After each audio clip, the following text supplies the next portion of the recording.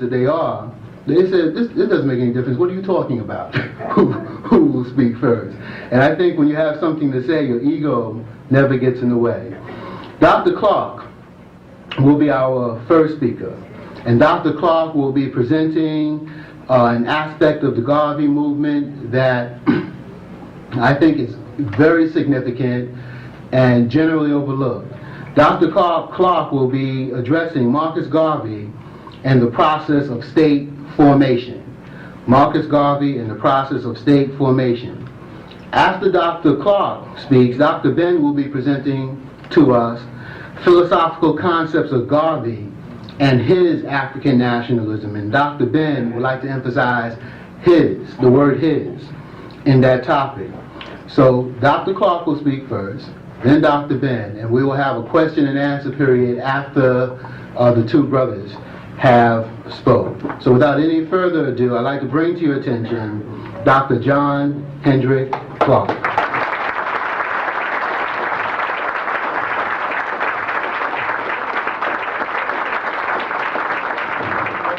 Thank you very much. This is my third visit to Hofstra. I'm very pleased to be here again, and I'm pleased to greet some of the same students again, and pleased that Dean Smith saw fit to invite me, and pleased that the President, with all the many things the President has to do, had taken time out to attend the lectures. Now, I'm talking about Marcus Garvey and the concept of state formation. I will begin by seemingly talking away from the subject, but I will be on the subject all of the time. And I will waste no time with trivia because the subject is bigger than the time allotted for it. What do we mean by state formation? There's some missing pieces in the history of African people that keep being missing because we do not look beyond what Professor Van Sertima calls the slavery curtain and the 500-year room when our history was locked into a room marked slavery, and we did not move it beyond that room or look at it before that room. We did not consider the fact that for most of the time African people have been on the earth. They have been free people determining their own destiny, and they have not been slaves. In the period of slavery for the Africans was short in comparison to other periods of slavery in the world. In fact, Europeans enslaved other Europeans for a longer period. To talk about state formation, in the restoration of state formation, we must speak at least briefly of independent states in Africa before the slave trade and how these independent states were lost. And with the loss of these independent states, the beginning of the slave trade in the 15th and the 16th century, the African was programmed into thinking that he had never ruled a state. And they were systematically read out of the respectful commentary of history. And so many times when the African away from home mentions slavery, the assumption is that is his total experience in history, because no one dares to look and see what happened before slavery. No one dares to say that slavery is an evil that has touched every people on the face of the earth sometime or the other, some way or the other. While the slavery that happened to Africans is the most documented and the most remembered, and might have been the most severe, it is not the only. Now, let us look at the certain basic things that happened in Africa before slavery. Now, with the decline of the 25th dynasty, the last of the dynasties that came out of southern Africa, the Kushite dynasty, often called the Ethiopian dynasty, sometimes called the Nubian dynasty. With the decline of this dynasty, you can stop counting great dynasties. Because from then on, the foreigners, the invaders, the bastardized children of bastards began to rule the Nile Valley. This ultimately led to other invasions. The Assyrians, 666, then the Iranians again, then called Persians, 550, so brutal that the Africans cried out, "Oh God, if you cannot send me a liberator, at least send me a conqueror that will show some mercy." So when a young Macedonian, known in history as Alexander the Great, knocked at the door, he didn't have to knock very hard. The African, weary of brutal invaders, was not harsh on Alexander, who partly tried to keep the promise. He was an invader like all invaders, a raper. He raped the granary of Africa to feed his soldiers, because Africa was this part of Africa was a great agricultural country at the time. Now this fauna was followed by a more brutal form of Europeans, the Romans. And when the Romans stopped killing Christians and tried to become Christians, their mismanagement of this church and the dissatisfaction around it opened the door for the rise of Islam. The rise of Islam, Arab armies and African armies, pushed the European back into Europe, where they went into the Middle Ages, while the Africans, Arabs and Berbers, took over Spain and the Mediterranean. After the Crusades, Europe discovered that it was still hungry, still had lost 1/3 of its population, still was looking for roots to the east, something, spices, something they could put on that gosh darn awful European food so they could eat it. Europe was in a bad way. They had lost all sentimental attachment to themselves and to other people. They learned again maritime skill, mostly taken from China, translated by the Africans, Arabs, and Berbers at the University of Salamanca in Spain. They began to learn map making again and charting again. And to learn the coast of Africa, they discovered something called the Captain Atlas, and a catch of maps made by Jewish gold dealers who had been going into Africa dealing in gold in the Western Sudan. These are the maps that fell into the hands of Prince Henry, called Henry the Navigator. Now, with Europe on the rise again, back at sea again, they wasn't looking for Africa at all. They were looking for a route to the east. Africa appeared en route and proved to be more beneficial to them. Now, to justify slavery, they had to pretend that they were enslaving a people who had no history and who had no culture. And they forgot that there was another cluster of nations in inner Africa called the Western Sudan, nation that did not touch the sea, that had brought into being for over 1,000 years nation states. I'm not talking about grass huts and mud huts. I'm talking about nation states with ambassadors, with roads, with schools. In the last state, Sangay, a great university, St. Khoury, a great scholar exiled by the Moroccans.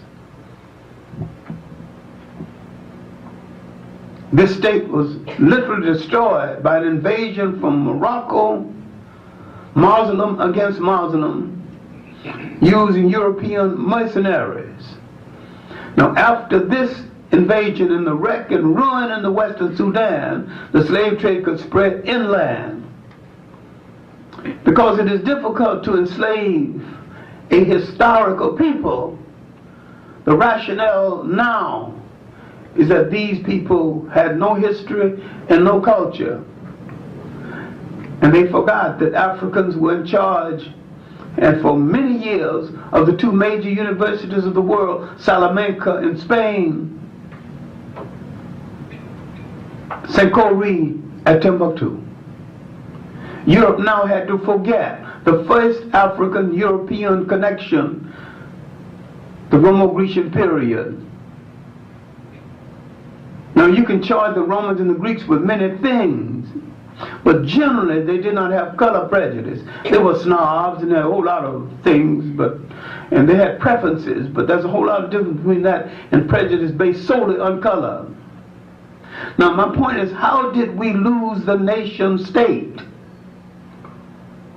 We began to lose the nation state when foreigners began to invade with weapons that we had never seen before, weapons that lacked humanity, that we had never even entertained using before and would not have used if we had them.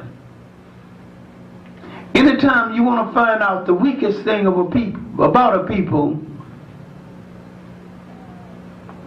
look at the flip side of the weakest thing about a people, and you'll find potentially the strongest thing about a people. There was something in African humanity. It did not lean to the total destruction of other people, similar to the Europe without sentiment of that day. Now, the traffic was not heavy between the beginning of the trade in the 1430s, 1438 to be exact, and 1492. You can't start a trade until you've got something for people to do. But the beginning of the trade, the opening up of the so-called New World, Africans began to be brought to South America and the Caribbean islands. The focal point here is the Caribbean islands. And the peopling of the Caribbean islands by Africans after the destruction of the Indians would create small island nations under different colonial domination. Now, to understand the background for Marcus Garvey, in the beginning of his concept of state formation, you got to look at Jamaica. You got to look at Jamaica's struggle against slavery, and the fact that Jamaica fought harder than Haiti and did not achieve independence, principally because they were destabilized in between battles. Haiti fought over a 20-year period, and they could take impetus from one revolt to start another revolt. And another incident, an item left out of history, is that Boukman, the Yoruba priest who solidified and organized the revolt in Haiti, was originally from Jamaica. When you look at the relationship of Jamaica and Haiti in the transformation of the system of slave revolts, here two nations, two island nations, where the people, remembering that they had not always been slaves, making an attempt to regain the concept of the nation state. When the British came, they wanted help from the slaves against the Spaniards. Some went to the hills and said, I don't want either one of you. These runaways were called Maroons. Marcus Garvey was a descendant of the Maroons.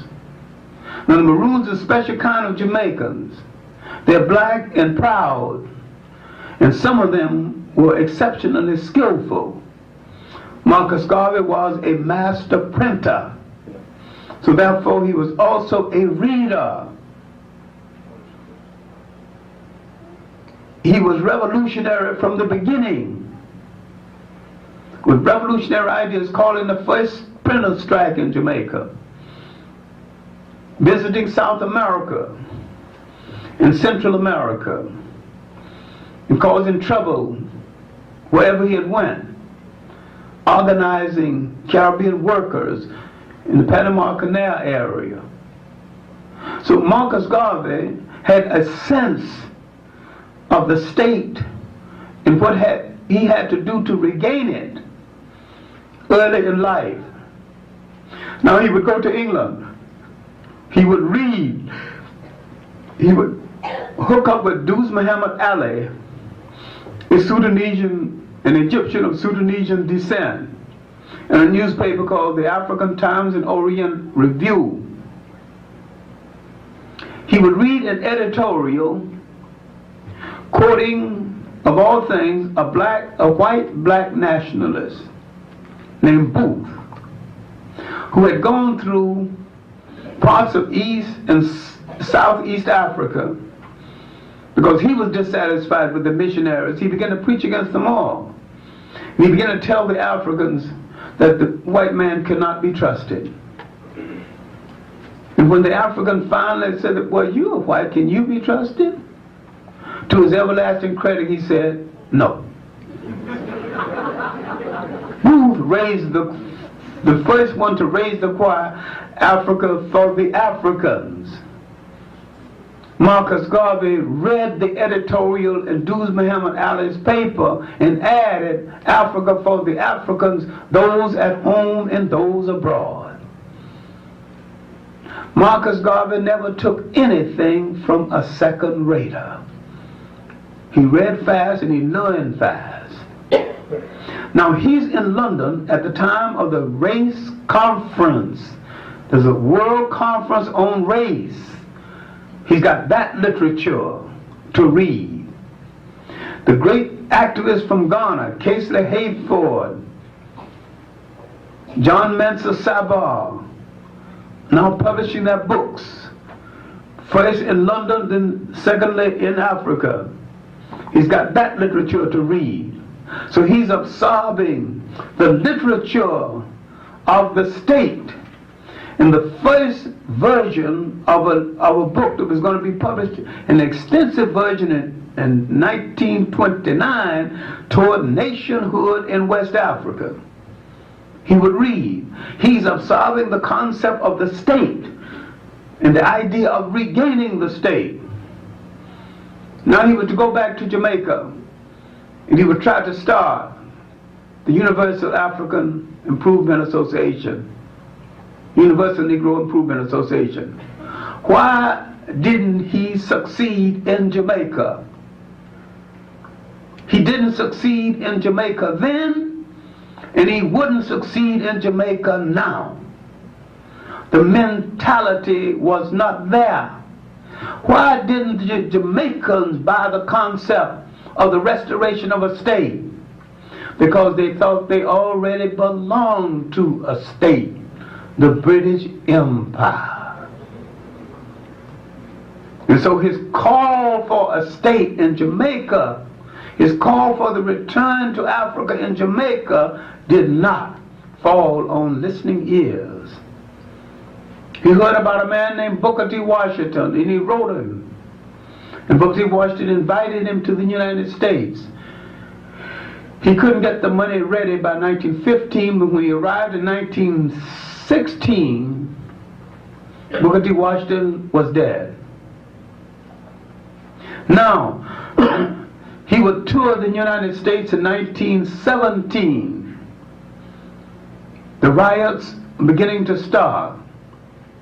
1919, the Red Summer. In East St. Louis, they made bonfires and burned black babies to death. Now, after the riot in Chicago, where Marcus Garvey would rally blacks to fight back, he could now say to them, let's get out of here. Let's get our own ships and sail back to Africa. Why did black America listen to the concept of the nation state and others did not listen? It had nothing to do with anybody having a better brain than the other. We were both under different oppressors. One oppressor gave you the illusion that you had a state. But the American oppressor did not even give us the illusion that we had one, ever would have one, or would be capable of having one, ruling one if we did have one. Europe dumped its human garbage can into the Western world. The worst of that garbage can was dumped into the United States. No illusions. The British oppressor was not less of oppressor.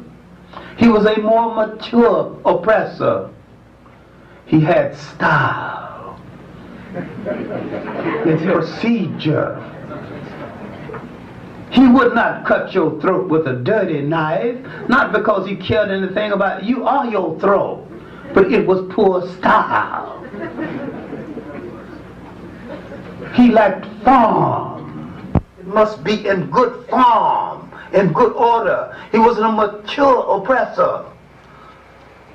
And you had a growing amateur oppressor in the United States, rather crude in comparison. So now, because Marcus Garvey had gotten across in this country something he couldn't get across in Jamaica. The American dream wasn't dreamed for you. The American promise wasn't made to you. I will dream for you a new dream, make a new promise, and lead you to a new land. The next year, he would call an international conference of African people, 30,000 people a day, and he turned away 30,000. Old Madison Square Garden. There have been 2 Madison Square Gardens since then. Now he would propagate the concept not only of a nation state, but of Africa's return to a nation state. He would begin to prepare the mind to think of a time in the world, in your history, when you ruled a state all by yourself, collected all the taxes, headed the army, did everything that a nation state need to do, received ambassadors, sent ambassadors. It would also remind us that in collective unity, we were a very powerful people in the world. We had been before and would be again. In spite of all of the forces arrayed against him, propaganda and otherwise, in spite of the fact that a good percentage of the people in his office was on the FBI payroll, the triumph of his movement was one of the great miracles, one of the great organizational miracles in the history of the United States. He now began to touch a people that had never been touched. He didn't have to steal them from the big church because it wasn't in the big church. He didn't have to steal them from the big organization. They were not in the big organization. He spoke a language that filtered down to the common man and woman, to the ordinary workaday man and woman. The membership in the Garvey movement, rather reasonable, like 50 cents a week and 10 cents burial benefit for burial insurance. That's rather reasonable for that day. Well, considering the fact that people were making $10, $15, $20 a week, it was still reasonable. Then he projected a dream that made people feel whole again. Imagine a black elevator operator, elevator starter, downtown New York. People say, "Hey George," call him everything. He was "Hey George" down there, but in the evening, regardless paramilitary organization, he was a major and a general, controlling his troops for an empire still to come. Our mind in America was so depressed, we, more than any other African people in the world, needed a Marcus Garvey. We needed him to save us from believing that we were not going to make it as a people, for saving our sanity. Now, he began the collecting of funds for the ships, the Black Star Line. This will lead to difficulty later, but the main thing is that the Black Star Line was part of the concept of nation. He discovered that the shipping lines were so costly, and even transferring goods and services between African nations and African nations. He dreamed of a steamship line where Africans could connect with each other and trade with each other on terms. He prophesied the modern age. Now let's look at what could have happened just briefly. While we naively answer to the term minority, we were never a minority. We are ruled over by a numerical minority and don't even know it. Now if you count all the African people in the United States, 30 million or more, in the West Indies, those in South America, especially Brazil, that has 80 million. You got about 200 million in the Western world. All the African people in the Pacific, 2 Pacific nations at the United Nations right now. African nations in the Pacific with slight Polynesian admixture, like the Australian Aborigine.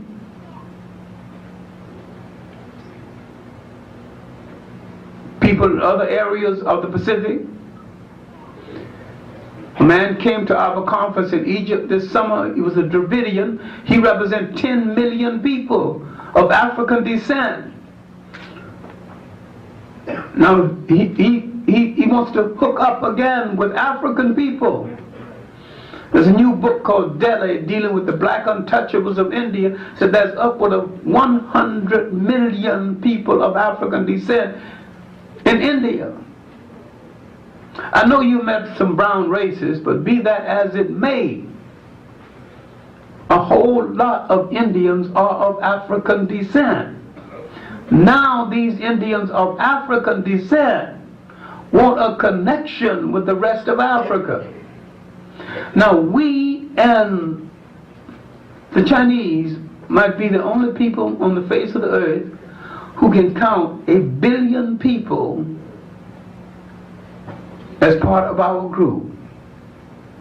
Or you want an economic system? Make shirts for 1 billion people. Make shoes for 1 billion people. Make cars for 1 billion people.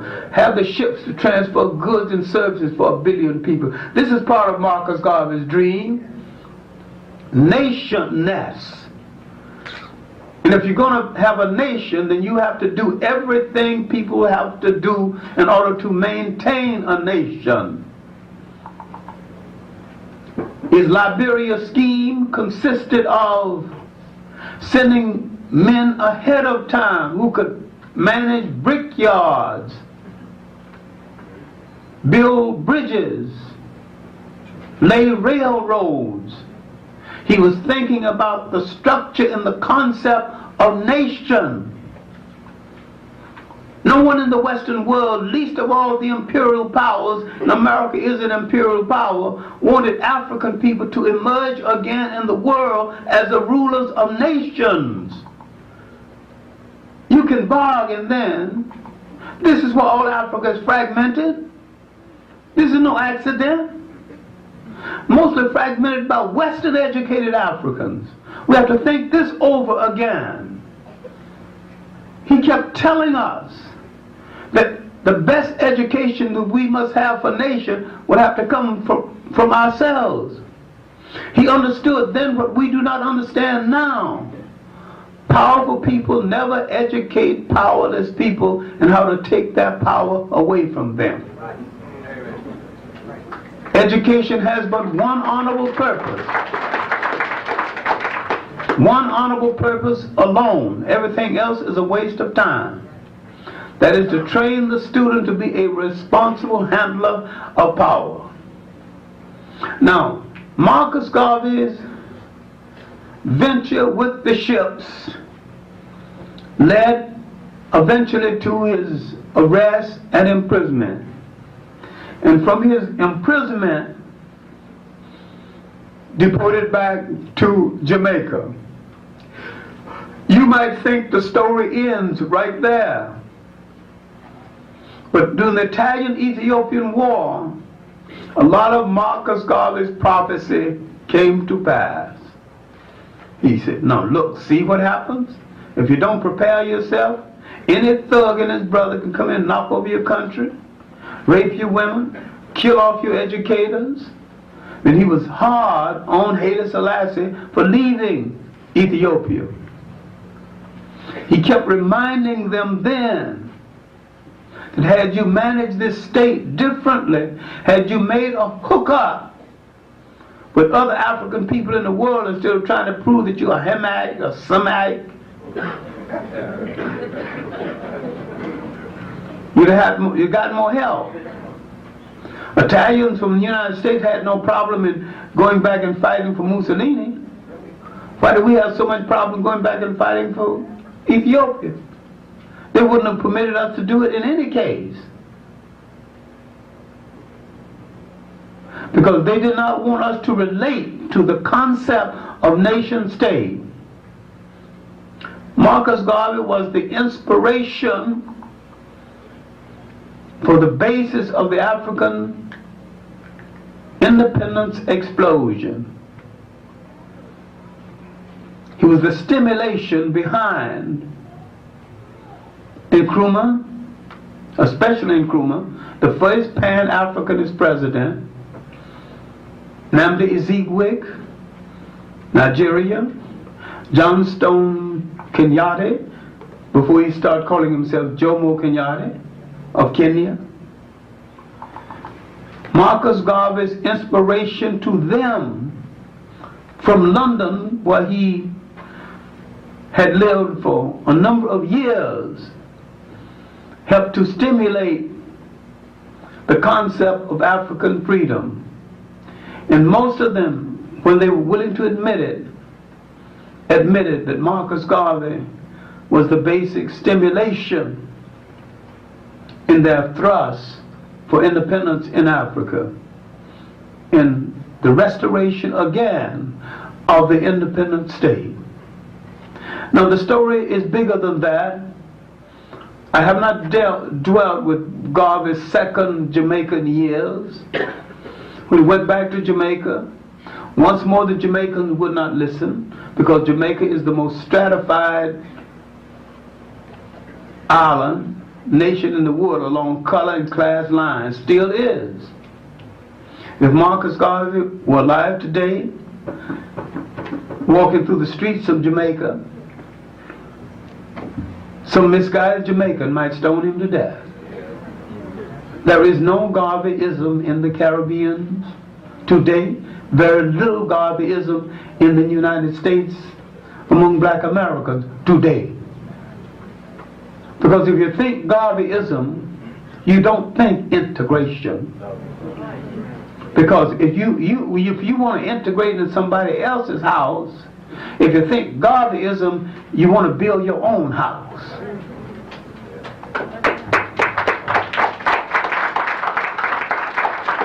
And that factor is missing. All right, how then, in conclusion, how then do we use Garveyism at the end of the 19th as we face the 21st century? We use Garveyism to unify the African world across all religious and political lines, and to bring to ourselves once more the stability of the nation state. Of course, all of us in the United States are not going back to Africa. Go psychologically if you can't go physically. But if there's one place in the world Africa can turn to and say, send me 10,000 nurses, it's the United States. Probably couldn't send 10,000 doctors, probably couldn't even afford that many, but we could manage 5,000. Because in the United States, you've got the best technical trained Africans in the world. Now, they are confused with that technical training. I'm not saying they're committed to Africa with it.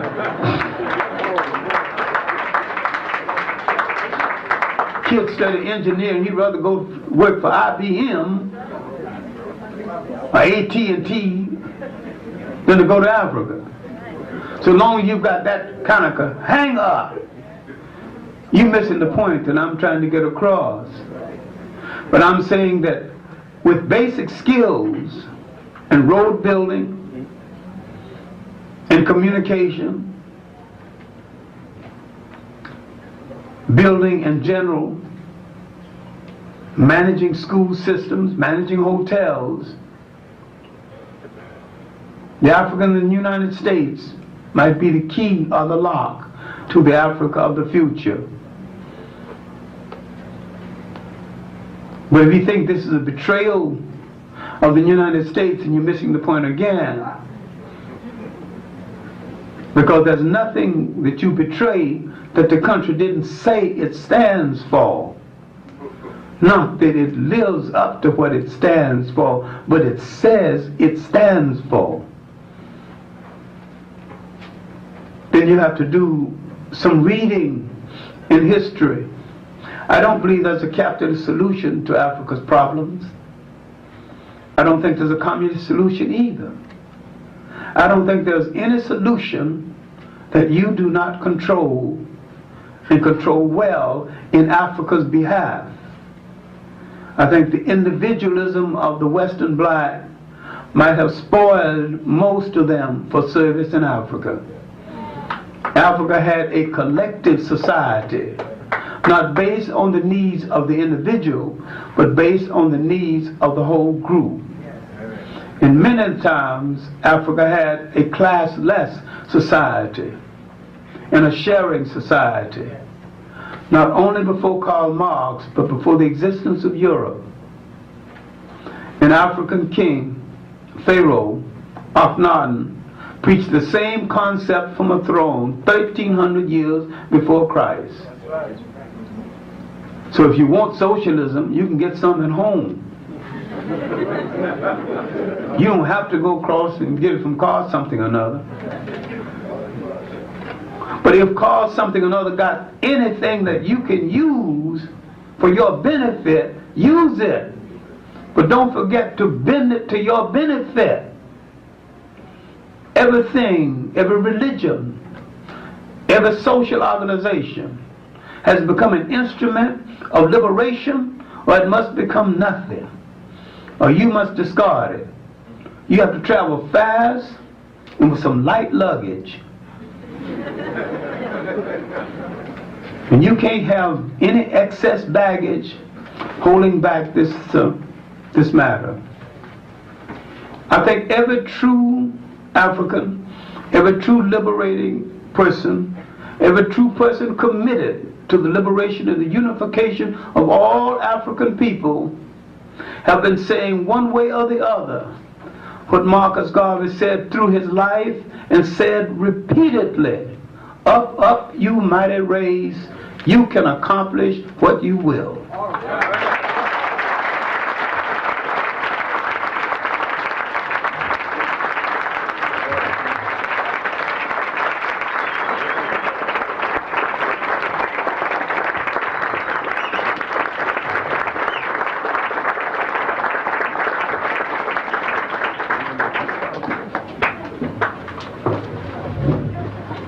Before I introduce our next speaker, I'll provide one more opportunity. If several people want to just come up in front and sit down on the floor, you can feel free to do that.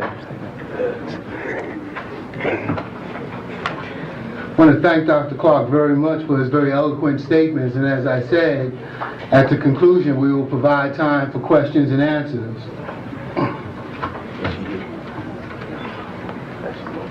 As I earlier stated, Dr. Ben will be addressing philosophical aspects of Garvey and his African nationalism. Dr. Yosef Binyaki.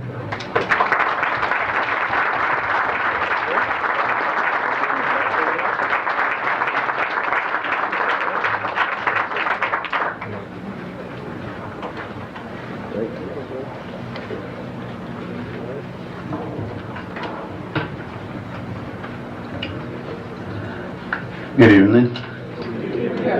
I think that I can use your bulletin to commence my presentation. It's quite appropriate for that. It says at the bottom of the front cover, history is the landmark by which we are directed into the true course of life. The history of a movement, the history of a nation, the history of a race is the guidepost of the movement's destiny. That nation's destiny, that race's destiny, what you do today that is worthwhile inspires others to act at some future time. Marcus Garvey. The statements of Garvey, though profound, in most universities, and particularly in his major writings, the most knowledgeable of them all being the compilation by his second wife, Amy Jacques Garvey. His first wife was Amy Ashwood Garvey. It seems that Garvey like the Amy girls.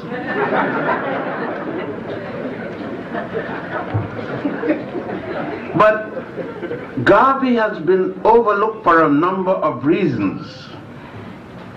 Were he not an African, his books, and particularly the first book of the two-volume work on Garvey, would have been considered a masterpiece of philosophy.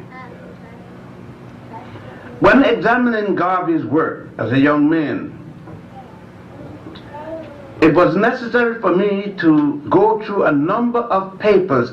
Many of you do not know probably that Garvey was a poet.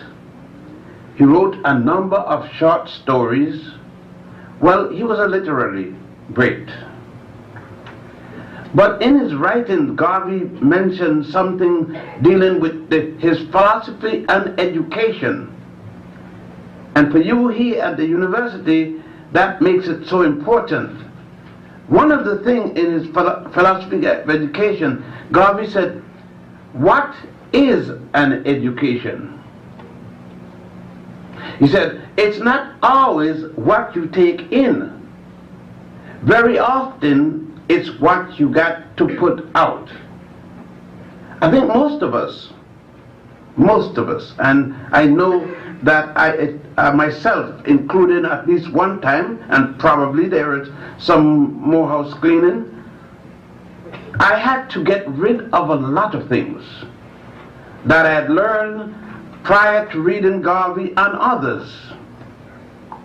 But when I look at the example of materials, when a cache of writings and different collections belonging to Garvey was uncovered some years ago, I got an opportunity to browse through some of them and noticed that Garvey was an avid reader of his ancient history.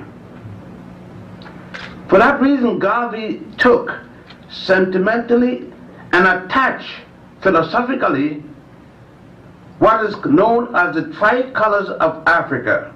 Today, others are calling it the liberation color. Garvey never had anything called liberation color. He called it the tricolors of Africa. The red, the white, and the red, black, and the green. You can go to Africa, and particularly to Egypt, and find in the temples those tricolor arranged in the same manner, red, black, and green in that order, and see where he adopted his colors or symbols for his movement. Using Edward Burrell Ford, Garvey found it necessary to have an anthem, not the United States anthem, not the British anthem, but the African people's anthem, Ethiopia, land of our fathers, land where the gods love to be. Garvey found it more necessary also. He was a devout Christian, but he realized that none of the Christian denominations within the United States or Great Britain or France or any of the other European colonial powers was sufficient to meet the needs of the African people.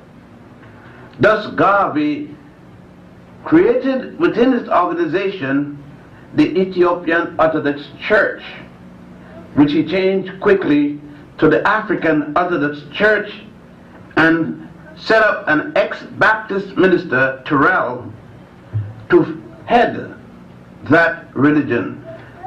Garvey knew it, knowing that Christianity by itself, as many people would have said, was a European religion, and people who say that do not know Christianity, because Christianity, Garvey stated and knew, came out of Alexandria, Egypt, from Pantius and Boetius. That Christianity had been in the continent of Africa, namely the nation of Tameri or Kemet, which the Greeks call Egypticus and the British call Egypt. Of course, the Hebrews call it Mizraim, and the present Arab conquerors call it Mizraim, and there are a number of other names.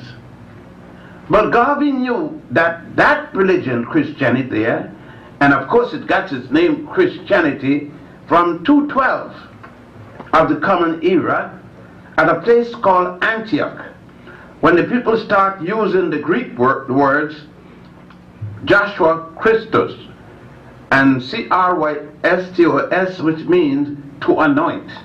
Joshua the anointed. Up until that conference, he was called the leader. That's all. Of course, Garvey, in reading about this, made notations that Christianity was nothing but a carryover of the worship of Heru, or Horus, the son of Aset and Asaru. Aset is commonly called by the Greeks Isis, Asaru equally by the Greeks Osiris.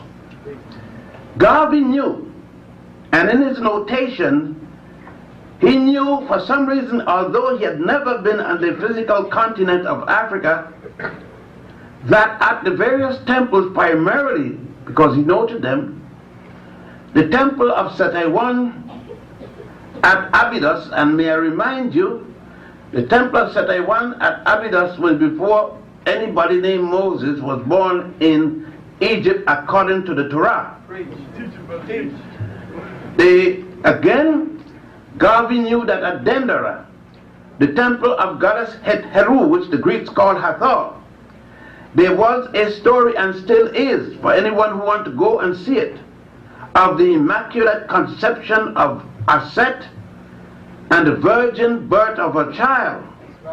Thus it is that Garvey established and re-established what was being worshipped in Ethiopia, the Black Madonna and Child, which was also worshipped in Europe, all over Europe, exclusively until Michelangelo in 1509 painted for Pope Julius II the first white Madonna and Child, Mary and Joseph. Of course, Garvey knew there was 16 such black Madonnas and Child, Jesus being the last of the 16. Garvey understood the concept of the fundamental principle of a religion, its moral laws, and he upheld them and taught them to his followers of his movement, the Universal Negro Association and African Communities League. Garvey reminded his people, his followers, and they had to be African, that it was impossible to live without a moral code. And when others asked about adopting the 10 Commandments, Garvey said no, he was not going to adopt any second-hand set of laws. Garvey knew that the 10 Commandments was a joke, that there was no Moses that gave to the world any 10 Commandments, because we don't have Moses until the 18th dynasty, and that Moses wasn't born before 1346 before the Common Era. And Garvey spoke of what was known as the 42 admonitions of Ma'at, or commonly called the 42 negative confessions, which we can find in the book of the Coming Forth by Day, which Budge, the Englishman, changed to Book of the Dead. And if you want, you can find them in the Osirian drama of the Book of the Dead, the 42 laws, such as, Hail Ma'at, I have not killed man nor woman. Hail Ma'at, I have not stolen. Hail Ma'at, I have not coveted another man's wife. Now in the Jewish folklore, that attribute to a man just came yesterday. And whereas in this book it is 4100 BC, or 3,000 years before Moses. And Garvey knew that if Moses was in fact a reality, that Moses is said to have been born in Africa at a place called Goshen in a state called Egypt, and the last time I saw Egypt to back Garvey was 3 weeks ago, and it's in Africa.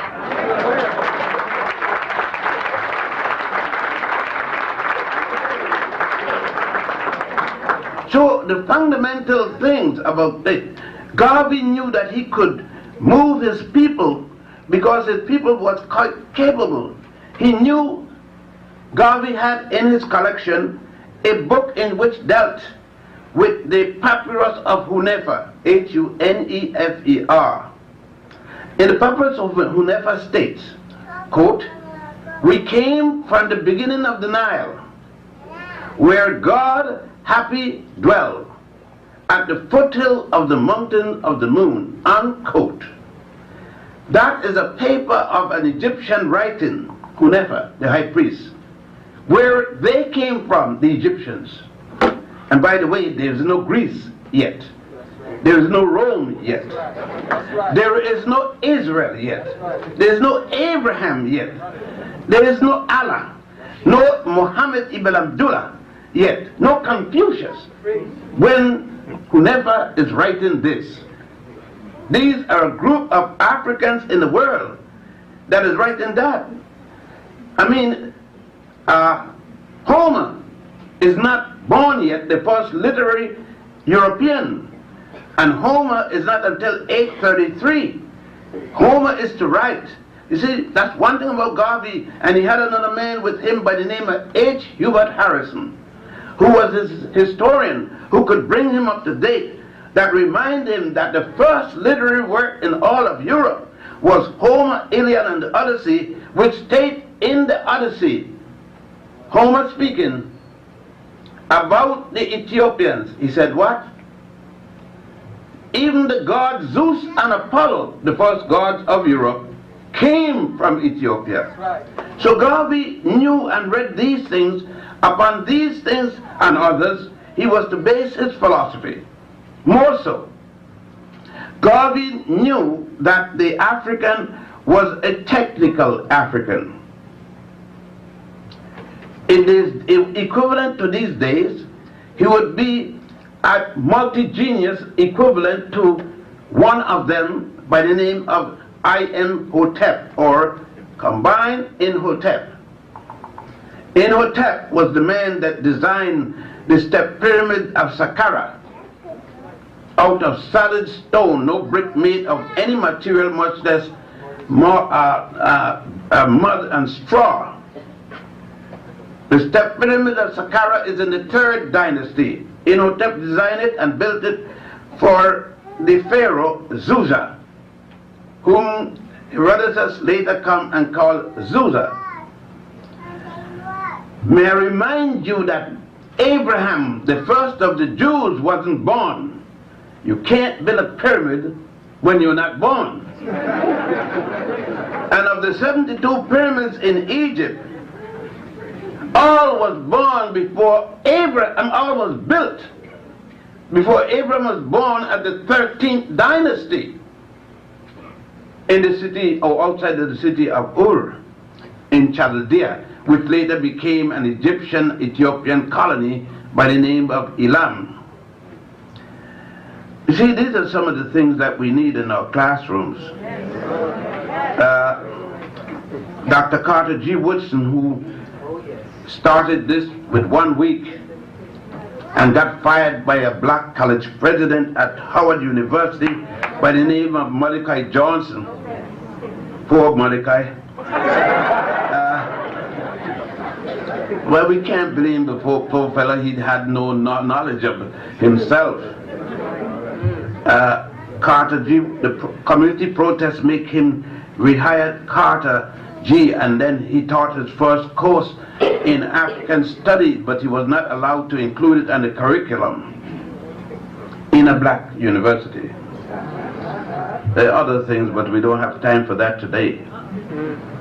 But Garvey, looking at all of these things, looking at medicine, and we were told that Hippocrates is the father of medicine. Well, that's not difficult because Benny Goodman is the king of swing.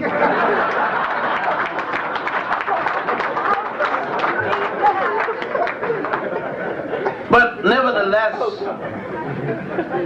Garvey had looked at the number of medical writings or medical papyri. Notably, let's take one of them right in the Brooklyn Museum, the Edward C. Smith medical papyrus for surgery. And that's 1770 before the Common Era. Hippocrates wasn't born until 333. So this papyrus, this medical writing treatise, is 1400 years before the father of medicine. Garvey looking at these things, citing them, and writing individually in the world, in the Negro world. He would write a column on all kinds of different things. On economics, law, medicine, cited all of these things as he continued. You see, we only know Garvey for Back to Africa slogan, but we don't know the literary critic, the literary man Garvey. And that's the one we need to deal with a little.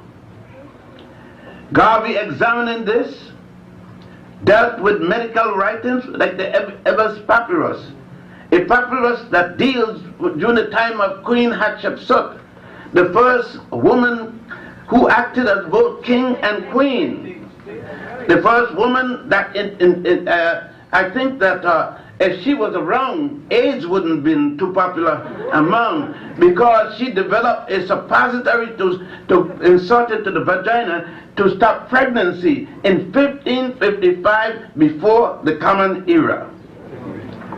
With all this knowledge then, and added to that the knowledge of Thutmose III, the son of the same Hatshepsut, who completed the expulsion of the first non-African people to have come into Egypt.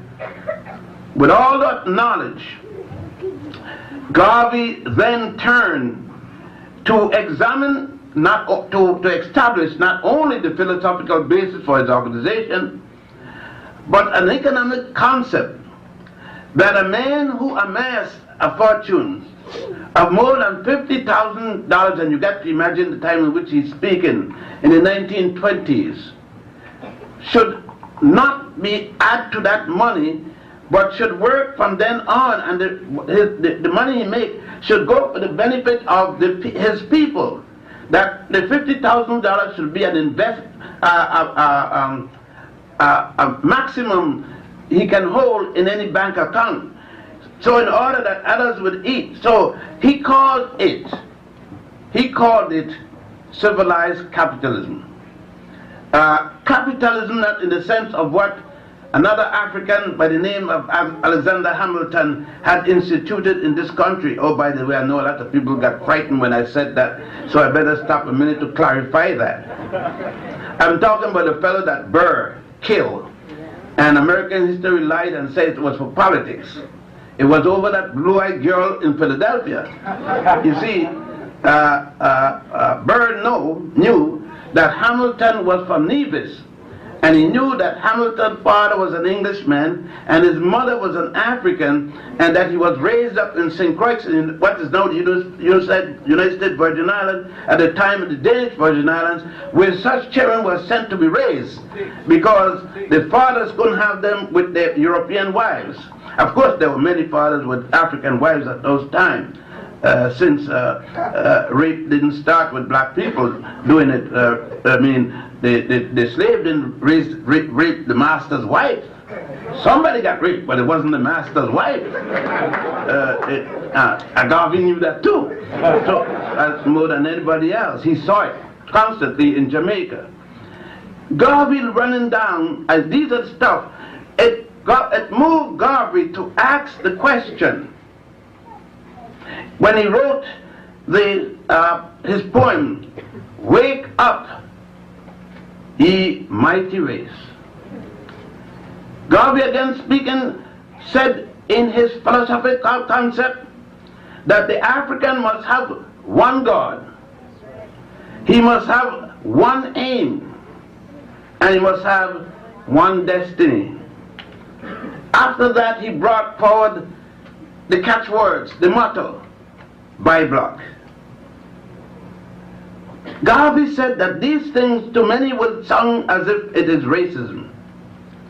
He said, but in these United States and in the 12 colonial powers of Europe, he was speaking specifically of those who had gone and established their control over the world in what was then called the Berlin Conference, a conference called by Otto von Bismarck and Wilhelm the Kaiser in 1884, which discussed,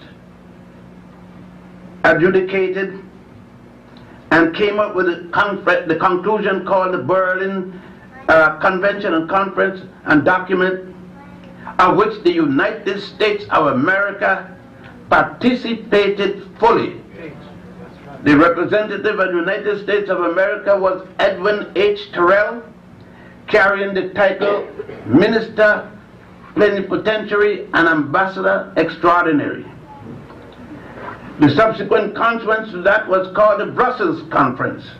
That is the conference that followed the Berlin Conference, where Leopold was given the richest part of Africa as his personal estate, backed by the United States government, its Senate and its Congress, and of course Ulysses S. Grant, its president. You may find these documents in a 3-volume works called A Map of Africa by Treaty, as edited by the royal historian of Queen Victoria, Sir Edward H. Herxley.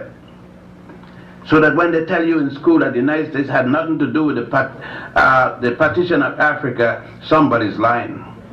It's too well documented, and you could read the congressional records, and you will find to the contrary.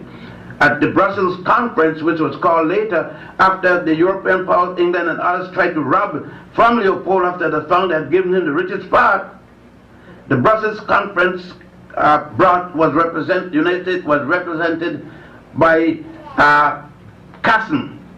I forget at this moment Casson's first name, but with the same title as Edwin Terrell.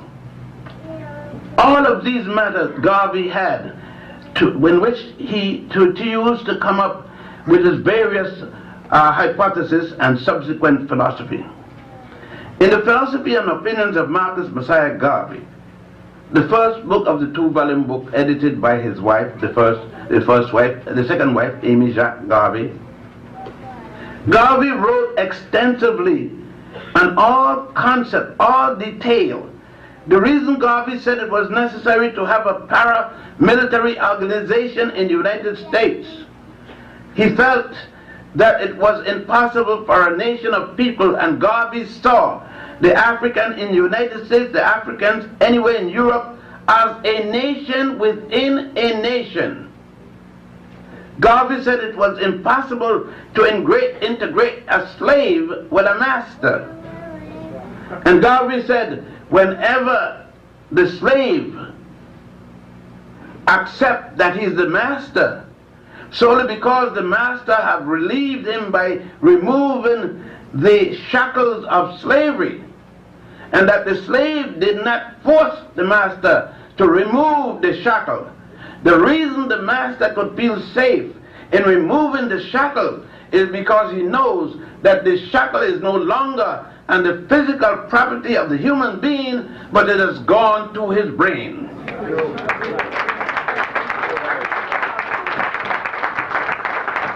And we see it quite often when we look at the mirror. You take Michael Jackson, for example.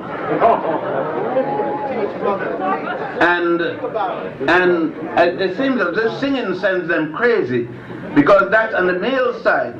But we could take Diana Ross on the other side.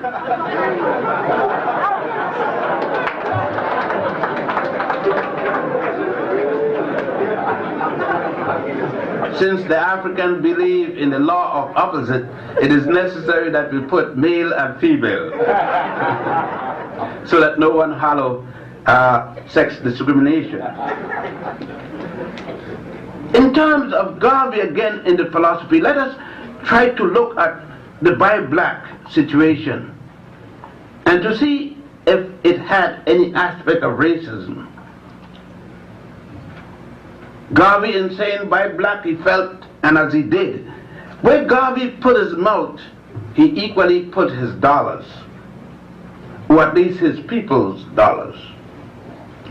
Garvey built for them economic institution, the newspaper, the Black Star Line, the shipping company, bakeries, grocery stores, and he started to manufacture, because Garvey said, if only we could sell one match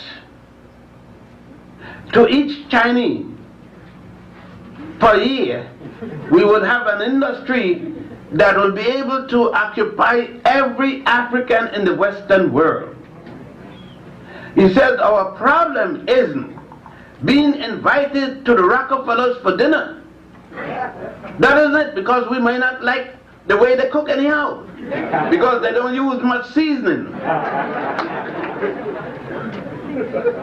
He says, and then we can't reciprocate. We will be at a total disadvantage. He said, wherever we are, we must control the economy in that spot. He said, no people begging for a dinner can have dignity or respect. No man who cannot support his wife can be respectful of her. I rather repeat that one. There's a big clamor about black men leaving, and Garvey cited it. Black men leaving their family, and the society saying it is a racial trait in black men. Garvey asked, how come that trait doesn't work in Africa? It's only over here. How come it didn't work in slavery? Garvey said in slavery we fight like hell to establish marriage when the society didn't allow us to marry. We established our own rules. When they said we couldn't go to the church and get married, we then established our rule for marriages. Not only did we do that, but we understood that the significance of it, it was not a matter just for something called holiness. Because we know that isn't the reason people marry. It has nothing to do with heaven. Because what God put together, man can't put asunder. So don't say it's stupidness anyhow. Garvey said that the reason for marriage is a security for the woman and her family. It got nothing to do, but because if God is so bad and want a marriage to stay together and then want somebody to break it, he kill the man who's trying to break it. Or kill the woman who's trying to break it. So since God has nothing to do with it, let's deal with it. It's man. And you can't protect a marriage when you're broke. Because your wife can't eat love. She can't put it in the pot.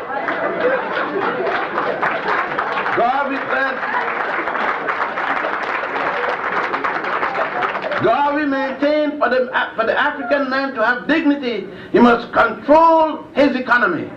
If he controls his economy, then he can give to his wife what other men do for their wives.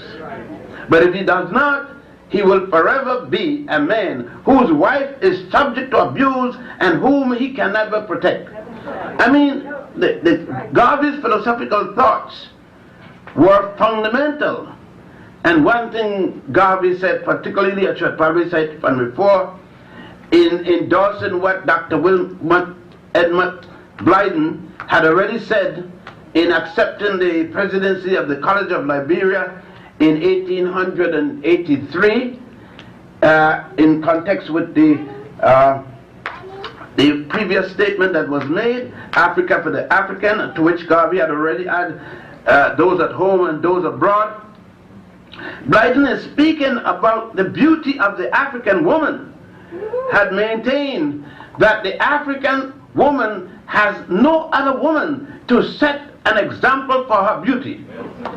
That is something I wish the African woman here had heard Garvey speaking about. Let me repeat that. I think it's good. It caught me to my funny bone.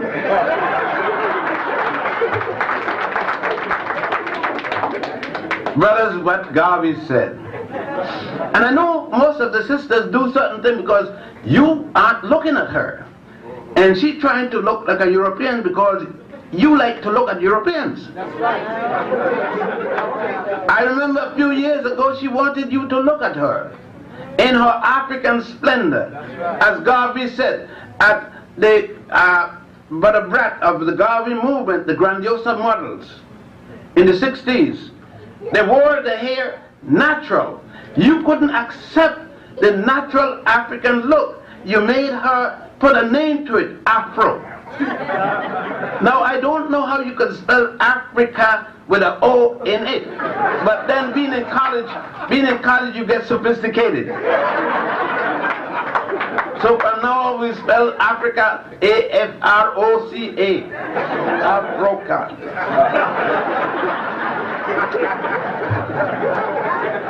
But Garvey maintained it, just like the other day I heard Bo Derek gave us the cornrow. I don't know if now I know I'm 69, I know Bo Derek isn't 69. Now I know I saw my mother when I was knee-high to a grasshopper, cornrowing her own hair, cornrowing my sister hair, and she would have cornrowed my daddy hair, but he didn't go for no faggotry. He said no.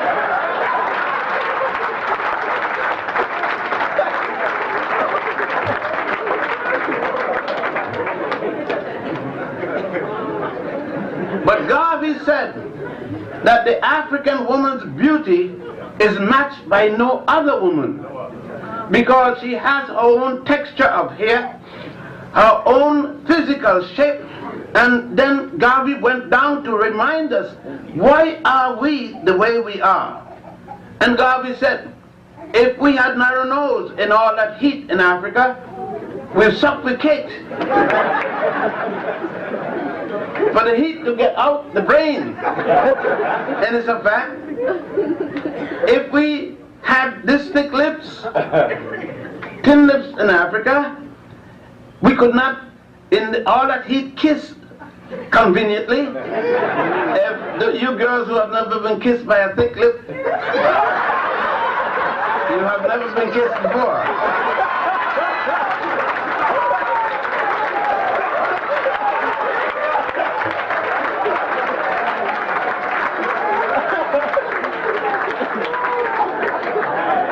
I am speaking from experience. I have one.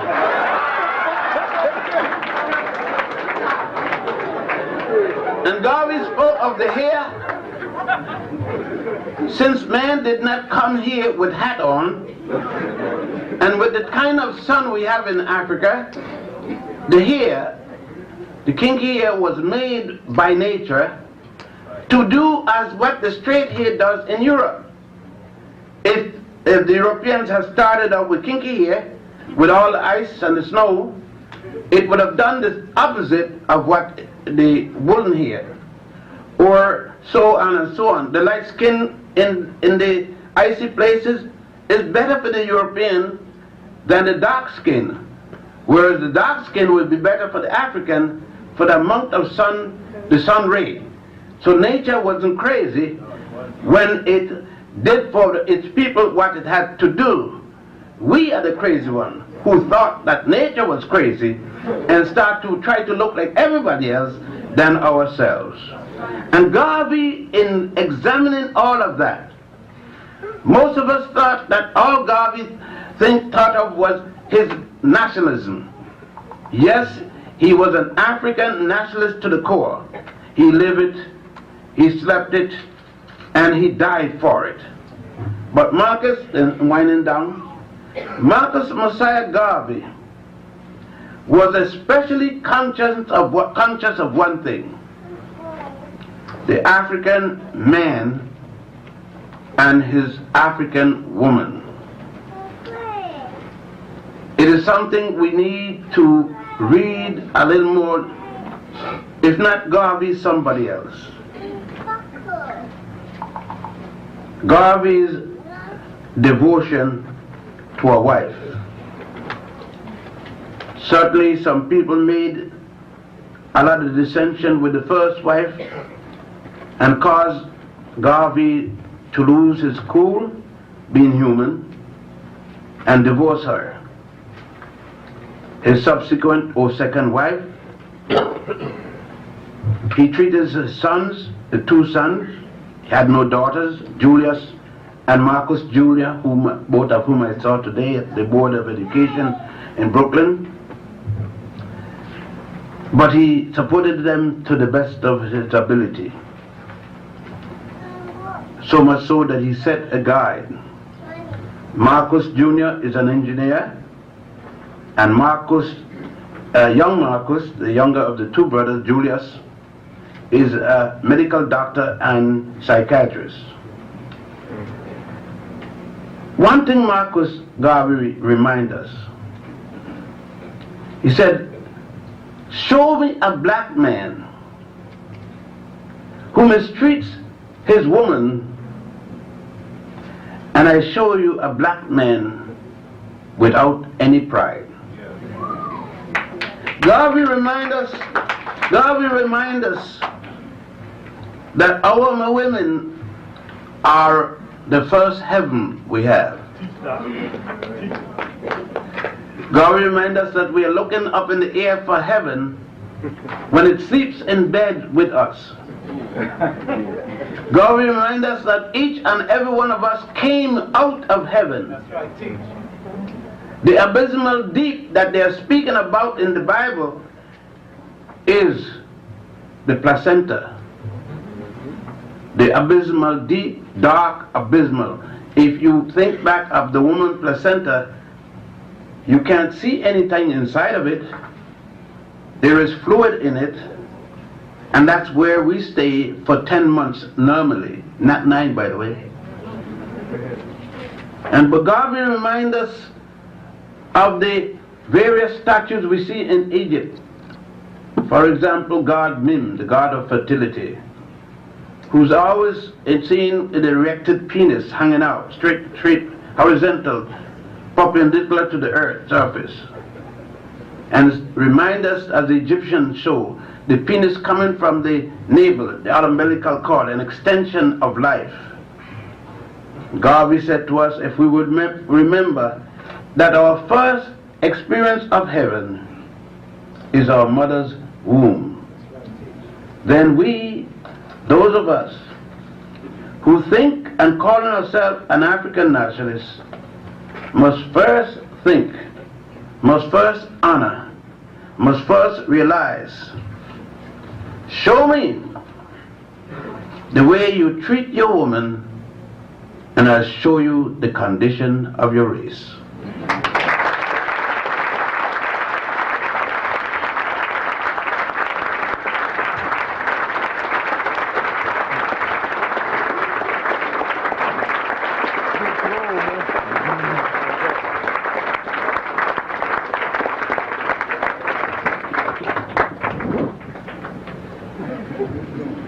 There was a young man who read a poem a couple of days ago I spoke to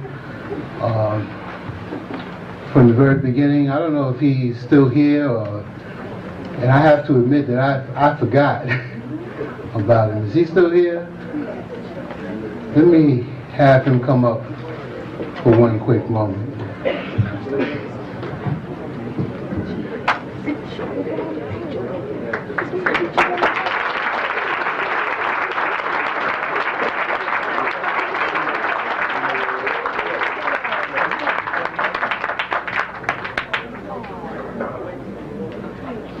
This is Brother Yen, and he has a very special tribute for us all, but particularly to one individual. And I'd just like for all of us to pay particular attention to this young brother and listen to his poem.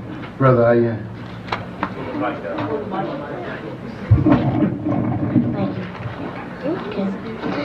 Today, we are celebrating Black History Month, and I asked myself, who are we?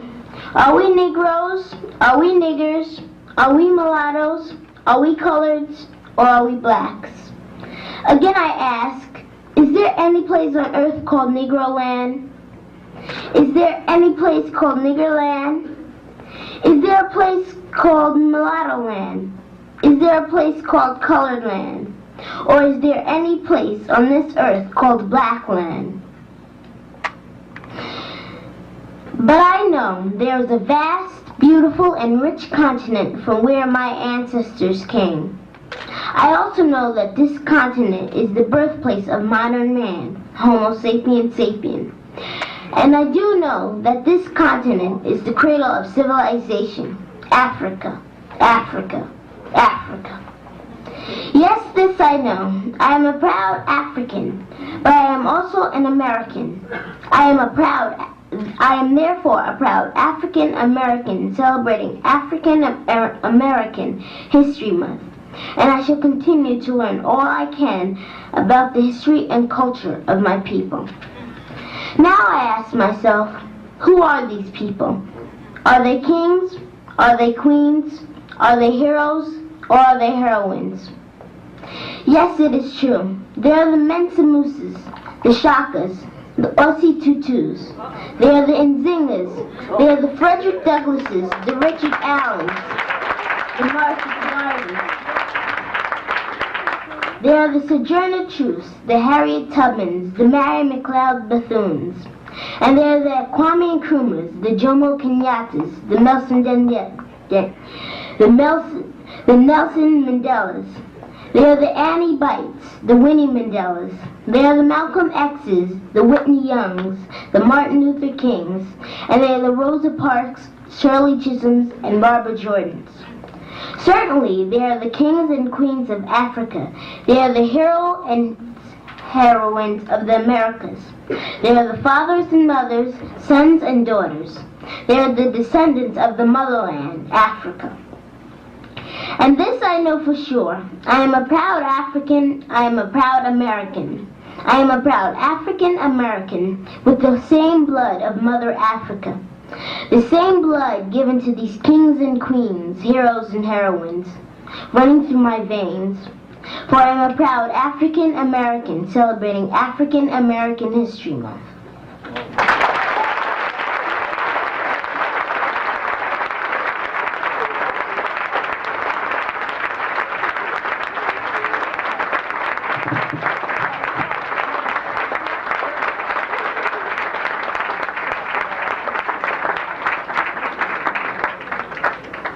I want to thank Brother Yen. Ladies and gentlemen, we're going to have a question and answer period. And in having that question and answer period, I will, if you have a question, I will call upon you. And if you would just indicate who you are directing the question to, either Dr. Ben or Dr. Clarke, or to the two brothers. Before, I'm just trying to give Dr. Ben an opportunity just to rest for a moment, but I do want to say this once again, that on Thursday, February 11th, we will have Dr. Adlai Sanford and Dr. Donald Smith, and at the present time we will be meeting in this room, but if there are changes from that, we'll certainly post it on the door and directing you where you ought to go. And I also like to, I neglected at the, when you start mentioning names, you always get into trouble. But I certainly want to thank the members of the NOAA staff for all that they've done to make this Black History Month possible, and for just really being there, because it's very difficult putting these kinds of things together. I want to thank the students in the NOAA program who helped send the Black History announcements through the mail. Most of you have received something in the mail, and it took someone putting that in the envelope and getting it to you. And I also want to thank brothers John Matthews and brothers Terry Fudge for all that they've done to make this Black History Month possible here at Hofstra University. Without any further ado, we'll have your questions and their answers. Any questions? The gentleman standing in the back. Okay, you'll have to speak just a little bit louder. Brother, you alluded to some of the causes of white supremacy. And just the other day I saw on the Donald show, Dr. Frances Well. I don't know if you're familiar with her work. She was also saying that part of the reason for white supremacy is because white people know, or the Europeans know, that the black male has the capability in the sperm to annihilate their whole race because their genes are recessive. So that white supremacy is also partially based on that. And I wanted to know, what was your opinion of that theory, the crest theory of white supremacy?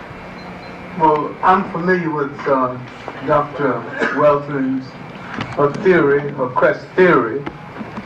It is part of the answer. The other part of the answer is really in the rise of Europe and the insecurity of Europe in the face of the vast number of people in the world that are not European.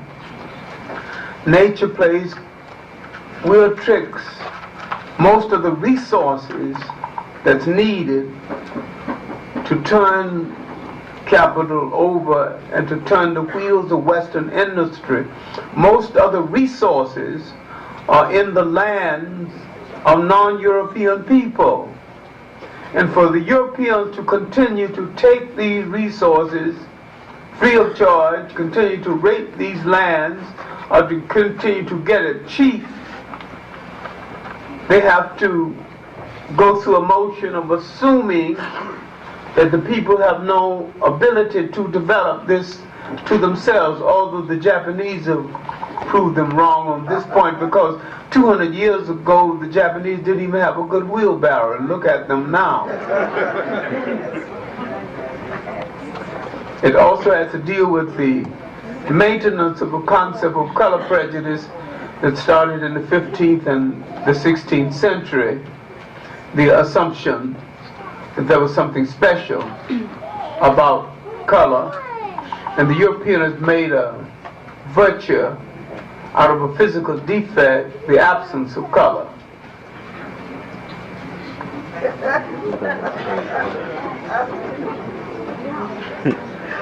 Young lady standing in front. Okay, my question is addressed to Dr. Clarke also. I'm listening to your speech and it's I enjoyed it very much. I'm a Jamaican. I've been living here in the United States for exactly a year, 7 months, 2 weeks. And I couldn't help but wonder why you seem to almost write Jamaica off as a lost cause. In the sense that if Marcus Garvey was to come to Jamaica at this point in time, he would probably be stoned. There are no sympathizers for Marcus Garvey in Jamaica. I am, as I would like to describe myself, a budding Pan-Africanist.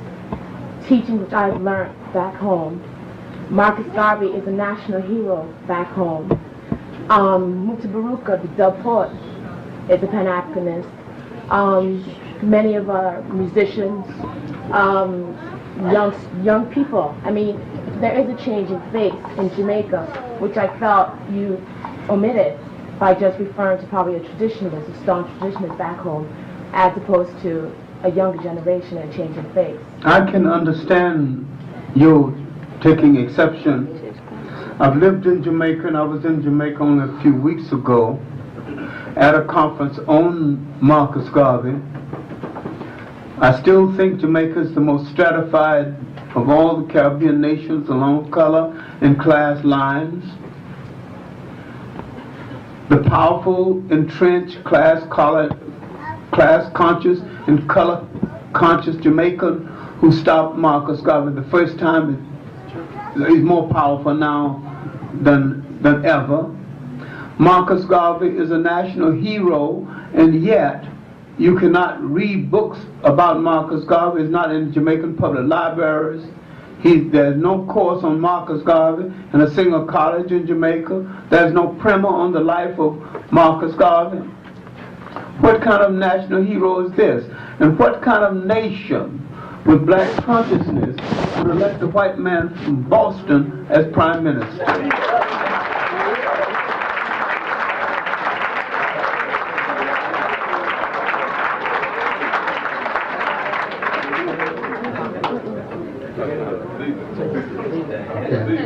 Gentlemen. Yes, sir. I have two questions. At one point in time, I read that the Honorable Elijah Muhammad was a lieutenant under Marcus Garvey's time. Is this true? You, I mean? Yeah. That is correct. Before, when he was still a minister of the Baptist Church, he was a lieutenant in Garvey's movement. When he became in his own movement, when he was calling himself Mut at the time at 128th Street, he was still in the movement. He left the movement when he went to the Moorish Science. And after Moorish Science, then he established his version of Islam. Second question. Would you say that he carried on the same thing? No, he carried some aspect. The economic aspect was basically idea from Garvey. I would say other than that, it was a rugged departure. Thank you.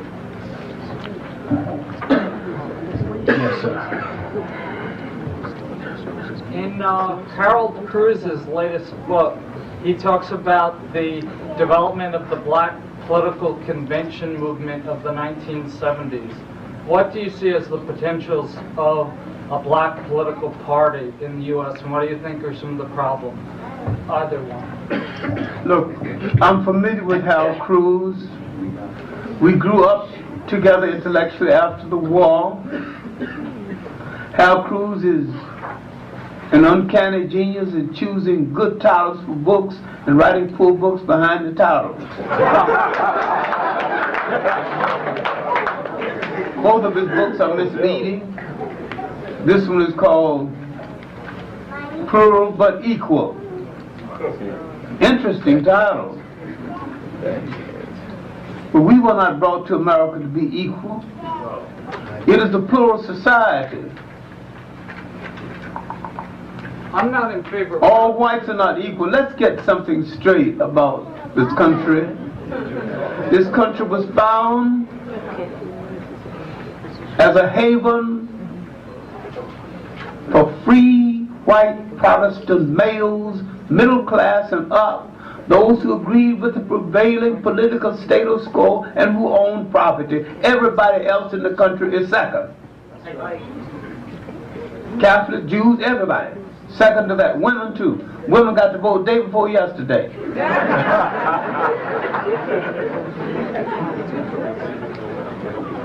No, the convention movement really started in the 19th century. Right, I'm familiar with that, but I'm talking about in terms of the 70s. Do you think there's potential for a black political party? What do you think that potential is, and what do you think would be the problems involved? I haven't decided whether it's even a necessity.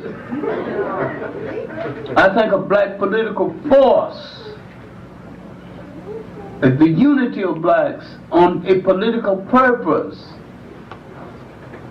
blacks knowing what they want from the political structure and unifying to get it, is far more important than a separate black political party. A separate party, if you think will do any good, but a political force is essential to all time. Do you think the Black Caucus is what you're talking about when you say that? Well, the Black Caucus is a minimal thing. It's not big enough to be considered on the same level. Okay. Yeah. There was I feel slighted in this book. He's always accustomed to give John and myself hell in all his books. And he isn't cursing us in this book.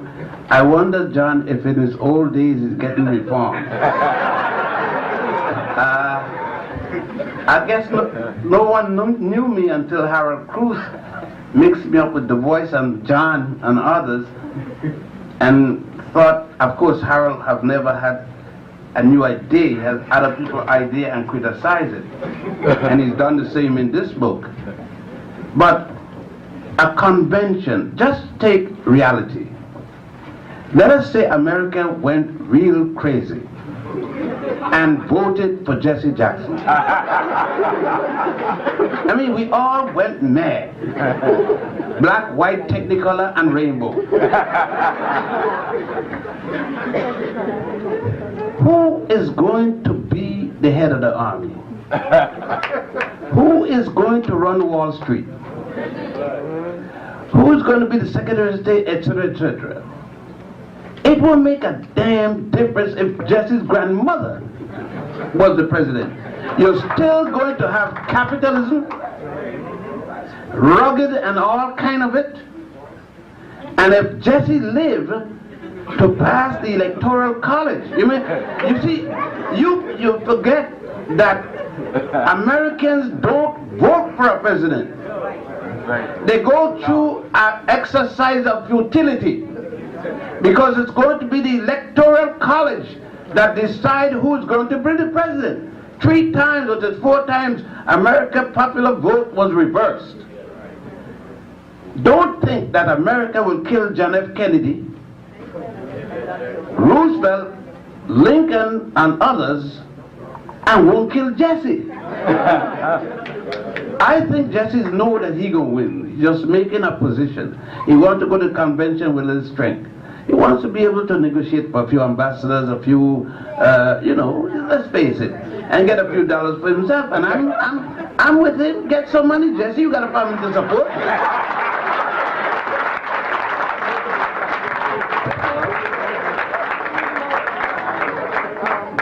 I'm a practical and impractical dreamer on the situation. I want Jesse to get so many votes they have to throw it in the house. Then when they throw it in the house, I know they're going to steal it from him. And the nature of the stealing will be a political lesson for all of us.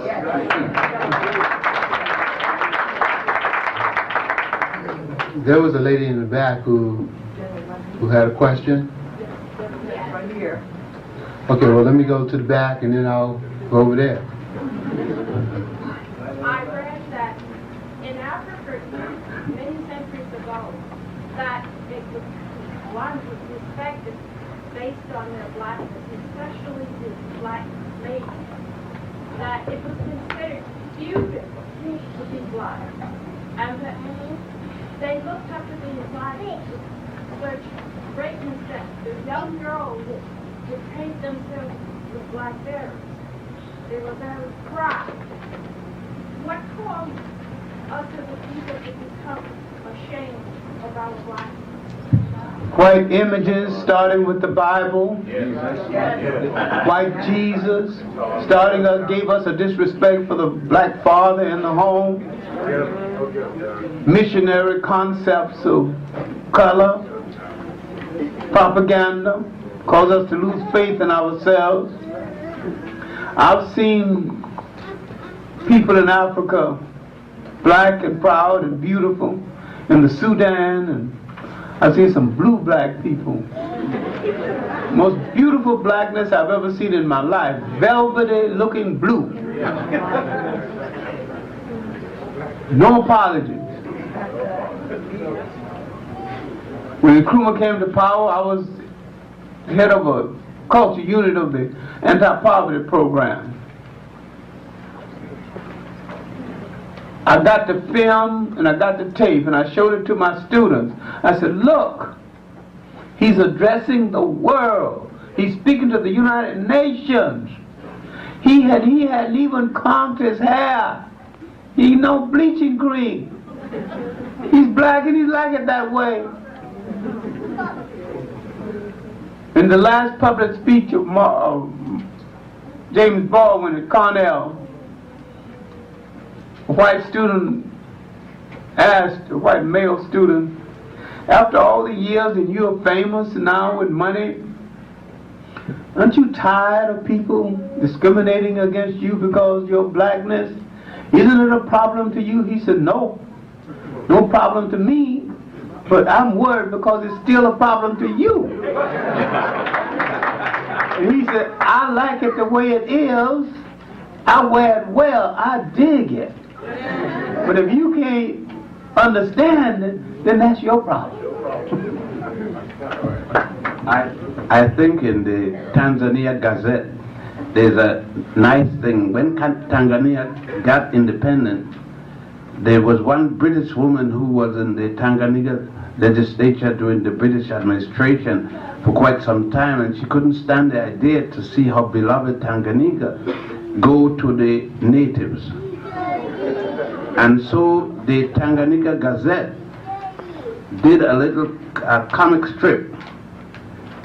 They show a missionary man come with his British hat, his short pants and his high socks and boots coming up on the shore. And then the little missionary boy running in on the shore. An African woman in her house peeping through the window, and a little African boy playing with the missionary's son. And the caption said, Ngulu, I tell you never to play with your dinner. It was to show the attitude of Europeans of how they thought about Africans, but the thought remained the same, but the African has still regained his land. Another caption is, and I'm finished here, but we like to use Bro and Nancy's stories before they became Uncle Remus stories. A missionary arrived because this is one of our worst problems. They said that the Africans ate the missionaries and we didn't eat them, and that was our biggest mistake. But it's not too late to start eating them. But this missionary came and he tried to convert everything he could see. And he didn't get any Africans, because Africans by now had started to get back on the track. But there was a lion coming up who had been wounded, and you know, a wounded lion in spark can't catch anything. And so the lion was coming up like this, and the missionary started to pray, "Oh Lord, I don't know what I'm going to do, because I promised you I'll come here to civilize these people and to bring them to your faith." And so just then the lion came, watched the missionary, and stood down with his paws up in his place and started, "Ooh." And the missionary said, "Oh Lord, I want to change something. I didn't get a human being here, but I got a lion who is praying to you." And the lion stopped and watched the missionary and said, "I don't know what you're asking the Lord for, but I'm thanking the Lord for my first dinner."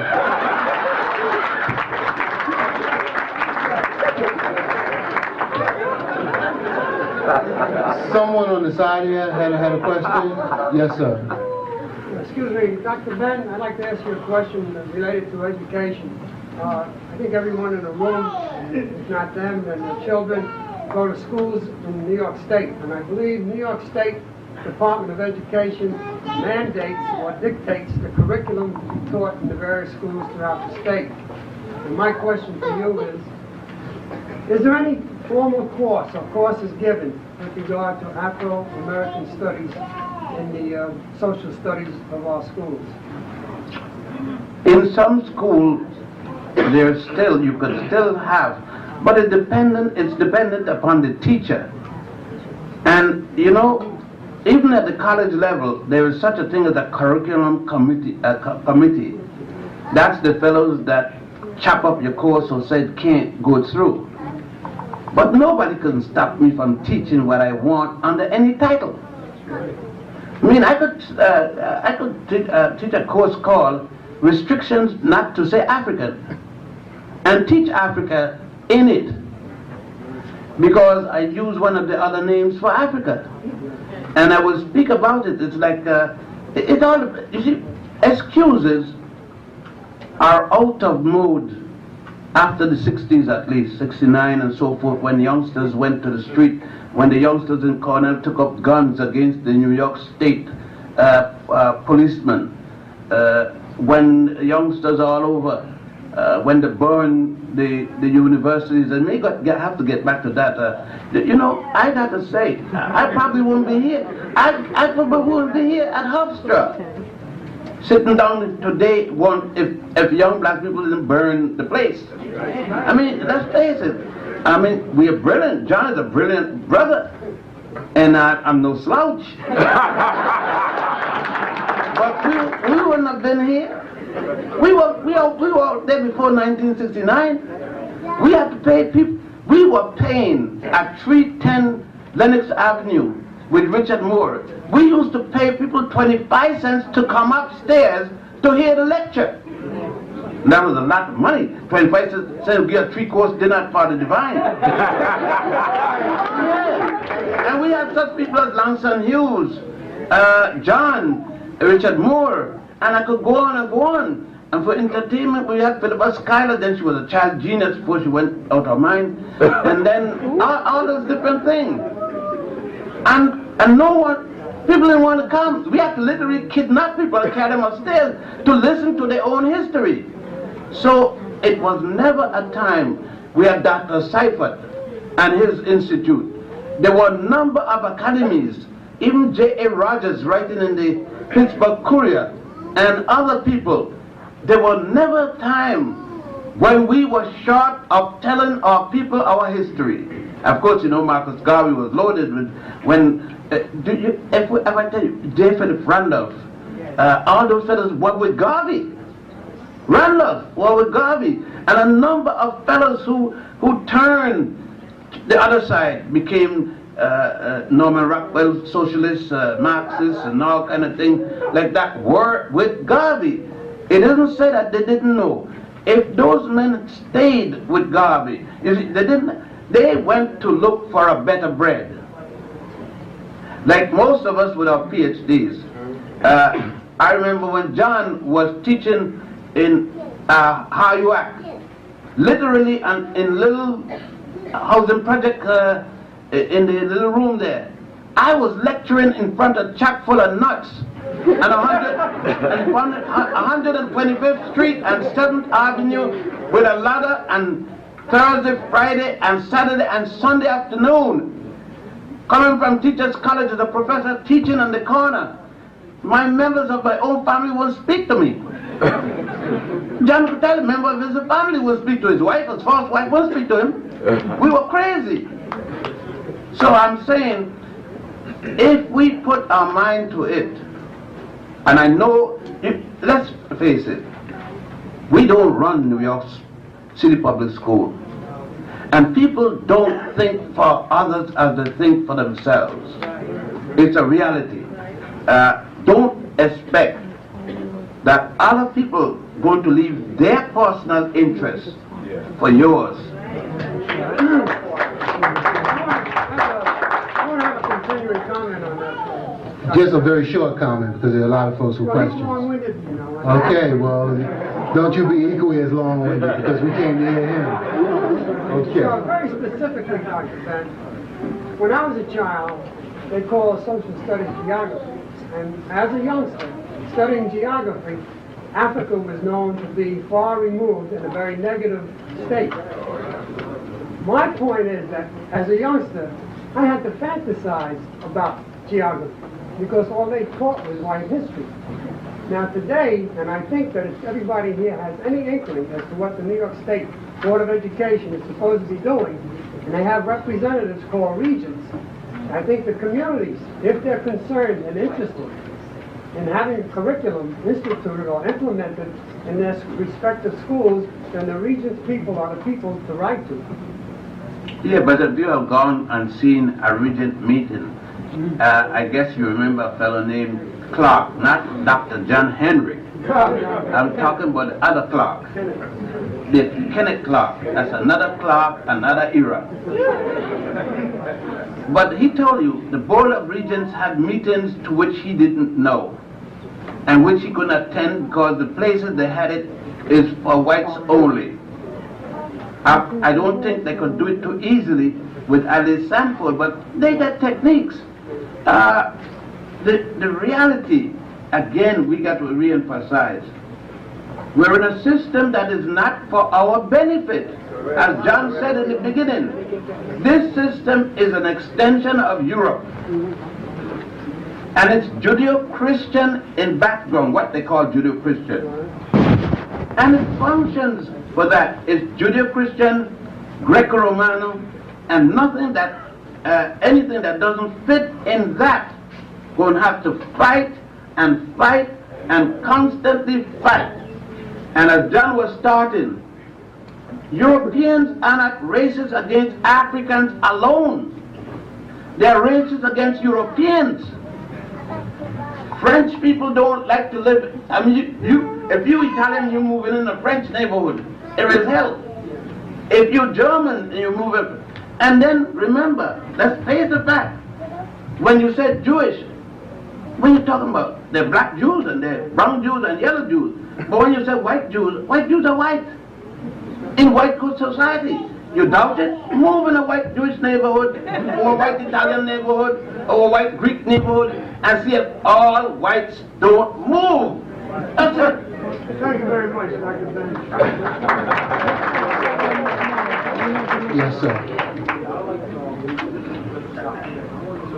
Speak just a little louder, please. When was the first recorded date of the education system of Africa? And could you explain to me why was the sign of peace, what is now known as swastika, why did that change to the law of opposites that you have? Nobody, no one knows when was the first day of education in the continent of Africa, because you're talking about 11.3 million square miles. But the oldest record of the Nile Valley, Egypt, and Egypt wasn't the first, by the way, is Puanit, now called Somalia. Kenya and Uganda used to be the old nation of Puanit, which later the Jews called Punt in the allegorical story. Our records, we have archaeological records of hieroglyphs which shows a writing that goes back to about 25,000 writings that we could decipher now. If you go back to the Grimaldis and others, you have other writings there, the picture writings. If you go into the Tassili Mountains with the fresco there, you have writing, the symbolic writing that goes 450,000 years ago that make Adam and Eve look sick. So then, we don't know when education started. We know though that the Grand Lodge of Saqqara, and Saqqara is started with at least the 3rd dynasty with Imhotep and Zusa, that at that place they had what they call a lodge, the Grand Lodge, the temple, where education, but remember, education must have been way before that, because since a man had to stay 40 years in school after entering school at age 7, being circumcised, and then started, at 40 years later you get your priesthood designation. Instead of a PhD you get the name of priest, and you know all the subjects there were. So it was, I could say, education in Africa started before Adam and Eve. There was no Adam and Eve mentioned any place when education, because Adam and Eve started with is a Jewish, a Hebrew, a concept coming out of the Sanhedrin, and you don't have no Hebrew before Abraham, and you don't have no Sanhedrin until 700 BC. So even before the concept of Adam and Eve, Africans had writing and education. Okay, why was the Gramadan, the Gramadan? Why does that change to? Why does that change? Hitler moved it to a swastika. If you go to the museum, the Metropolitan, no, the Museum of Natural History at 79 to 81st Street on 8th Avenue or Central Park West, and the 2nd floor section called the Hall of Men in Africa, you would see the Togolese clothing. You see Gramadans all over it, and what is called an eagle, which they now call a German eagle. Saint Maurice Aragon, that became the patron saint of Germany, this African from Togo, who went to Rome and then was sent from Rome to be bishop of Germany and then murdered, wore the Togolese eagle and the Gramadan, and their Gramadan at the feet of Buddha, the Gramadan all over. Gramadan is old as 40,000 years. The difference is that Hitler turned the legs around, that's all. But what they call a swastika is Hitler's copy, because Germany under Kaiser Wilhelm had colonized Togo and the Togolese brought that symbol there. That's where the Germans got what they call the swastika. Okay, question all the way in the back, Mr. Poe. Speak loud, Mr. Poe. I recently did some research on Julius Nyeri and his fight for independence for Tanzania. You have to excuse me, I'm going to show up. And I was wondering, it seems to me that Marcus Garvey and Julius Nyeri had similar beliefs of self-sufficiency in Africa for Africa. I was wondering, how can we as Africans, people of African descent in America, make these efforts manifest here? I got to disagree with you forcefully. Not Julius Nyeri. Julius Nyeri does believe in integration. Marcus Messiah Garvey will have died rather than integrate with anyone other than an African woman. It was inconsistent with Garvey to think of cross-mating. You could call it racist or not. He believed that the survival of his people, if you're going to do that, do it at a later date. But he said, you first have to consolidate your forces before you could start talking about integration. Nyeri barred me from coming to the, what, the 7-pack they call it? 6-pack. The 6-pack in Tanzania, because my speech was a speech supporting Garvey. By the way, I was barred from Guinea by Secretary for the same speech as supporting Marcus Garvey. Both of those men said that they did not stand for any such philosophy of race. So I don't, not Judas Mary, who kneels down in front of the Pope and kiss the ring.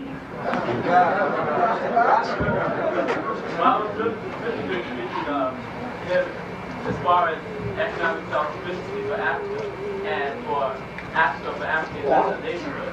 As far as concerned integration, I didn't research that part of Julius Nyerere's life, being an integrator. Julius Nyerere. Then look at the cabinet. Look at the role of the Indians in Tanzania. Look and see if in Tanzania, if you go up to the post office, if an Indian can still walk in front of you and get served. Okay, we're going to take about 2 additional questions. Gentleman sitting in the front. Yes, I'd like to address this to both Dr. Ben and Dr. Clarke. I was just wondering, when looking at Isis and Osiris and Horus, the story of Isis and Osiris and Horus, and looking at the Bible as it is now, you see some similarities, but there are also some inconsistencies in the current Bible. I was just wondering, could you point out some of the inconsistencies and also give us a point of reference which we could look at as far as periodicals are concerned? This is solely Dr. Ben's answer. This is his particular area of research. One of the major inconsistencies with the Mary and Jesus and Joseph take off of Isis, I'm using the Western usage of the name, Isis or Horus and Osiris, is number 1. The West has used the word Virgo to mean hymen. And in the ancient Africans of Egypt and elsewhere, when they spoke of the Immaculate Conception, they didn't mean that a woman who had no sexual intercourse and that her hymen was not broken. The Immaculate Conception was a clean thought, a clean person. For example, a woman who got pregnant never touched another man but the man that made her pregnant, and up to the delivery never touched another man but the man that made her pregnant, had an immaculate conception. And she gave birth to a virgin child.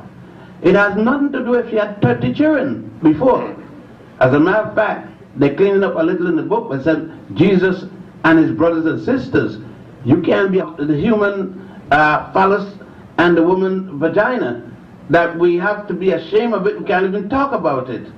And in those days, you go in all the temples and you see Goddess Mut naked, you see God Mim naked, the god of fertility.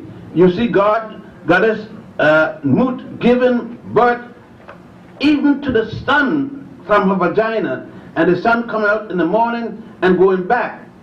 The Western concept of the Romanized concept of this is even to deny Jesus the act of manhood. 33 years old, and he don't know what sex is in a polygamous country.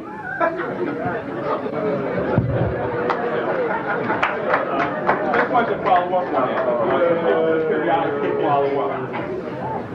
Could you give us a periodical which we could use as a point of reference?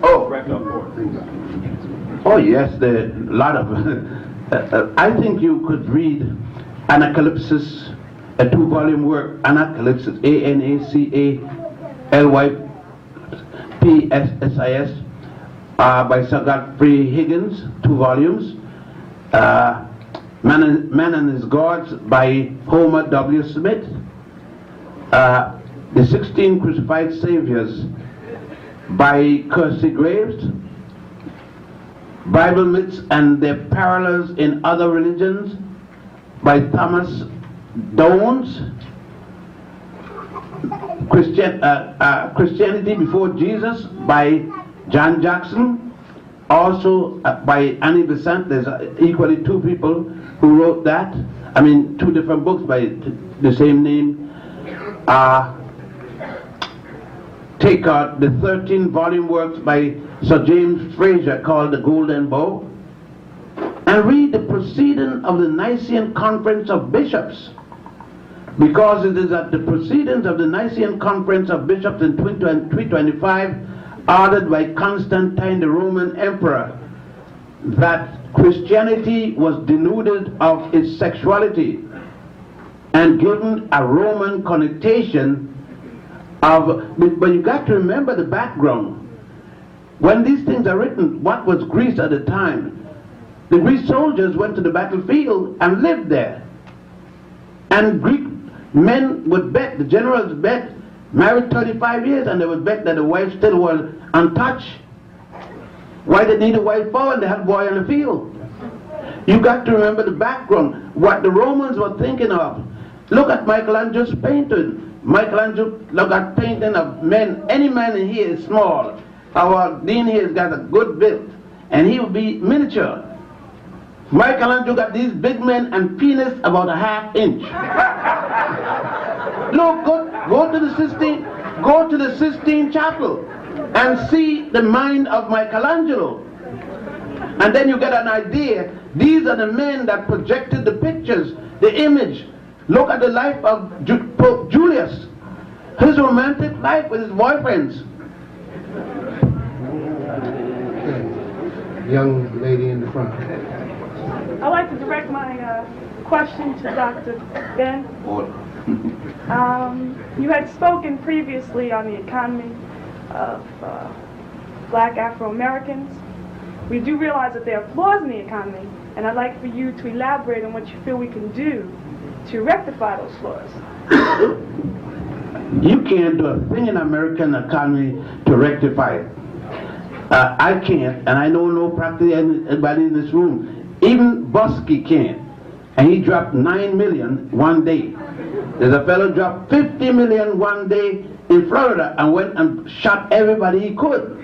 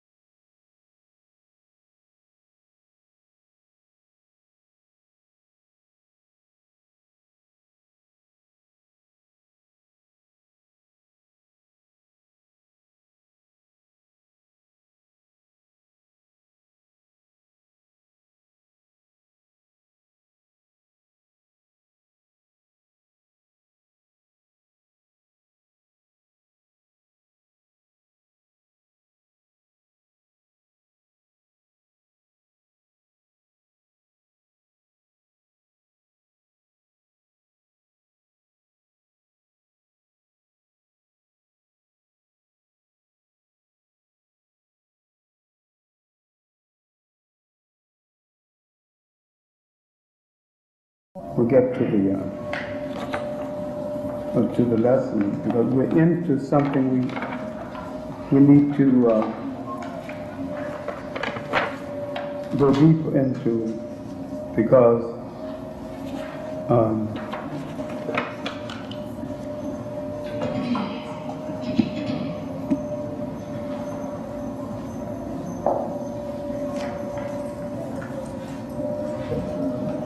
last time we discussed what was happening after 1600.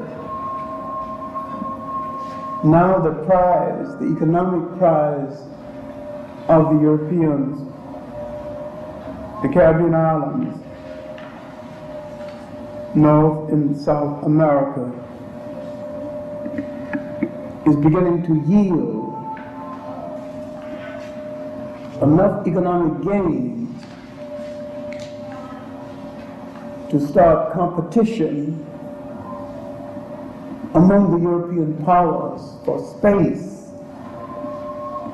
in the New World. Remember, all of the North American continent is not the United States. So there's competition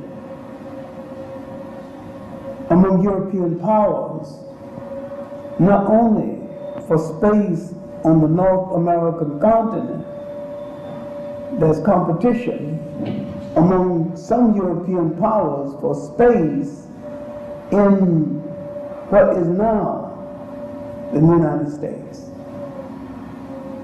The United States wasn't settled solely by English. Spanish settlement in Florida, they were pushed out then the French settlement that we talk about, the consequences of later on, and there's competition for space in the lucrative Caribbean islands between England, and there's competition in Africa itself for who will control what part, and the British having the greatest amount of muscle is beginning to push the lesser powers around, especially the Scandinavians who are a long way from home and whose supply line is so thin and so far away from home, they're in a poor position to defend themselves. But a comparatively little people, little numerically, but shrewd in the colonial game, and one of the most ruthless slave traders in the business are the Dutch. These wooden shoe wearing people, these tulip growing people, these people whose homes are so clean they were named a cleanser after them, was one of the great spillers of blood in the slave trade. And if you want to read a book that is an absolute revelation in the conduct of the slave trade and under different colonial powers, read Sir Harry Johnson's The Negro in the New World, and read his chapter on the Africans under the Dutch. Read the whole book. Read the whole book, because the whole book is worth reading. See, one thing, and that has caused a lot of students to rob themselves of a lot of information. Now, they would just slap the name colonial bigot on Sir Harry Johnson. See, he was a white supremacist and a colonial bigot. And factually, they would be right. But if you miss reading Sir Harry Johnson, you have missed some major information. This white supremacist and this colonial bigot was a master researcher, and he could write well. His analysis, almost a catalog of what slaves were brought to the New World, what slaves it was advisable not to have brought at all, the fighting tribes, the tribes who came, pretended peacefulness until they kind of got the lay of the land and fought later. Those you had to watch. See, you watch those Yorubas, you know, they'll hang around for years until they see an opening, and they don't never fight at once.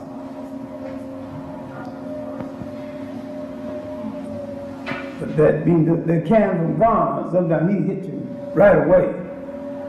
But the Yorubas would pretend meekness until he catch you off guard. He outlined the fighting spirit of different ones at different places.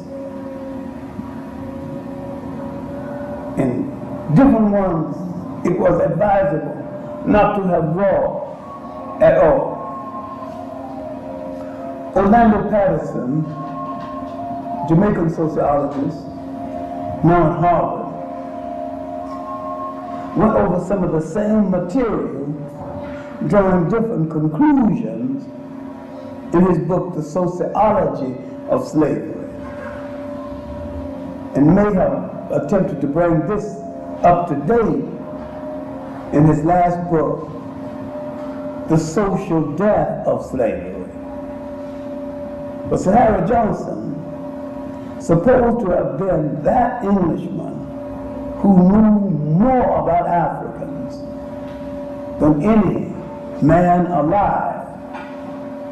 Now, while that wasn't so, it's an exaggeration and an overstatement of his talent.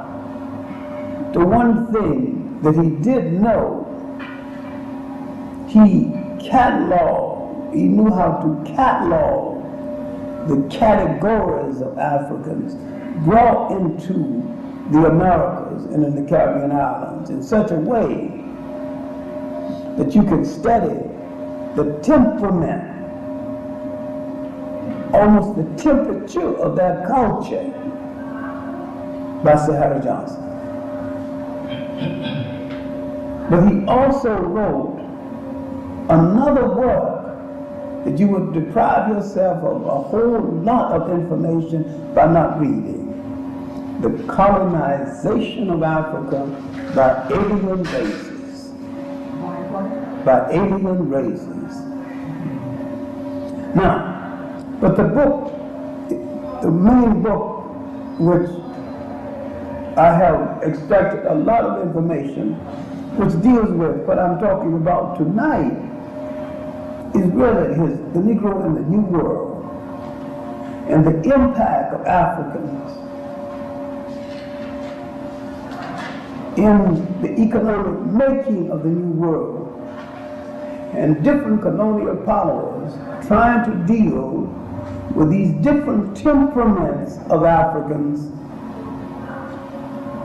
in these different plantation systems, and the plantation system as a separate cultural way of life, or non-cultural way of life, but as a separate way of life that Gilberto Freire, the Brazilian historian, has said, called a separate civilization.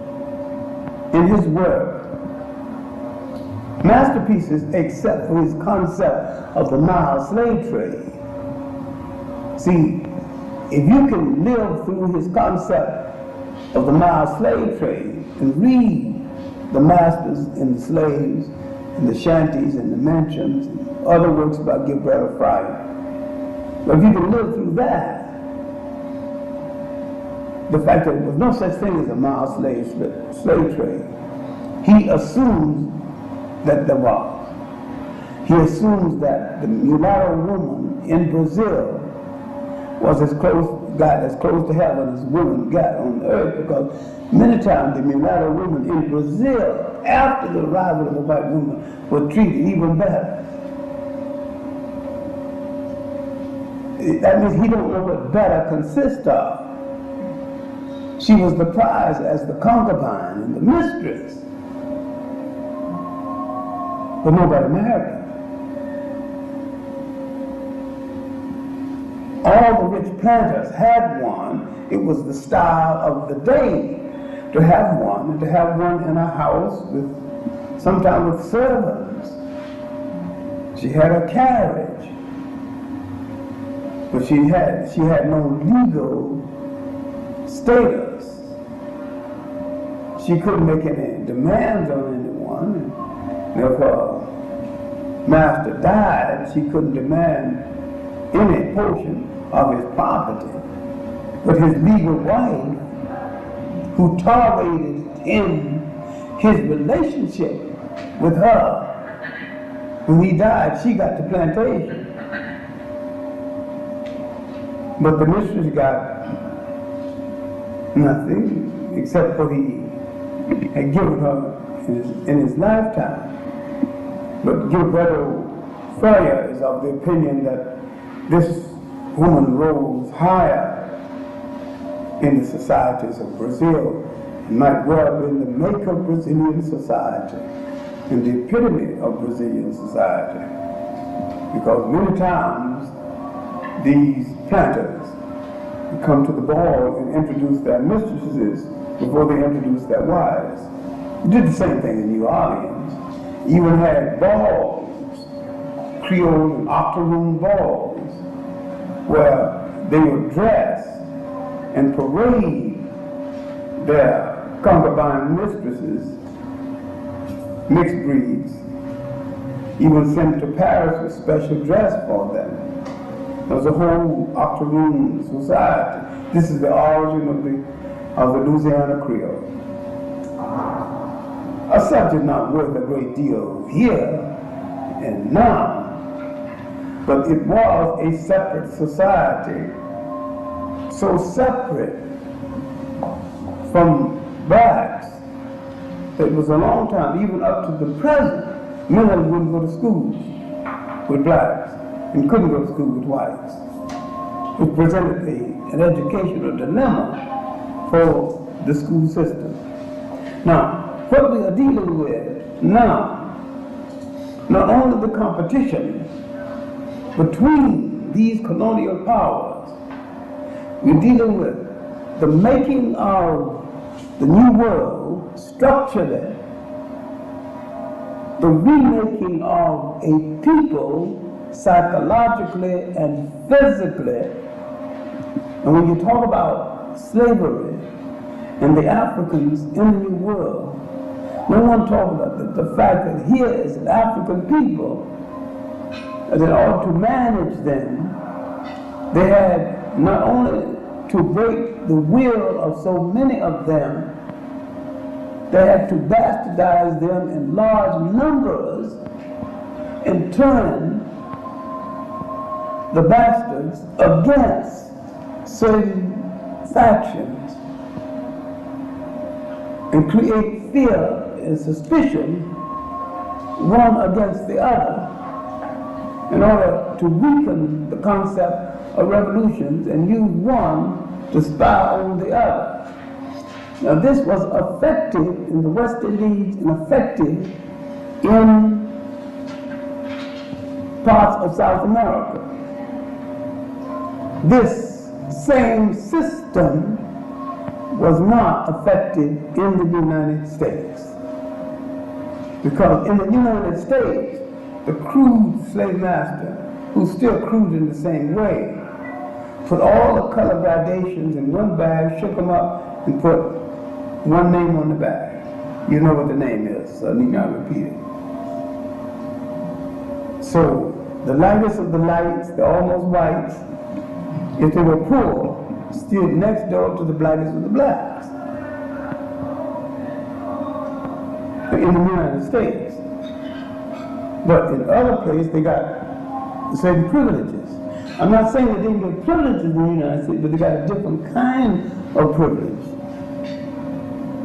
They got privileges in college, and they got privileges in the fraternities and the sororities and the local societies. But such privileges that they got in Brazil, and such privileges they got in Jamaica, almost a separate society, separate neighborhood, separate job categories, privileges they got that ruin Haiti to this very day. They didn't get that kind of privilege in the United States. And yet, when the United States occupied Haiti, the United States played on that scenario left by the French to rule Haiti, the period of American colonialism in Haiti. You quite forgot that America occupied Haiti by 1915. It didn't lead to 1934.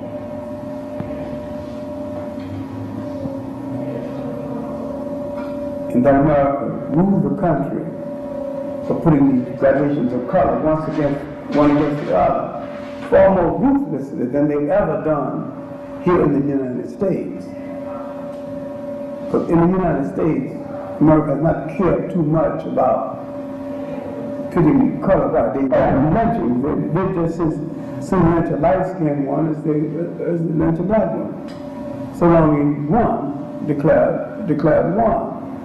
Now, we're talking about the making and the remaking of the people, but the main thing we're talking about is economic competition between European powers for space that will yield them the profit to rebuild and strengthen the economy of Europe and lay the foundation for the modern world. And that the plantation system could not have been built in Europe because Europe hadn't got the land. And if Europe had the labor could not have been used quite that way. Because the labor used in the feudal system of Europe was not as productive as the labor used in the plantation system of the New World. And the Europeans did try to enslave Europeans and did bring Europeans to the New World in large numbers and worked them without any appreciable success. But in the United States, they had more success with a variation of work because of a variation of climate. Now I'm coming to 1619 because we're dealing with the 1600s in the aftermath.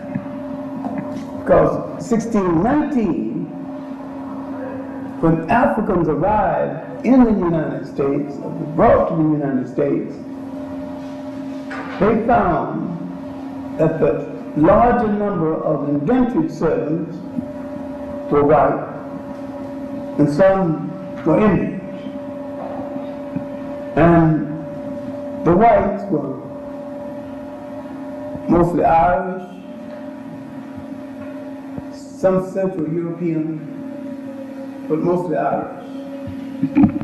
Poor Europeans, some Scandinavians, who did not have the price of paying their way to the U.S. and who got on boats and who, for the price of passage, the captain had the option of auctioning their labor off. And so the people who were purchasing their labor literally had to pay the passage. They had to work for that person for a number of years to pay off the passage. These were indentured servants as against chattel slaves.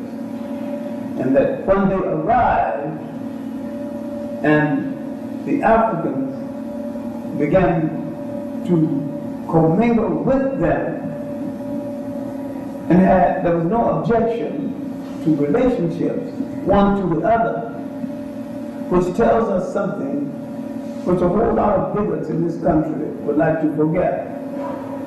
That the whole concept of prejudice and separation based on color had a hard time getting started in this country because it didn't make sense to people of the same class in the same predicament who had the same enemy and the same oppressor. So it didn't make sense for them to fight against each other or separate themselves from each other, having the same common oppressor and the same common enemy. Now, in the West Indies, a similar thing happened. Then in Barbados, that some descendants of the poor Irish, called Johnny Redlegs, still in Barbados. And why they didn't make much out of themselves, I'll never know. But if you ever saw a group of white people that you wanted to kind of sympathize with. Well, I don't know why they didn't. You wonder why they didn't pull themselves up by their bootstraps, or who stole their boots. Probably didn't have any boots. But the Johnny Red Legs of Barbados about the most pathetic. You ever seen it all your life? You feel like making a contribution to his cause. And a few times that Barbadian ladies marry Johnny Red Leg, they tell her shake your head. Shake the head and say, well, poor girl, she couldn't do no better. A lot of people pity. Because these were poor whites who didn't work their way up to nothing. And whose descendants in Barbados to this day are still depressed and still poor. While in America, the poor whites did work their way out of it, did work their way up to something. Many of the Irish became slave drivers, managers, petty something or another. Anyway, they did work their way out of their predicament. But in the West Indies, a lot of the poor English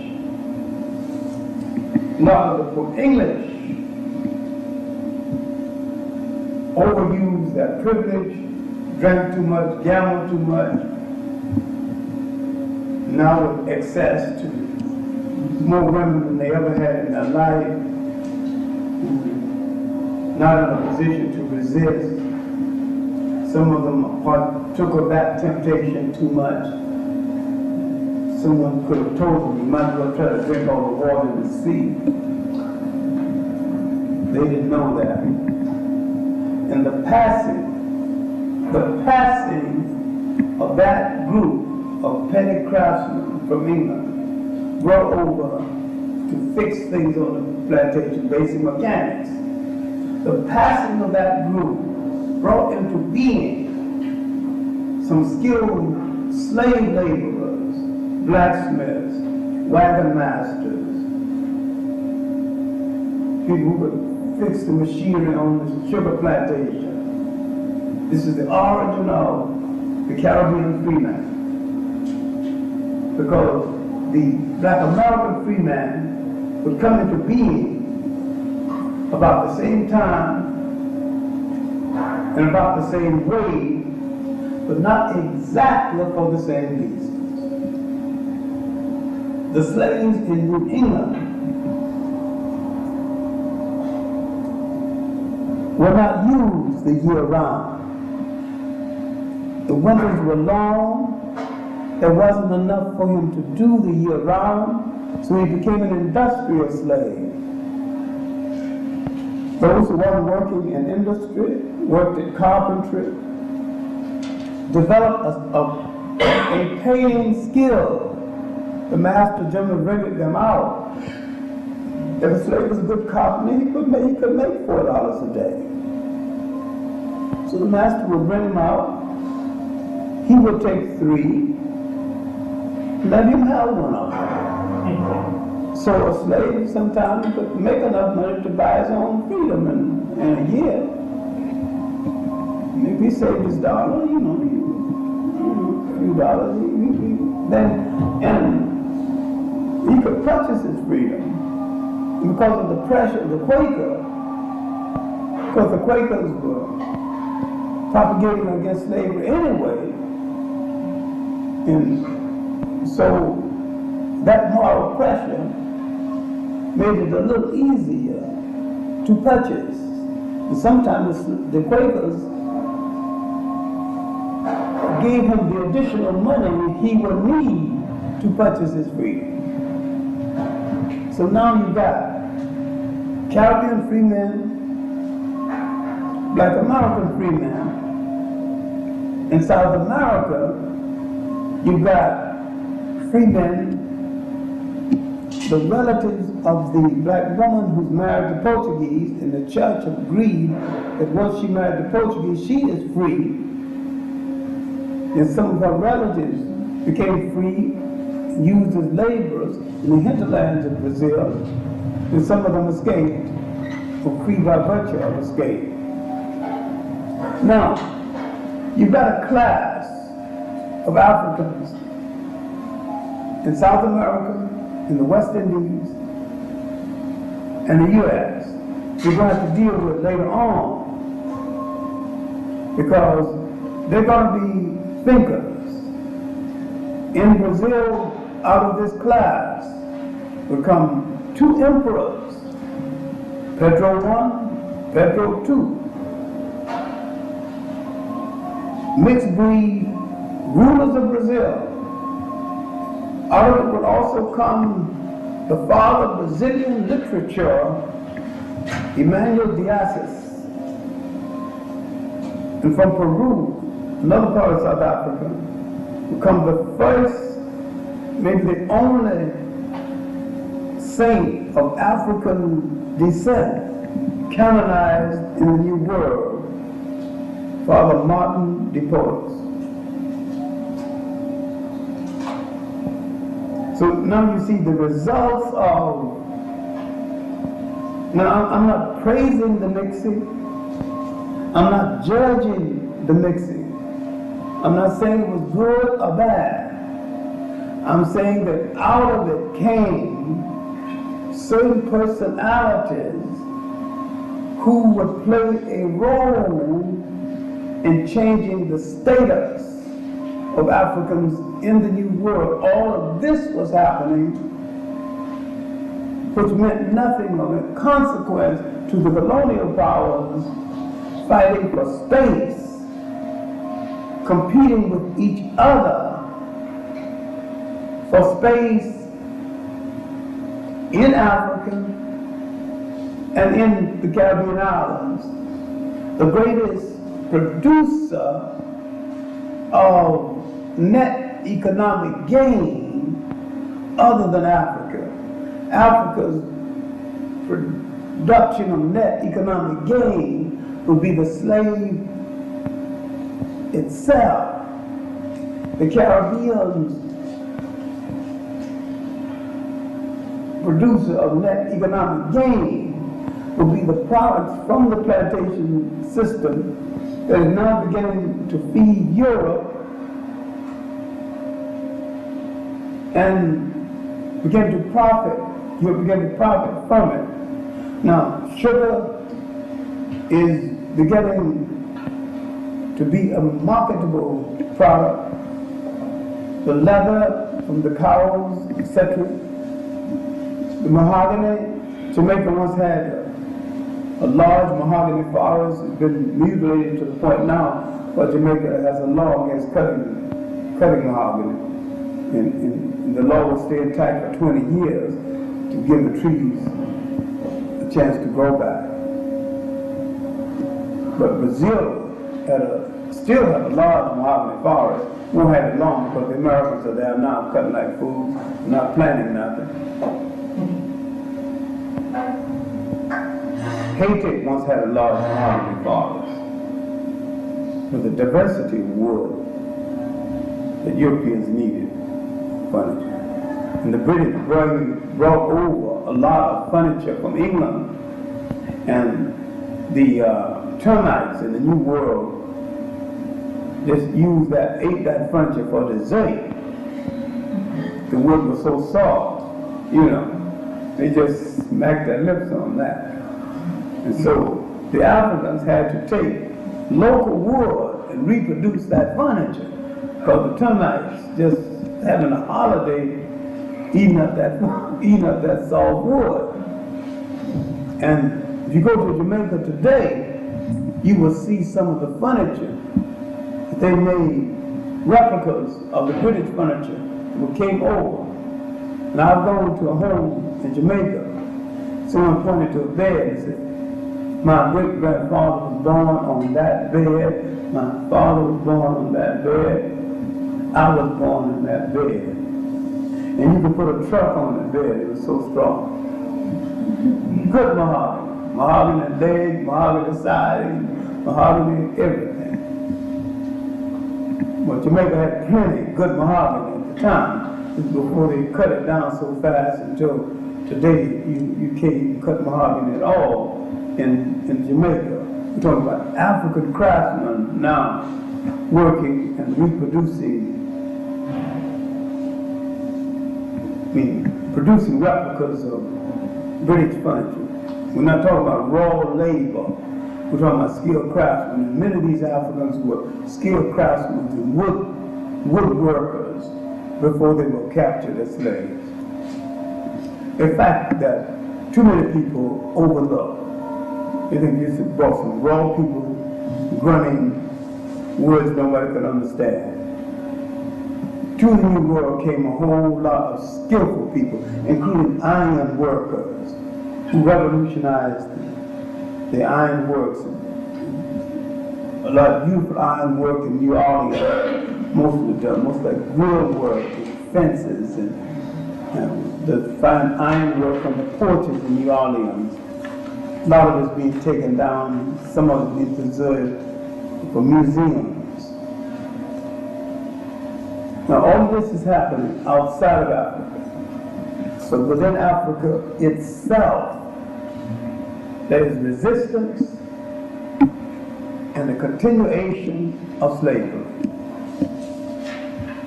Africa is still being drained of slaves. The Portuguese having fought in Zinga, and in Zinga having fought and lost, they've taken over Angola. Remember now, you got two Portuguese slave trades. One takes care of Lisbon, regular Portuguese.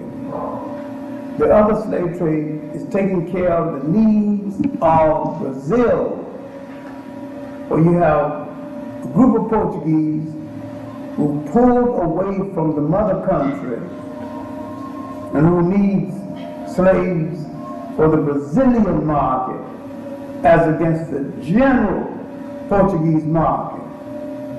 Now the Portuguese, who's taking slaves from the East Coast in partnership with the Arabs, they are selling and reselling. They are dumping some of their slaves into the British market, a lot to the Arab markets going to the east. Now, if you understand the early Arab slave trade, starting in the 600s, but you got to go even further back. If you understand that Hatshepsut started a relationship between Asia, China, India, then I think called Canaan, 1500 BC, and this is all documented with information on the items that the Chinese took out of Africa and information on what the Africans bought from the Chinese. And that is a little book on the last phase of this trade called The Papyrus of the Algerian Sea, written by a Greek gazetteer. And this tells you what is for sale all down the coast of East Africa and the Red Sea ports of the Chinese all along this coast. Now when you go to a book like Anacalypsis and read about African-looking, dark-skinned emperors on the throne of China, now it will make a little sense. Now how they got there, I don't know. Began to be taken to China and India during that period.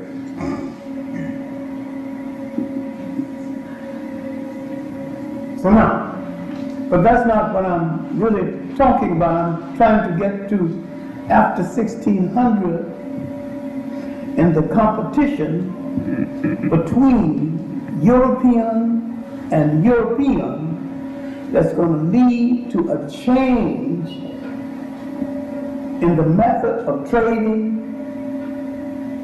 that's going to be really a preface to another form of slavery that we have to deal with. And that's going to be colonialism. Because chattel slavery itself is going to become top-heavy. And the change is going to come not because anybody loves anybody. It's going to come because it's going to reach a saturation point. It's going to reach a point where everybody's going to have one who wanted one, could afford one. And then the British will start the campaign to get rid of the traffic at sea. Then the British abolitionists, Wilberforce, Granville Sharp, will get a quick reputation fighting to end the slave trade. The people will think they're humanitarians, and they're not, because neither one of them fought against child labor in England. Neither one of them fought against the abuse of women in England. Neither one of them fought against the fact that women in England were picked up off the street and literally brought to America to be auctioned off to the men in America who, because there was an oversupply of men and a shortage of women. And in the westward movement, mostly men, when there was an extreme shortage of women, there was brought the early trains moving to the west, when it was just brought for that purpose, to be the wives or the mates of those men at the end of the train drive, and at the end of the trails, the cattle drive trails, and literally auction off, just like you auction off how much am I bid. Once the story of the United States is told, once the story of servitude is told, and once the story of what happened to the female in America, black, white, and otherwise, I think you're going to have a women's lib movement that might make a whole lot of people run for cover. Because her deal has been rather sad. But be that as it may,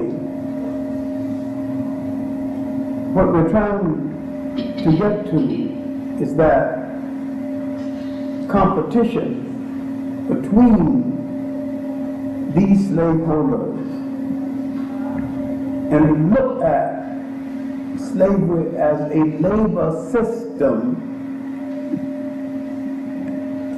is now making them reconsider the structure of the system.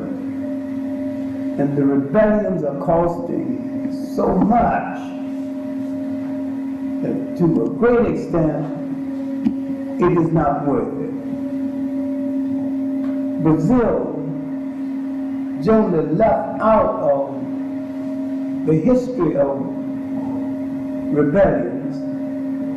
Brazil, more than Haiti, gave the greatest example of African self-assertion and state building in the New World,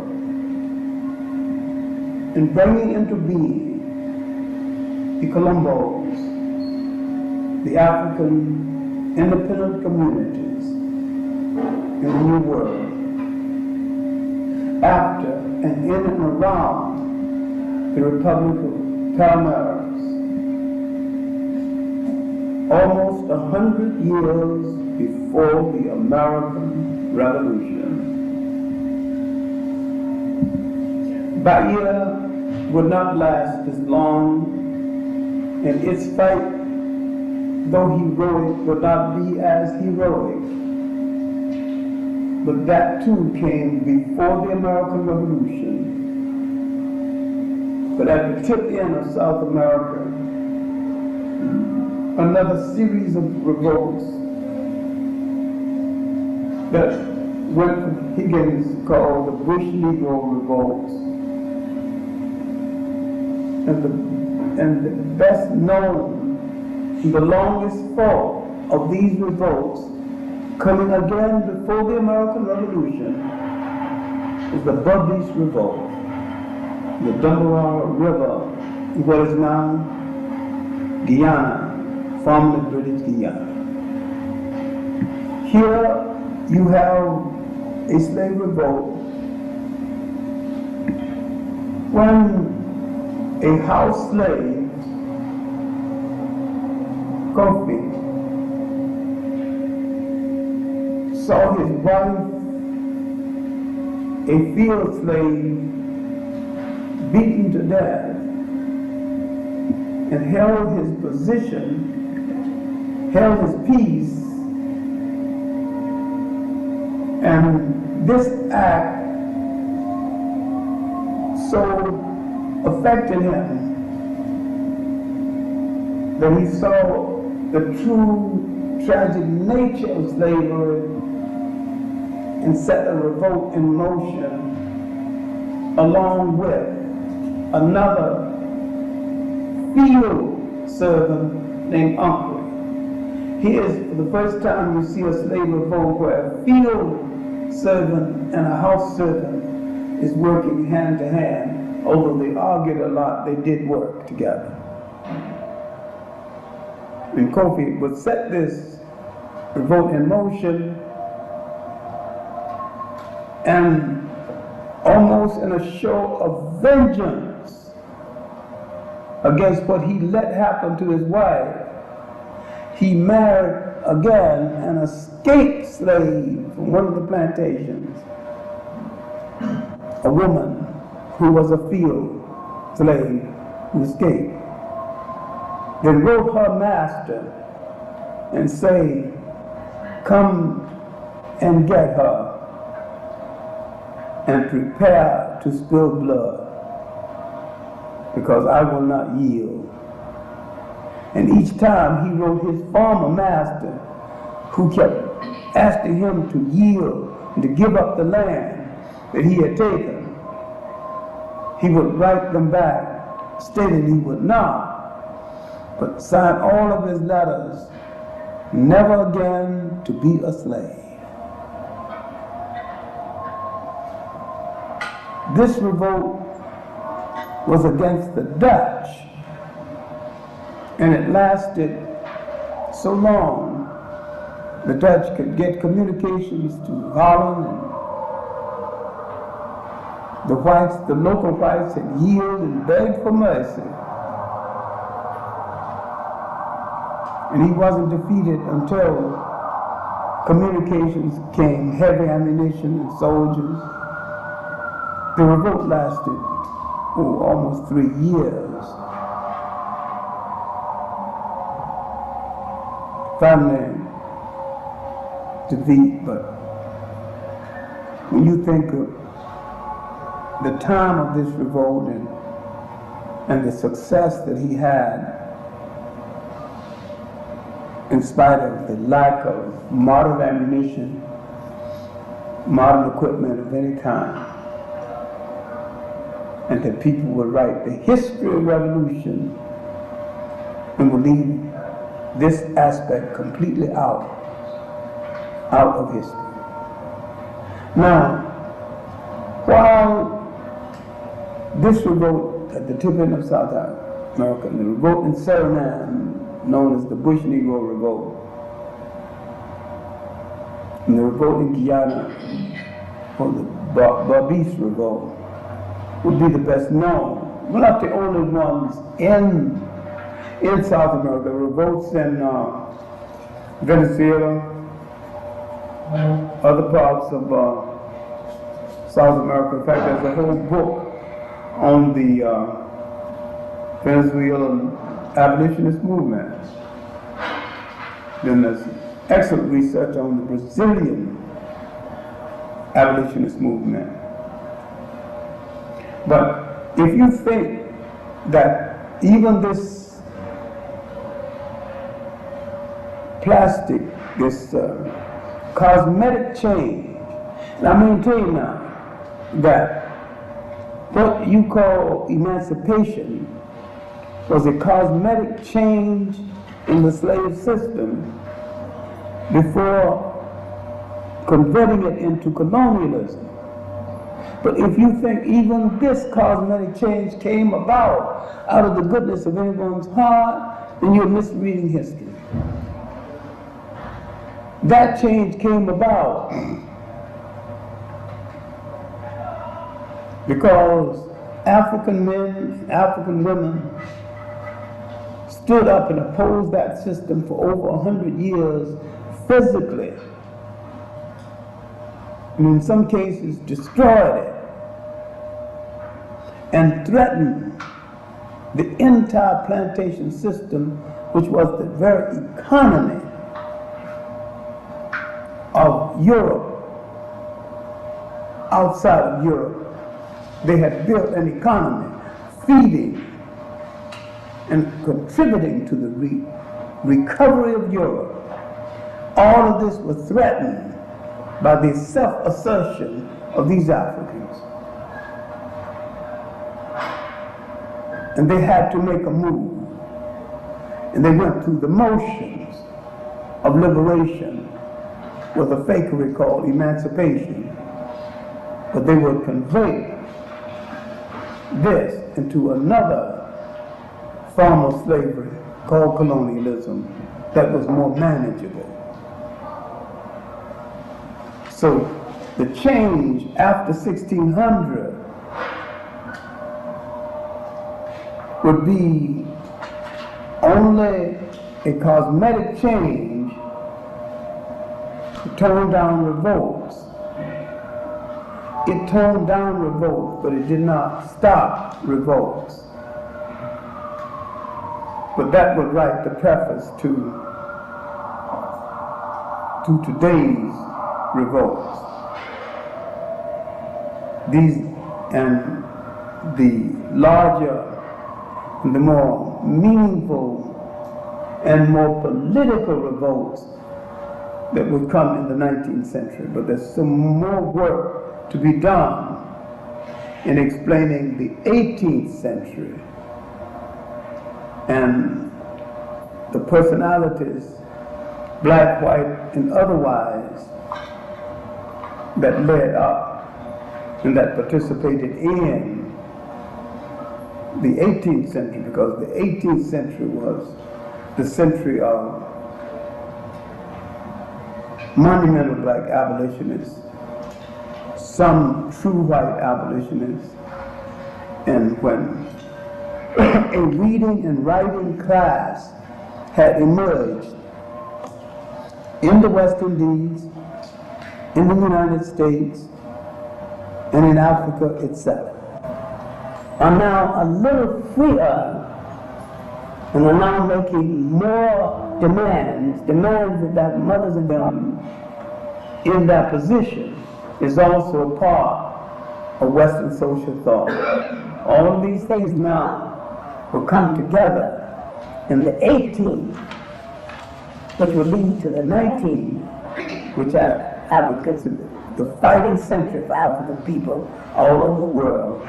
And I have often called the greatest century of African people outside of Africa, the century that we have to live again in order to understand the 20th and make the 21st. Because until we understand that 19th, we will not understand that in the 20th century, we actually slowed down. And we're going to make the 21st. We don't really have to go back and study the men and the women of the 19th. And over the last week, I have been focusing on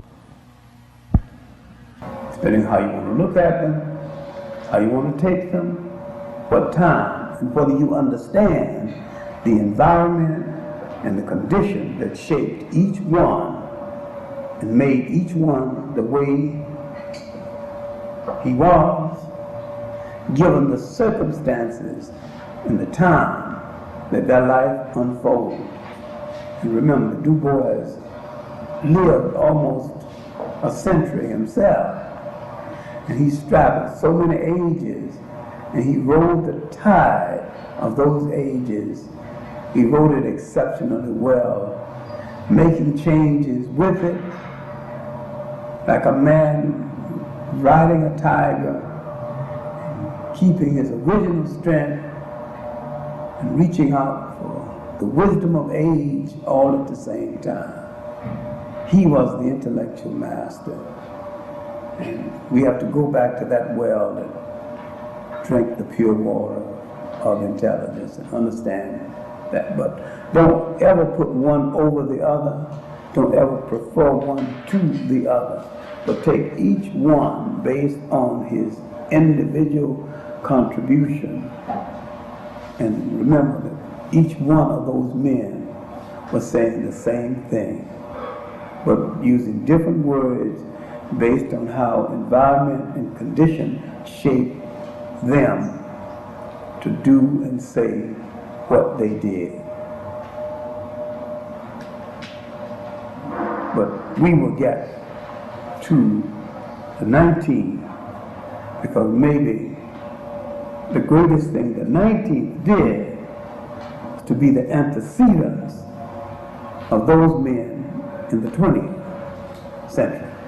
Everything relates to everything, and all history is connected one way or the other. That's going a little too far ahead, because we just finished the 16th, going into the 17th, because the 17th century and the 18th century might have been the most tragic and difficult century for the slave trade and the slaves, because out of it would produce a caliber of research that will make the slave traders reassess and reconsider their position. And this reconsideration would lead to the fakery called emancipation. And this fakery in turn would lead to another managerial system which they call colonialism. And we haven't finished with colonialism to this day. That the European is always searching for a managerial system that will make it possible for him to extract labor, goods and services from a large number of people, to keep grist constantly feeding into his mills at a reasonable or at a very cheap cost. When he has to pay reasonable prices for all of this, he will have to readjust his economic system altogether. And this he don't intend to do. So now if I keep on talking, you will understand the stubbornness to yield South Africa. Maybe the people of Bolivia want to know why Western dominance of the tin mines.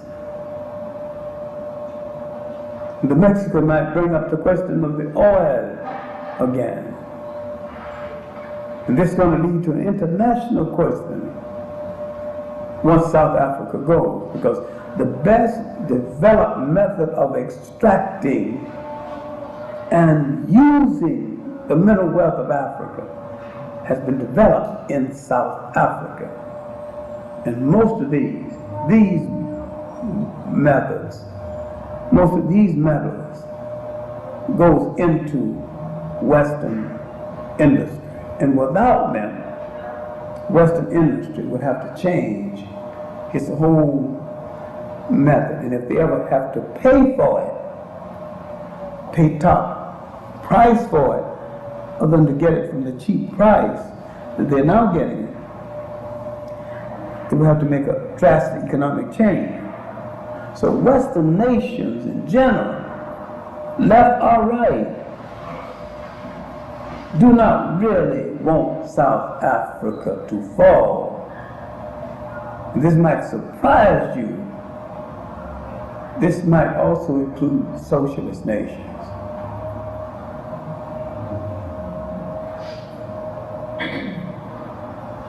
Europe is Europe.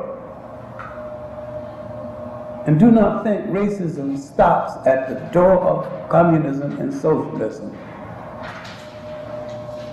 Unless you've got illusions. Racism is racism. Europe is Europe. They are clear about it. If there's any confusion, it's your confusion. Any illusion, it's your illusion. They are clear about what they want. They want to dominate the world forever. You got confusion about partnership and unite and, you know, humanity. You got that dream of Christian brotherhood and Martin Luther King. Judeo-Christian ethic, he said it so beautiful. You didn't even think he believed it. But you got the illusion. Ain't nobody, who else do you see propagating it? Anybody other than King propagating it? Jesse Jackson. Well, no, I mean, other than us in company.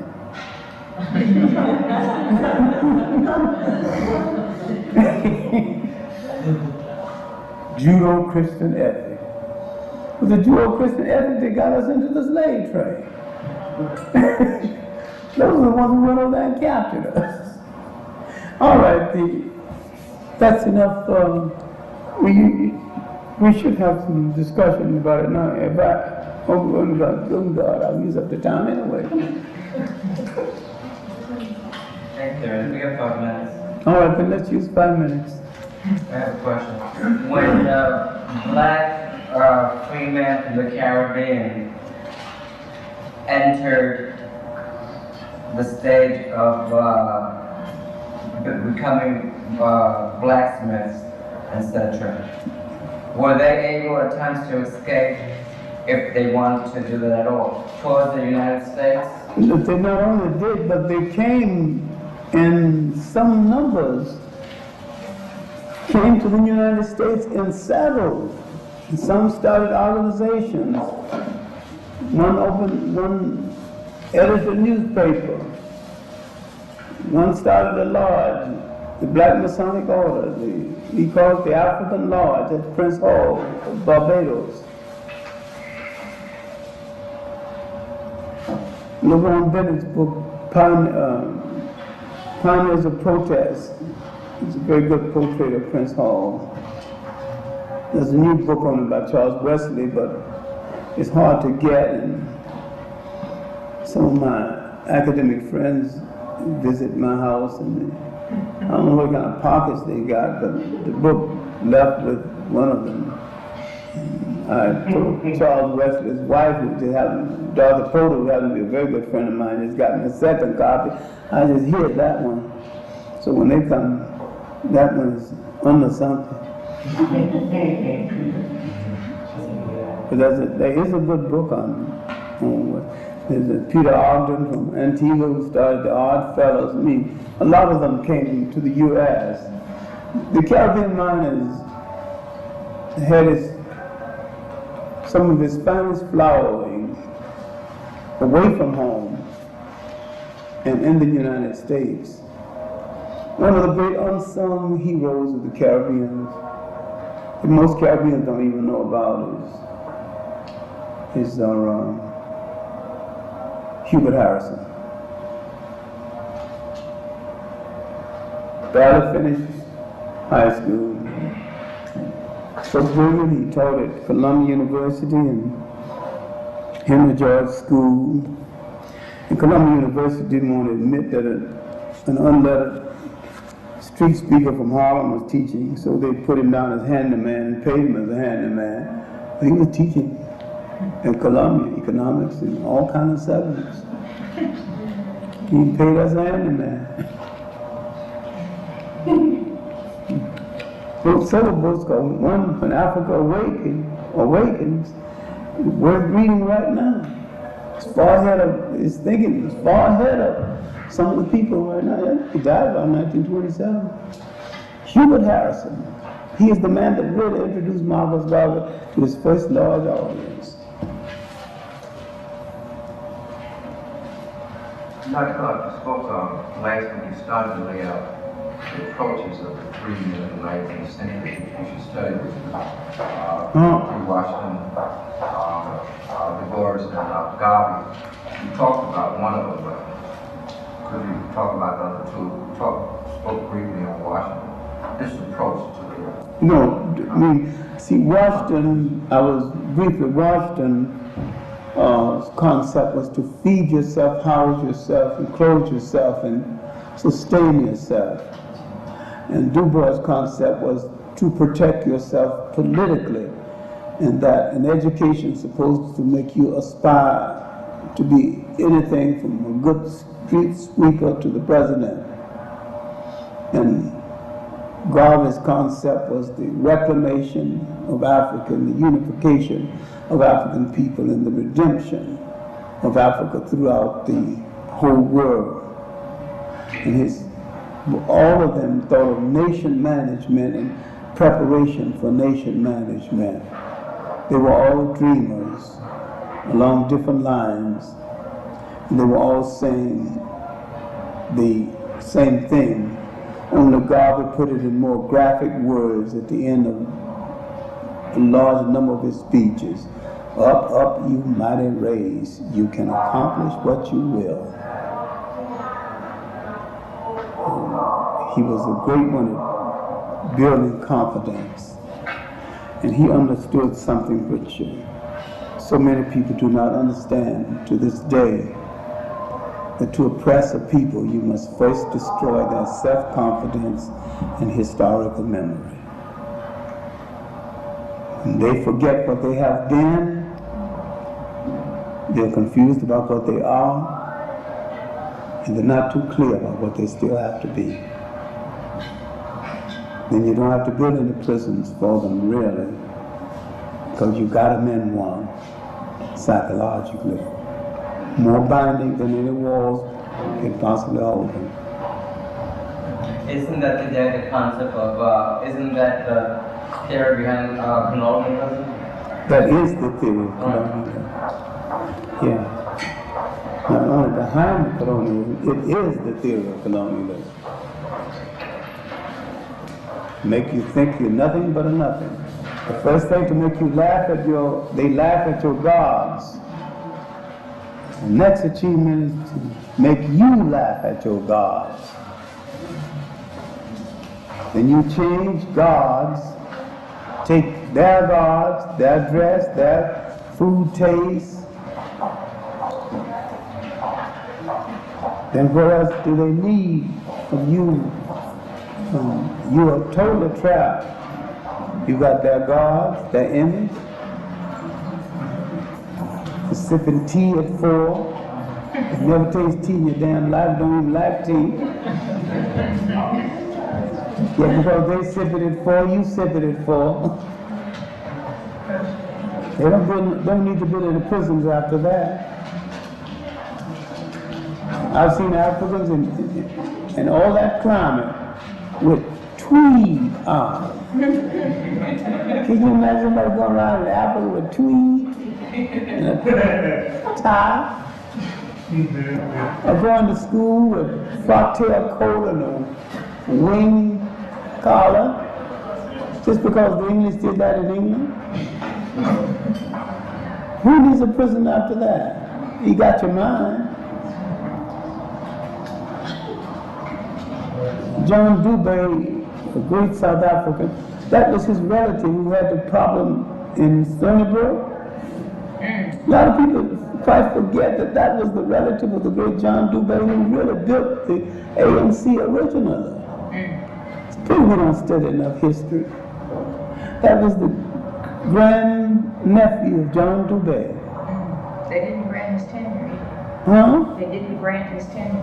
No. And he didn't do much. He just said the Zionism. Was he lying? No, no. I didn't think so. No. Did the English-speaking world have parliamentary democracy prior to embarking on colonialism, or was it a hand-in-hand? The English... Well, the parliamentary system in England and France, that evolved, that was in place prior to the big years of the slave trade, wasn't it? Well, it was concurrent. It came into being concurrent with that. I mean, having parliamentary democracy at home and behaving in a different way away from home is no contradiction for them, because the people away from home are not considered human beings anyway. Well, I mean, is that the sole rationale, the subhumanity of the others? Well, it's not the sole rationale, but it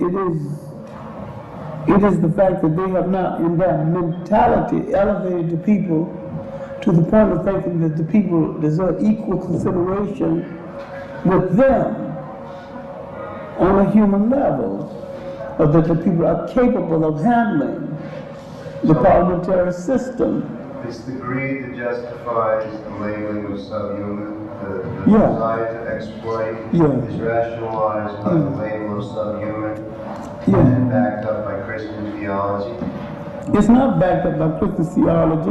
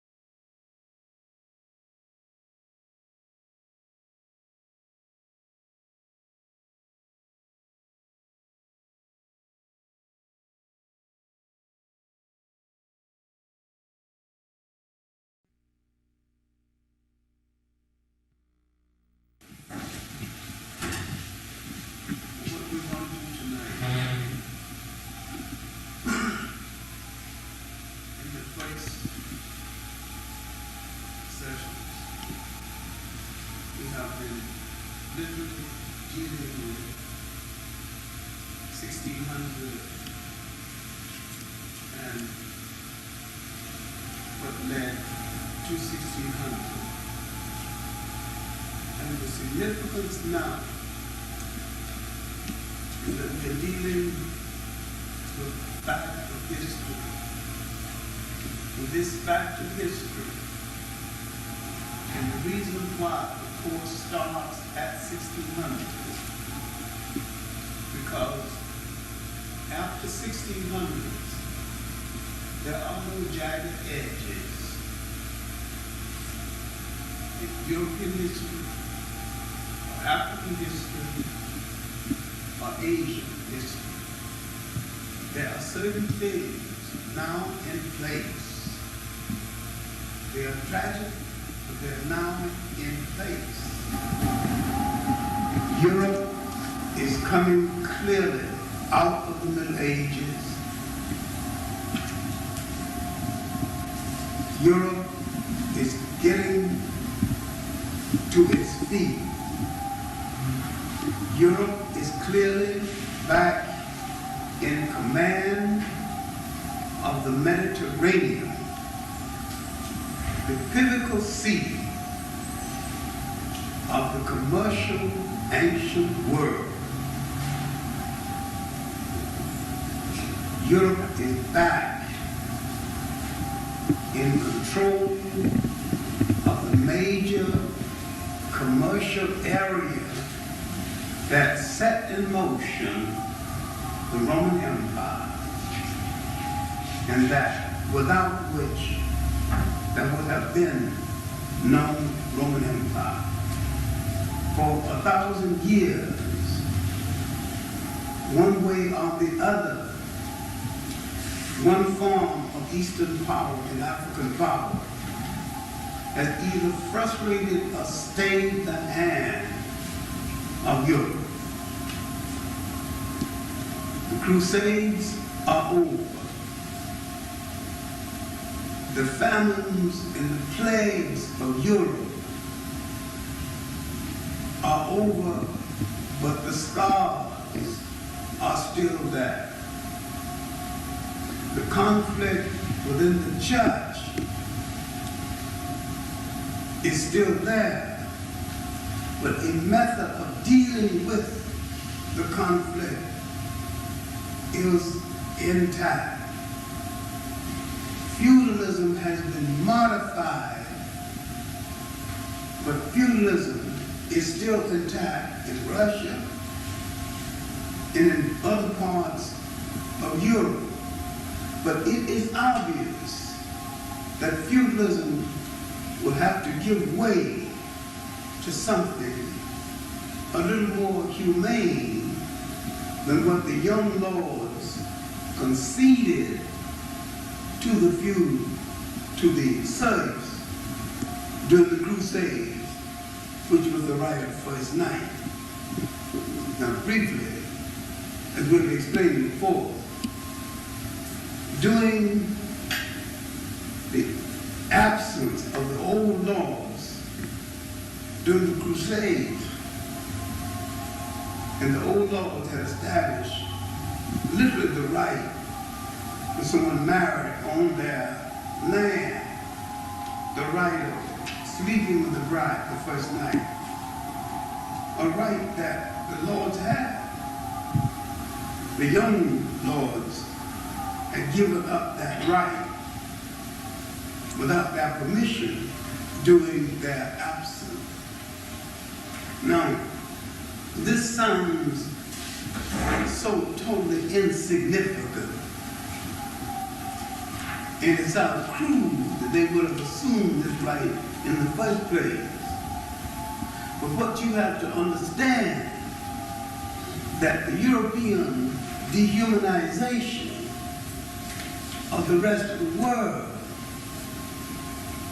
had started with the European dehumanization of the European. And that the mentality, literally the rehearsal of the European taking over vast areas of the world and treating people as less than human,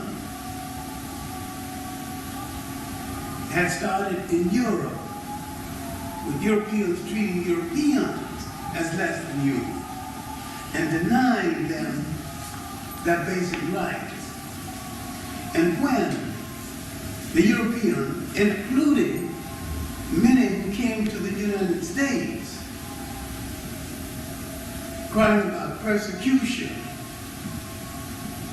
it was an argument, a class argument between certain European classes and religious groups, arguing about a clash of differences between religious groups. William Penn and his group and the Quakers and all these people escaping England, coming to America to escape persecution, none of them had voiced a vested interest in child labor in England, in the real persecution in England. They were talking about the Church of England being against these various groups that had left the Church of England and established a religion in variation and sometimes contrary to that of the Church of England. When they said persecution, it was a difference of opinion between classes of people, sometimes the same class but of a different religion. And we keep forgetting that sometimes people are not talking about working class people at all. Because in this country,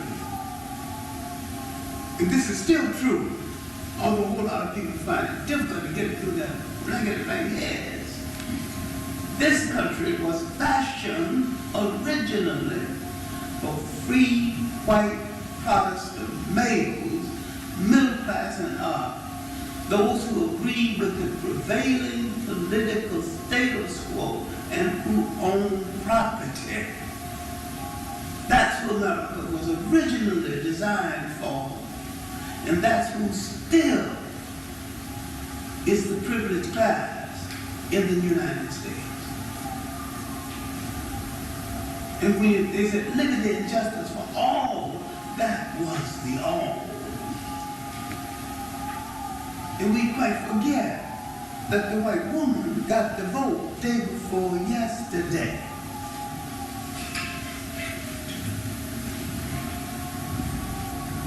And that the white woman suffered, including the leading one, Susan B. Anthony,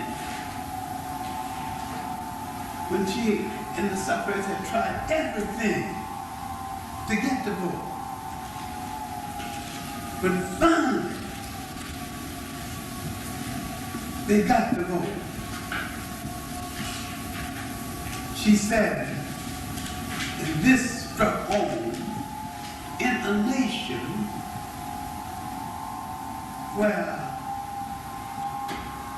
no white women can vote, some black men can vote.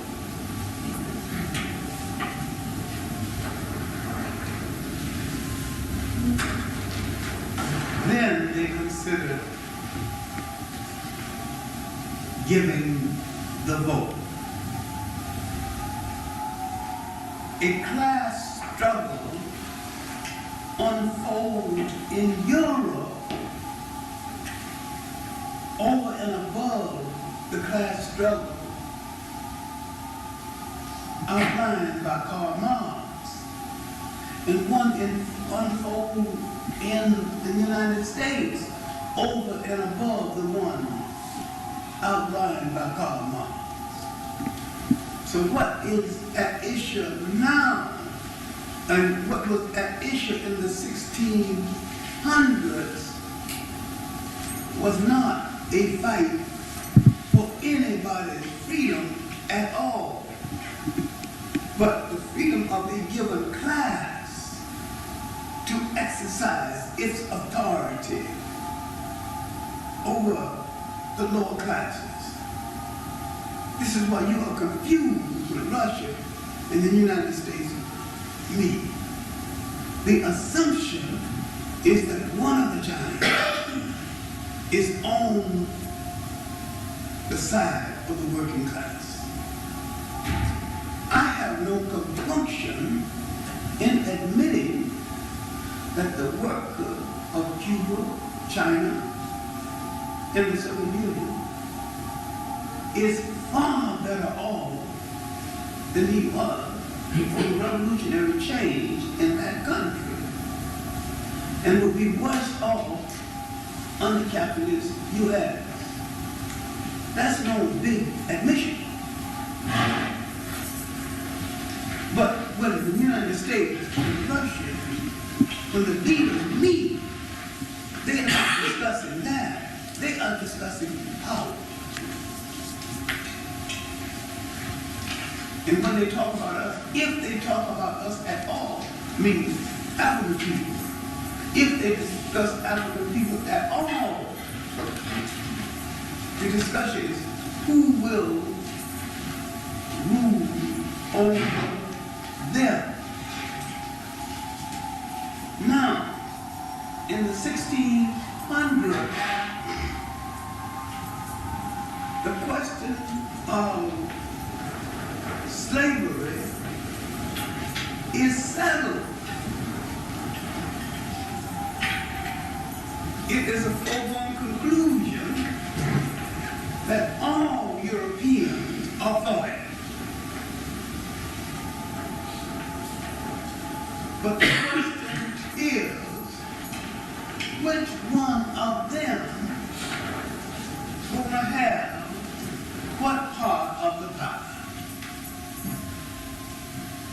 Now, Portugal and Spain had led in the business because the Portuguese had been more skillful at papal politics, the politics of the Catholic Church, because the Portuguese are a small nation lacking in manpower, but not lacking in the skillful use of such manpower as is God. The Portuguese had extended themselves beyond their capacity to govern. They had already established such enclaves in Asia, even on the shores of India. And the Portuguese, seeing the Spaniards getting a large hunk of land,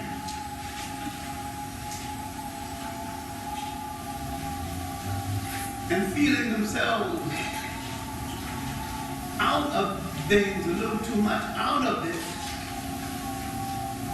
and not too clear about the lines of demarcation laid down by the Pope when he had said, you take the East and you take the West, and you two good Catholic nations start fighting among yourselves. Not too clear about who took the East and who was going to take the West. Now you have to understand what I'm talking about. The Pope divided the world. Told the Portuguese, you take one half, and the Spanish, you take the other half. I know it's taxing the imagination, but this is what happened. And they didn't, the view was ambiguous. So nobody goes up, go back to say, Your Grace, what side am I supposed to take? So the assumption was that the Spaniards would take the West, Portuguese would take the East. Instead of asking the Pope to clarify the whole thing, they began arguing among themselves. So then the Portuguese started feeling short-changed. That was the Treaty of Tordesillas. And the Treaty of Tordesillas gave Portugal Brazil. Now, Portugal has so much territory. It has more territory than it can handle. Brazil is a subcontinent. Portugal hasn't even got the manpower to walk over Brazil, let alone rule it. Now, Portugal has to scrape the bottom of its own barrel, manpower-wise. Now, Portugal brings in to Brazil because they need white faces now with guns. They bring some Portuguese who hadn't been treated too well at home and who were very low class. And these Portuguese, they get there, see these African slaves and flush women, and Indian women, their beauty, all the fauna and all the vegetation, beautiful virgin land and forests and riches as far as the eye can see. So someone said, behold, all of this is for the mother country. The mother country hasn't done much for me. This is mine. Now you have two Portuguese have a Portugal in Brazil, you have a Portugal in Lisbon. You have something else, you have 2 Portuguese slave trades. You got a slave trade catering to Brazil, you got a slave trade catering to Lisbon. Literally, you've got 2 Portuguese colonialisms. Now, because, as I've emphasized before, for the first 150 years, very few white women were brought to the New World. The Portuguese didn't abstain. He wasn't celebrated. So he asked permission of the Catholic Church to marry the African woman, and not just to shack up or have concubinage, although there was a lot of that. Legal marriage took place. The African woman insisted not only on legal status, but once married to the Portuguese man, she would be automatically free. And she began to maneuver for the freedom of her relatives or members of her respective tribe. Now, a group of free Africans began to develop, and when they moved into the hinterland, they convinced large numbers of Portuguese that there was no way of containing these Africans, so therefore some of them had to be free. So now you have an early, basically free population, then a large number of Africans landing in Brazil, bypassed the auction block, went straight to the forests and hills, and were never slaves. Now you see the origin of the Colombo, the free African communities in Brazil, the Africans who insisted on not becoming slaves. Later, these Africans would escape slaves. Ours would last 110 years. And it will be democratic. In fact, this is the key to its downfall. It was democratic to white people and did not know that they were spies.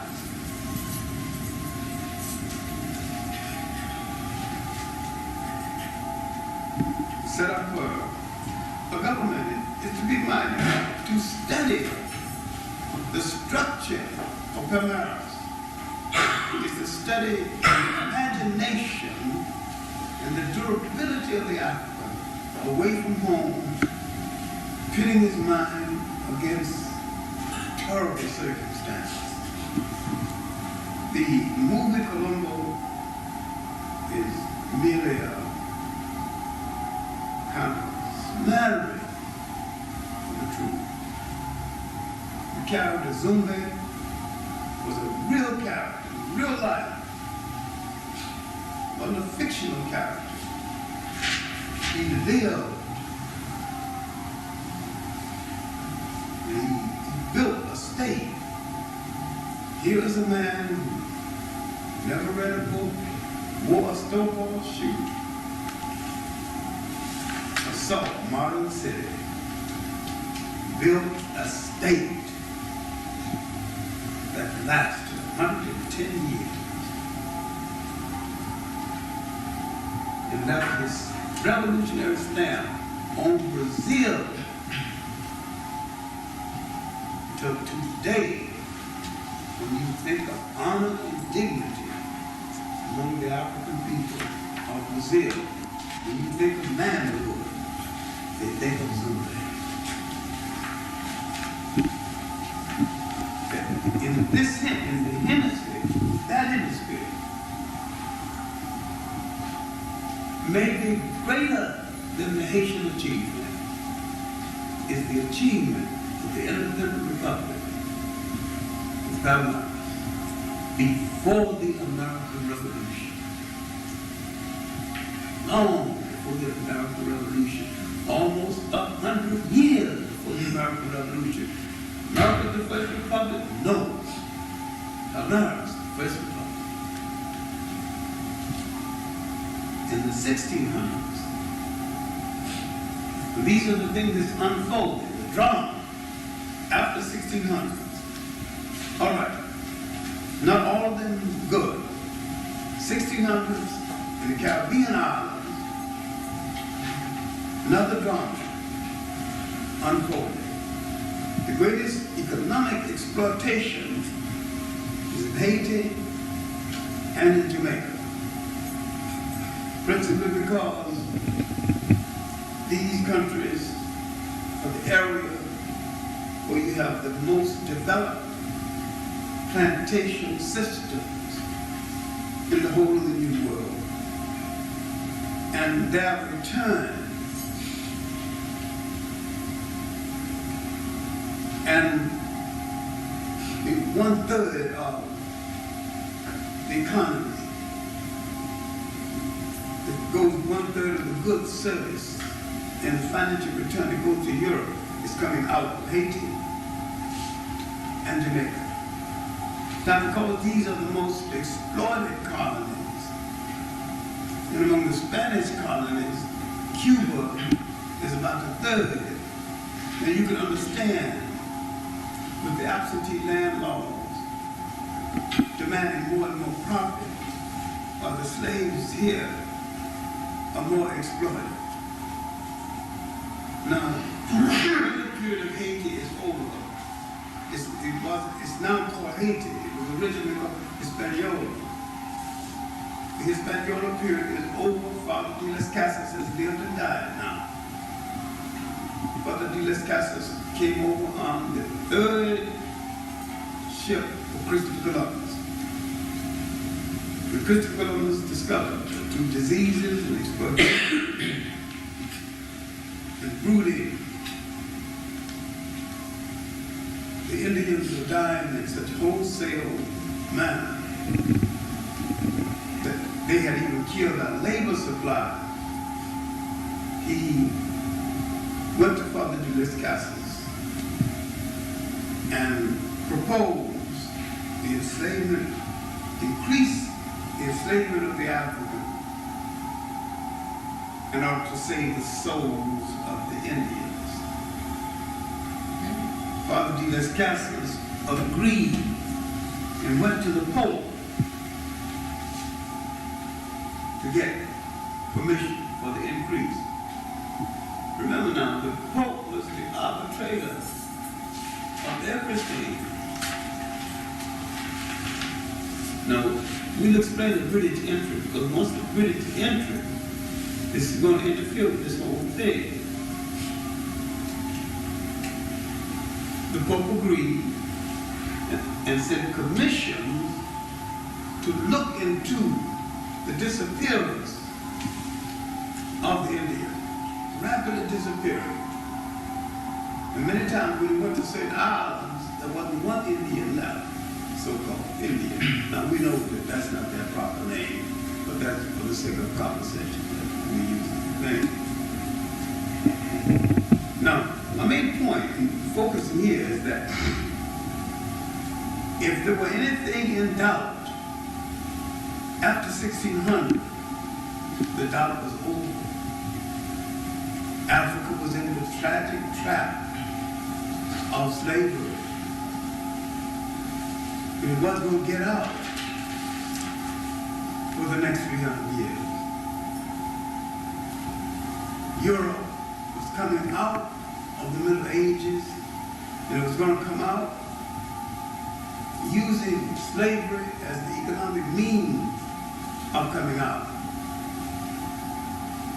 They were going to use Christianity, but that was going to be a bogus rationale.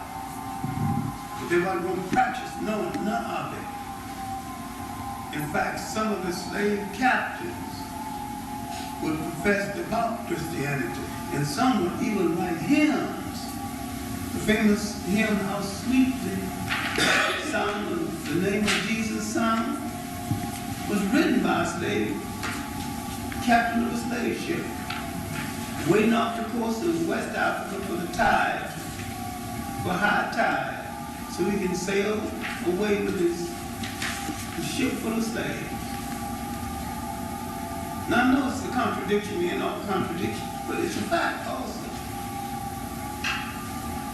Now, 1600, all of this is now a fact of history, and nobody's dealing with sentiment. And the church has been modified, at least the teaching has been modified to justify this criminal act. See, you're going to have to study again the life of Henry VIII. And what this man was about.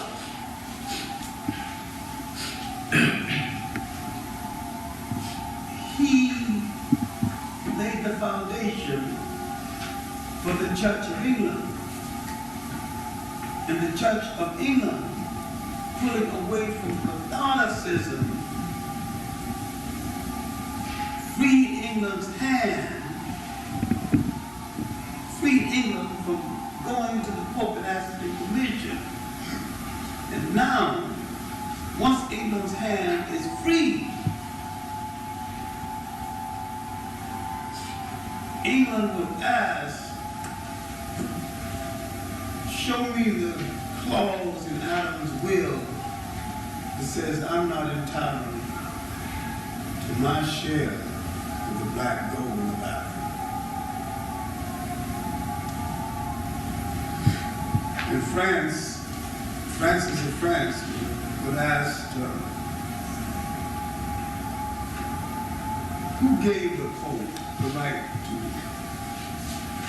give away people and kingdoms that didn't belong to him in the first place? Why France, a Catholic nation, is at odds with the Catholic state, the faith. For some reason, which I'm not clear on, but it was not until the period of Cardinal Russian that France had a rationale to go into the slave trade. And we need to study this old holy rascal again. And the role of the church in furnishing a rationale for the trade. Now, France is in the business. England is in the business. The Scandinavians are in the business, and we've forgotten them. The Swedes are in the business. The Portuguese have built the most awesome and the largest of the slave fortress, Elmina. The French have built Gorée, first built by the Portuguese. They're building permanent fortifications along the coast to hold the slaves until the ships come by. They call these places factories. The luxurious quarters on top of these factories where these slave buyers and captains live in luxury. Even a separate corridor where the women they want to violate that night parade in the courtyard and they pick out the one they want for the night. And she comes to the separate corridor up the ladder, the trap door. I've even gone through and see all the trap doors and when she's pregnant, sometimes instead of sending her on the next load, she's kept there, and there was a mulatto village in and around the fort. In and around nearly every fort. And some of these offsprings ended up engaging in the business themselves of being clerks and collaborators in the local business. Now, in Ghana, there was a slight exception. These families grew up and nearly all became loyal Ghanaians, pledged allegiance to Ghana, their descendants. And when the German missionaries came, the Randolphs, and the Lutheran missionaries came first to Ghana, while ago. And the Lutheran missionaries nearly always married into these bastardized African families. And yet, all of them, not a single one, ever turned against the African side of their family in favor of the European side of the family. Sierra Leone is a much different situation, where you have a distinct class, Creole class, that holds itself aloof and separate from the Africans. To this day, while in Ghana, they mingled, they mixed, and many of them became some of the best servants and patriarchs Ghana ever had. In fact, the father of present-day Ghanaian politics in the 20th century was one of them, Case the Hayford. And all of the men of that group, almost without any exception, married dark-complected African women. Ghana is the rare exception. There was very little of this in Nigeria. Quite a lot. Sierra Leone was literally the dumping ground for the British slaves. We'll get to that a little later. It was also the dumping ground for a whole lot of unwanted blacks in the United States after the American Revolution, and a large number of blacks that went to Nova Scotia. But that's some other discussion or some other time. What we're trying to get to is the aftermath of 1600, and what 1600 would set in motion that would reverberate to this very day. Patterns of slavery that will become patterns of colonialism, that will become patterns of stratification that today affects Jamaica, Sierra Leone, Barbados, other nations in the Caribbean. These patterns were set up then and wasn't broken. All right, now, the British entry into the business really started in earnest with Henry VIII's only child. He might have had some that didn't survive.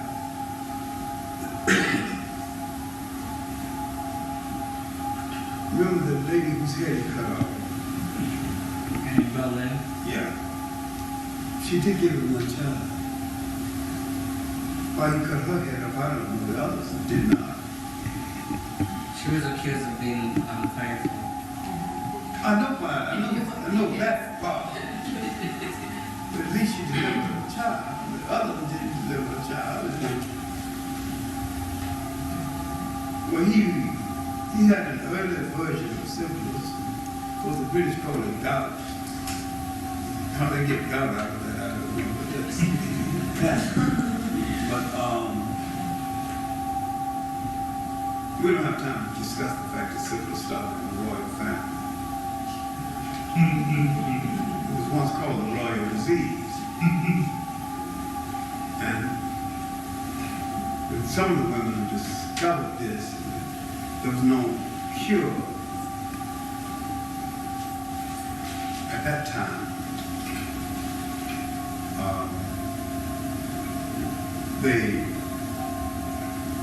began to refuse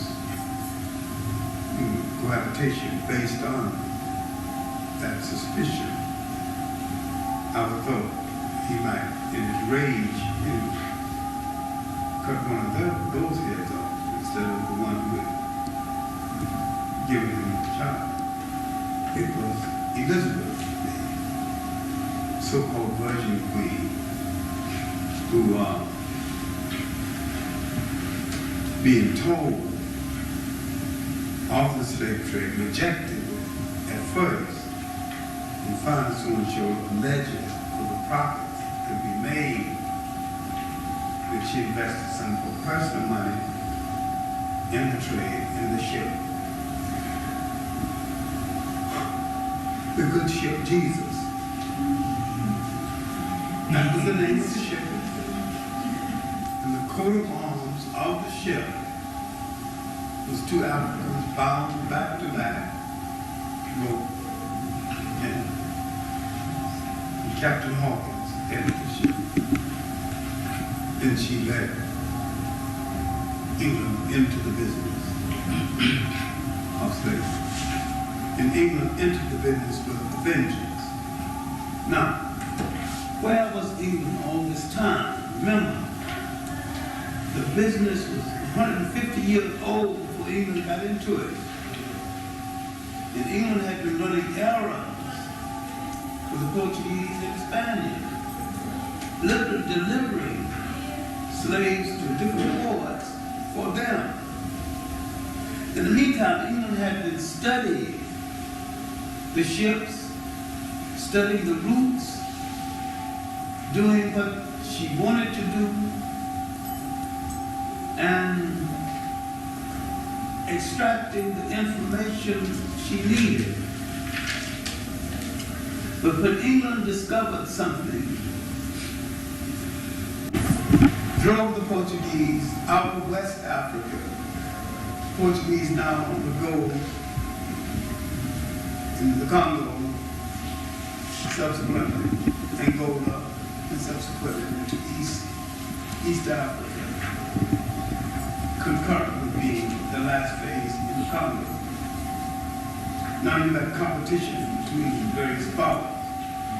The Scandinavians along the coast become middlemen, except the Dutch became middlemen too, gun salesmen and the like. But if you look at a map of Europe, you can understand why the Scandinavians didn't last in the business. Although the Swedes had built Christiansburg and others had built forts along the coast, but when they have to go home for supplies, they got to go way up the top of Europe. When the Spaniards and the Portuguese go home, they go right up the side of West Africa and they're home. So they can get supplies and soldiers quicker than other nations. So they can facilitate that business because they're in a direct line to where the business is occurring. And at first, now we're talking about two businesses now. We're talking about the development of the slave trade along the coast of West Africa. We're talking about the opening up of the new world by the Spanish conquistadors from an expropriation. Now we're trying to explain the fact there were large numbers of Africans with the Spanish conquistadors. And these were not raw laboring Africans. And most of them did not come from Africa. Now we have to explain why so many skillful Africans were with the Spanish conquistadors. Where did they come from? They didn't come from Africa. Now, the wheat farmer with Cortez, what did he had to be skillful, literally introduce wheat farming in the hemisphere. Well, where was he planting wheat before he got here? Wasn't planting it in Africa. Not that wheat was unknown to Africa, but he wasn't a wheat farmer in Africa. And yet he was wheat farming someplace, and he had because he had developed the skill. The first Africans enslaved, not so much enslaved, but recruited for labor with the Spanish conquistadors came from the Mediterranean Africans who had gone there with the Africans and the Arab conquerors of Spain and the Mediterranean. So now the European turning on these Africans first. Once the Europeans got power, the first African he saw was the African on his side. Not the African in Africa, but the African who's been there all along. The Moors. So there was an African army with Pizarro in Peru. I mean, this man was an expert ammunition repairer. He wasn't working in Africa. There was Alonzo Nino, and Christopher Columbus's lead ship, Papa. He wasn't piloting in African ships. He had experience, otherwise he wouldn't have had that job. He was piloting his lead ship. I checked Spanish records, and he was a Christian African who had stayed on in Spain after the Africans lost their power.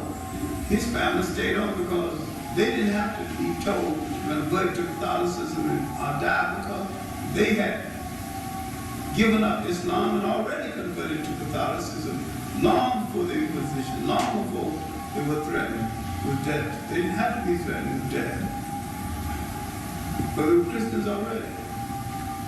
By the time this occurred, many Muslims were converted to Christians and stayed on in Spain after the Africans and the Arabs lost Spain. So if you keep on, you're going to explain Othello. Most people, they say they can't explain Othello because they can't explain an African general, head of a European army. They can't, this is fantasy, no fantasy. There were African generals, head of European armies, because the Africans had been 800 years. European economy was depressed, the military was depressed. That was the African general that defeated El Cid.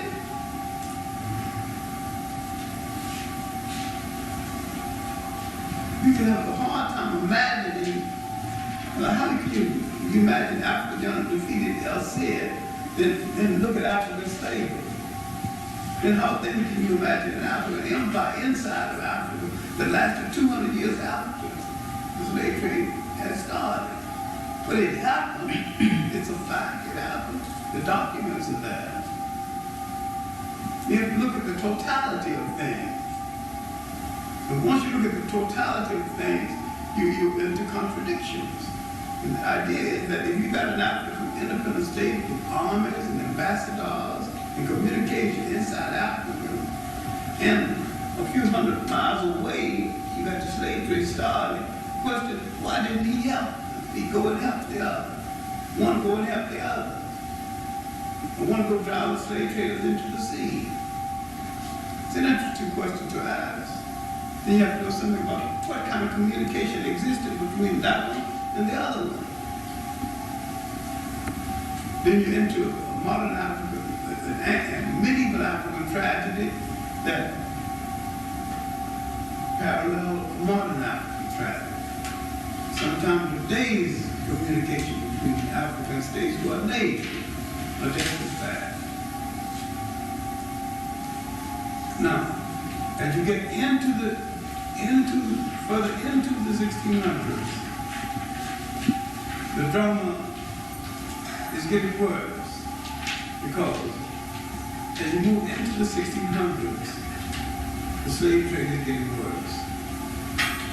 The 17th is going to be the worst single century of the business. Only an inkling of light is going to appear in the 1800s. But yet in the midst of all of this, Africa is going to produce some valiant men, heroic men, and women too. In Zinga, we'll be fighting the last of her wars against the Portuguese in the 1600s. Just a little after the 1600s, 1663, she would be fighting the last of these monumental wars. And she would either win or lose, pitting her army now against Portuguese might and Dutch guns. This last of the great female warriors of that period would go down to defeat after fighting the Portuguese 52 of her 81 years. Since the beginning of the trade, there was no period when there was some form of mounted resistance in some parts, in several parts of Africa and in the Caribbean. Now, while all of this drama is unfolding in Africa, in the Caribbean, and in South America, the first generation of Africans in the United States, in a formal sense, the first generation is just about ending. Because the blacks in the United States were late when they arrived, because they did not arrive until 1619, 1 year before the Mayflower.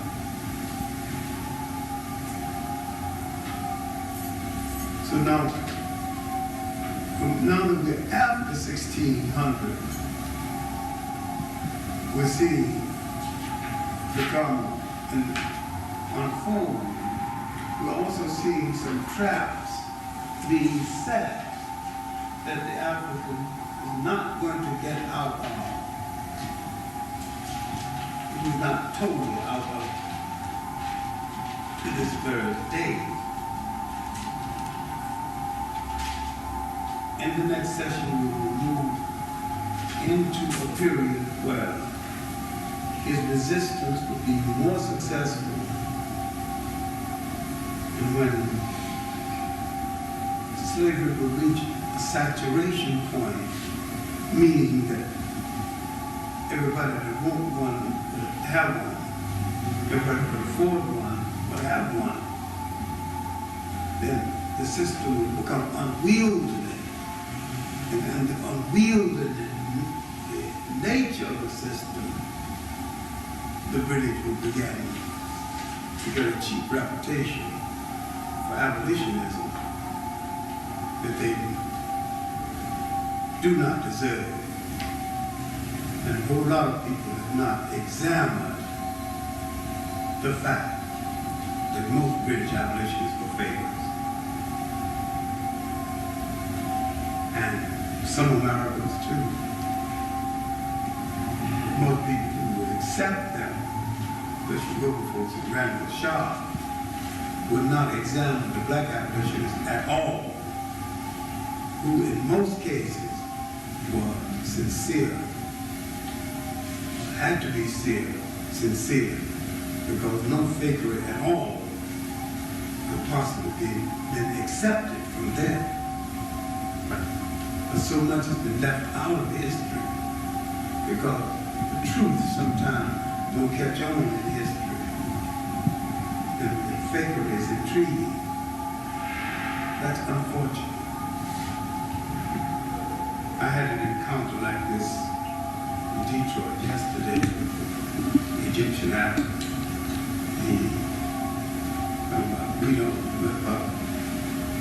The African, some of the African, Arab League Africans out of history. I said, we left them out because sometimes they're Arabized Africans.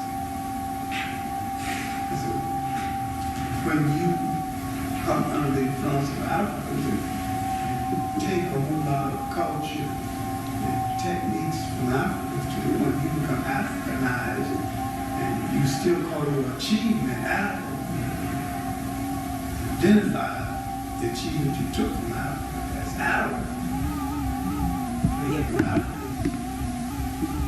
achieve something in relationship to you.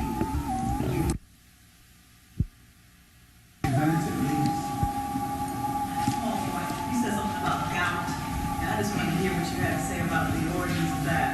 I don't know the origin of that, but anytime an English gentleman have a disease that the British don't want to discuss as a social disease, it just classified as gout. They don't want, because gentlemen don't have social diseases in England.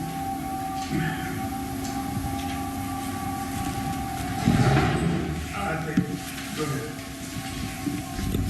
You had mentioned, we were talking about the free Africans not helping in the slave trade. I'm sure some of the free Africans did help in the slave trade, but not to a full extent. No, I mean, yes, they did. But I was talking then about the Africans who had armies and organization. And if they had unity and agreement, they not only could have helped, they could have stopped it. Do you know why? And they thought about it too late. Communication between Africa and Africa is not good. And the concept of Pan-Africanism really is a Western African concept. It had regional unity, continental unity is eluded them. They're fighting for it now and struggling for it. And I think ultimately they're going to have to achieve it, or will achieve it, if they're going to survive. And I participated in a conference only a few weeks ago, proved that it was hopeful, that it's a hopeful concept.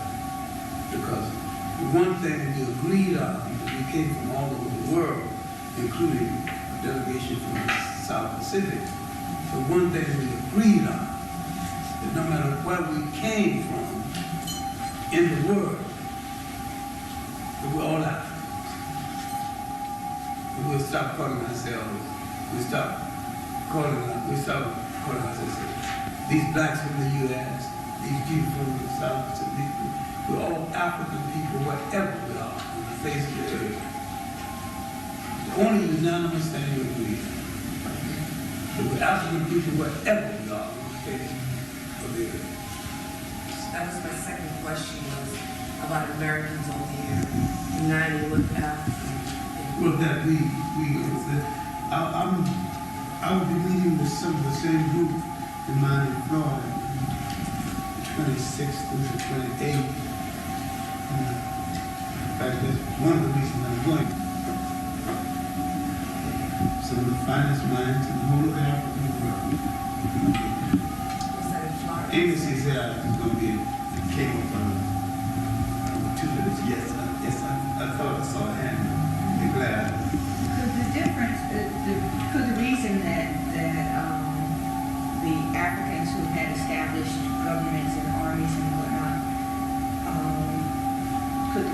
that they did not help those people who were being enslaved be the difference in the concept of slavery that they held as opposed to the type of slavery that Europeans were imposing on the Africans? Yes, yes, the difference between this concept. Now, when we get a little later, we will talk about Madame Tanabu, because Madame Tanabu was in the business, and she was selling slaves. And after a while, she asked, when will some of them come back? Because she thought she was recruiting people to go and labor. And once the labor was over, they would come back. And she discovered these people are not coming back. Then she turned on the business and fought to destroy the entire business all along the coast of Nigeria. And she would war on anybody else in the business, including the kings. And our last talk was the king of Abakuta. And her husband had died, and she, there was a man pursuing her hand. And she said that I have man's work to do, and I have no time to play around with these female traits.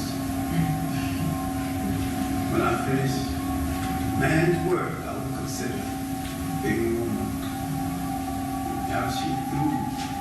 After she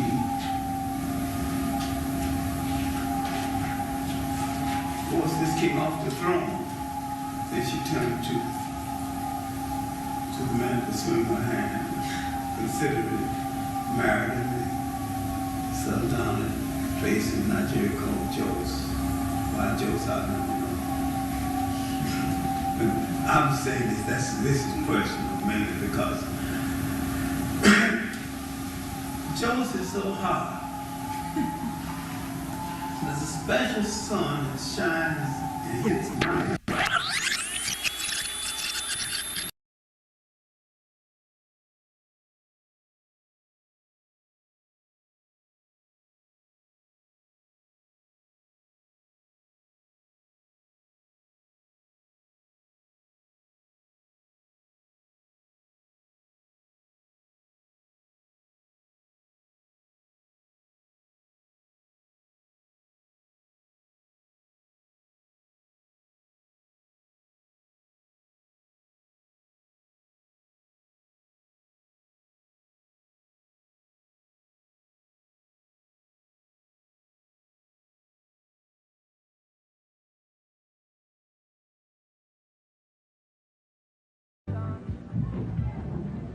Thank you very much. Tonight, I'm going to talk about that period which shaped the United States and made it what it is. One of the reasons you don't understand nations, you don't understand the intention in the foundation of the nation and who the nation was made for and how it was shaped. I'm going to deal with the period 1776, the American Revolution and aftermath. I'm going to end on the eve of the Civil War. This is the period when the intention of the nation was shaped to be what it is today.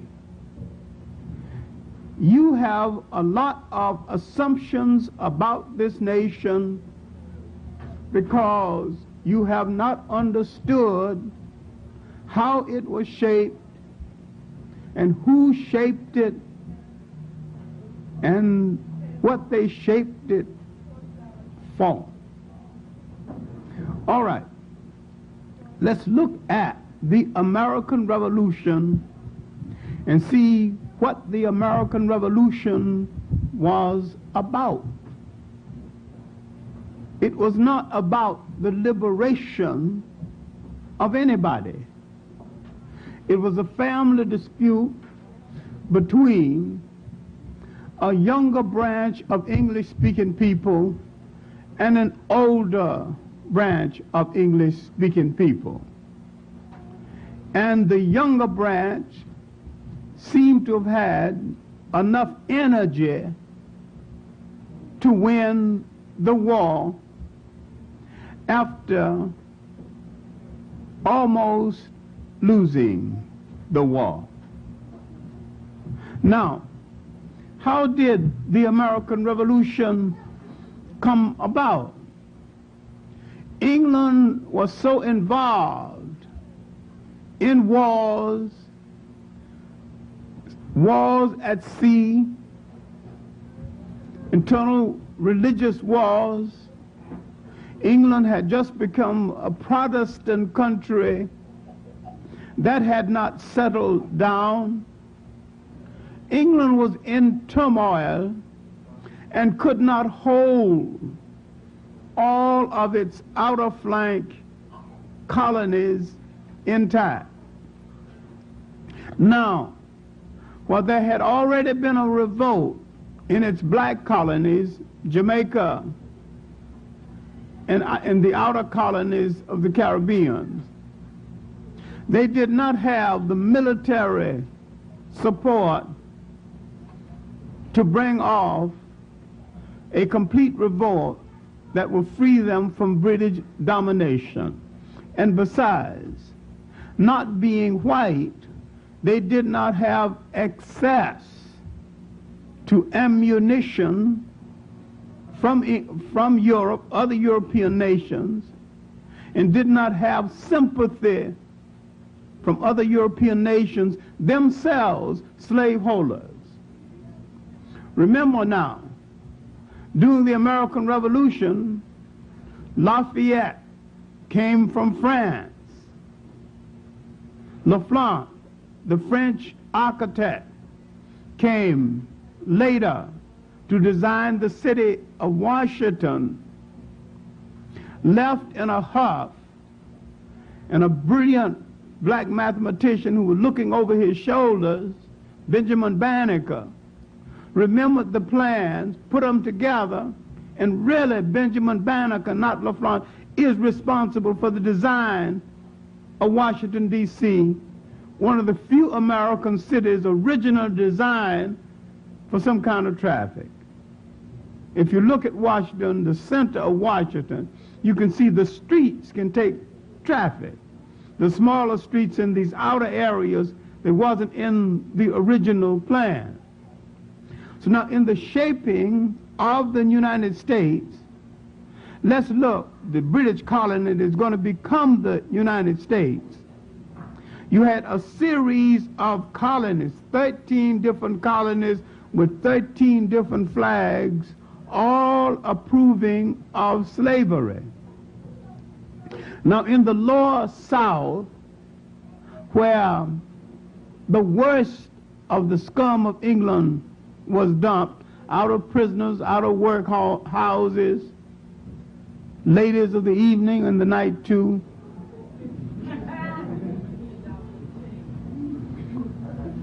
slavery was forbidden for a while. These were debtors and prisoners and the like. What you cannot understand is that Europe dumped its human garbage can into the so-called New World. The worst of that garbage can came to the United States. We inherited the worst of Europe. Not that there were flowers other places. Now in the New England states, some of the English came to escape persecution. Some of them were people of means. Mostly in the southern states, people trying to better their condition. Large number of them were indentures. All right, I'm getting to the point, and the point is, where did we fit into all of this? What had happened to the Africans in the United States between 1619 and 1776. Let's focus on 1776, because during that period, on the eve of the revolution, there had been contact between the Caribbean freeman and the black freeman of New England. And if you look at the biography, Russwell, Jamaica, Prince Hall, Barbados, Robert Campbell, Jamaica again, Peter Ogden, Antigua.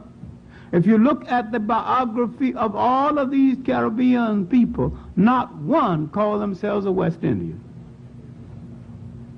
Everyone thought of himself as an African person away from Africa, and saw the plight of one African person identical with that of other African people. All right, now the revolution comes. The alleged hero, I'm using the word advisedly, the alleged first man to give his life in the American Revolution was Christopher Adams. All right, I would not take a black hero out of history unless I got 10 to replace him. I'm going to put him in proper perspective. Christopher Adams, drinking with his Irish cut buddies, hanging out, everybody boasting about what they're going to do to the British, and he just stumbled out of the bar ahead of the rest of them and caught a bullet and got into history. World's great accidental hero. All right. Because white people say so many bad things about us, it's not true. When they say something good that's not true, we might as well let it ride. Okay. Christopher Adams, of course, was one of the early casualties to the preface to the American Revolution. But as a matter of historical fact, the revolution hadn't started when he was killed. So to say that he was the first to die in the American Revolution is stretching a point. He did die. All right, let's give him all the honor due him. But he didn't die in the American Revolution because there was no revolution at the time. Okay. There were other black heroes in the American Revolution, and I wouldn't take him out unless I was going to put them in. There were genuine heroes in the American Revolution. So at first, Washington didn't accept black Americans in the American Revolution. But there were several families, the Brazillo family, the descendants still alive, some in Chicago and some around Boston. I've actually talked to someone on the telephone and greeted those in Chicago. Because they were light complected, Washington couldn't tell where they belonged.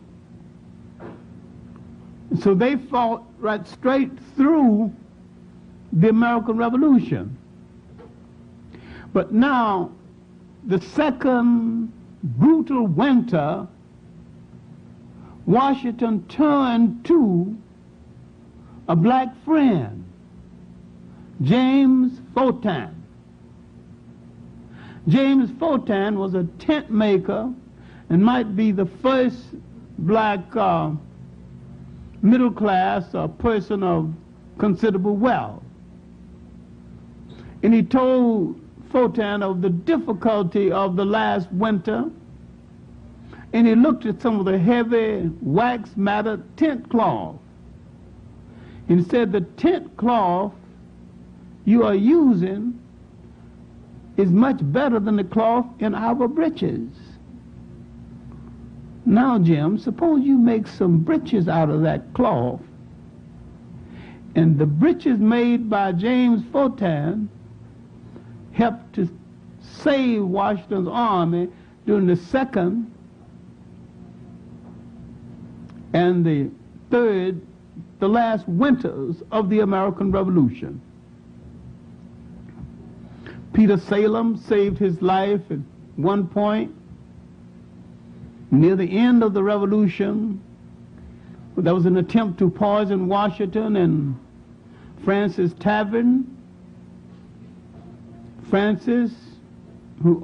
Samuel Francis, who owned the tavern still exists down around Wall Street area, was of Caribbean descent, a Caribbean free man, and his daughter Phoebe noticed the attempt to poison Washington, because that's where Washington went to eat.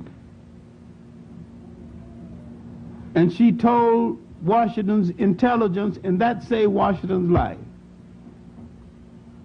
Okay, Washington took a liking to Francis.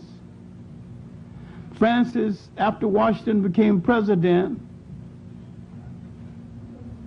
and he became steward to Washington, and Francis, being a good cook and a restaurant man, began to invite people to the White House to have special food on Washington's birthday. This is the origin of Washington's birthday, by this Caribbean restaurant man.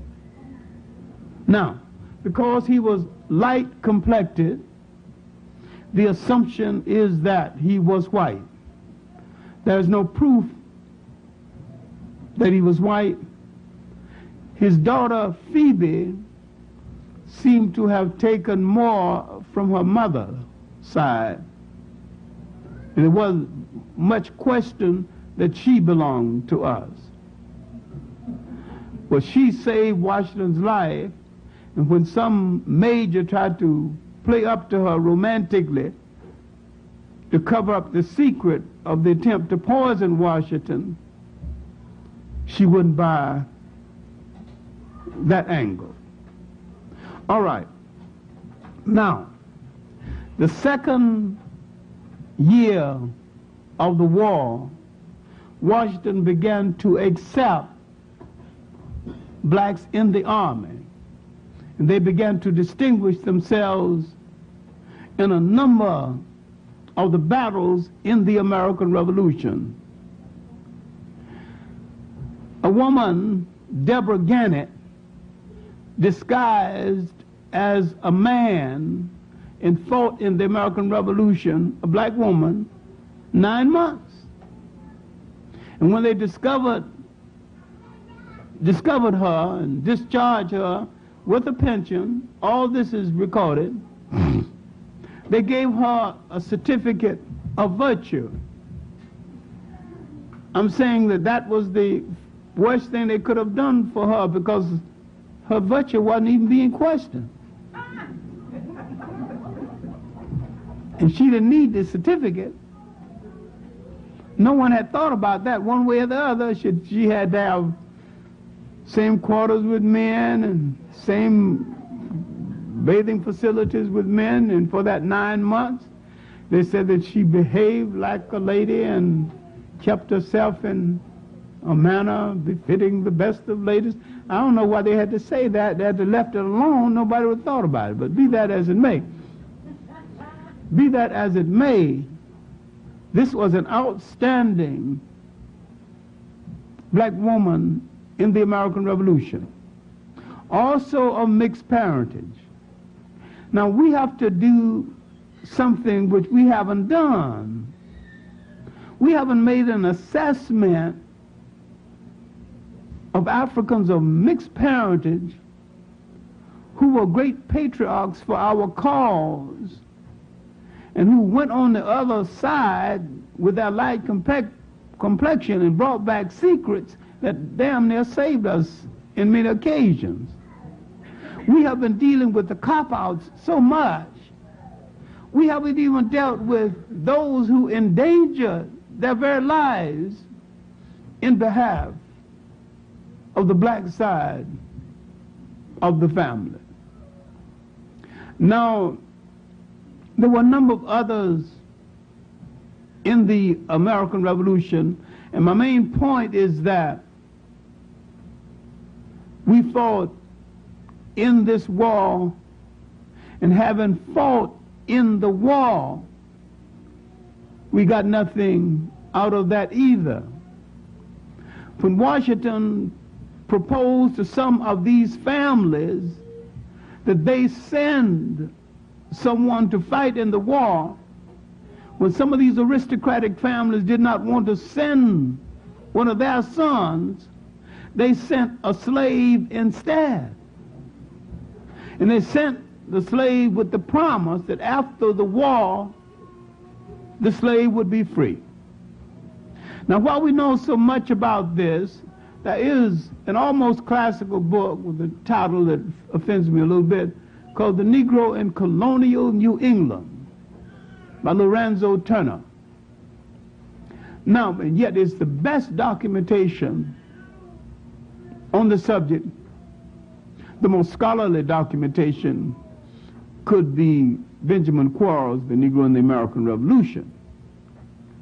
But here you have case histories of blacks who fought in the American Revolution. It is from one of these case histories that I get the story of Manny's Sam. This black New Englander fought in the American Revolution. His master, he was a slave, his master was probably named Manny, and Sam is the only name they gave him. So he fought in the American Revolution. No doubt he endeared himself to his white comrades who taught him how to read and write while he was in the army.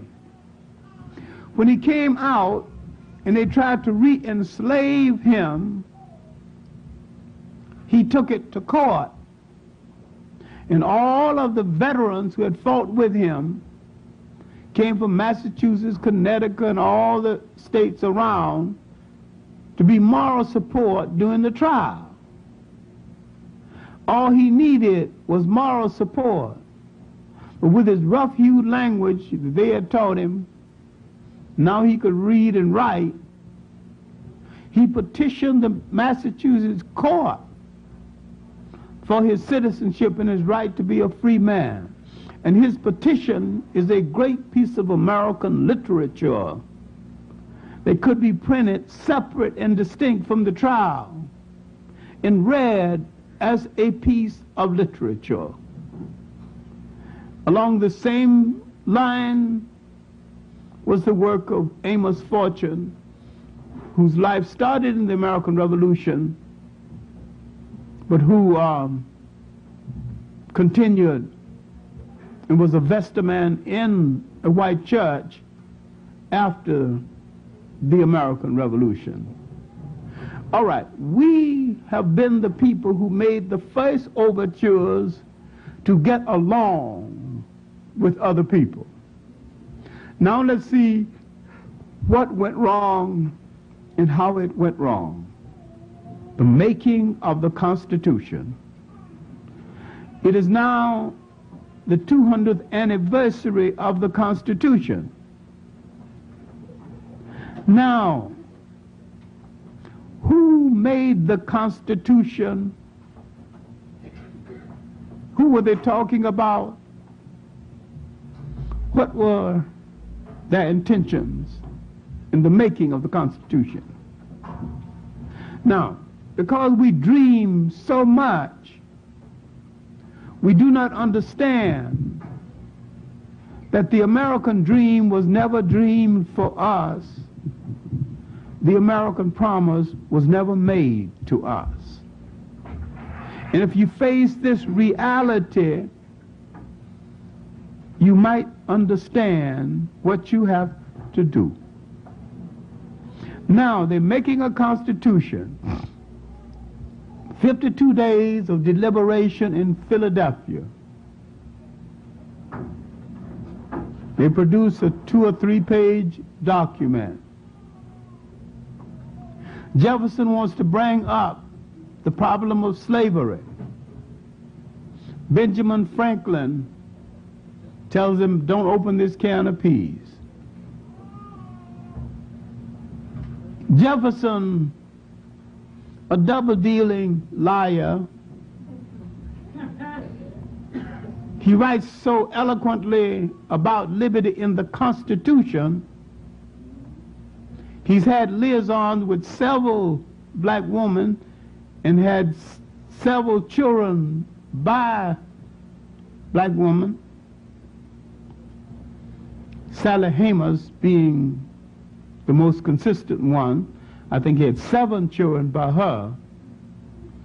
And if you go to Monticello, the Jefferson home, I talked about this so much they close off that stairway. There's a stairway leading from his bedroom to her bedroom.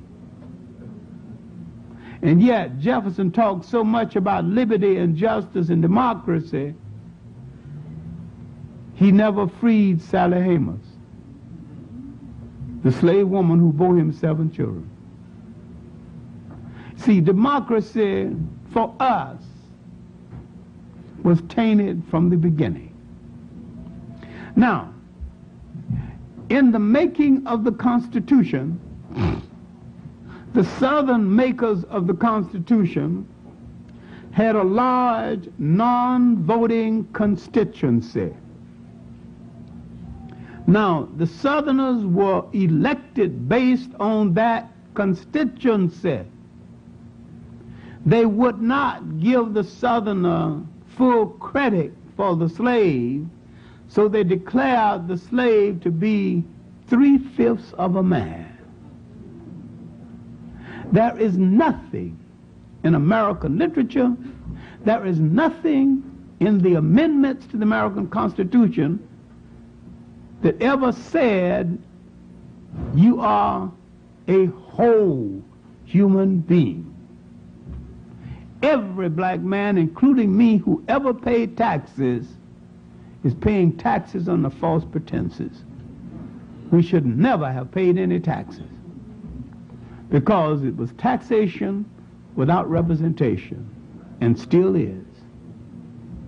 Now, in the whole concept of 3/5 of a man, many Southerners came to office based on the fact they had so many slaves in that constituency, though non-voting. So we see now the nation is shaping itself. Now, in essence, who was the nation shaped for? And remember this, and I'll repeat it if you don't understand it. This nation was made for originally free white Protestant males, middle class and up, those who agree with the prevailing political status quo and who own property. And when they say in this country, liberty and justice for all, that is the all they are talking about. And they are not talking about women, they're not talking about Catholics, and they are not talking about Jews. Now you can play behind and be a servant to the power of the white male Protestant, but he will always be the dominant power in the country until he acknowledge and put in law and action that this country was meant for someone else other than himself. When someone asked recently whether the Constitution still prevails, Robert Harris, a professor at Cornell, asked, I hope not. I hope it don't still prevail. I hope there have been some changes. All these amendments, they still mean what they said originally. The president means what they said originally. This debate over this judge is what they said originally. But there are non-Protestants, whites, or pseudo-whites, who many times get a leverage by supporting the Gentile establishment and by rendering a service managing us. And they endear themselves to the Gentile establishment to the extent they keep us in line. Now you see where it started. Now you can see what other ethnic groups come in and manage your community, manage your stores. Why the government even give them money to assist them in doing it. And why you are not the resident entrepreneurs in your own community. Now, I believe you can take back all of this community, any community, once you're organized to do so, and once you understand the global importance of African people in the world. You could actually do it. But you're so mesmerized by other people, you assume there's something magic about running a store, marketing food, and turning wheels in clocks and mechanics. And you forget that you did it first before they had shoes or lived in houses that had windows. What people make you forget, especially what you was, and your historical memory generally controls you right now. Okay, the revolution is over. Where are we? In the South, still slaves.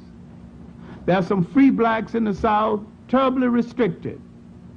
No vote, no public accommodations. There's some free blacks in New England, really, where the voice of the free blacks got heard. But among those heard the most, Prince Hall and his African Lodge, the first black Masonic order. Now blacks are beginning to organize. They're beginning to express themselves in poetry. They're beginning to express themselves in the slave narrative. They're beginning to question whether they go to the side door or the balcony of churches. Soon, Richard Allen, James Varick would challenge the white church, and they would find the AME. Now the independent black church is on the way. You've got independent thinkers now. And we are approaching the 1800s. And as we approach the 1800s, we have the semblance of a church organization, the semblance of literary organization, the semblance of a protest movement. Now, as we came into the 1800s, let's look at that first half of the 19th century. Because this, in my opinion, was the most dynamic period in the history of black America. It was the most dynamic period because these blacks were clear about what they wanted to do and what they had to do than you are right now.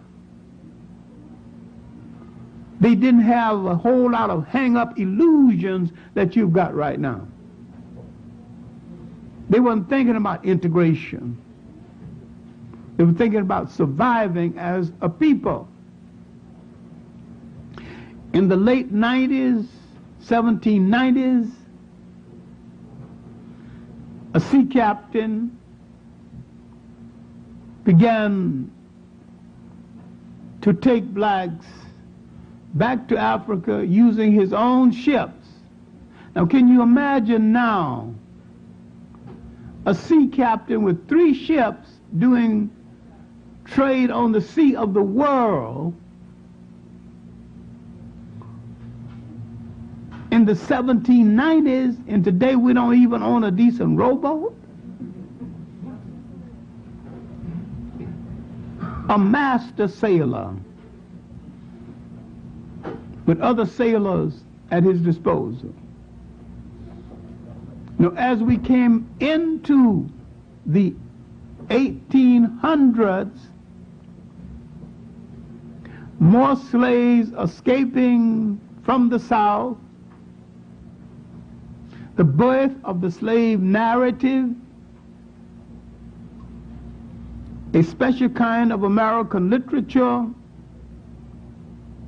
Finally, the Douglass School, Frederick Douglass, would begin publications. But 1800 itself, the first massive slave revolt, Gabriel Prosser in the Carolinas. Now you're beginning to see organization. Along with this kind of organization will be a different organization in the North. People are coming together. Martin Delany, Frederick Douglass, the great minister Henry Highland Garnett. Poets are coming together, especially the great woman poet Elaine Wilkins Harper,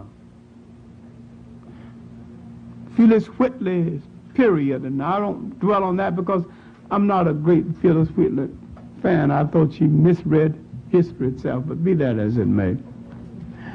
The importance of Phyllis Whitley is that she wrote. Women wasn't writing much poetry during that period, good or bad. The fact that she wrote fair poetry. And there are some atrocious lines in some of them. One that turned me off is that, I'm glad God took me from my pagan land, taught my pagan heart to understand. She didn't come from no pagan land. Africa was no pagan land. In her tribute to George Washington and to some lord. Well, the fact that I'm not a Phyllis Whitley fan is established, so I can go on. But during this period, a slave on Long Island produced the first cynical poem. And the poem went, my old master promised me when he died, he set me free. Lived so long his head got bald, got out of notion of dying at all. So this is the beginning of cynicalism in black poetry. So I didn't believe it. I don't believe the thing. All right, now, the black founding fathers as against the white founding fathers that Lerone Bennett writes about so beautifully in his work Before the Mayflower. And the thing about Lerone Bennett as against John Hope Franklin packs in a lot of historical information, but John's writing is so dull, I didn't say it's incorrect. It turns you off. Lerone Bennett is not as scholarly as John Hope Franklin, but Lerone Bennett makes the language sing. And he don't turn you off a bit. You read all it, pick up his book, you read the whole thing. John Hope, you go to sleep, all these facts so packed on, you know, without interesting explanation. But I think in Lerone Bennett's work, Before the Mayflower, in another work called The Shaping of Black America, the first two chapters, White Servitude, in the second chapter, First Generation, dealing with the first blacks to be brought to the United States. All right, now, let's look at the early period of Douglass. Let's look at the black giants, the people that Lerone Bennett called the black founding fathers. Better men, stronger men, true to democratic promise than the white founding fathers. Douglass, Allen, who founded the Independent Black Church, along with James Barrack, the founders of our large organization, Prince Hall, the role then of the Caribbean free men who came to the United States, the nationalist writings of Martin Delany, sometimes referred to as the father of black nationalism. He said that to Douglass, "I'm glad God made me a black man." And Douglass, who was part white, said, "I'm just glad God made me a man." All right. Now we're into the period where we're finding our voices. We're into the period when Douglass would write his famous narrative. Other slave narratives would be written. Now there's another famous slave revolt, this time in Virginia. Denmark Vesey, a black free man who had known languages. An unfortunate circumstance would literally hold up the revolt. When you study slave revolts in this country, this was the best planned slave revolt. Everything worked against it. The horses that were supposed to be in one place stampeded and wasn't in the place to take the men to another place. Rain and the bridge got washed out. And they couldn't contact the people on the other side. The circumstances tend to work against him. His secret keepers, while they kept the secret, they themselves couldn't connect. Yet when they caught him and tried to force a confession out of him, he told them nothing. And from his silence came the spiritual. He never said a mumbling word. In other words, he didn't give nobody's name away. Now, black expression is taking a new turn. It will take a dramatic turn 1829.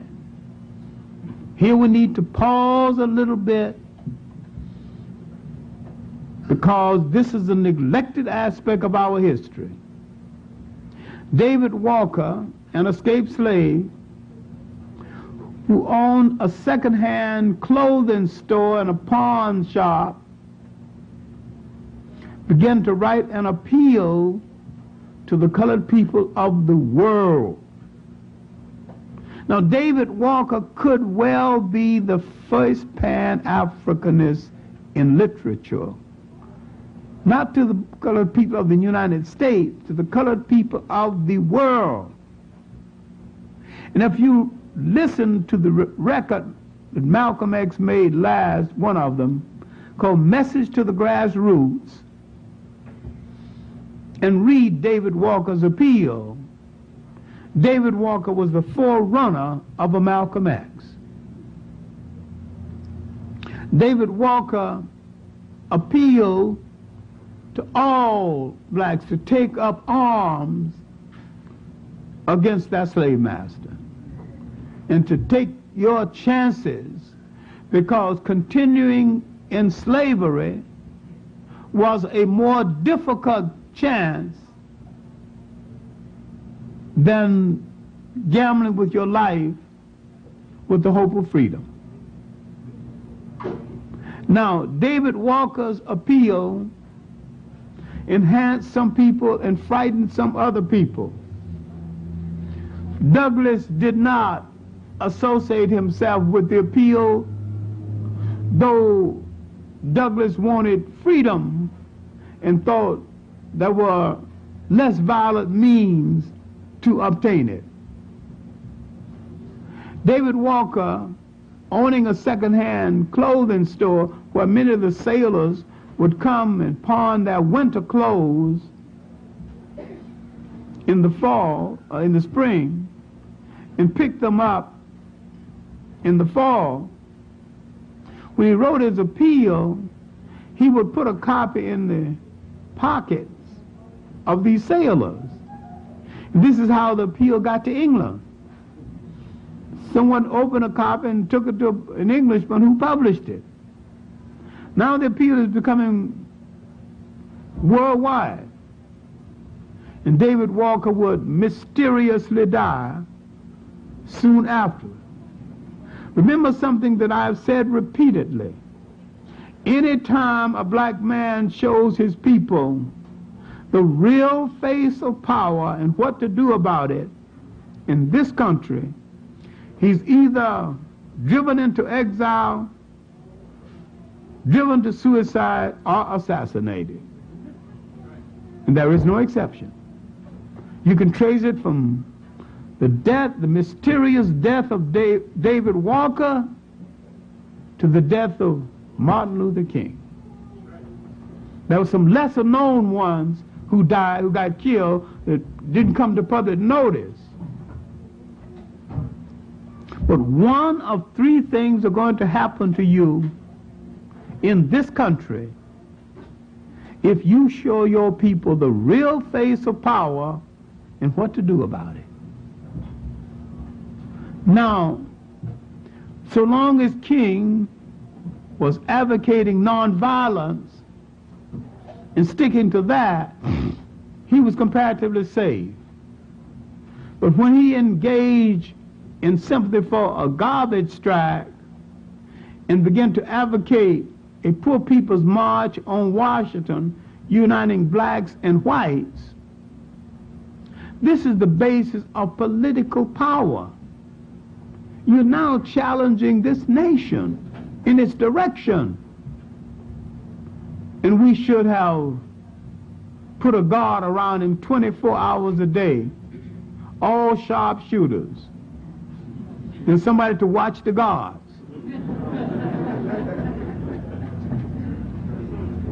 We are people lacking in suspicion, overly trusting, nearly always the wrong people.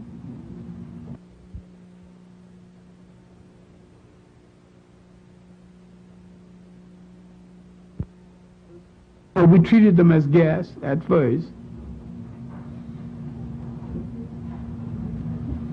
And this trait we still have. Many times we are kinder to the outsider than we are to the members of the family. This is a good trait properly used. When you want to find the strongest thing about a people, which is their concept of humanity, and that's one of the strongest things about us. The flip side of the strongest thing is also the weakest thing about you. You didn't watch who you were entertaining. You didn't watch who you were inviting to dinner. All right. The next revolt to frighten the slaveholders would be the Nat Turner Revolt, Hamilton Roads, Virginia. Also a well-planned revolt. In the Nat Turner Revolt, his secret keepers were spread across four states. And one of the secret keepers was his wife. This is why I took exception to the book Confessions of Nat Turner, because it made Nat Turner really a weakling lusting after a white woman. And there was nothing in history to prove that that was true. The scene was a violation of history. All right. Nat Turner's revolt probably caused more fear in slave owners than any other revolt. And what Nat Turner's revolt was inspired by, in part, was the revolt in Haiti.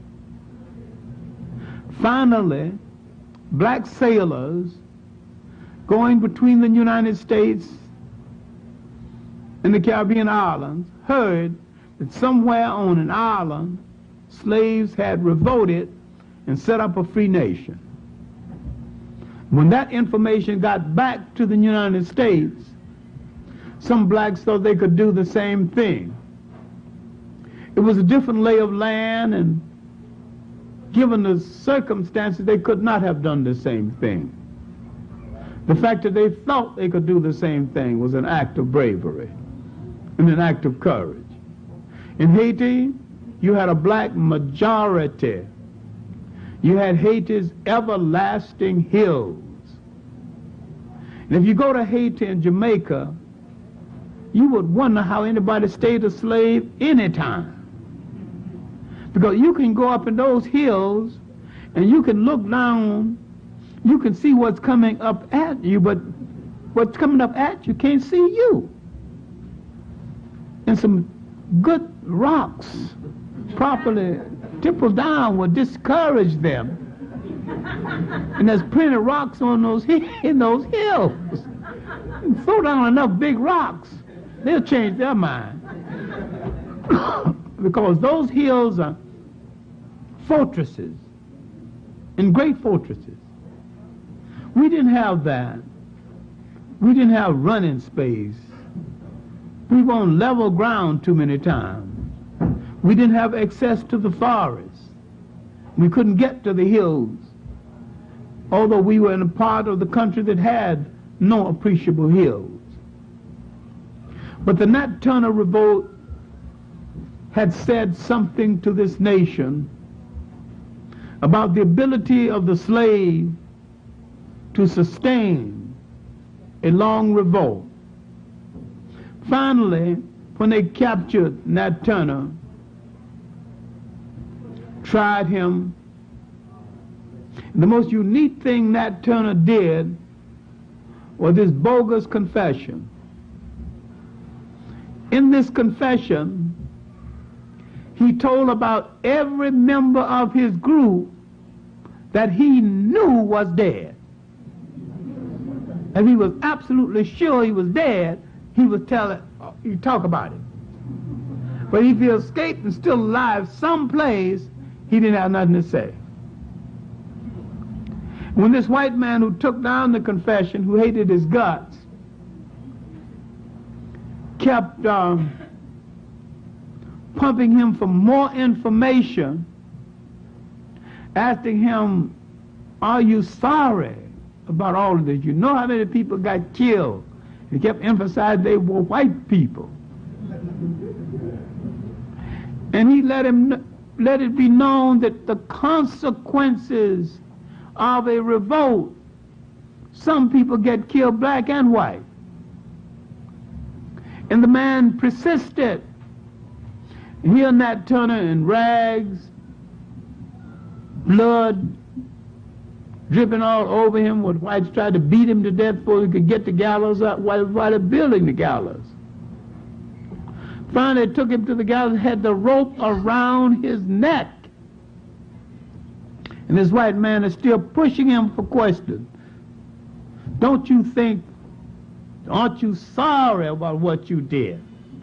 Do you understand that you're going to die? Nat Turner bravely tilted his head and looked at the fool and said, didn't Christ die? That was the end. He just went on like a man. No weeping, no crying, no begging nobody to spare his life at all. He said, didn't Christ die? Then they hung him. But they ain't hung no crying man. They ain't hung no man begging for his life. He gave it up for a cause. He understood that before he started, that he would have to give it up. Now, the Nat Turner Revolt brought into being large numbers of laws, black codes, all kinds of codes. Douglas's voice is stronger now. A period in black America often forgotten is emerging now, the convention period, what is called the Negro Convention Movement. We have always been and still are the meetingest people in this country.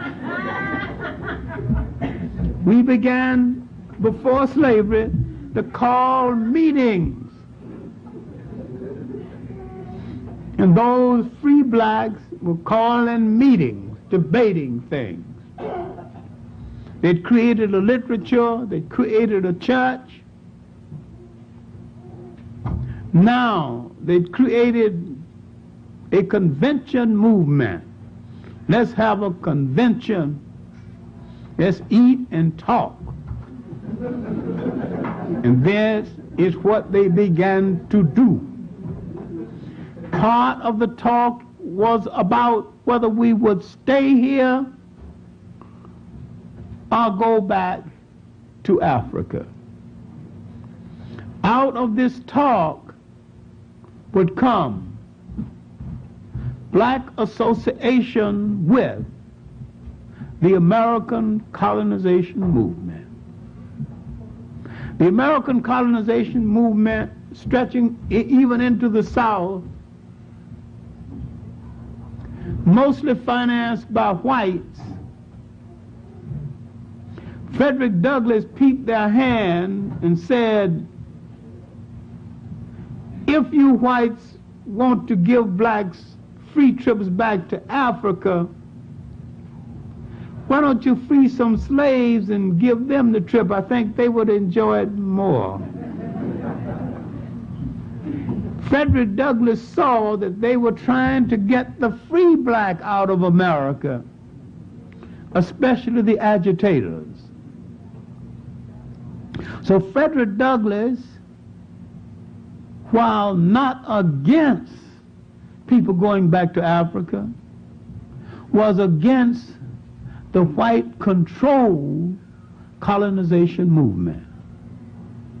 If you understand the colonization movement and how it was organized by liberal whites and some hypocritical whites who merely wanted to use the organization as a listening post to feel the pulse of black America, if you understand that, you'll understand the NAACP right now. A lot of people think the NAACP started out as a black organization. Then you haven't read the history. Started off as a liberal white organization, and they invited blacks in on their terms. And they're still mixed up based on the fact that people haven't studied foundation. When you understand what is at the foundation of something, then you can understand its intent. All right. Frederick Douglass would contact John B. Russwurm, the alleged first graduate from an American college. It was later proven that There was another black American who graduated from a college a few months earlier. This is not an important item, which one graduated first or last. Well, anyway, I'm willing to let Russwurm have the job because he did such a good job in editing Freedom's Journal, and the other one didn't do much for us, and he got lost in the shuffle, and we never know what happened to him anyway. Russwurm made a major contribution to the literature of the argument for freedom. And his place in literature, his place in our literature of liberation is secure. When he stopped editing Freedom's Journal and decided to go to Liberia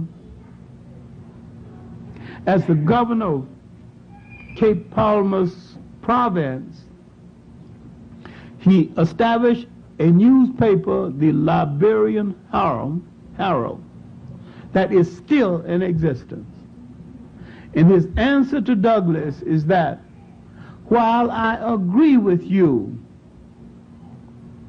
that this is a white-run organization, and he was sponsored by the Virginia branch of the Colonization Society, at least we have the opportunity to show whites that we can control a nation. Now here is where some mistakes began to be made in relationship to the Western black and Africans. The mistakes still being made.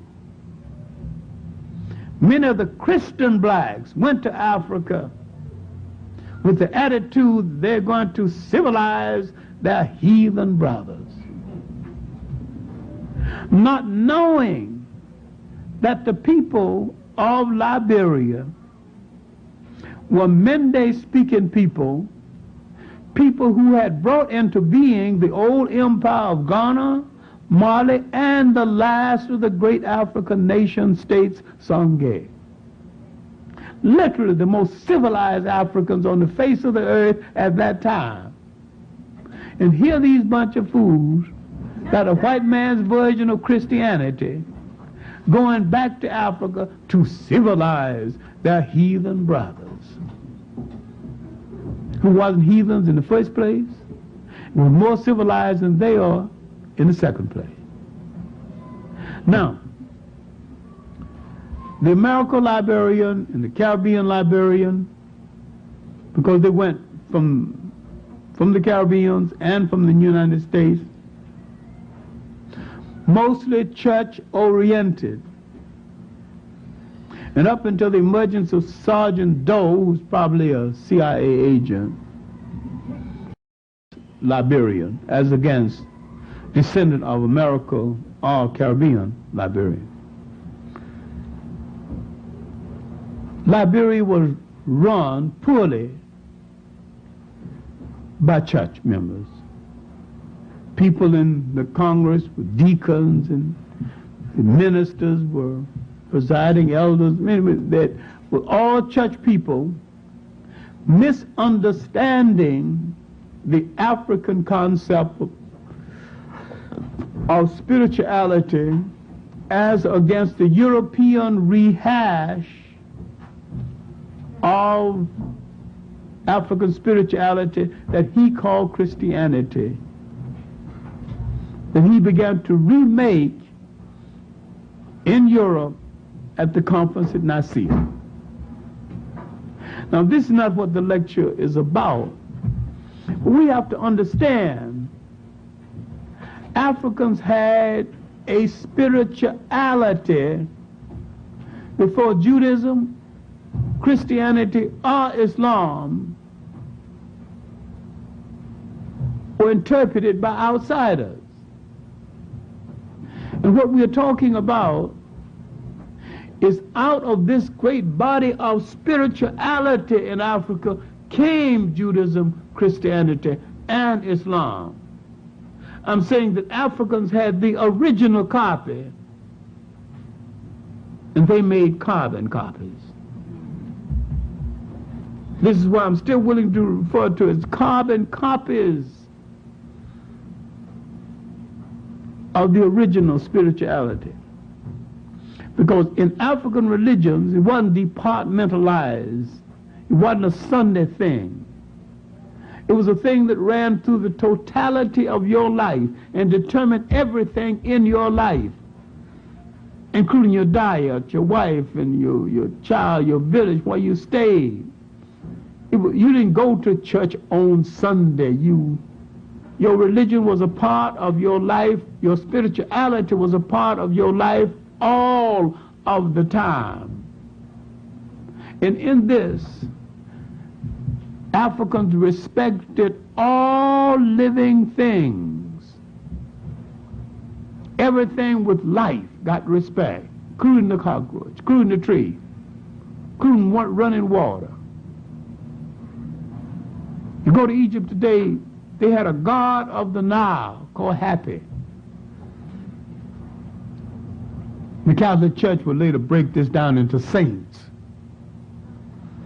The African had an overall spiritual force, and that God had many helpers. All the Catholic Church did just to call them saints. It's like Happy was the God taking care of the Nile.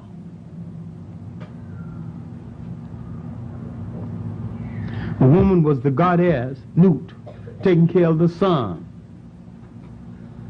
Her job was to take in the sun in the evening, put it in her body, and let it out in the morning. They assigned something to everybody. But that didn't mean that they did not believe in the oneness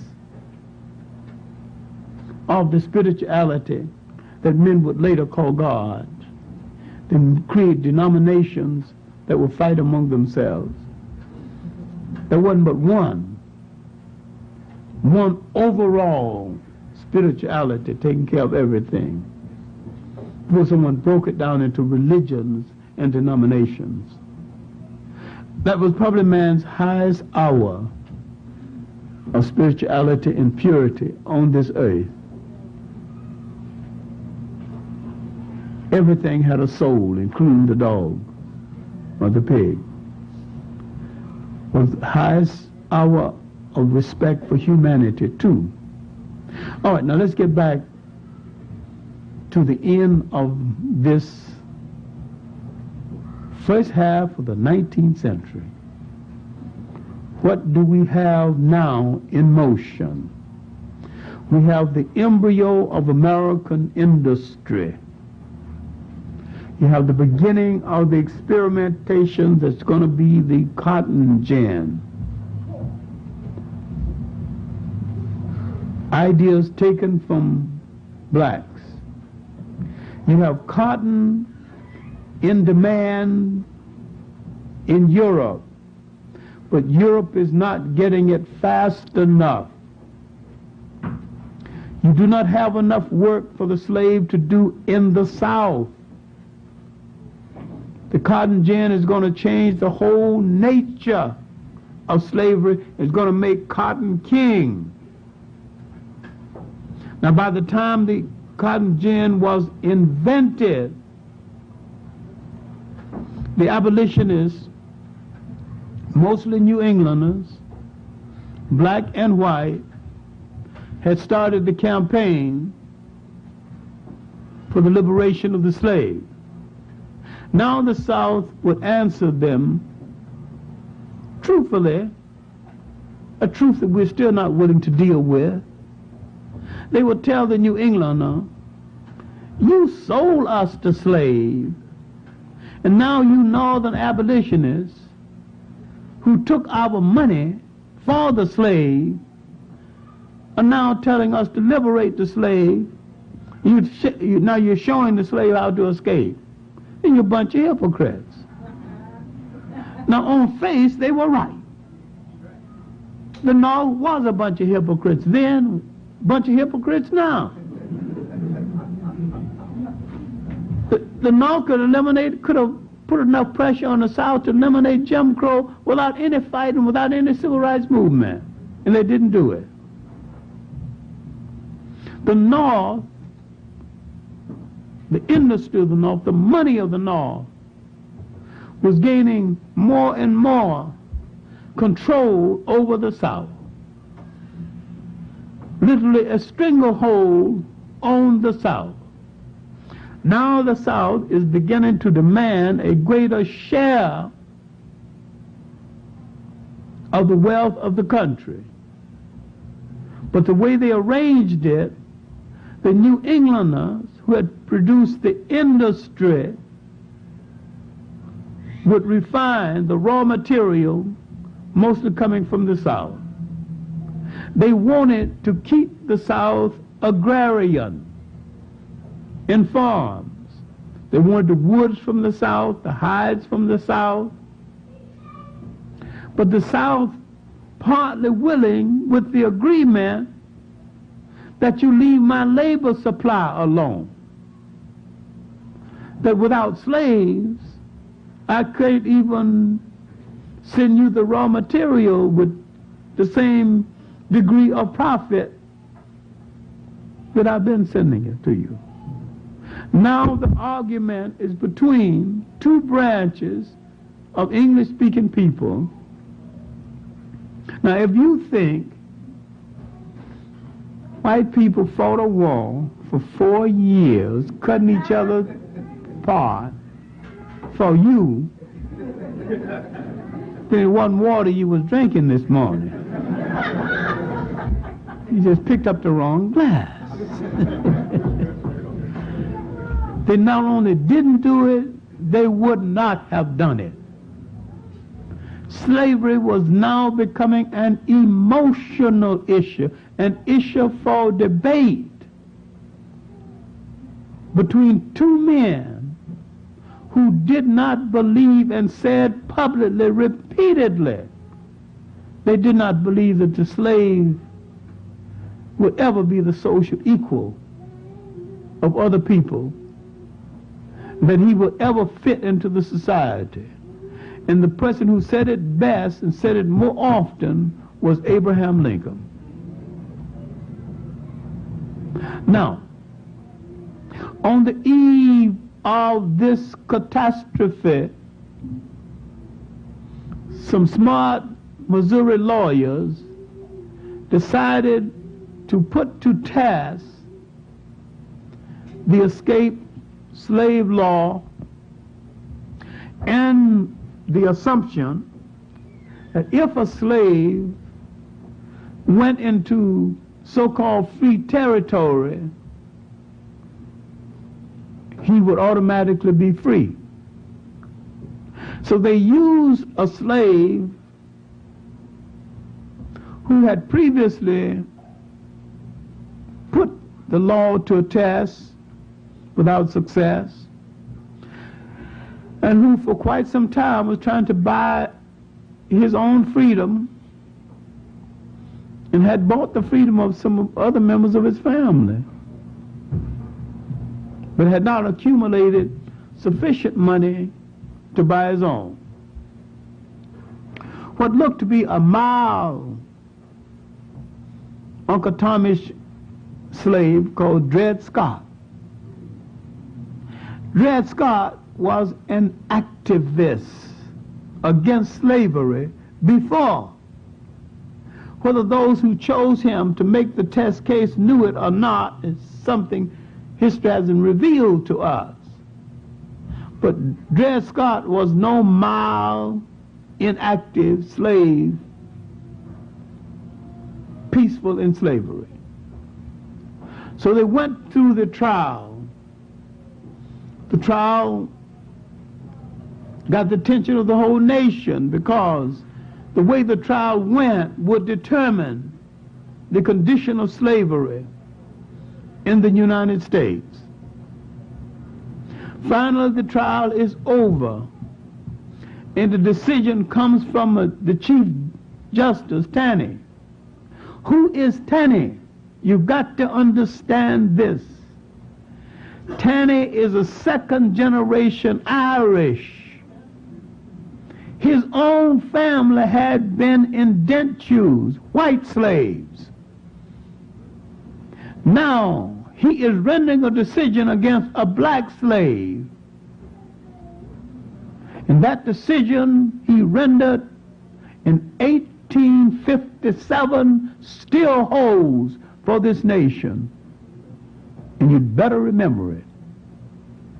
He said, no black man has any rights that a white man is bound to respect. That is the global approach between black men and white men this very day. No matter what the law is, you only have those rights he chooses to respect, and none he feels bound to respect. That's what Howard Beach was about. That's what the debate with this judge is about. That's what our life in this country is out of kilter with the rest of the lives of people, and we are a nation within a nation searching for a nationality. No people can free themselves unless they have a nationality, an identity. An Italian would say Italian American, German said German American. He's putting a nationality onto his citizenship. So long as you say American, you're out.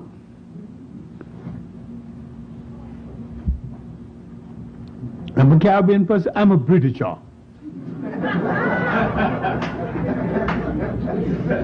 Britisher by way of what? Who made you a Britisher? You wasn't no Britisher when they brought you out of Africa. And we wasn't no Americans when they brought us out of Africa. The name of a people must always relate them to land, history, and culture. And anytime a people give you their name, if the name fails to reflect a relationship to land, history, and culture, you have called them out of their name, and they are confused about the role of a people in the world. No people can establish themselves in the world until they relate to land, history, and culture. Over and above that, their slave master chose for them. And so long as they choose a name out of their slave master's culture, they are slaves to that slave master. All right, now, we are approaching the Civil War. The black abolitionist has done great service, many times greater than the whites. John Brown has approached Frederick Douglass to join him. Frederick Douglass has refused, not only because it is violent, but he's assuming that if blacks joined him, it would give America an excuse literally to commit genocide against all the blacks. And he could well have been right. John Brown pursues his course that leads to Harper's Ferry and his death. John Brown may well have been the only white person who paid full dues in our club. The rest of them are associate members. John Brown might be a full member. And the only way to be a full member, you got to lay it on the line, and if necessary, give it up. All right, now we are approaching a period in history when America is made facing a catastrophic civil war that will remake the country. We would, of course, fight in that civil war in large numbers, and we would distinguish ourselves. After the Civil War, we would put down old troubles and pick up some new troubles. And the new troubles are still with us and stayed with us through the end of the second half of the 19th century. That's what the next lecture is going to be about. Thank you very much.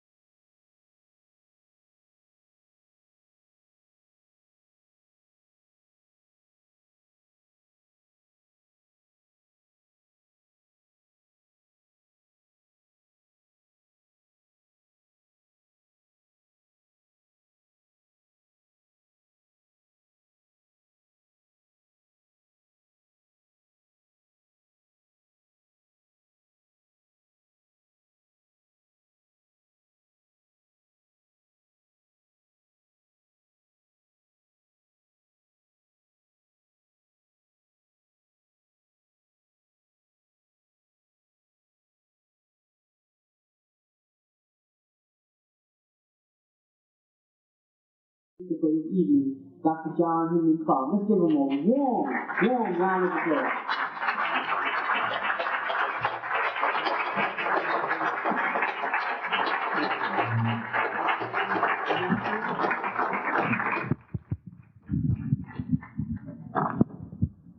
Thank you very much.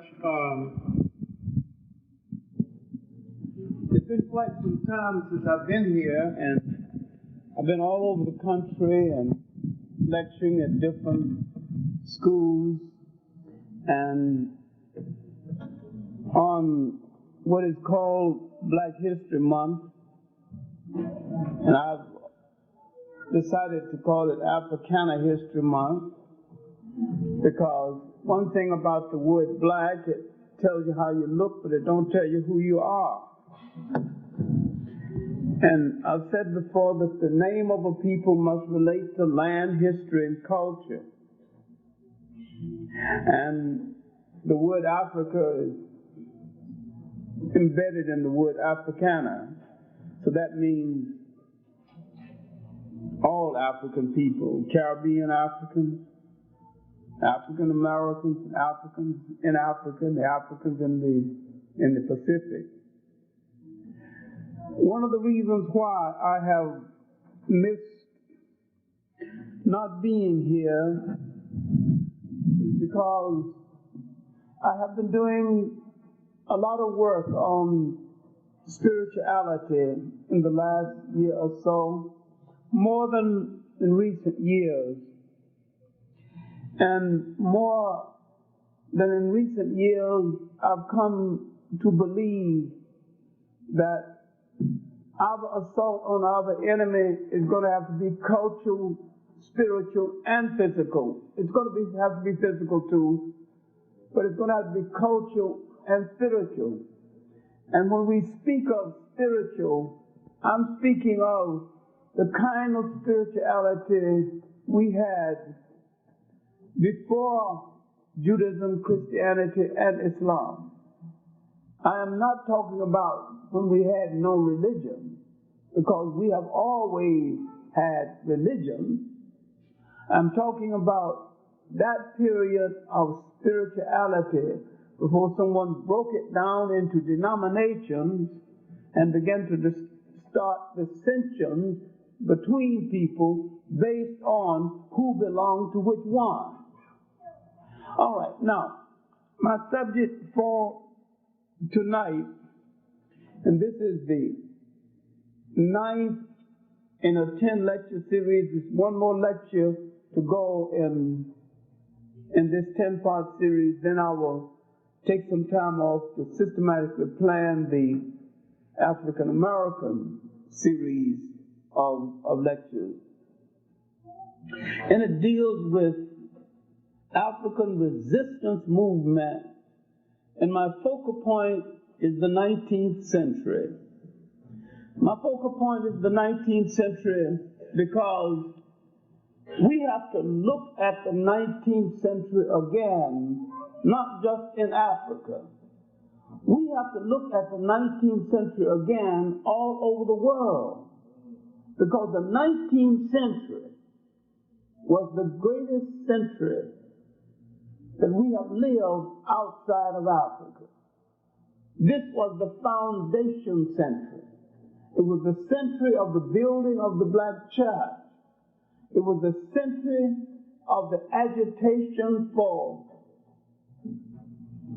independence, for agitation against slavery. The first half was the century of agitation against slavery.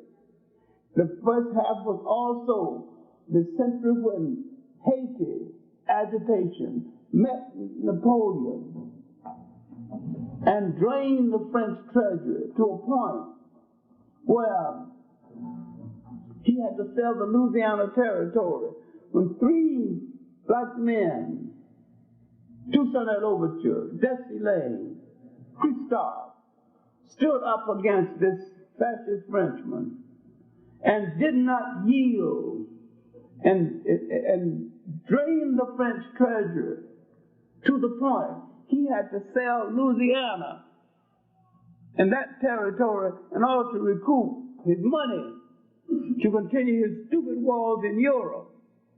Now, Napoleon might be a hero to you, he's an idiot to me. That's right.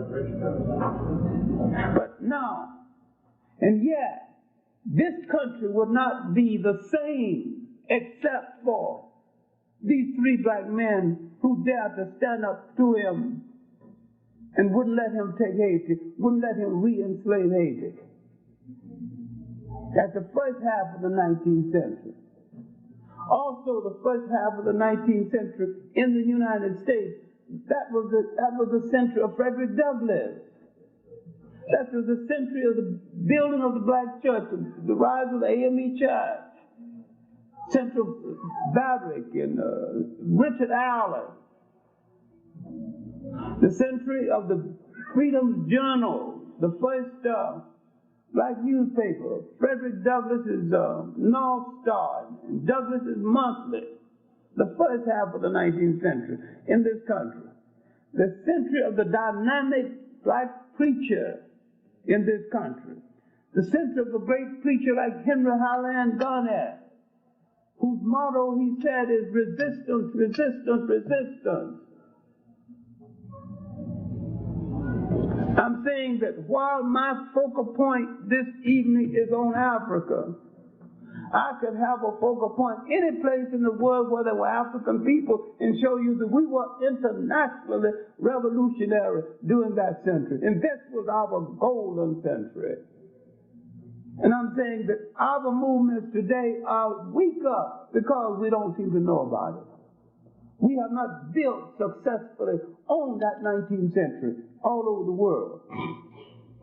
That early part of the 19th century. Now let's deal with the early part of it and generally. Then I'm going to come back to Africa. I'm dealing with the part outside of Africa just briefly to let you know that there's a panoramic sweep of activity all over the world of African people active.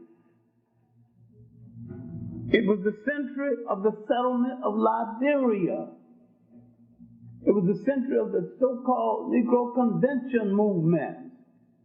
It was the century when Caribbean activists joined African American activists, and they did not separate separate themselves based on who came from what island, or who came from what state, or whose hair had certain gradation, and whose father and whose mother slept with what white man. They didn't separate on no basis, no stupidity like that at that time. They were all African people with the same problem and the same oppressor. And that's the way they dealt with the situation. They were clear. And they started a Back to Africa movement 100 years before the birth of Marcus Garvey. That was basically successful. It was also the center when Martin Delaney went to Africa with a Jamaican, Robert Campbell, to search for a place for the settlement. And each one wrote a report. Martin Delaney wrote a good, well-documented, well-written report because he's a Harvard man, so Harvard men write good reports. Robert Campbell, a man with a limited education, wrote the best report. He wasn't a Harvard man, but he was a man with a great deal of feeling. And his report reads like poetry, called Pilgrimage to My Motherland. And while his report did not have all the polish of a scholar, it had feeling, it had humanity, it had insight into a man going back to Africa and celebrating the fact that this was his birthplace and his birthright. Robert Campbell's work could be reread today, and you can take it out of context and read it as poetry. It is so beautifully done. Now, if you're high-flown and you're worried about whether your adjectives and your adverbs are properly placed, don't read Robert Campbell.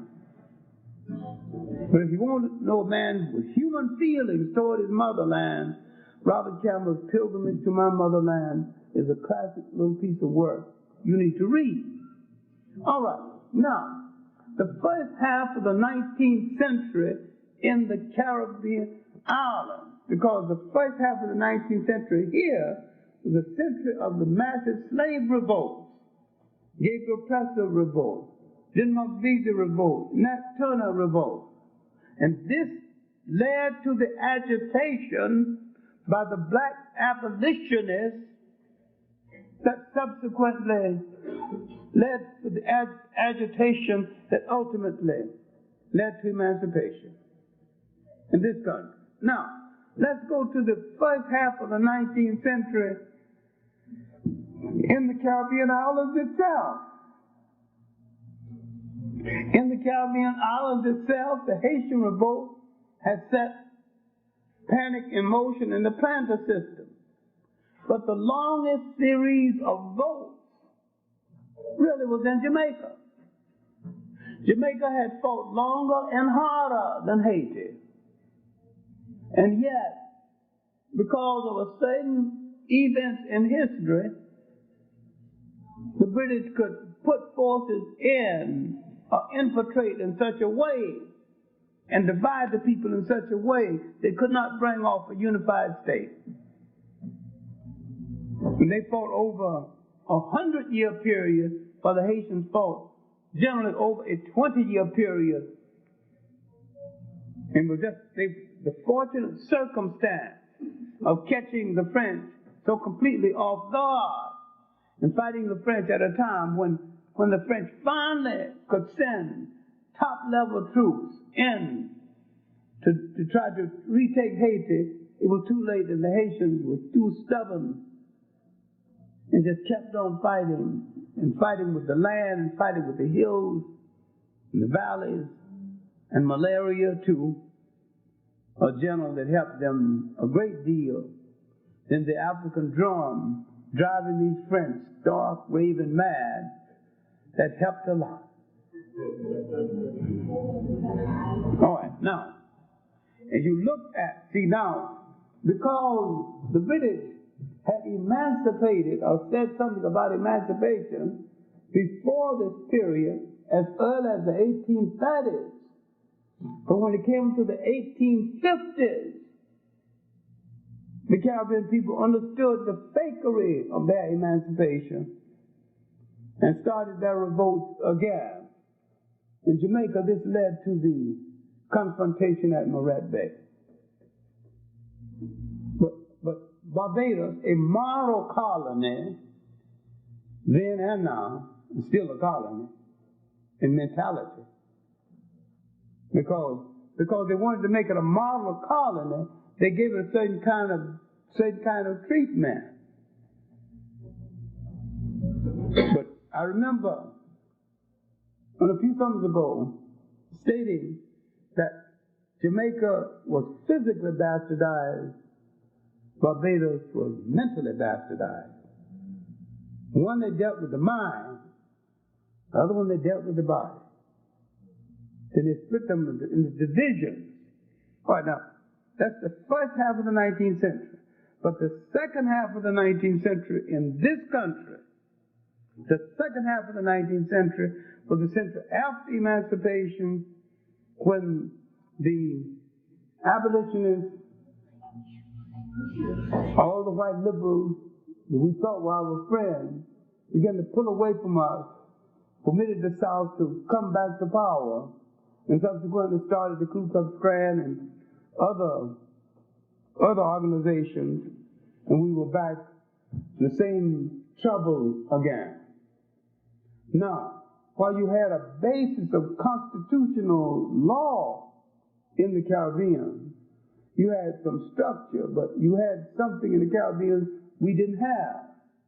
You had a majority population. And while you have a majority, though you are under colonial rule, you have a different psychosis. You have a different mentality. And this different mentality, brought on by virtue that they could maintain some African culture continuity, and many times they were away from the oppressor and could develop certain basic cultural traits based on their togetherness.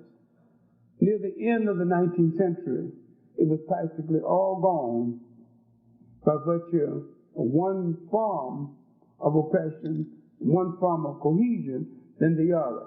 And what the British did not win with weaponry, they began to win with a form of brainwashing that's still prevalent. To the point, this year, the 100th anniversary of the birth of Marcus Garvey, and we need to reconsider Marcus Garvey. In spite of the fact that his 100th year anniversary of his birth, there's not a single island in the Caribbean where he could function in peace right now. If he was in Jamaica right now, he couldn't get elected to public office. If he was in Grenada, they kill him. It's easy to lie about a dead man. You ain't got to deal with it.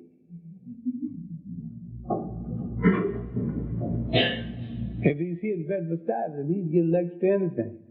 He'd make congressman out of it. But in Kingston, they throw bricks at it. Right now. He had no problem in Bedford-Stuyvesant. You get elected to anything you want to get elected over here. You might make him lieutenant general. With or without a law degree. So he'd be all right over here. He wouldn't be all right in Kingston. Because the atmosphere that would sustain a Marcus Garvey does not exist in Jamaica of today. Does not exist on a single Caribbean island right now. In most parts of the United States, it does not exist. It does not exist in Washington, D.C. That color-conscious, class-conscious bunch of blacks in Washington, D.C., they chase them out of town. Better not go to Atlanta either. There's a crowd there. So let us be frank about where Marcus Garvey could exist in America right now. Where he could exist in Caribbean. I don't know a single island where he could exist in Caribbean. He couldn't exist in Caribbean at all. You go down to Caribbean, you hear people boasting about participating in the invasion of Grenada and rationalizing on the murder of Maurice Bishop. Now, what would they do to Marcus Garvey? All right, now let's get to work. We got a little job here on African resistance movements focused on the 19th century. But my main point, to let you know, while I'm talking about 19th century Africa, our resistance movements were international. And all of us in the 19th century were very conscious of the fact that we had a world struggle, and we engaged in that world struggle. And we were more together then than we are now. We were less divided into little silly pockets based on islands and based on countries, based on sororities and fraternities and a whole lot of other nonsense. We didn't have all that. We weren't that worried about that then as we are now. See, we did not know then, as I tell some of my students, that, all right, you're talking about where you're from, who you are. Can you pass a taxi cab test? Will a cab downtown pick you up? They don't care whether you're from Africa, whether you're from the Caribbean island, or whether you're from Georgia. Your face is black. If it's kind of late at night, you ain't gonna get no cab. You're all the same. You fail the taxi cab test. all one. All one people. So in a negative way, this bigoted cab driver is a better Pan-Africanist than you are. In a negative way, of course. All right, now, let's start with Africa in the 19th century. Because in the 19th century, slavery had reached a saturation point. All right, saturation point means everybody who wanted one had one. And they could breed one if they needed one.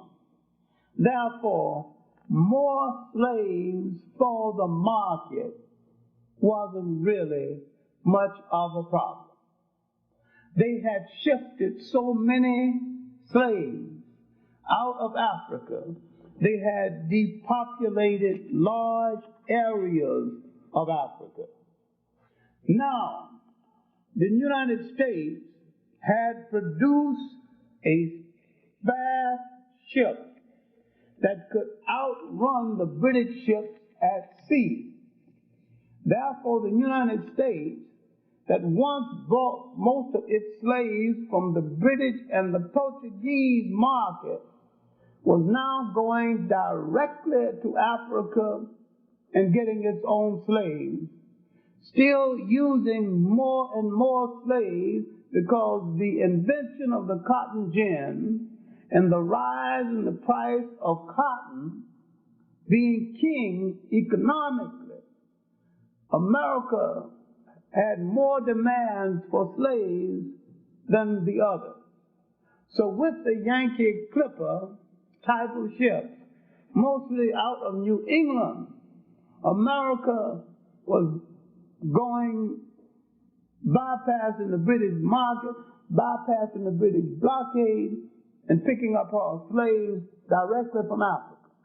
This is why the British began to get a fake reputation for benevolence by starting the British abolitionist movement with a faker called Wilberforce and Granville Sharp.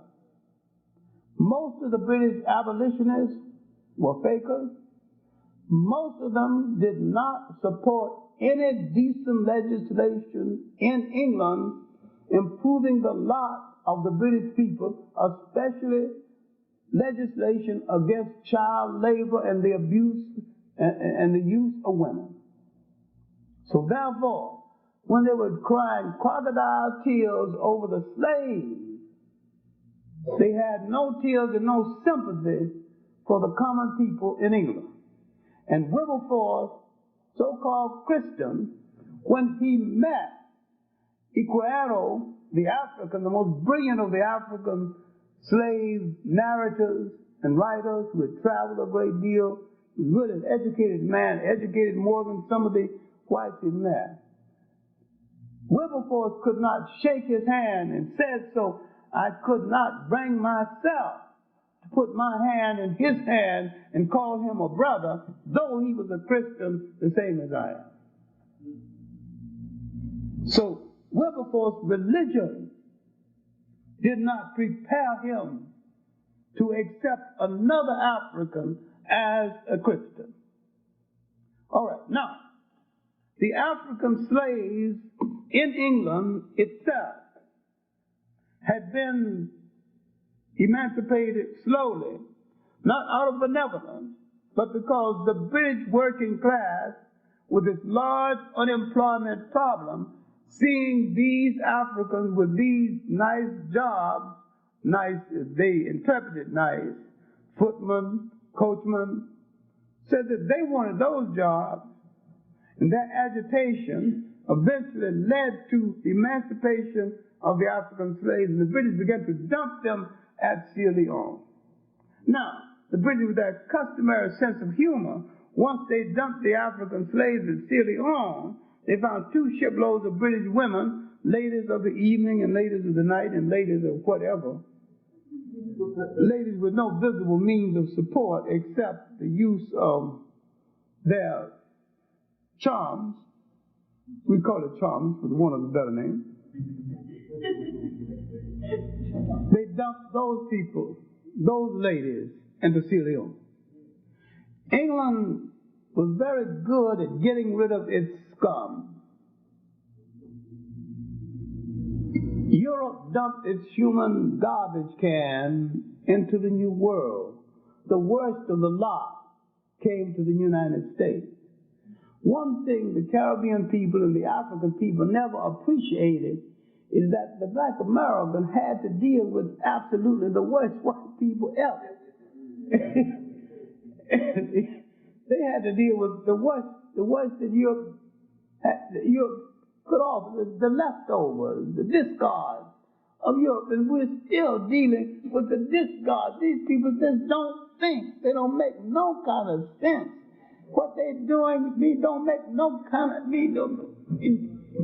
you can't figure them out no kind of way. They're even against each other. All right, now, as Africa faced the beginning of this century, let's take it from the top. Let's look at North Africa.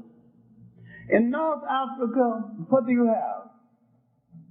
You have Egypt under the control of foreigners, Maluks, Armenians, Turks.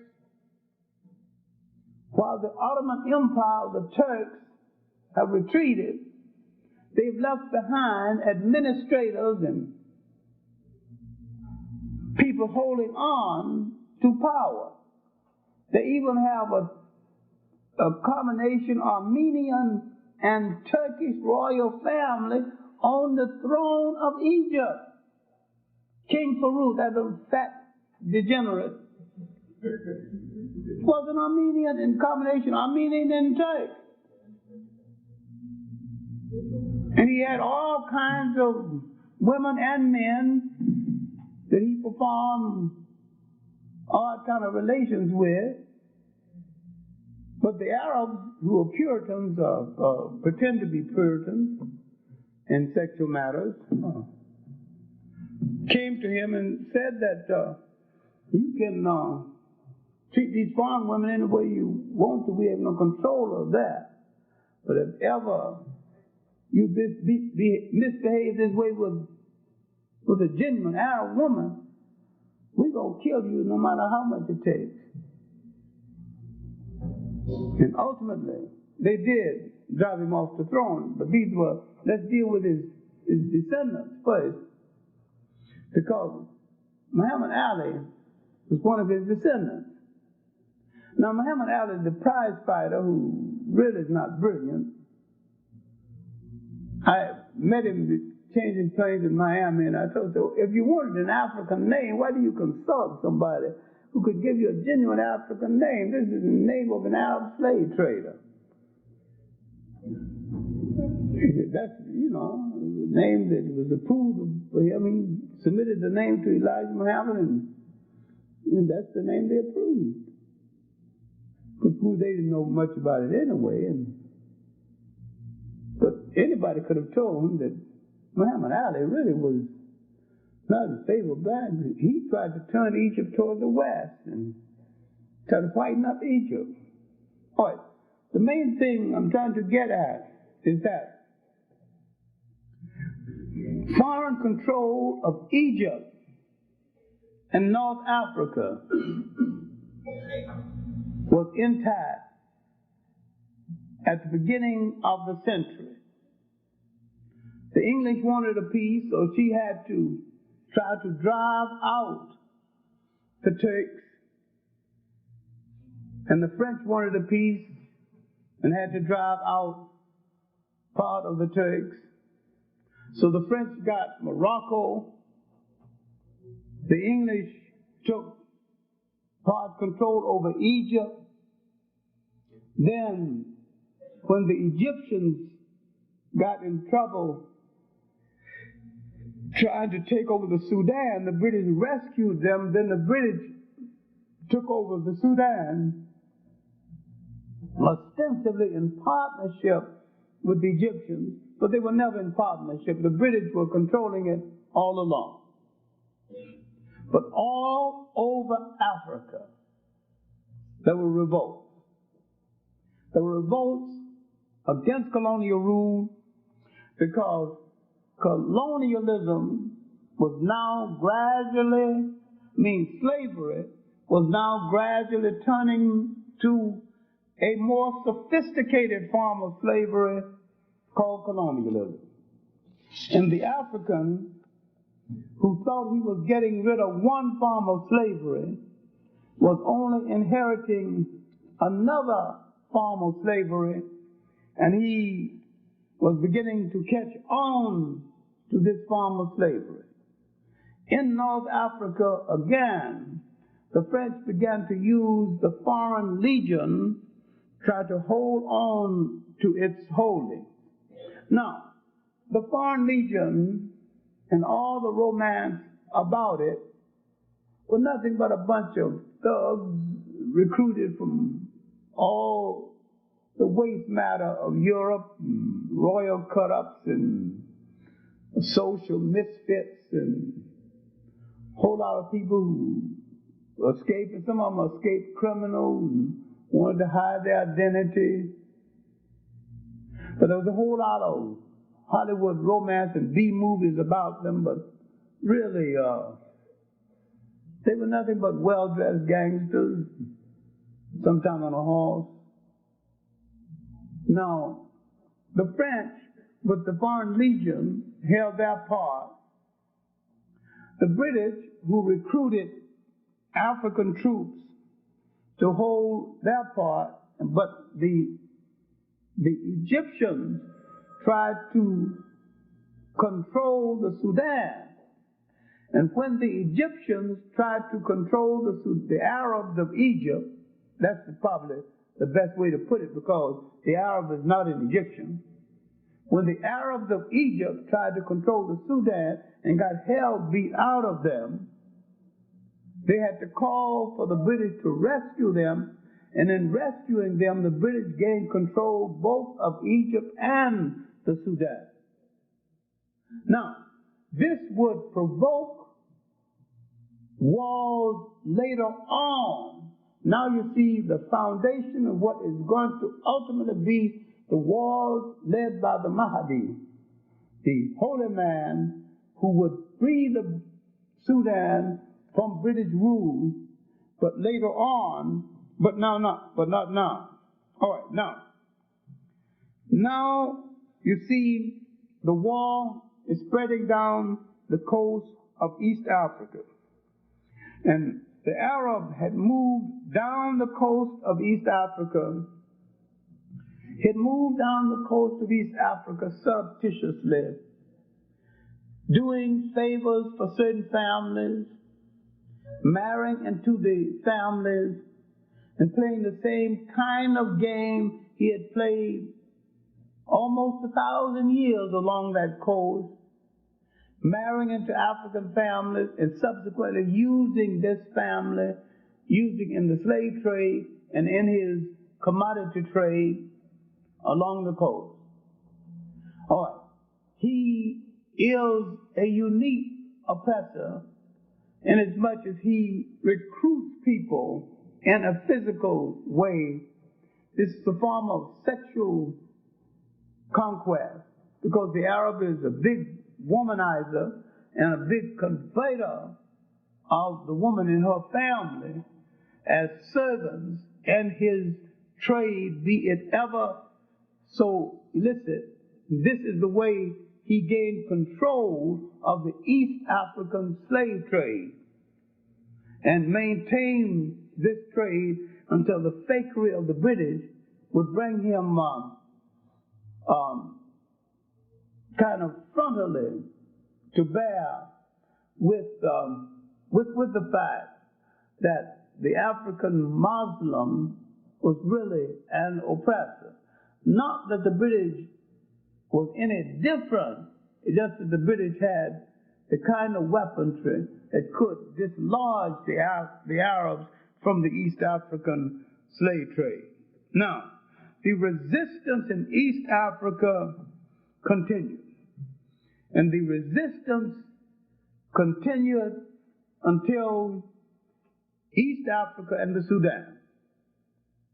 A young man whose people were very religious, called Fakkers, Fakkers. These were religious Muslims, high religious Muslims, named Muhammad Ahmed. Now, this young man had rose to some prominence as a student because his family were puritanical Muslims, and he took on his teacher for permitting the students to frolic and laugh during one of the holy days.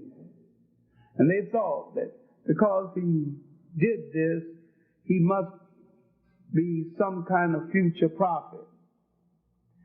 This is the character that you saw in the picture cartoon, so poorly portrayed and so inaccurately portrayed in the picture cartoon. Well, what did happen is that he went into a period of training in the Upper Nile, and when he was about 19, he asked that a wife be chosen for him. And this wife, that they left out of the movie, he asked that she be the prettiest and the blackest woman in all the Sudan. And so they found a person who had had 1 year of college training and a tremendously beautiful woman, and she was the #1 wife and remained so until a few years later he began to take on additional wives, and she had to approve of all the additional ones. And she converted all of this into a spy system that used against the British. All right, now, this one individual planning his wars against the British literally drove the British out of the Sudan and started a movement using Islam as the rallying cry. What you have to understand now, there are 2 Islams in Africa. This is what Ali Mazaroi did not tell you in the series on the Africa. There are two Islams in Africa. One African, one Arab. The African side of Islam has used Islam as a rallying cry for reform. And so the Mahdi, that means after he became the holy man, that's what he's called, he began to use Islam as a rallying cry. But he united all of the Sudan, Muslim and non-Muslim. And some of his most effective fighters were those people, non-Muslims, called Fuzzy Wuzzies. They decided that they wasn't going to get a haircut or a shave until the British were driven out. They were magnificent warriors and great camouflage artists. They must have been some of the finest physically trained people ever, because they could stand, or fall right in front of a horse. And their knowledge of the movement of the horse was so good, they knew that at all times, two of those feet are off the ground.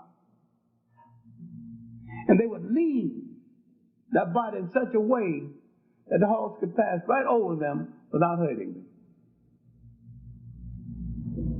And then they would leap with a knife, they would leap and cut the throat on the rider behind. And before he falls, his knife is in the throat of another rider. This is what Rudyard Kipling said in his "Hey, ye fuzzy wuzzy, ye break the British square." That's what he was talking about.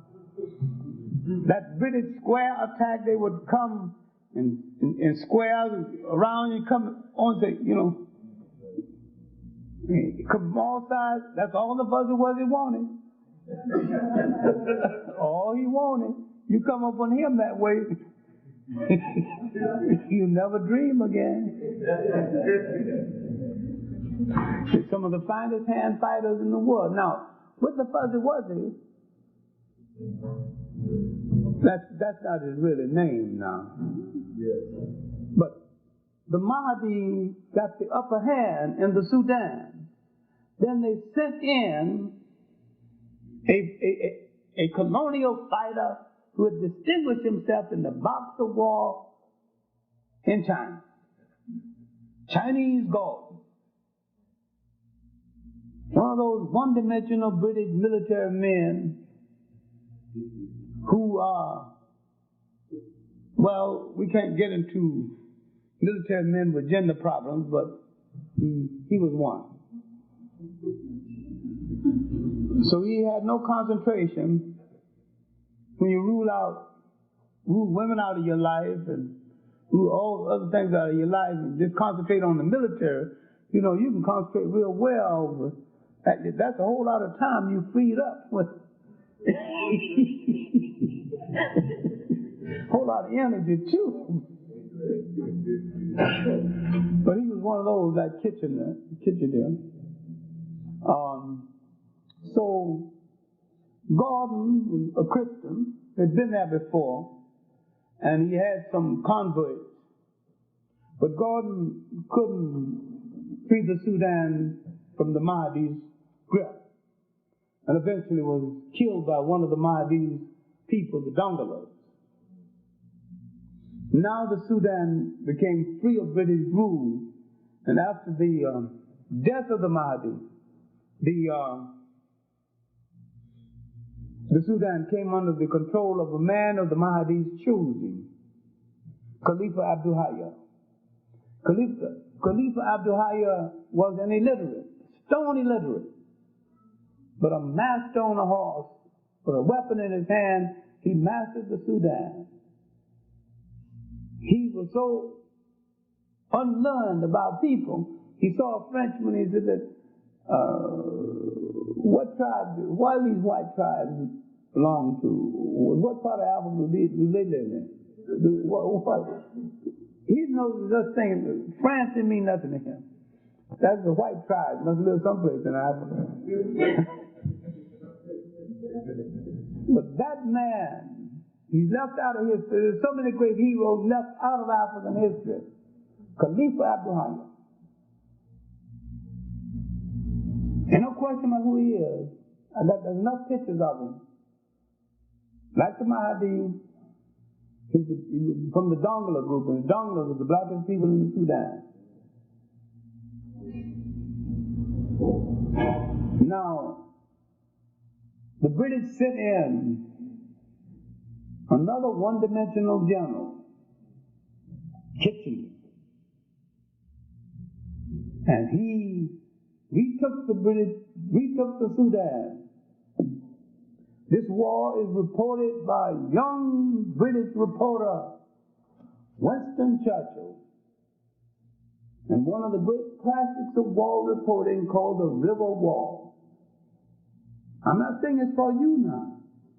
See, Churchill was a racist, he was unashamed of it.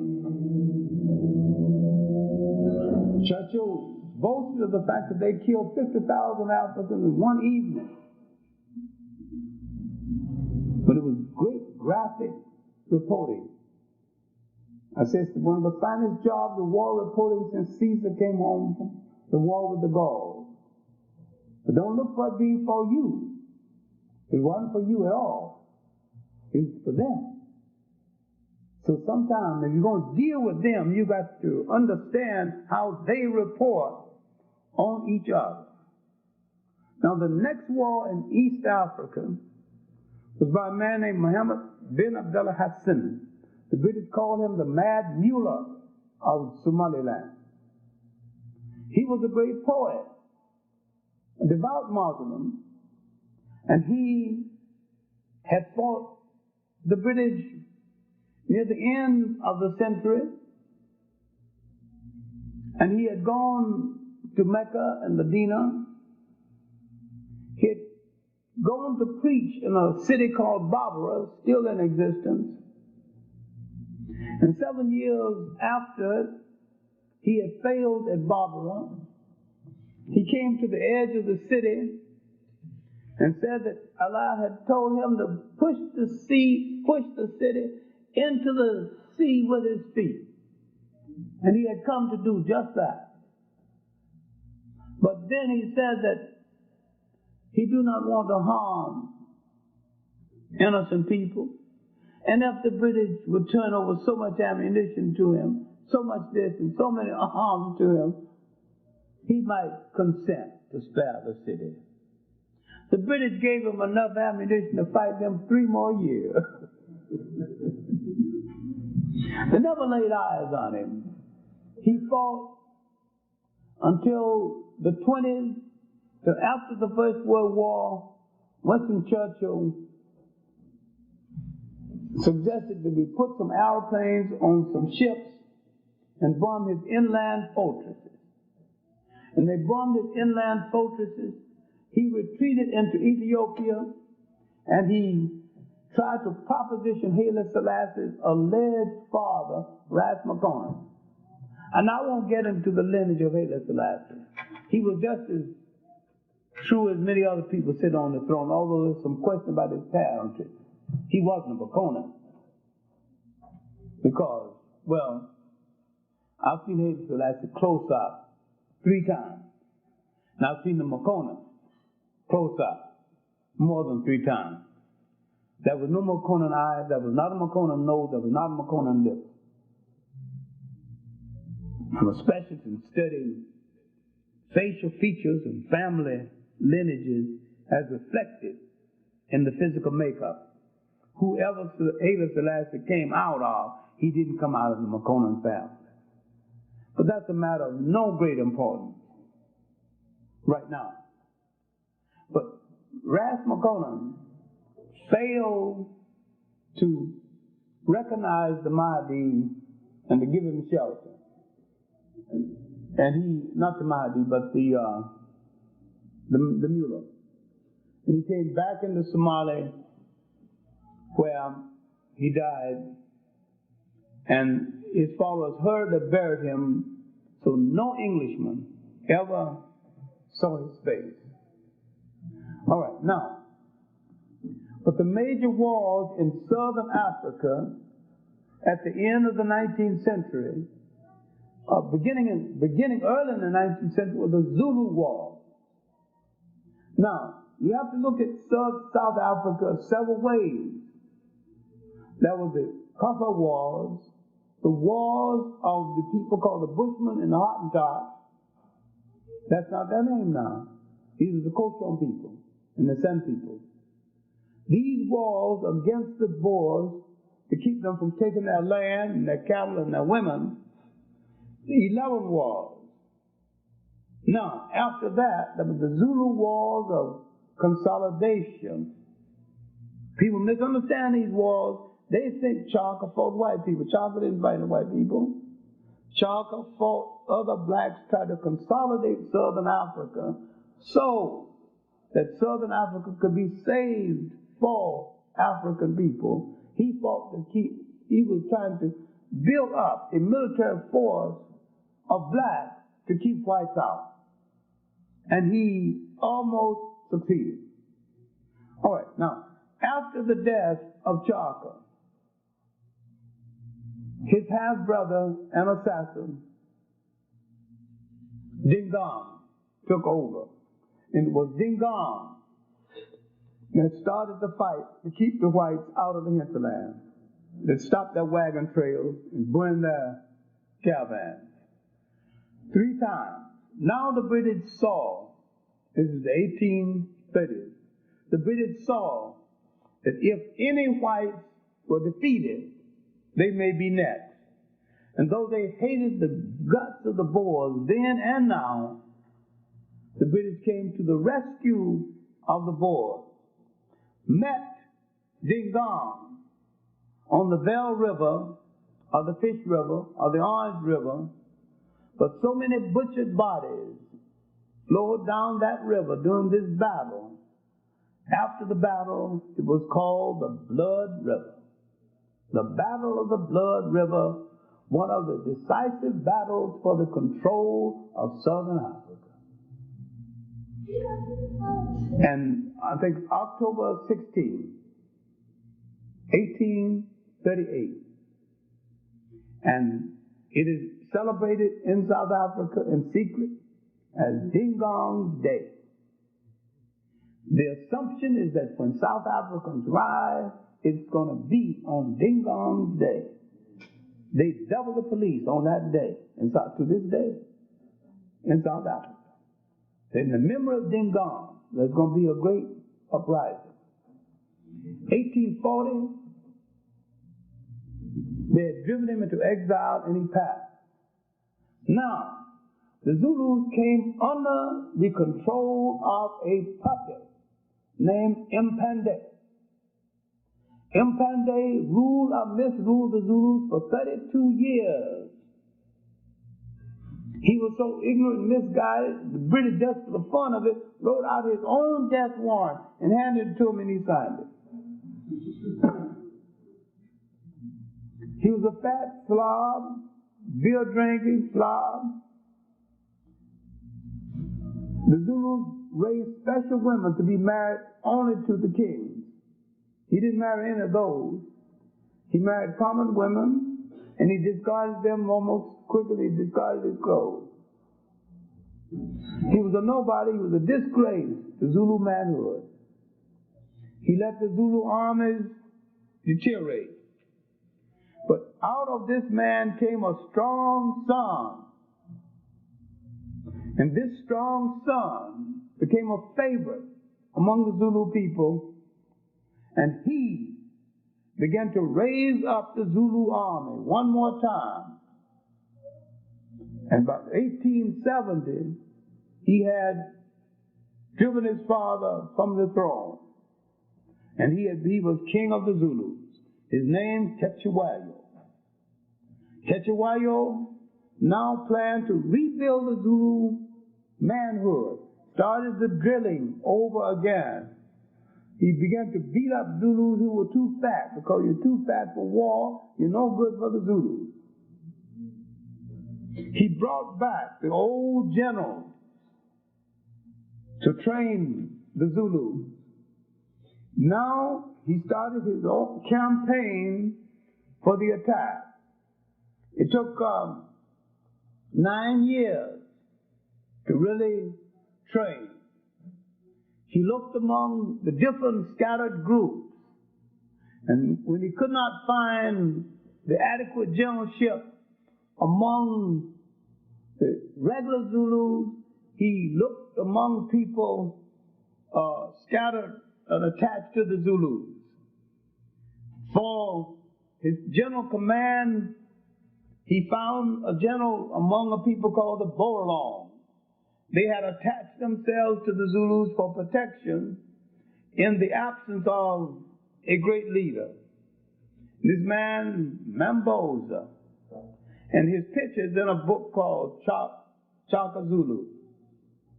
He was 74 at that time, not a gray hair in his head, not a wrinkle on his skin. He could be 34 or 24. He had lived out in the open, exercised, ate good natural food. He was all a man, and he took command of the Zulus, and he began to put that army into shape. Now, if you see a picture late at night called Zulu, it's been coming and going for 10 years. The picture's in error, and they point to an old man on the hill commanding the troops. Well, that's not historically true, because Mamboza said one of his conditions for retraining the Zulu is that they give his son the command of the troops. All right. Now, in this battle, the scheme was to attack the missionary station to provoke the British for reducing his father to a puppet, using missionaries. So this place, Rockers Drive, that was the minor battle.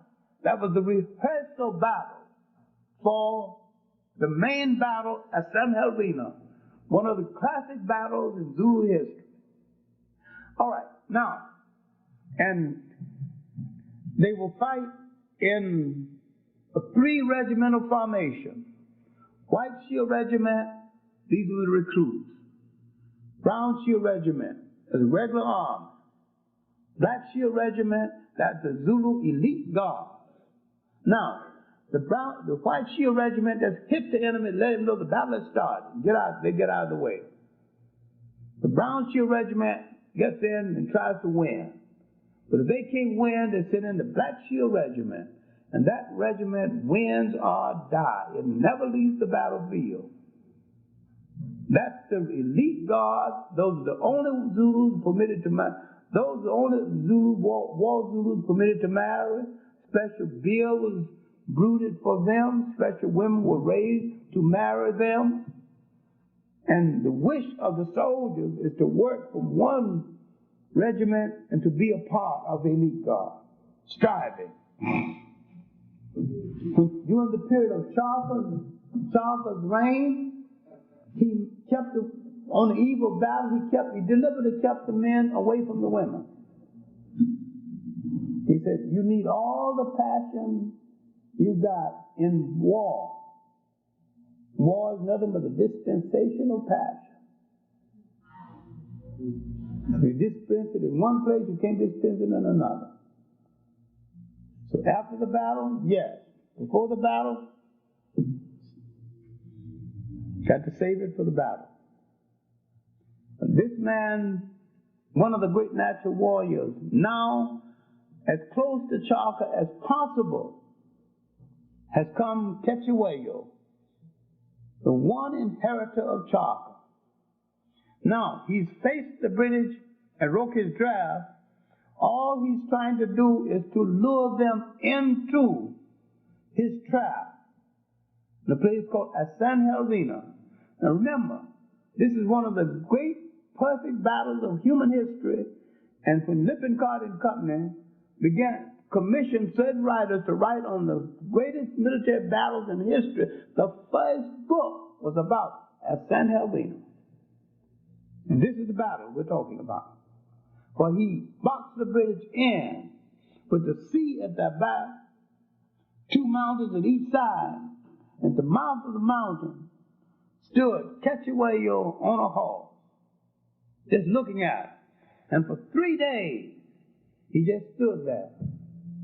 And so finally he waved his hand, and the battle started. The British regiment literally destroyed. Churchill wrote about this one also in a book called A Roving Commissioner. Jerome Napoleon was killed in this battle. The Royal Historian of England has written a book on it. Sir Reginald Copeland, called at St. Helena, Battle Peace at St. Helena. It's been written about in many books. Then another, Copeland wrote another general book called The Negro as a Soldier, a compliment to the men who fought to the caliber of Africans we faced at St. Helena. Now, Check1 would make a mistake. Same mistake many African heads of state make. He goes to England to see the Queen. Why? I don't know. Queen Victoria didn't know what was happening, didn't know what was up or down. She sees it, writes a letter telling her minister to leave this man alone. After all, but they don't pay any attention to her. When he gets back, they split his country into 13 pieces and divided his people against him in such a way he's no longer a ruler. Had he stayed home, he might have been able to hold it together. After they drove him into exile, the British breathed easier and said, "At last the Zulu has been broken." They had spoken prematurely. There was another man they had to deal with. His name was Lobengula. He inherited the second Zulu Empire in a place called Mashonaland and Matabeleland. And he had built up a sizable empire in this area in some kind of peace until a consumptive Englishman came into the area named Cecil John Rhodes. Cecil Rhodes wanted to control this part of Africa, and he began to instigate in ways of doing it.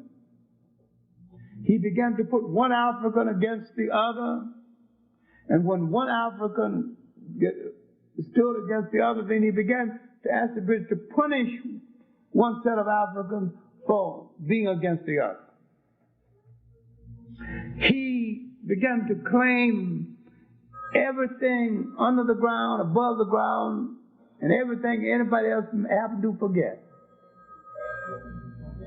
He wanted mining concessions, and eventually he fought the war he wanted to fight. He bought off the emissaries of Lobengula, and he sent 3 sets of emissaries. He got one set drunk. Some of them got thrown overboard. But his letter never reached Queen Victoria until after he was dead. Finally, he drove Lobengula into exile. And Lobengula was followed by a small band of people who remained loyal. And then in his dying wish, he told them, "Go make peace with Cecil Rhodes. Go save your family. Go sweetly, go in peace."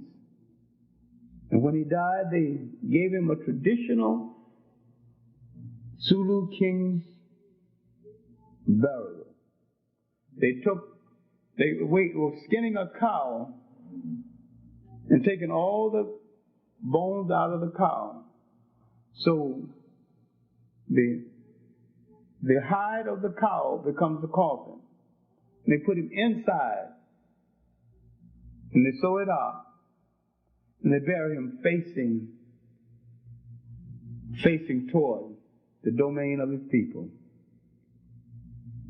So now, this is 1893, the British breathed easily again and said, "At last the Zulu has been broken." They have spoken prematurely. One more time. There are two more men they've got to deal with. It is a young king, Bambata, and an old king, Sigananda. Now, the Zulus had served as wagon masters and quartermasters during the Boer War. The British promised to remit their taxes. Instead of remitting their taxes, the British increased their taxes.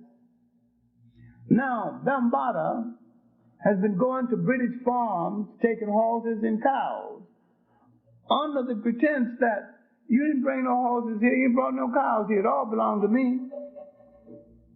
And so he goes to the old king, Sigananda, to get help.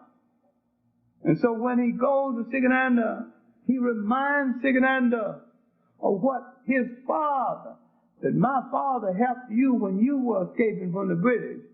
This angers the old man, so he spits on the ground, and that's close to cursing. It might surprise you that there are no curse words in most non-Western languages. There are gestures. Gestures of cursing, but no words. There's no word for goddamn. There are no words for condemnation in most of the languages of the world. Western man has words of condemnation. Most of the languages of the world have no such words. They have gestures or actions, but no words. Now, Bambata goes to see Dinizulu, the last living son of Cetewayo. Dinizulu said, "I've had enough of British jails. I don't want to be part of your war." Then in that double talk that is known to African people the world over, he says, whispers loudly so everybody can hear him, "While I want no more of your war, nothing to do with your war, anybody in this want to assist you,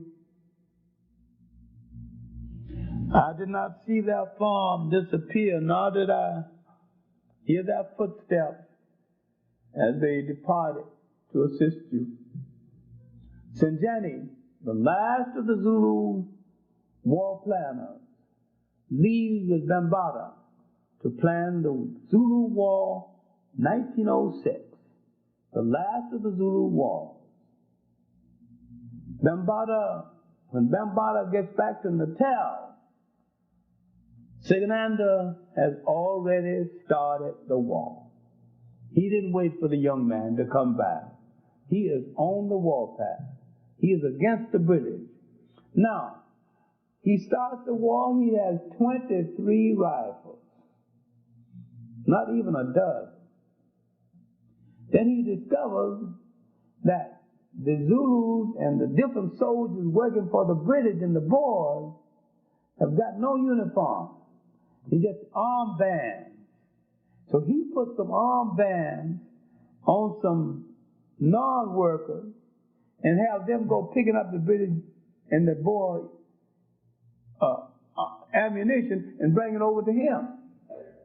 And with this strategy, he accumulates enough guns to get the war started.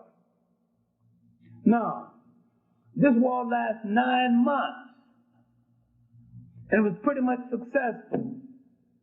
Then Bambata goes to the grave of Cetewayo, as it is the custom.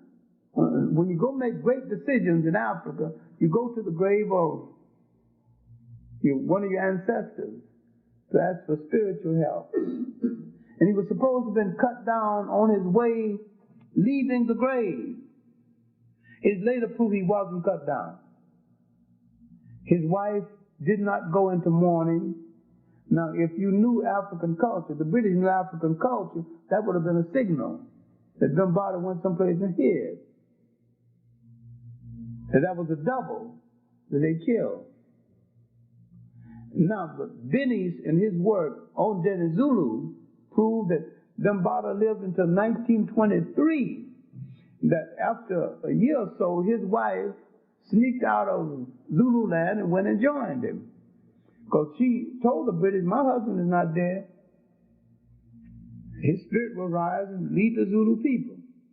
Now, the old man was captured later that day.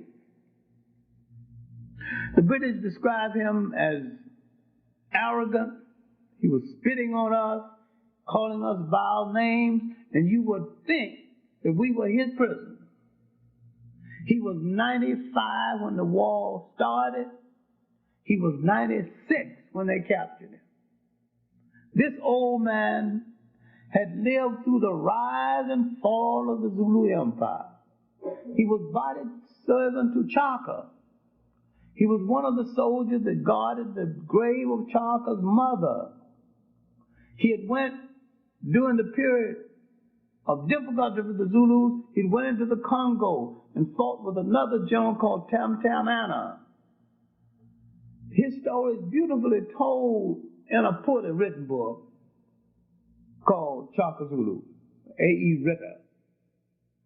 It is partly told in another book by Morris called The Washing of the Spears.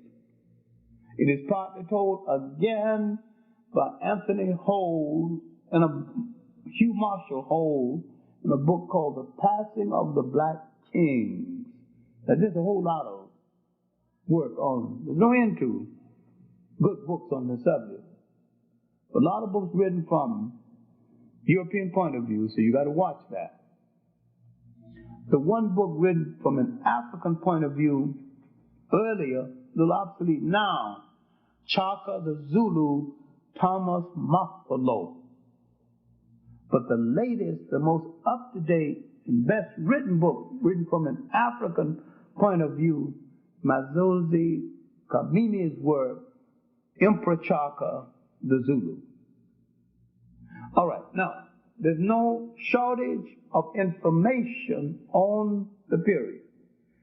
After the Zulu War of 1906, the missionary-trained African began to come to power.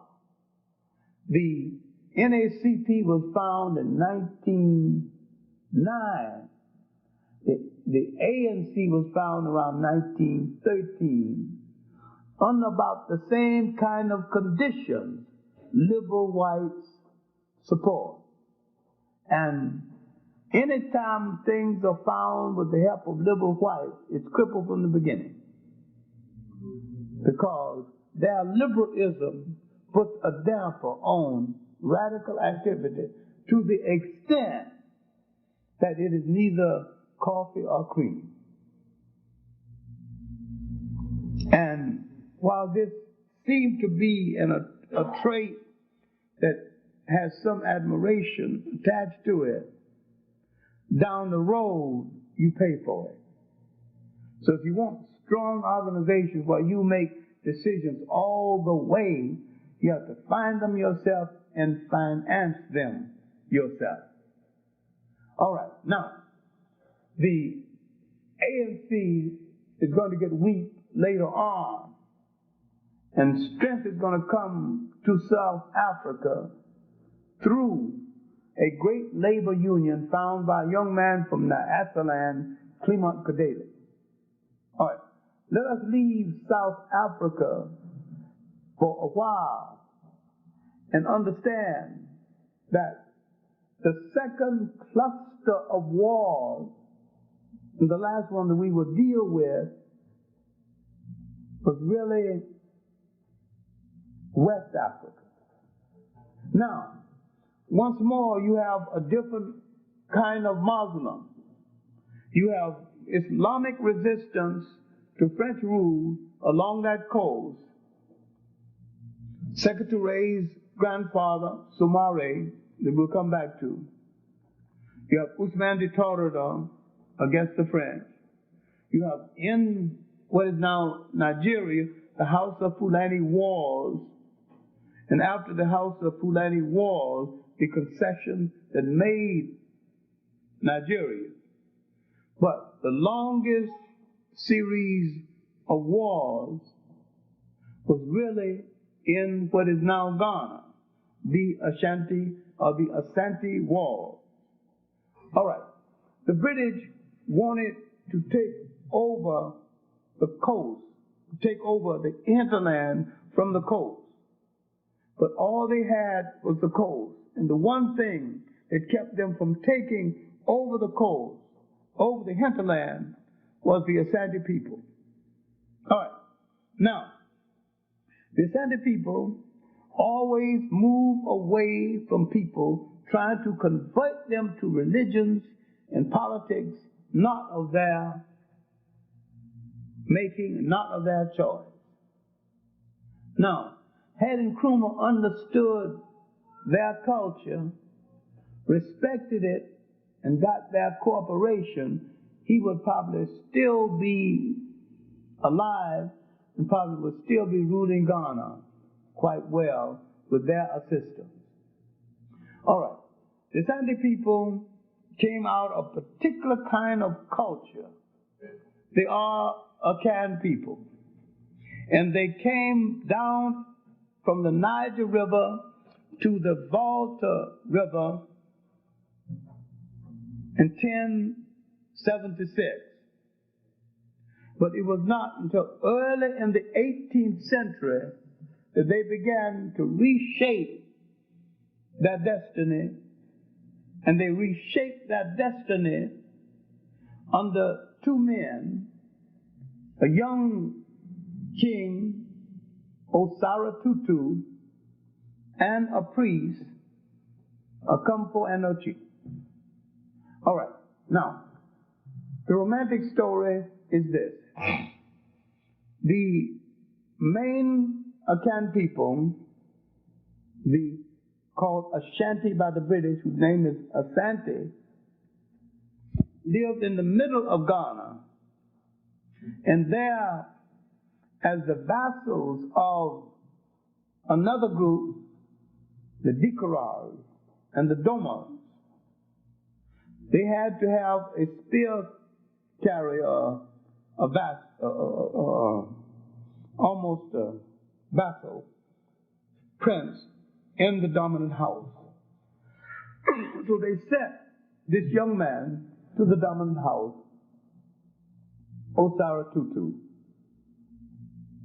And there in the dominant house, he violated one of the basic rules of laying court to one of the young ladies of the house, something he wasn't supposed to do. So after a while, when she began to show some weight in some obvious places, a priest told him that you better escape, because when this is discovered and it's known that you are the culprit, this means war between your two people. Ultimately, the father had to send 2 or 3 sons to replace this one. Now, the priest told him, and this is part of the sustaining legend of the Asante people, that one day you will be king, and I will bring to you a golden stool that will be the Ark of the Covenant of the Asante people. 3 years after he is king, the priest appeared. The priest is also a magician. So he brings from the sky this golden stool. It's just a wooden stool inlaid with raw gold. And raw gold is not very attractive, incidentally. Don't look like much. I've seen the stool, and so it's a precious ornament. It's the holy grail of the Asante people. So I respect it in that regard. But this was the making of that people. But my main point is that the British wanted to capture it, knowing full well that this would break the spirit of the Asante people. And the British longed to move from the coast to capture this stew. And 1805, after the death of Osara Tutu, after the death of the great priest, and we can devote a lot of time to him, but that's not really what we're here for. He was also forerunner of Urbana College, a magician, and some of his work is still well known in Ghana. Another king came to power, Osara Tutu Kawamani, a British governor along the coast, said that he would come inland and take the golden stool. And he sent word to the governor, if you came inland, I will send your head back to the coast on a silver platter. So the fool did come inland, and the king kept his promise. This was the beginning of the Santee Wars that would last 100 years. And every time the British marched enough force, they would begin another Santee War. The next major war, 1874, that burned the city of Kumasi, still didn't win the war. Then they began to instigate to take over the hinterland during the reign of a young king, Prempeh. They wanted him to pay so much indemnity, and he tried to get through to send his embassies to England to cut it off. And said, well, if you got money to send embassies to England, you should be paying the indemnity. He paid part of the indemnity. Finally, the Santee people realized that they would either have to give up the golden stool or give up the king. They decided to give up the king. Now, the British, in surrendering the king, forced the king to really bow, and they forced his face down onto the shoes of the British governor to humiliate him along with his mother. Then he turns to his people and said, my kinsmen, is this necessary? This, of course, would start a war that the Santee people could not win. Now with Prempeh in exile, a great woman came to power, Ye Asantewaa. The British still tried to capture the golden stool, to break the spirit of the Asante people. 1900, the British had sent an expedition into Kumasi. Now, an African Christian had gone to Kumasi and came back and told the British he had found the golden stool. And the British, the Africans had fixed a fake golden stool and aged it. But unfortunately, the thing fell, and the British discovered that was new wood. Now the British began to search for the real golden stool. Governor Hobson came into Kumasi with a military force with his wife, why I don't know. White woman, white umbrella, black African holding the umbrella. Such a sight. This is a book called The Drama of Kumasi, and there's a whole lot of books on this subject, you know. But the scene is described best in the book called The Great Drama of Kumasi, another one called The Siege of Kumasi. He says to Ye Asantewaa, the queen, why haven't you used this occasion to bring out the golden stool for me to sit on and send to her sovereign master, Queen Victoria? He had to be a fool, because if he knew anything about the culture, not even an Asante king is permitted to sit on the golden stool. And the stool is brought out once a year in solemn ceremony so the people can see it. And the carriers of the stool are so trained that they must be physically behind the stool at all times. And if anyone walks in front of the stool during the ceremony, he is instantaneously tried and probably instantaneously killed. This is the most sacred object of the Asante people. See, Christian Western people think there's nothing sacred to anybody except them. This is their Ark of the Covenant. And so, this fool, Ye Asantewaa, is looking at him. Then she walks up and takes the gloves off his wife and decides she don't want them. And throws them back at her. Arrogant little woman. No. Her soldiers come and beg her to let them kill the governor. They have insulted our nation the last time. They begged for the right to kill him. And she said no. Someone asked her later on, say, inasmuch as you're going to kill him anyway, why didn't you let him kill him? Her answer was a compliment to women. She says,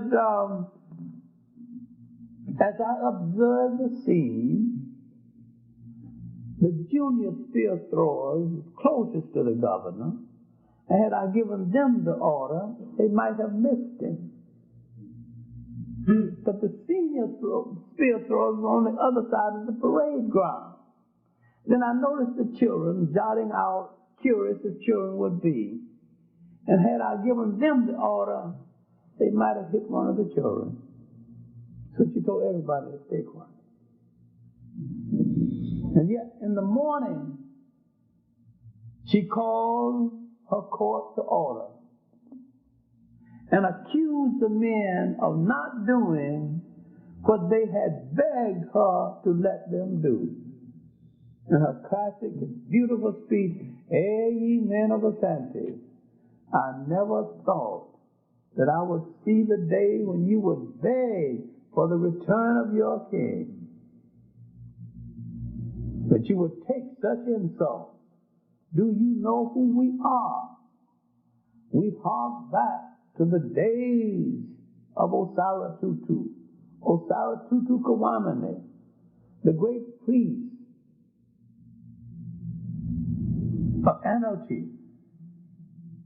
When she mentioned the great people of the Santis, what kind of men are you? He says, I don't know what you men would do, but come the sun on tomorrow, we women will be at war with the British. And if you men are not with us, go milk the cow, bring in the bread, take care of the children, take off the trousers, and you will no longer be welcome in our beds. To a man, when the war started, every man was in the battle. Her psychology had worked, and they stayed with her for 9 months throughout. It was not until the entry of the West India Regiment that Ye Asantewaa gave up. She said, our brothers from the West have come to help us at last, and none too soon. She did not know the brothers were under the command of the British, and one arm was given command to fire on the English lieutenant and did. And another arm under Sergeant Gordon stopped. He said, we didn't come here to fire on our own people. Gordon was later tried in Jamaica. His son ran a grocery store in Harlem up until about 4 years ago. But after that, she gave up. She was sent to Seychelles Island along with her cousin, Pompey. Now, the most important thing here is that the agitation for the return of Ye Asantewaa and King Pompey, led by a young Ghanaian, Casely Hayford, was converted into an agitation for independence. Casely Hayford had as his assistant another Ghanaian teacher named Joseph B. Danquah. Joseph B. Danquah was the schoolmaster of Kwame Nkrumah. On his deathbed, when Casely Hayford was dying, he said, "Send for J.P." Joseph B. Danquah inherited the mantle of political leadership with the hope to turn it over to Kwame Nkrumah. But when Kwame Nkrumah came back as a secretary to the United Gold Coast Convention, Kwame Nkrumah, instead of waiting for the mantle, seized the mantle, took the young people out of the United Gold Coast Convention, and formed the Convention People's Party. Now, making Danquah angry. Now, Danquah joins the opposition. It might have been a political mistake, it might not have been a political mistake. But Danquah's idea is that you can join African traditionalism with modern traditionalism, with a modern state, and make a combination of states. And that if Africans wanted socialism, they can look back at their own history, which was a form of social living and communalism, and out of that, they can choose an ideological and a political and a spiritual way of life that will be as African as it needs to be, and take from the West anything it needs from the West, while still being distinctly African at all times, and never being a prisoner to the West. I think this point was missed. I think the point was missed by Nkrumah. I think the point was missed by most Africans. I think the point and the significance of the 19th century African, the 19th century thinker in the Caribbean was missed by the African world, and I think this is the main crisis in the African world, that we have missed the significance of these great thinkers of the 19th century. I don't think anybody in the Caribbean island today cares or knows about the writings of Robert Love, J. Albert Thorne, Marischal. These are thinkers that came, some came concurrent with Marcus Garvey, some came before Marcus Garvey, some taught Marcus Garvey. Marcus Garvey was brilliant. He never took anything from second-rate people. Every time he turned to a thinker, it was a great thinker. In Ghana, great thinkers came at the end of the 19th and the 20th century, and early 20th century. Many of them we don't even read today. Great anti-nationalist, John Mansa Saba, and his whole scheme of how to use culture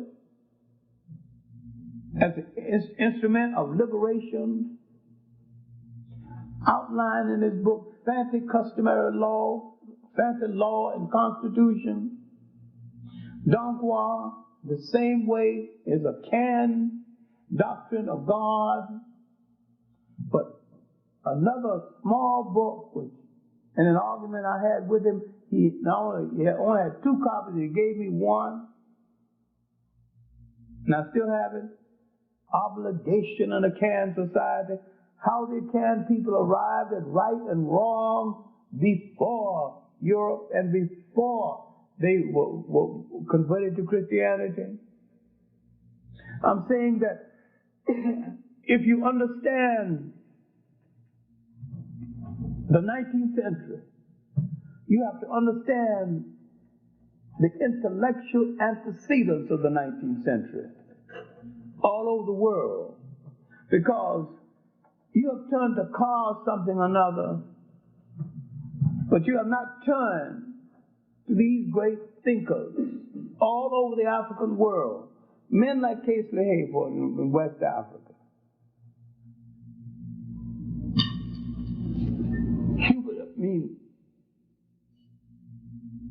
Thinkers from Nigeria. Zeke, the early writings of Zeke. Ezekwe. Saul Platje in Southern Africa.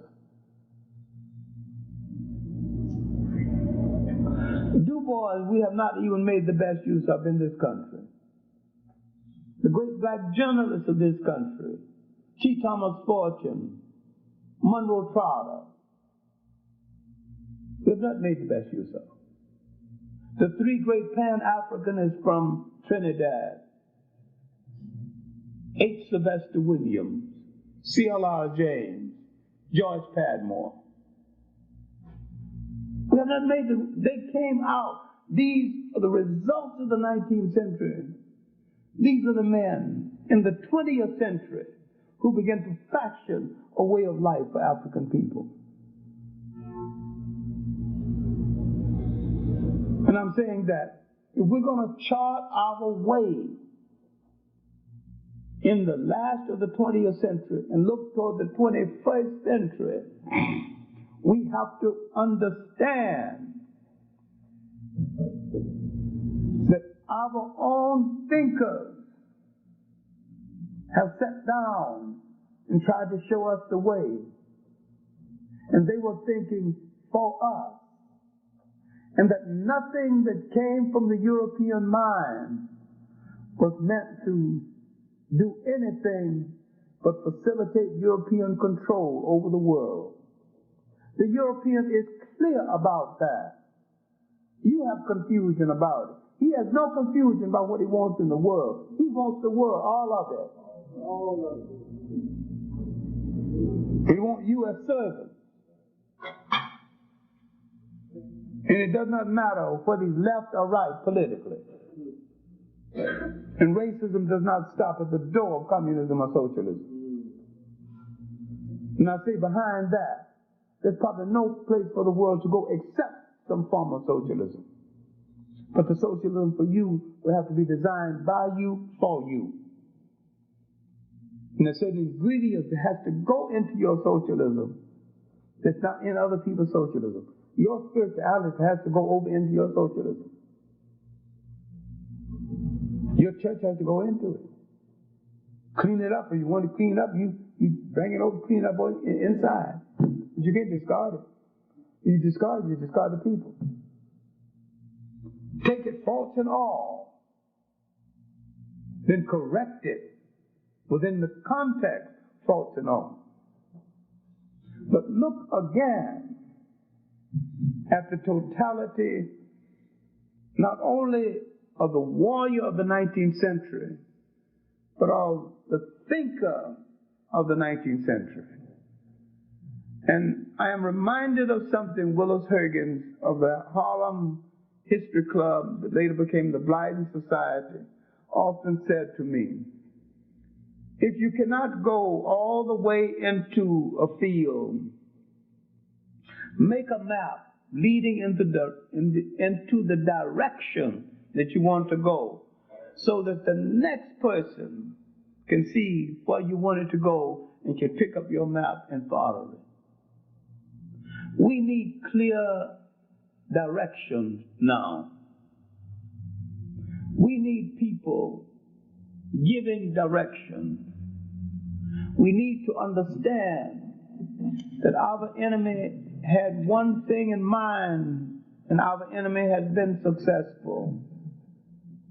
He meant to break our self-confidence and destroy our historical memory.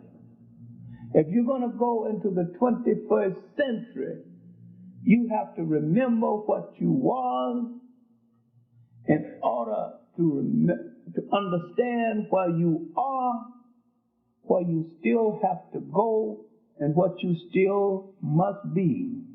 As we face the 21st century, there's a possibility that there will be 8 billion African people on the face of the earth.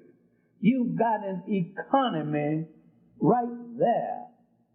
Make sweaters for 1 billion people. Make shoes for 1 billion people. Have goods and services for 1 billion people. I'm saying that we have to look back at people that we have misjudged. And I'm saying that we have misjudged 3 main people in the 20th century whose ideas came out of the 19th century.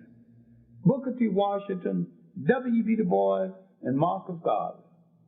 Because all 3 of them were saying the same thing in a different way. Prepare yourself to manage nations. And prepare yourself by managing yourself. Because in the 21st century, we are either going to have to manage ourselves exceptionally well, we are going to have to manage nations, or we are going to be managed. And we have no choice about it, and we do not have as much time to make up our mind as we think we have. This is tomorrow's work, and the time to start tomorrow's work is always today. Thank you.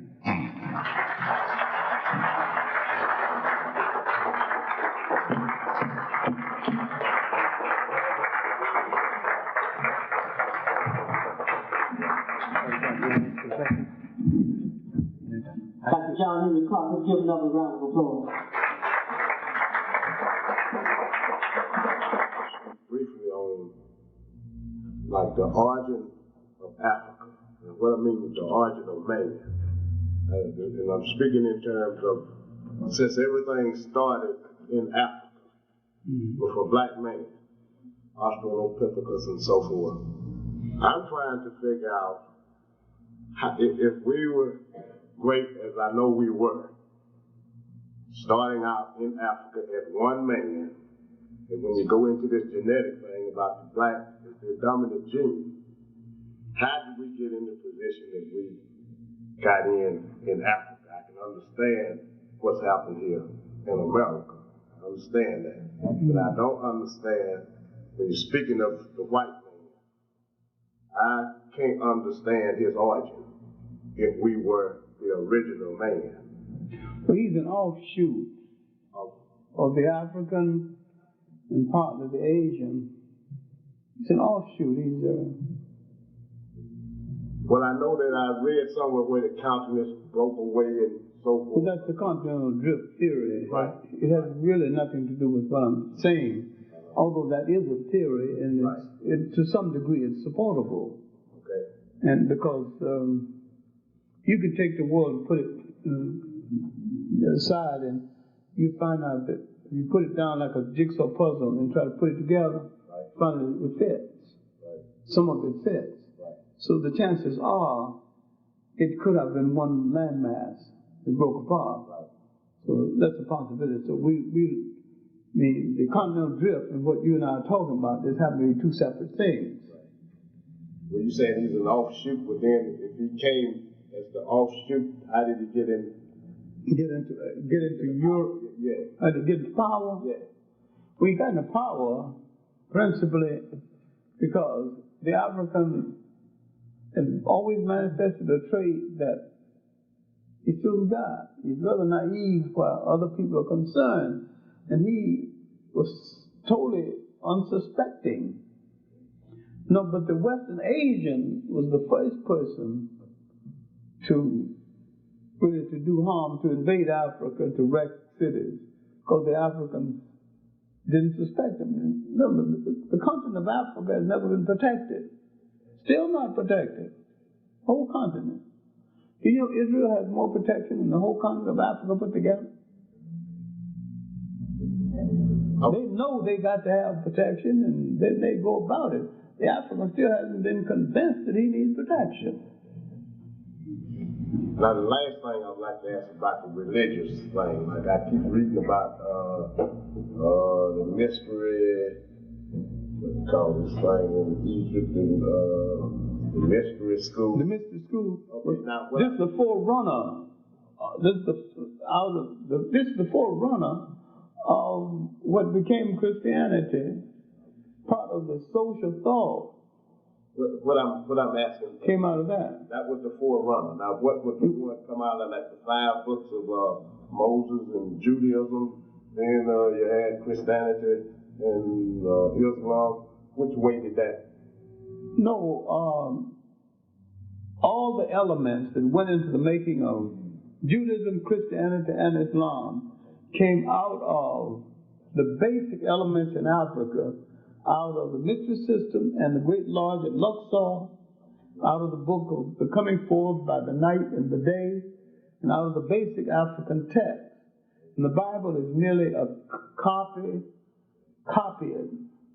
and sometimes poorly done. But you must understand that no one wants to deal with the Hebrew entry. And when what the Hebrews copied from the Africans. See, but when you go back to the original text, and go back to the copy, you can see it. You don't have to be less religious, but you can just look at the basic facts. And the most obvious thing is the 10 Commandments, copied from the negative, what they call the negative confession. The negative confession was never negative. If you say they're negative, that means you haven't read them. They're not negative. There's not one negative, one bad. Now, what the Africans, what you call the negative confession, was merely the declaration of faith and cleanliness and faithfulness. You stand before, after a given period, at the lodge at Luxor and at the schools of Africa, you stand before your teachers and say that I have not been guilty of violating my neighbor's wife. I've not been guilty of thus and so. There's nothing negative about that. Now, I must admit that Moses did a very good job of choosing 10 out of the 42. Okay. Thank you.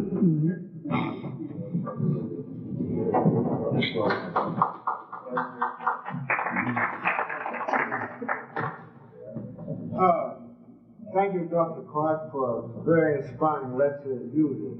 I had to go downstairs. I cut the tail end of this. I don't want to, but I'm interested in this to a large degree, some of the same things that you just tried to explain to this gentleman. What I'm interested in now, I've been to the various lectures over the years. I haven't been able to attend them like the rest of the programs like I should. I buy books and I read quite a bit. But what I'm interested in, I'm basically interested, I'm very curious,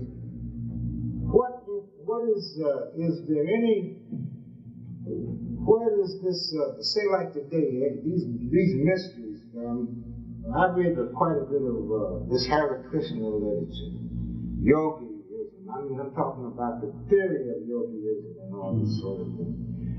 Does the African mysteries or the African influence or the African cultures in the ancient days, does that have any relative bearing on some of the concepts or the revelations or the meditations or what have you that they're bringing down to us today? Yes, only the African never called them mysteries. Other people called them mysteries. They weren't. They were inquiries. Inquiries into how life operated and how things did. Africans had a very simplified, holistic approach to religions, to the spirit. Only the Africans never called it religion, but spirituality, universal spirituality. Okay, well, at the same time, I know, but what I want to know is, in other words now, if I would search back and really get involved, say if I was a younger man, I got involved into, say, like the mysteries as they're referred to, according to African principles. I could go as deep into them as some of the volumes here that I ran into about the, the control of the various influences, the spiritualism, the magnetism, the revelations, the inspirations, and that these people are supposed to be subject to after they involve themselves in these programs. I could do that. You can do it. It will reach a dangerous point. Okay, I understand it. Well, that's why I haven't played with it anymore. It will reach a dangerous. That the mystery school is still in existence. There's certain people who belong to it. In other words, what I'm saying now, I started off years ago. Somehow or another, I read quite a bit of Rosicrucian literature. I really didn't get involved with it, but I did read some of the theory. But the only thing, see, I got a little scared, see, because they were talking about white gods, white this. I tend to distrust them. I see, well, now, I don't want to get tangled up, but I know I'm not supposed to play with my mind foolishly. I have sense enough to know that. But I really, in other words, well, I did answer my question. No, I tend to No, you're right. I tend to distrust the Rosicrucians. They're Westerners, and they tend to paint everything white. Naya? But okay. Dr. Clarke, you mentioned the great Zulu wars and Zulu resistance against the Europeans. What do you attribute to the present day passiveness of the Zulu entity in South Africa today? And do you think they'll ever come out of it? Well, it's a good question.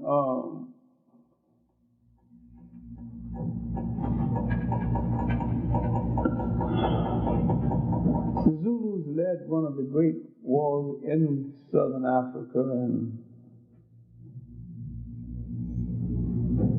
there's quite a few of them are still dynamic, but their leadership seems to be rather conservative today. And I don't believe the leadership is speaking for absolutely all of them. I've met some rather dynamic Zulus in my life.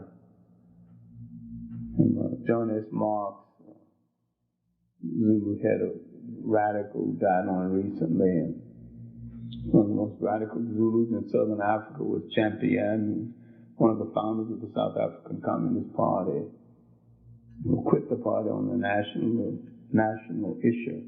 The issue of nationalism. I think the Zulus will again be a major factor in Southern Africa. Probably not under the leadership of people like Buthelezi, but they will again be a major factor. The people who got it together culturally. Anytime you can hold your culture together, you can hold certain other things together. That's a great advantage. I don't give up on them. Plus, there's too many of them. Well, that's another thing. They don't tell you the real population, I don't think. Well, they're one of the largest groups in Southern Africa, the Zulu people. One of the largest single groups in Southern Africa.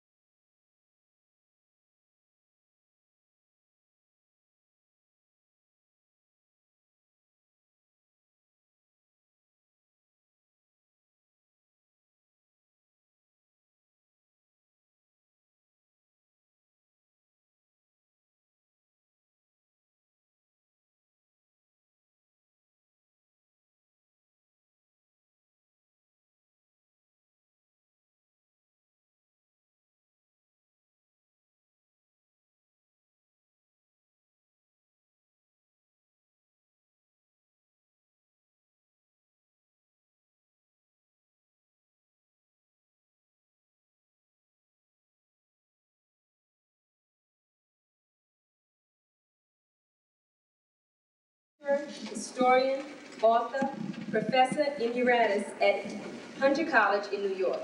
He has 2 new books on the press. They are New Dimensions of African History, published by African World Press in Trenton, New Jersey. African People and World History, published by the Black Classic Press in Baltimore, Maryland. And he's just completed a book, The Africans at the Crossroads, Notes for an African Revolution. Dr. Clarke has had an interest in African history all his life. He currently lives in Harlem, among his people. We, as Worldwide Wonders, is going to continue this lecture series. We're having another event in March. It will be given at the church. The church is Worldwide Wonders. The address is 2053 West 63rd Street in Chicago, Illinois. Thank you. Dr. Clarke.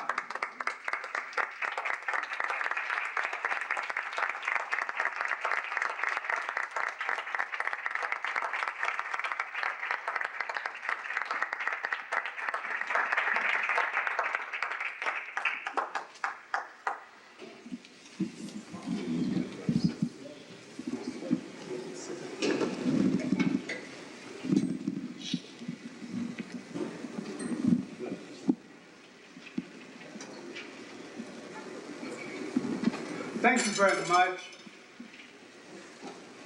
Over the years, I have lectured many times on the subject of Malcolm X and his relationship to the Black radical ministry throughout the world. I have exhausted any fight I have with anyone over the subject because I've had enough time to think it out well and to reconsider anything I said initially. In other words, I've had time to go over my mental notes on the subject enough to be settled in my mind Malcolm X's relationship to the radical ministry of the African world. I am dealing with the antecedents of Malcolm X, and to deal with the antecedents of Malcolm X, you've got to deal with the antecedents of radicalism in the African world. You have to understand that we are a radical revolutionary people, and that if we were not a radical revolutionary people, we would not still be in existence. At another place, I have said, Malcolm X, who had 3 distinct identifications, Malcolm Little, Malcolm X, Malcolm El-Hajj Shabazz, lived 3 distinct lives, and yet all of these lives stem from one life. I've also said that no nation could have made Malcolm quite the way he was, and no nation could have destroyed him with the same ruthless uniqueness. That he is a product of American oppression, and that no nation oppressed quite the same way the United States oppressed, and no nation destroys its oppressed quite the same way. That we're dealing with a unique phenomenon in history, and yet when we address ourselves as Malcolm X, relationship to radicalism and to radical social thought and radical action among African people, we are dealing with a personality that we have met many times on the roads of our history. So therefore, there is nothing especially new about the spirit of Malcolm X. There's nothing especially new about the action of Malcolm X. He is unique for his time, and the other radicals were unique for their time. I am not saying that he is a duplication. I'm saying he was a continuation of radical thinking and radical history, radical active that is deep in our history as a people. And one of the reasons we do not know this is because too many times our mind gets locked behind what is called the 500-year room by Professor Van Sertima.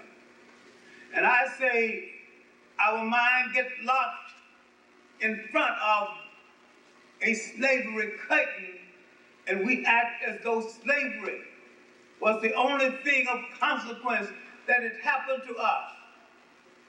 Slavery, in the measurement of time, because we are the oldest people functioning on this earth, we were functioning 4 million years ago. And when we look at the societies we have produced, 500 years out of that time is 1/2 of the wink of an eye. All right. So you're talking about, you hung up with slavery. You haven't even studied what you did 1,000 years before slavery. And what did you do 1,000 years before that? And 1,000 years before that? I'm saying that we must take a holistic and a global view of black radicalism and show that a Malcolm X fits into that category historically. And he is a continuation of radical activity among African people that started with the beginning of organized societies in the Nile Valley and in southeastern Africa. He is a continuation of a people who were on the stage of the world for thousands of years with no script and had to act out and make real a play of history with no precedent. They had to do this because there was nothing for them to follow. There was no previous people. Nobody left any books behind. There wasn't nobody to leave these books behind. They had to start from scratch and build human societies. They had to start from scratch and build spirituality. And that all of our action of survival has been radical activity, leading ultimately to the radical class of the Malcolm X. I am saying that our social thinking in the ancient world, and we look down the spectrum of our history and take it in full view, we must consider the fact that we built enduring society that lasted for thousands of years, not only without a jail system, but without a word in our language that meant jail. That if we could do this through the family structure and the community structure, it means that we had a radical way of looking at the world, original and an imaginative way of looking at the world that we still need and that the world still needs. And I'm saying that transforming the river valleys of Africa into cities and civilizations was a radical activity in the world, because all of this existed before the first European wore a shoe or lived in a house that had a window. All right. And I'm saying that with the coming of foreigners, a new kind of radical had to come into being. And the main reasons why we have not understood a Malcolm X in relationship to the uniqueness of oppression in the United States and the uniqueness of destruction of oppressors in the oppressed in the United States, that we have not understood the design of the nation itself. We have not understood that while we had a humanity that spoke to all human beings, the foreigner had a humanity that was parochial, that spoke to his intention of holding power. And that to tell a lie was an easy thing for him to do, because in matters pertaining to the recognition of other people's humanity, he didn't mean it in the first place. He didn't mean arguments about democracy in the first place. He didn't mean about Christianity in the first place. Because his method of holding power is both anti-democratic and anti-Christian. All right. And the one disaster that will hit his life if he dared to practice Christianity or democracy 24 hours, he's finished. So the one thing you can depend on the Europeans never to believe and never to practice is democracy and Christianity. Because if he will dismantle his entire society by virtue of this kind of commitment. So from the beginning, you are dealing with a liar who the lie is part of his tradition and part of his history. All right. I have simplistically divided the world into 3 different categories of people, and it is simplistic to the point where many of my students have said, now, Professor Clarke, you know that all people are alike, and you're dead wrong, all people are not alike. People are shaped by environmental influence, they're shaped by weather, they're shaped by the presence of food, they're shaped by the absence of food. They're shaped by attitudes that bred them into their society. Right now, let's deal with this early African for all of the years before he knew that there was anything in the world called a European. Most of our radical activity had to be developed in trying to get this white monkey off of our back. We developed one kind of radicalism in building a new society without precedent. We had to develop another kind of radicalism to deal with the infusion and the coming into our society of people whose word could not be taken, people who did not respect our culture, did not respect our women, did not respect our family structure.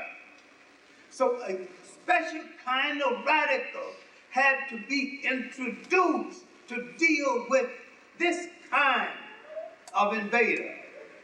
Now, in the United States, a radical had to be special again, based on the design of the country, the intention of the country. Because this country was designed for free, white, Protestant males, middle class and up, those who agreed with the prevailing political status quo and who owned property. Everybody else was out, including white women. Now, you have the illusion that this state started off democratically when it started off not addressing itself to the major issue. Excuse me, what happened to the water? The major issue of facing the country at the time was slavery. And this event made it a necessity to create another form of radicalism led by Frederick Douglass in the 19th century. My main point is to hook up Malcolm X with his intellectual and revolutionary antecedents.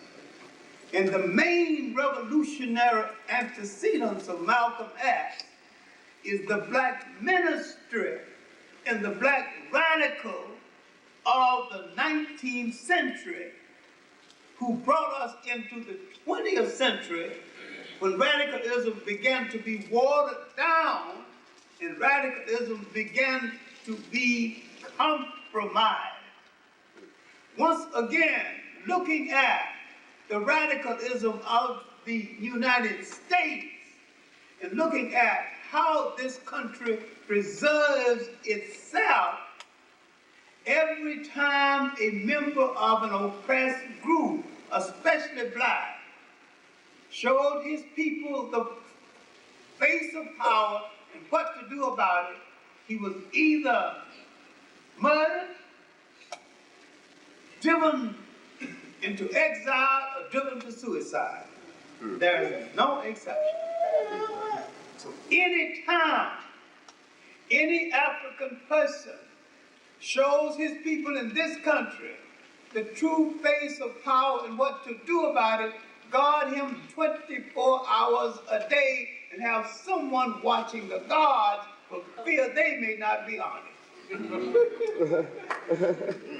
All right. Because sooner or later, one of three things is going to have to happen to him unless you're on guard to prevent it.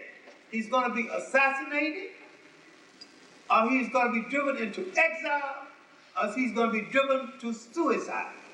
Now, had you known this pattern in American history that goes all the way back where we are concerned, and had you began to investigate the mysterious death of David Walker after his appeal, the mysterious death of Booker T. Washington, after the last 4 years of his life, he stopped catering to whites and began to raise some principal questions about the whites, even whites who gave him money. Then he was gone. And all the others, Monroe Trotter, supposed to have fallen off the roof of a house where he lived and where he was born and where he walked around as a child and knew every spot on that roof. Now, who in the hell would fall off a roof they knew that well? Yep.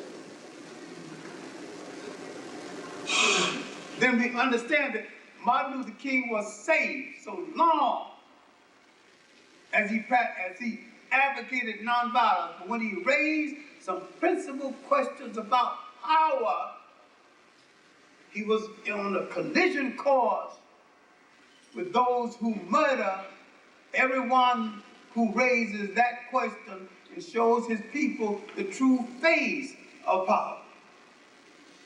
My point is that Malcolm X not only related to this 19th century radicalism, that he related to the 19th century radicalism in the African world and the radicalism in the Caribbean world, and that there was a period when the radicalism of the Caribbean world affected the intellectual wedding between themselves and those in the United States and became one. Predating Pan-Africanism about 100 years before anyone began to use the name Pan-Africanism. But now, going back in history again, looking at the radical factor in our history, I have said that we had 3 golden ages. Ages of great prosperity. We had 2 golden ages before we saw the Europeans. We had another one after the rise of Islam, disrupted by the Arab slave trade, but we had it in spite of the Arab slave trade that most of the brothers, or practically all of the brothers, don't even want to talk about.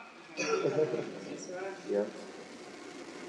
Now, how is it, and what kind of people are you to have had 3 golden ages, and you might have a 4th one, when there are people who've lived and died without having one? what's so special about you?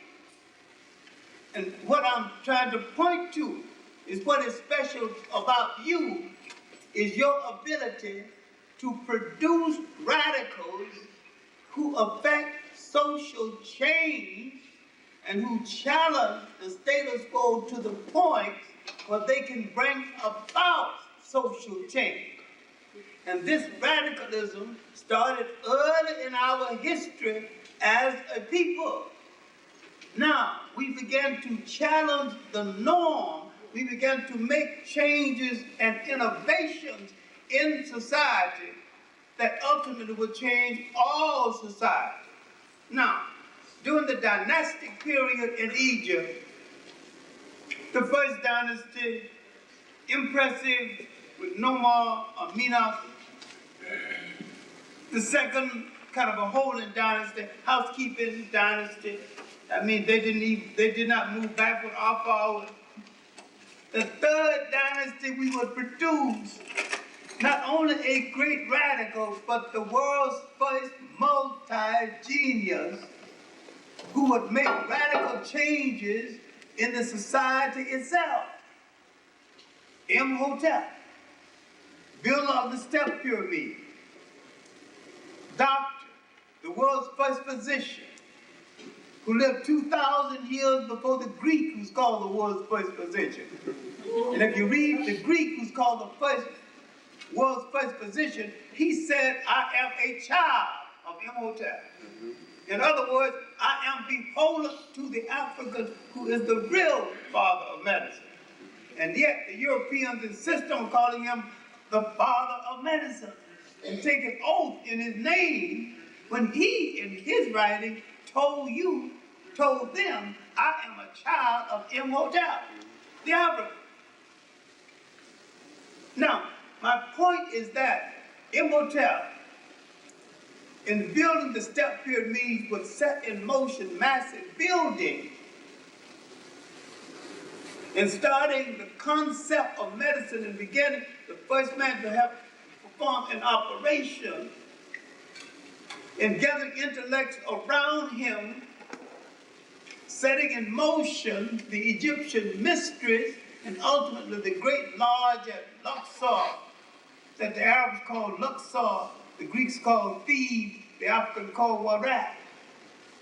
That he began the concept that would lead ultimately thousands of years later to the concept of higher education. And that men began to gather and to talk about social change and social preservation.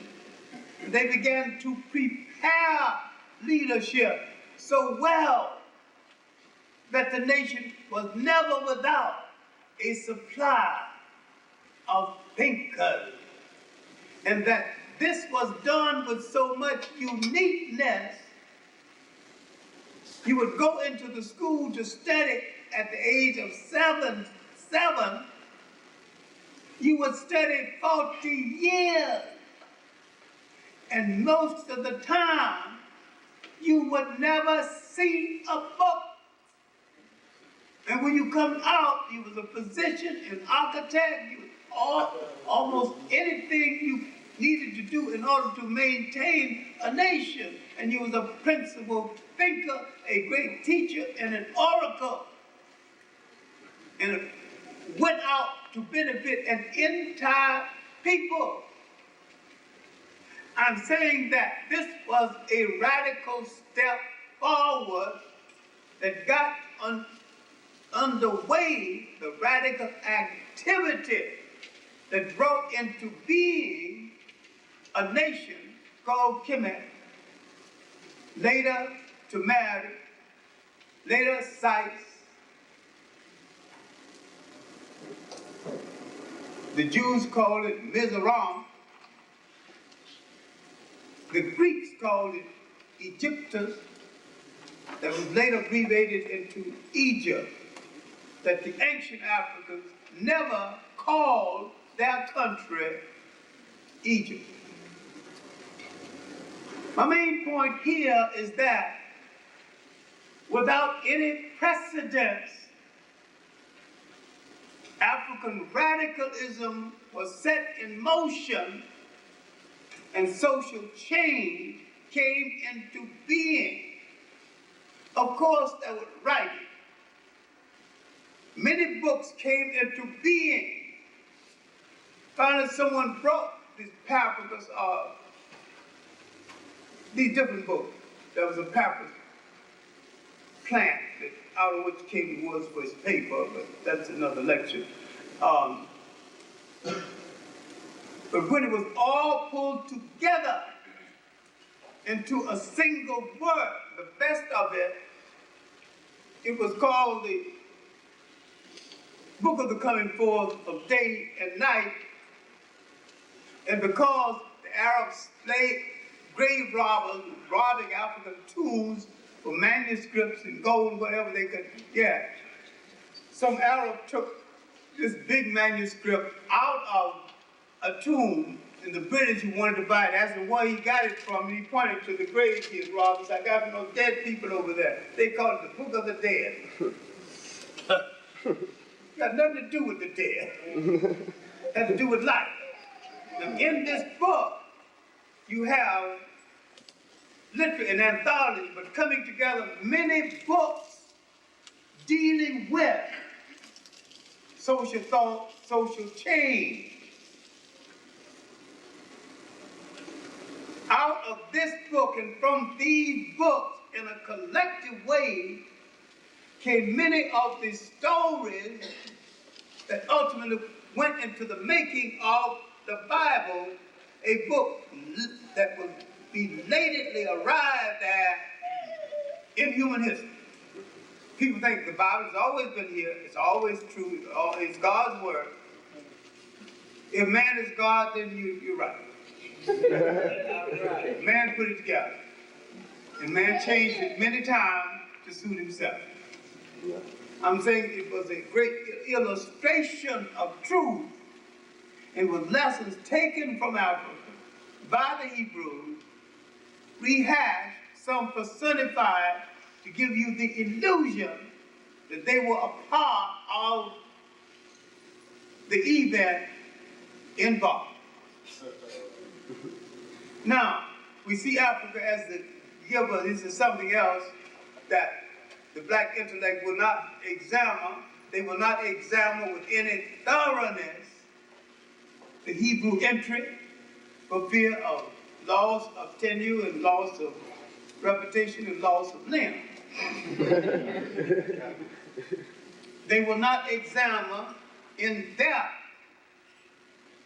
the fakery behind and around the faith called Islam, the most unoriginal of all of the forms of religion, because it came into being so fast. It had to steal a few saints from here, a few from here, a few things. It had no original poetry and no original social thought.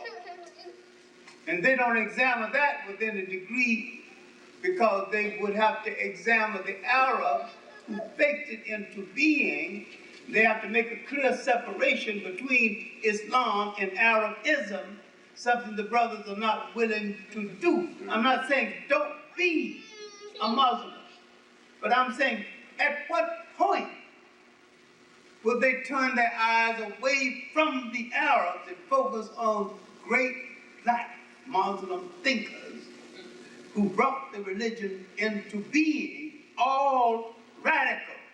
You want to relate Malcolm to radicalism within Islam, then you would relate him to a thinker like Ahmed Barber, who wrote 47 books, each on a separate subject, 2 books when he was in exile in Morocco. The last of the great chancellors at the University of Sankore at Timbuktu. Exile in Morocco, he wrote 2 books trying to explain his people to those silly backward Arabs, and they never got the point then or now. And yet, you know all of the heroes and the litany of the kings of Europe, and most of the blacks who are Muslim never heard of Cockney Bar. Never heard of the black radical warriors in the South. Muhammad Ahmad, the Mahdi.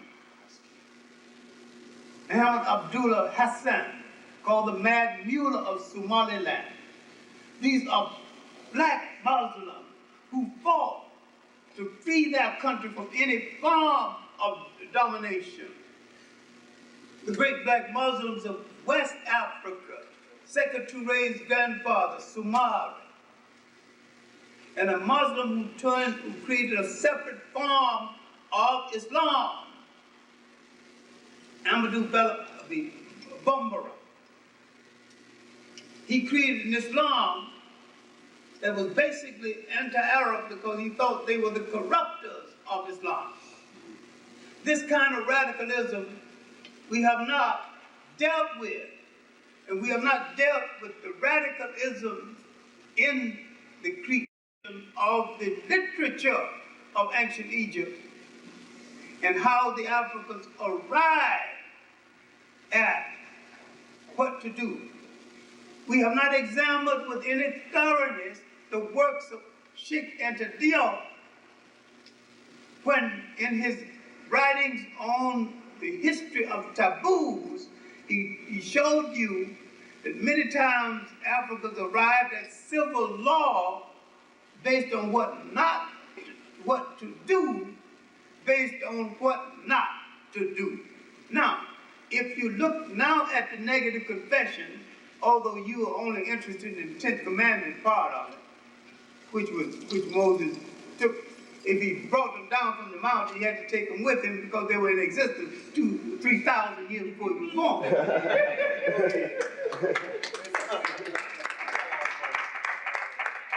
Moses, an African prince, born and raised in Africa, born in a place called Goshen, a radical thinker for his day. Now, when he was wanted by the Pharaoh and had to put some space between him and the Hebrews and his country, he took up with the Hebrews. Then he, in the language of the street, palmed off a deal on them. Obey my God, I'll be your leader. And what did he palm off on them? The concept of monotheism, the concept of the oneness of God as against the multiplicity of gods. My point is that he was a radical thinker, but he took his cue from still a radical thinker, more radical than himself. Maybe in religion, the forerunner of radical thinker. Some people said that Akhenaten, who was Amenhotep IV, gave the world monotheism. They're wrong. Some people said that the Hebrews gave the world monotheism. They're still wrong. The Hebrews heard about it, wrote about it, and personified it, and got themselves into the picture. But before their entry into Africa, they had never heard about it. What Akhenaten did is to deal with the corrupt ministry of that day, then restricting the travel of people in the countries based on the fact that God had limitations and that your God could only protect you in a given space. And all he did was to give them back what they already had. The fact that God was omnipotent, God was everywhere, God was in everything, and God goes everywhere. My point is that the beginning of African spirituality was a form of radicalism because the Africans gave the world no religion. The Africans gave the world a universal spirituality. Foreigners hypocrites took African spirituality, misunderstanding it, converted it into cults and religions, and put one against the other, and tried to prove that each one of them were the favorites of God. Therefore, saying that God is love, and God is merciful, and God is kind. Then, when they said that they were chosen by God, those as they are God's favorite people, they also saying that God has stepchildren, and God is a baby. If he favored one over the other. My main point is that in this universality of spirituality, God was in everything. God was in all light. God was in all form. If you wanted to pray, you could pray to the wind because God was in the wind. You could pray to the river because God was in the water. You could pray to the tree because God was in the tree. But if God made man in his image, and the early Africans understood this, then God was a part of you. That if you turn inward on yourself and examine yourself, self-meditation and self-examination brought you closer to God. That's right.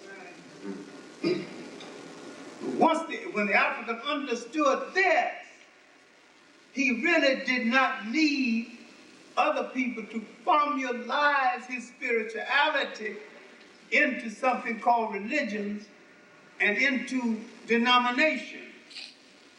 It was a radical step forward because no one had ever done that. Okay, my main point is that this kind of radicalism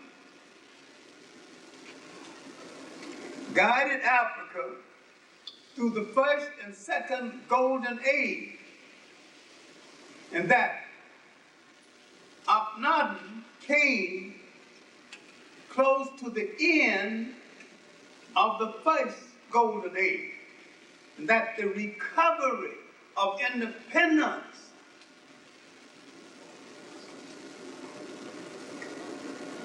and the 1,000 years of peace and prosperity brought Africa another golden age, and that golden age did not end until foreigners came again. You must remember that Africa existed for thousands of years before any invasion. That the first invasion was 1675 BC. My main point is that radicalism within Africa itself expelled the invader, and that the second golden age began to peter out when the foreigners came again, not understanding African religion, not respecting African customs. First the Assyrians, 666 BC, then the Iranians, 550 BC, called the Persians. And they were so brutal that Africans cried out, "Oh God, if you cannot send me a liberator, send me a conqueror who will show some mercy." Now you can understand why when the little Greek called Alexander, sometimes referred to as the Great, when he knocked at the door, he didn't have to knock very hard. He was like any other invader. He was a raper. He was a raider of the granary of Egypt to feed his soldiers. But he realized one thing, that Africa was the home of the religions of the Greeks. That African radical activity had brought into being basic religion. And all of this had happened before the entry of foreigners, that before the foreigners arrived, Africans had already embarked on a radical course. They had created one of the most intelligent systems known to the world, matrilineal. They knew then that if you had a god, you had to have a goddess. While Western man tries to defy nature, African spirituality was to bring man in harmony with nature. In bringing man in harmony with nature, he would bring man in harmony with his relationship to the woman who gave him birth. And because the African had no fear of women, before Alexander arrived, the African had created a system of lineage where the women rode at the head of her army. Women did not come to power just because they were women. They had to wait their turn like anyone else. But when they became head of state, they led their armies in battle, other than send them in battle. They engaged in radical activity and social thought and equality. Check1 Diop's little book, The Culture Unity of Black Africa, is very good on this point. In parts of his book, Africa, the Politics of a Federated State, is also good on this point. And his book, African Pre-Colonial Black Africa, is good on this point. But a group of essays he wrote for the Journal of African Civilization, especially his essay, African Contribution to Civilization, the Exact Sciences. This points to African radical activity in the sciences before the European could make a bar of soap.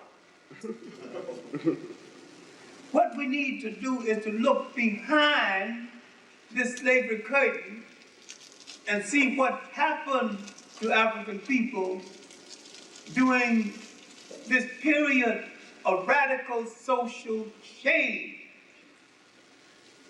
And we need to understand the price Africa paid for internal weakness and how it had to deal with this weakness.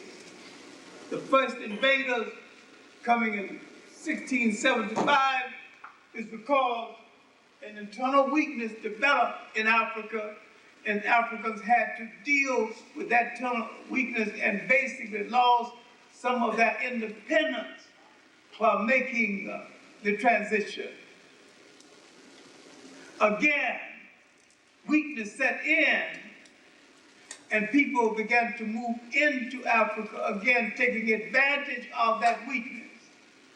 African people have always been the prize to be captured by other people, principally because we are the world's richest people. We have always had and still have things that other people want, think they can't do without, and don't want to pay for.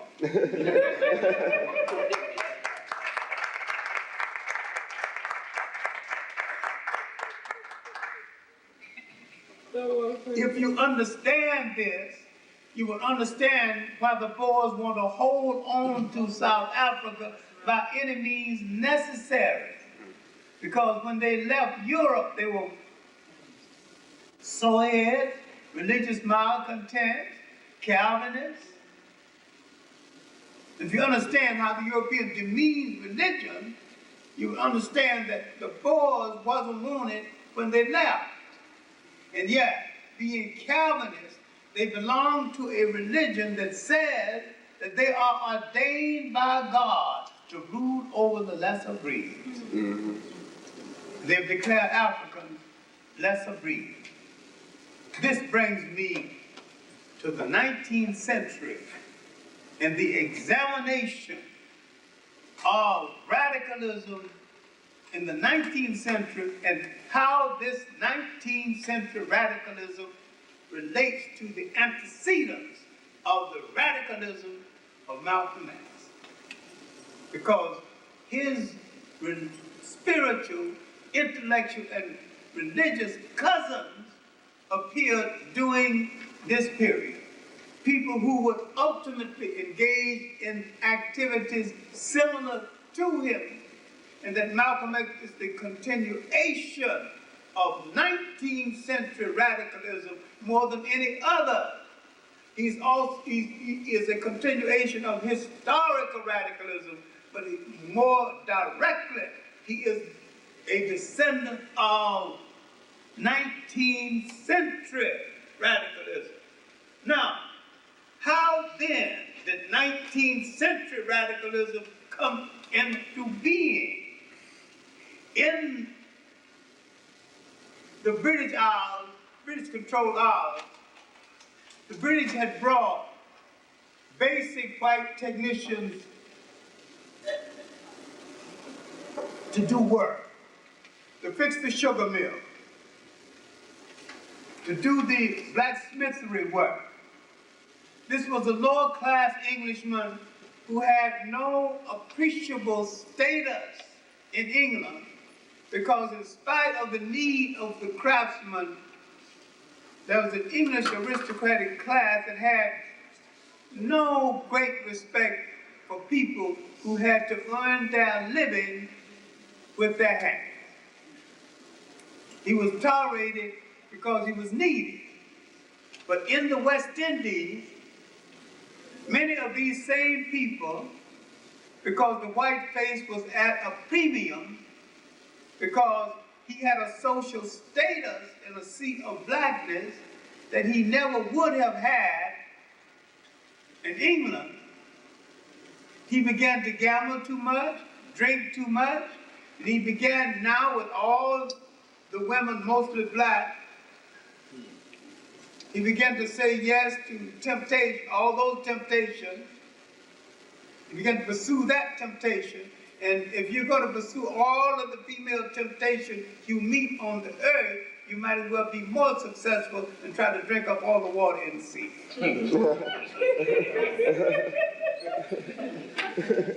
It's an impossibility. You can wish the rest, wish upward, to wishful thinking and go on your way, because it is impossible to partake of every single one that you meet. Well, some of them were just exhausted, some of them were broke, and some of them went back to England. But my main point here is that the African slave began to do that work, and the British had brought furniture from England, soft wood. There were termites in the West Indies who would eat that soft wood for dessert. So they had to reproduce this furniture in the hard mahogany that was plentiful in the West Indies at that time, not plentiful at all now. So now you see the emergence of a craft class in the West Indies. You see the origin of the Caribbean free man. These people, free with a question mark, of course, began to engage in radical activity, agitating against slavery, began to bring into being revolt after revolt, until they had established a class of revolutionaries that the British could barely deal with. They had brought into being more successful revolutions principally because they could maintain something in the Caribbean islands that we could not maintain in the United States, and that was a culture continuity. The drone was not outlawed. and African religions, while not tolerated, were not stringently outlawed. So they could communicate with each other based on the African religion, based on the drum language that went beyond the tonal language. So you had a guarded island of freedom in the Caribbean islands.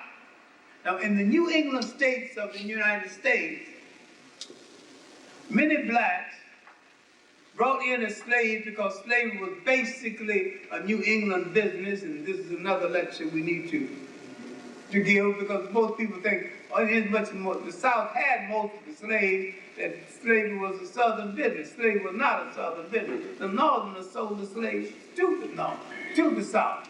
And when the Northerners underwrote the abolitionists, the South, because you bunch of hypocrites, you sold me the slave, now you're sending these damn abolitionists around here to take the slave away. Now, I don't ever want to be on the side of defending the South. When they call the Northern a bunch of hypocrites for selling them a slave and trying to take the same slave away from them, and pretend that they're so goody-goody, they were hypocrites, they still are hypocrites on the same issue of the relationship of African Americans to the rest of the country. My main point here is that out of this free class came thinkers, people who could read, people who could write newspapers. Came a class of Caribbeans who affected the intellectual wedding with a similar class in the United States. This is the origin of the 19th century radicalism in the Caribbean, in the 19th century radicalism in the United States. A same form of radicalism appeared in Africa in the almost physical radicalism in the anti-colonial war. And the verbal radical didn't appear in Africa in any great numbers until close to the end of the 19th century. And this was the missionary-trained radical who began to appeal to the conscience of the Europeans, forgetting that a person who invades your country, rape your women, take your resources, have no conscience in the first place.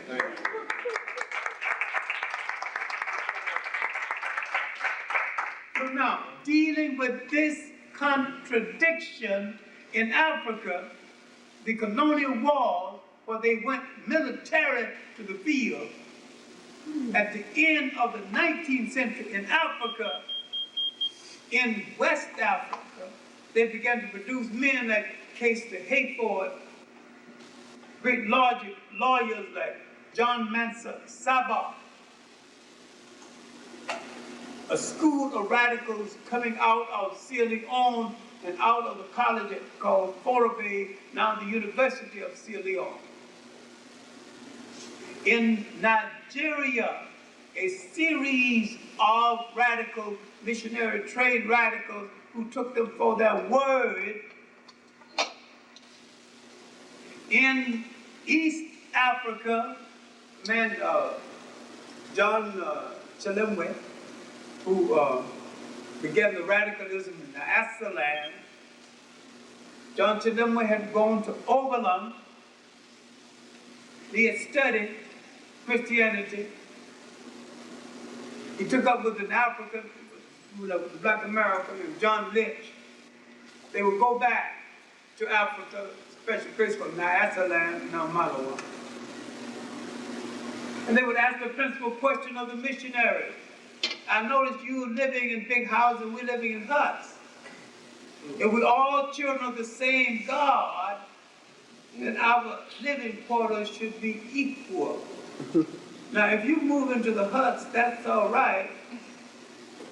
Or we move into the big house, so long as we children of God have the same living quarters. If God gave you the right to have service, then I'm assuming that I have that right equal to yours. And not getting what the answers they wanted, they began to burn churches all the way into the Congo.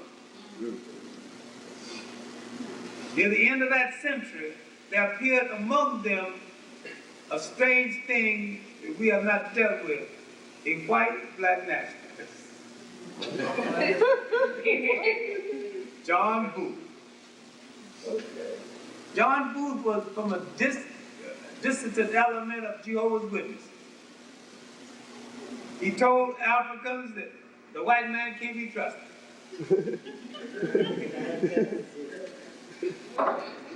To his everlasting credit, when the Africans asked him, could he be trusted, he said no.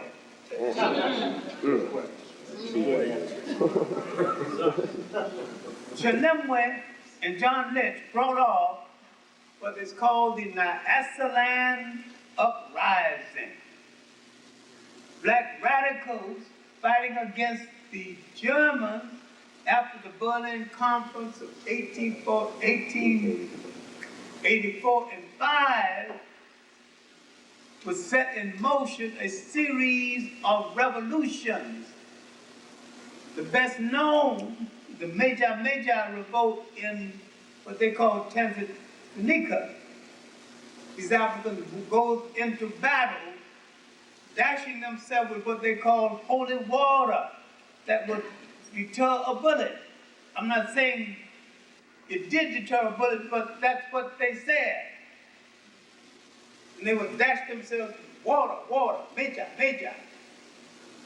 This is called the Meja revolt in Tanzania.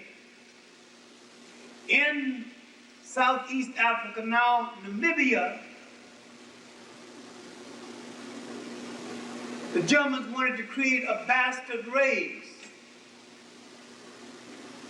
by cohabiting with the Herero woman. The Germans did not know that the Herero woman never cohabits outside of her group, not even with another African. See, while talking about looseness and primitivism, promiscuous in Africa, you quite forget that there were places in Africa where adultery could be punishable by death. There are people in Africa who have child marriages, sometimes 3 children before the actual marriage occurs with the approval of their respective families. There are also groups in Africa where the woman must bring virginity to her wedding bed. When you study the diversity of cultures in Africa, you will find many cultures using many different kinds of methods. But my focal point now is on the radicalness that appeared in Africa during that period. My main point is that at the end of the 19th and early 20th century, in Southern Africa, organizations that ultimately would lead to the finding of the first ANC. That the ANC faltered at first, stimulated by the visit of Bishop Turner that we'll come to a little later, an African who became a cop-out, John L. Dubé. And then he changed, he became such a cop-out, being the first African to go to a university in Southern Africa, Westwatersrand, still in existence. And to impress his wife, sponsor us, he wrote a scurrilous book called The Black Man is His Own Worst Enemy. Oh my God. In order to atone for this later on, when someone showed him what a fool he was, he went from village to village, laying the foundation for the early ANC. The early ANC with no communists was a different organization that it had with the infusion of communists who may well be traitors to the ANC and who may well be informers to the South African white government. Yep. Yep. You got to walk very carefully when someone else is carrying your coat. Now, at the end of this century, an Atlantean brought into being a large trade union movement. His name, Clement Cadele. This was supreme radicalism to build a movement in Southern Africa with 500,000 members. Later on, Isaac Wallace would build a similar movement with a smaller number in Sierra Leone and parts of West Africa.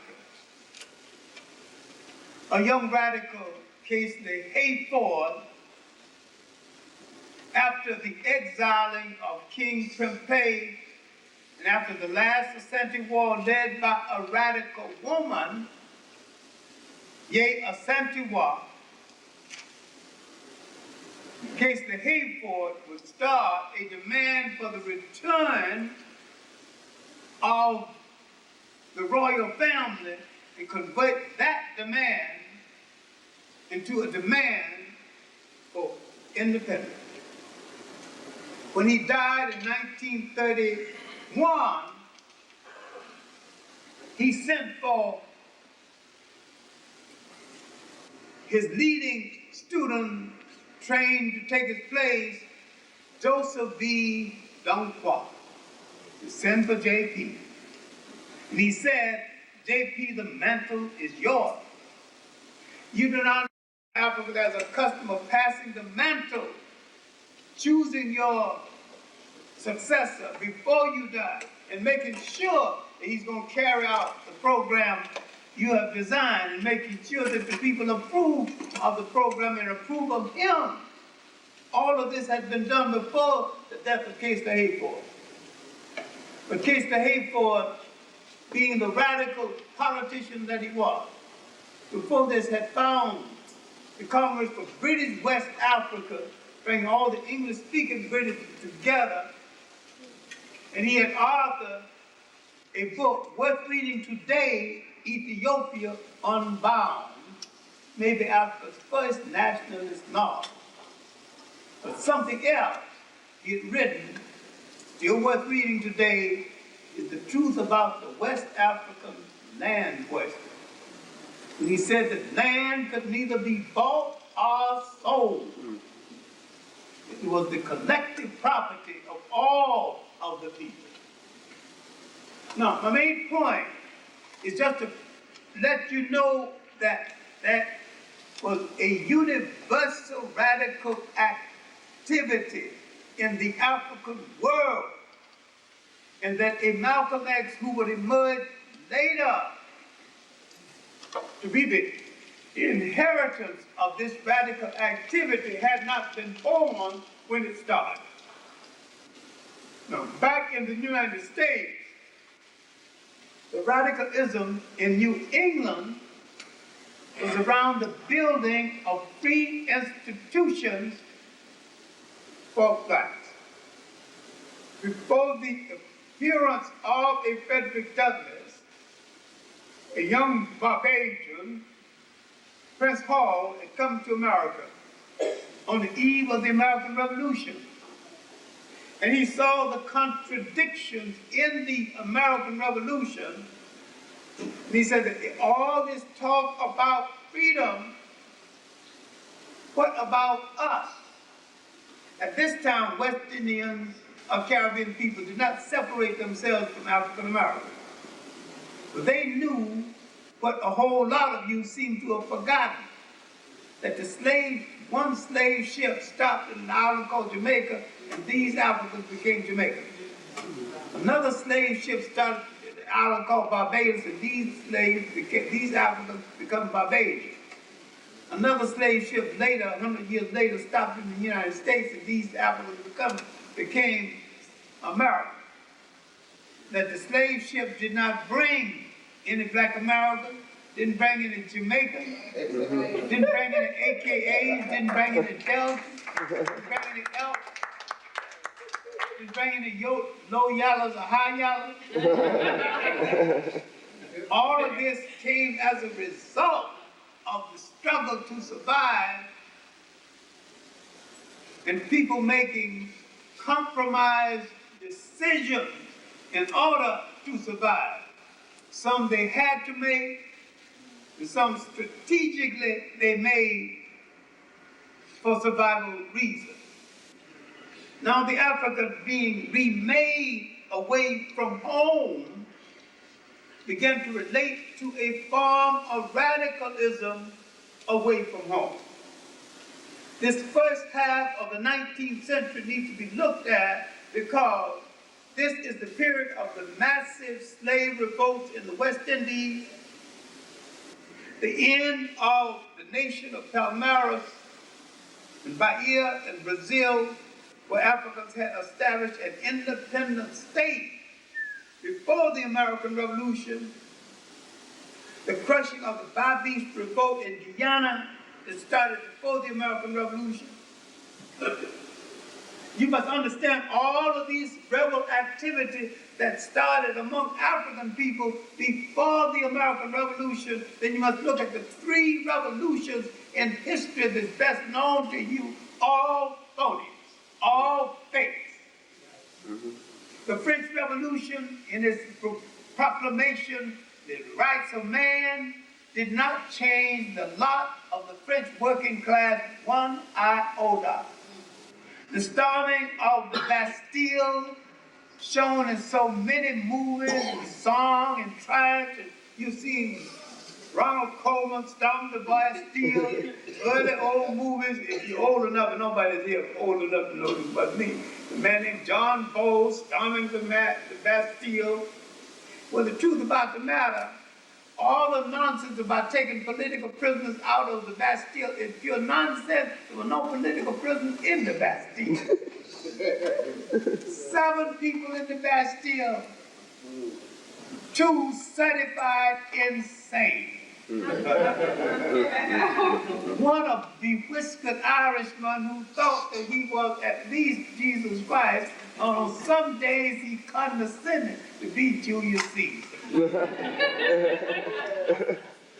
2 nuts and 2 roustabouts, not even worth saying. But they have romanticized it, and Dickens' folk Tale of Two Cities captured quite a lot also. And Ronald Colman in jail. This better thing, this is a far, far better thing I do than I have ever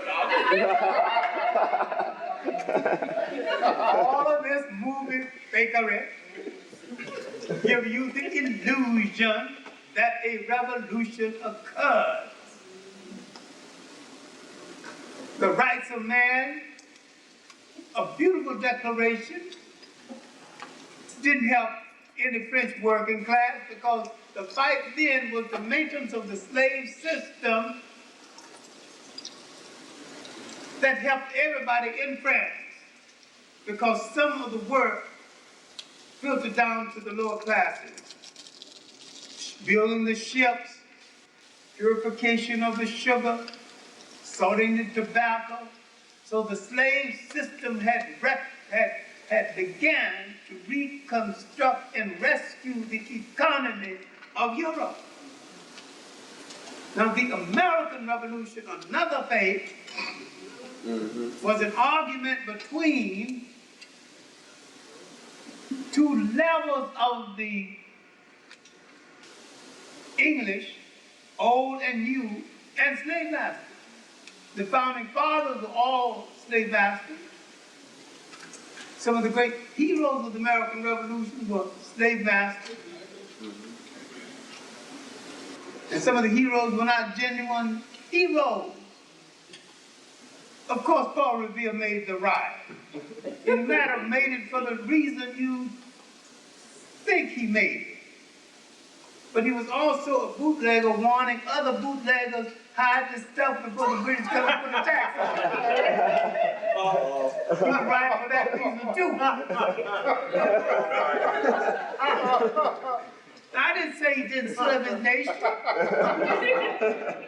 But he served his fellow bootleggers also. A lazy critter, a good craftsman, good tinsmith, but he was making more money selling the booze Why should he work all day making pots and pans? We can sell a barrel of liquor and rum and get away with it. No, my main point is that during this period of revolution, you've got to look at the radicalism of Prince Hall.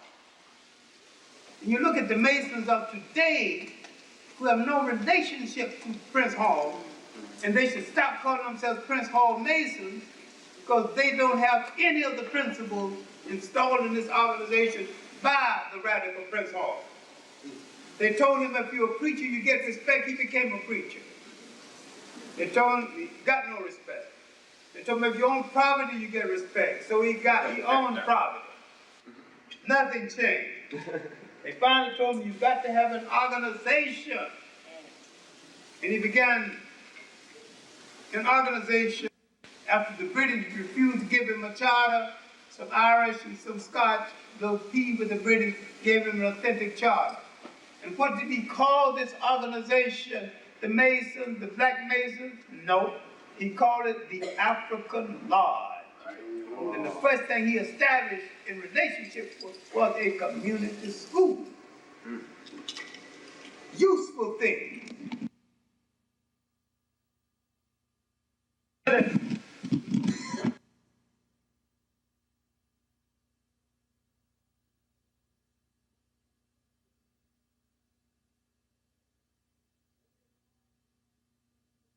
Century,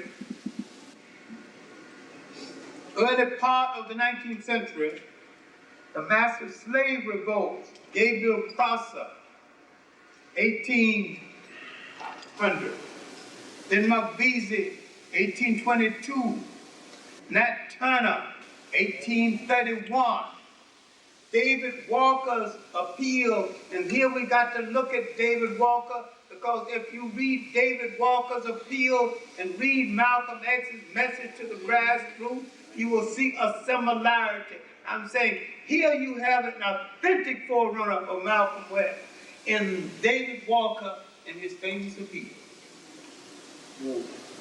You have a man setting in motion at a time when there were other blacks, some ministers, some not ministers, telling the Africans to compromise. The Africans in the United States to compromise. David Walker said, lift up arm. He called for an armed struggle with the slaveholders. He called for the colored people of the world to rise up against the slaveholders. He had learned one thing that I personally will learn later on. Once you discover the unworthiness of people to rule you, your freedom began with this discovery.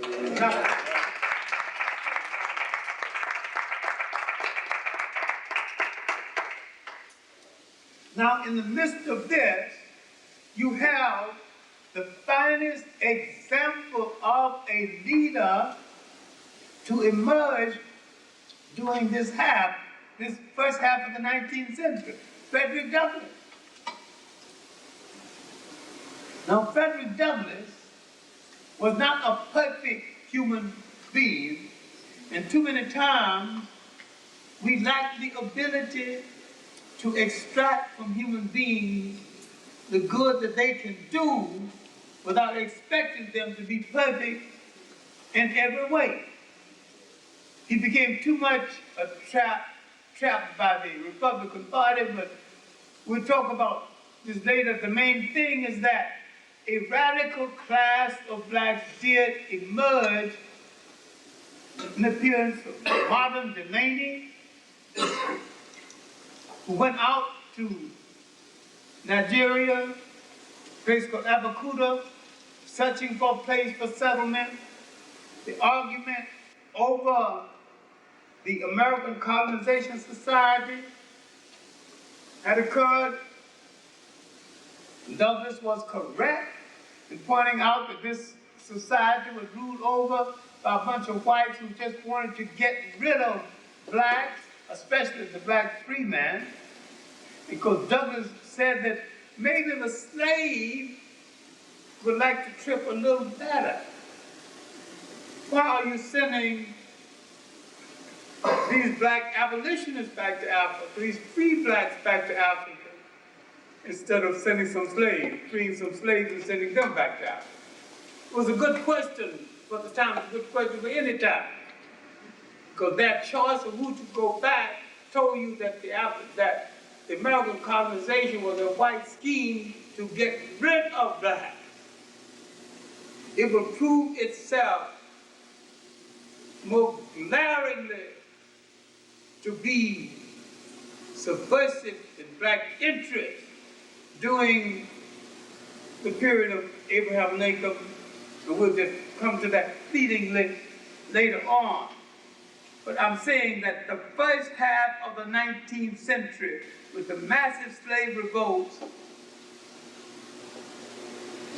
with the society, with that period, we can trace the radical antecedents of Malcolm X. Using different words, men said different things. When the great minister, Henry Highland Garnett, had gone to Jamaica, invited by the Jamaican free men, we had heard that conditions in the United States had not changed. He thanked his Jamaican host and told them, I am returning to the United States. I'm not returning to ask for integration because I do not want it. I am not returning to ask for justice because I do not expect it. I am returning to the United States to devote the rest of my life in trying to tear that republic down.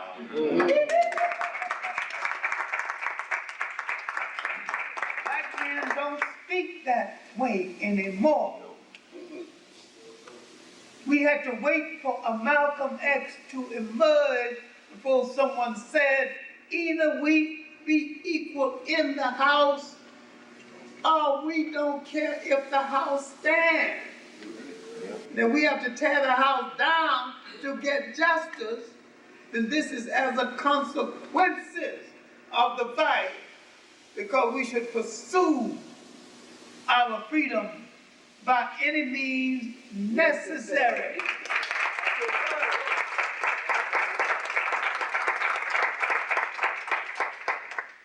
And when he began to tell animal stories, Malcolm X was going back to the African methodology of teaching. When he was talking about the fox and the tiger, when Elijah Muhammad looked at the spectrum of white oppression and said, that man's a devil. Now, Elijah Muhammad understood something which we do not still understand. Whosoever is in charge of the hell in my life is my devil.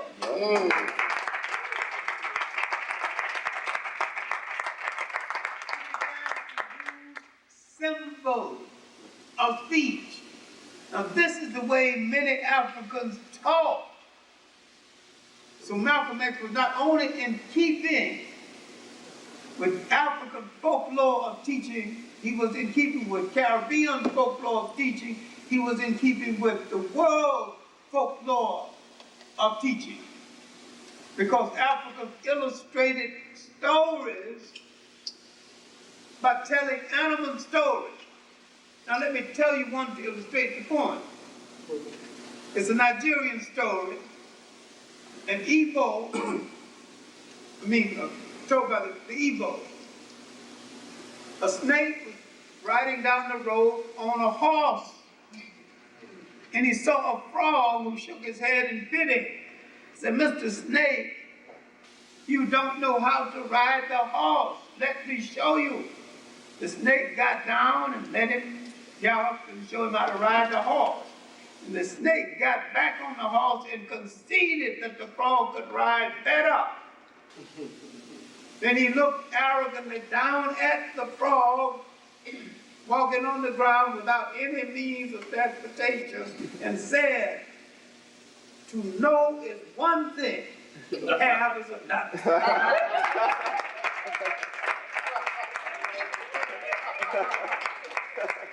Now, don't worry because I said the animals talk. Did you understand what I said the animals said? That's important. Because in Africa, you had talking animals.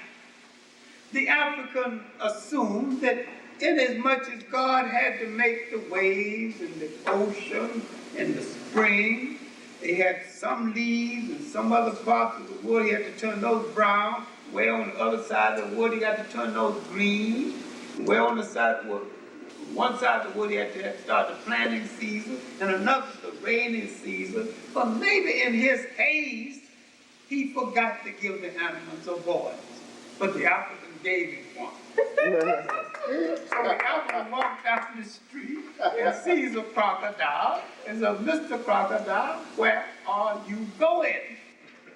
And the Africans began to tell stories of what the animals said. These were stories of wisdom. And these were stories illustrating lessons in the period when there were very few books. Now let me tell you another story that's so hectic and so old, if you don't know but one African story, I'm sure you might know this one. How the spider got his small waistline. He was a chubby little fella, eating everything in sight. He heard there's going to be two banquets near each other. So he tied a string on his waist on the right, a string on the left. So one friend, now you wait over here and pull the string when this banquet starts, and you pull the string when that banquet starts. Now you've guessed the end of the story already because both banquets started at the same time. Both friends did exactly what they were told to do and start pulling out the string, and that's how the spider got his small waistline. Now, African housewives tell this story to their children right now. You can eat as much as you want to, but don't be so greedy to eat everything. But why couldn't you just say it straight away? Then it wouldn't be the beauty of the poetry. Because Africans like to illustrate the lesson before they say the lesson. They like to spell out the lesson.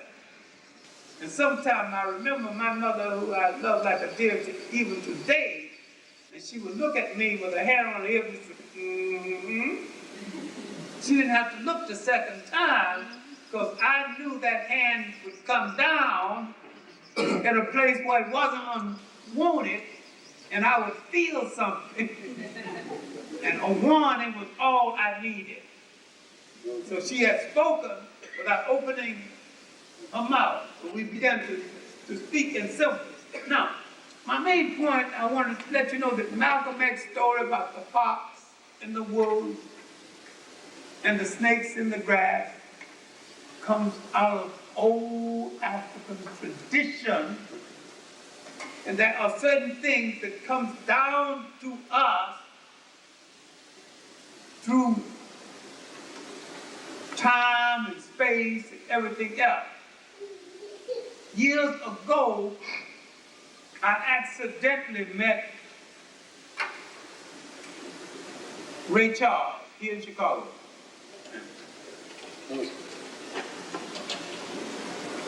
I said, Mr. Charles,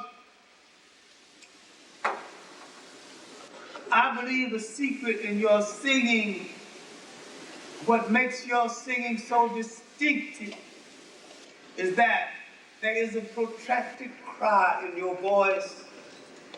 These are the wailings of the slave ship, coming down through the years, through the bloodstream, down through history. I meant exactly what I said. He said to someone, who is this crazy cat? I wish I could see it.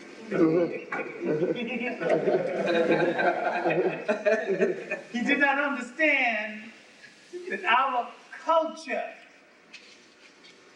was inherited. There are certain things that come down through us, through time and history.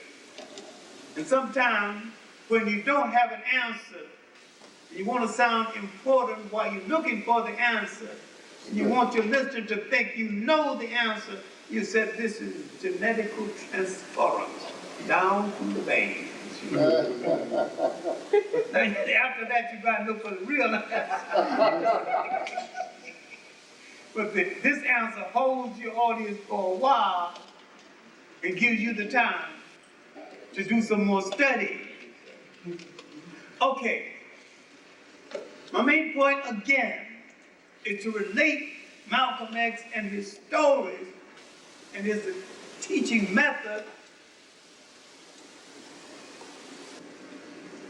not only to ancient Africa, but to the teachings of the deity known as Jesus Christ.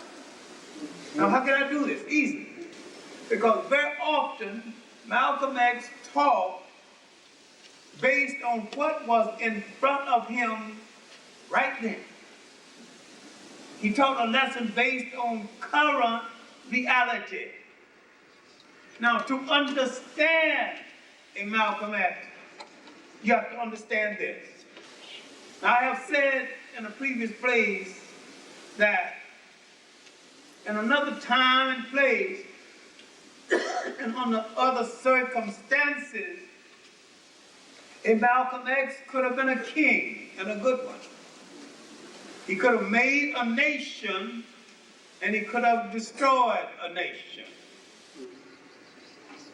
That he was the finest example of leadership to emerge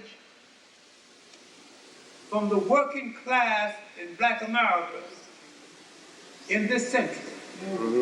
And he was clearer on more issues and came directly to the heart of more issues than any man we have produced in this century.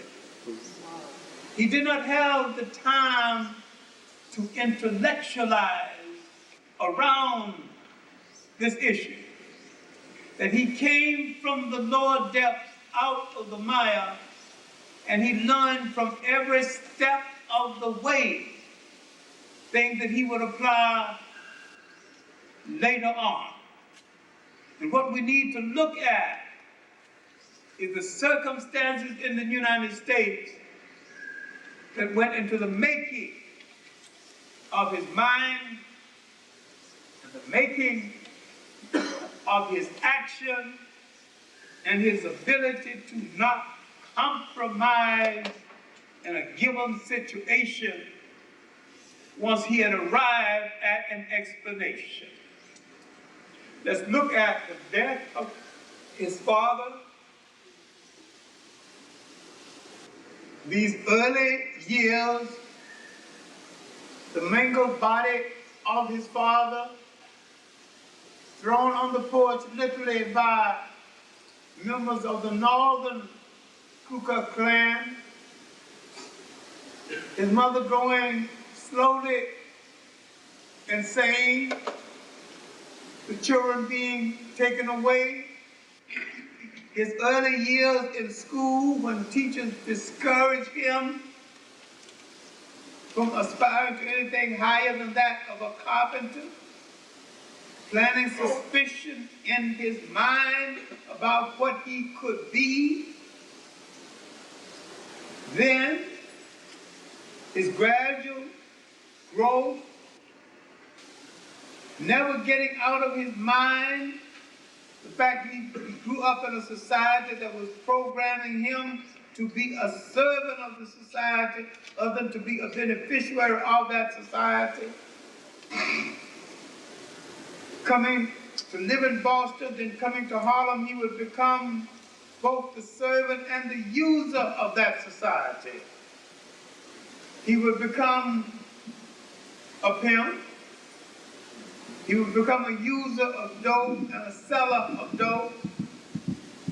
He would become a waiter and a hustler. He would become a petty gangster, a Big Red. Men would, again, one would fear him. He would go back to Boston where he would get arrested And now we see, after a while, his making in the isolation of a jail is being introduced to Islam by his relatives, brother,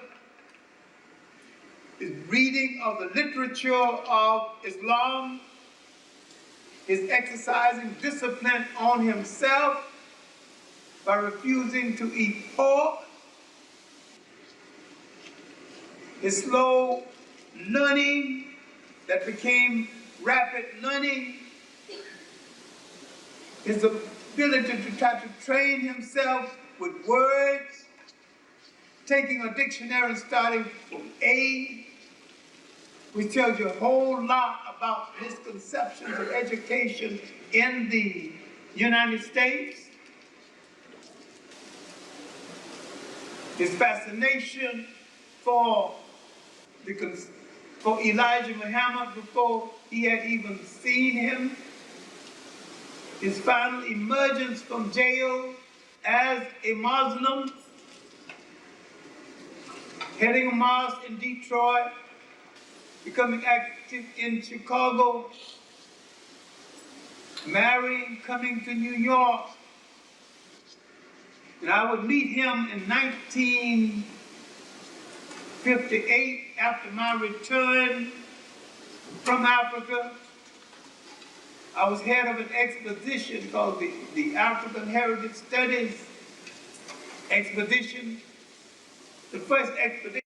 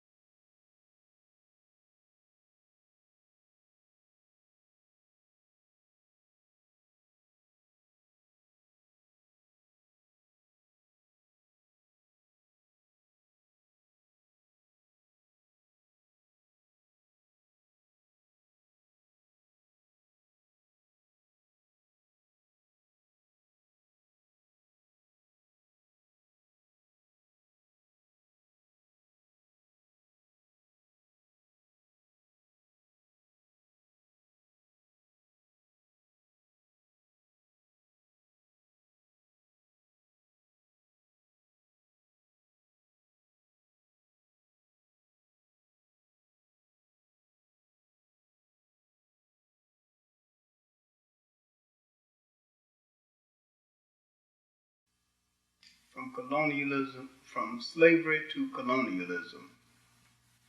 A short journey in African history and a very tragic journey. It did not end slavery, but introduced a more sophisticated form of slavery.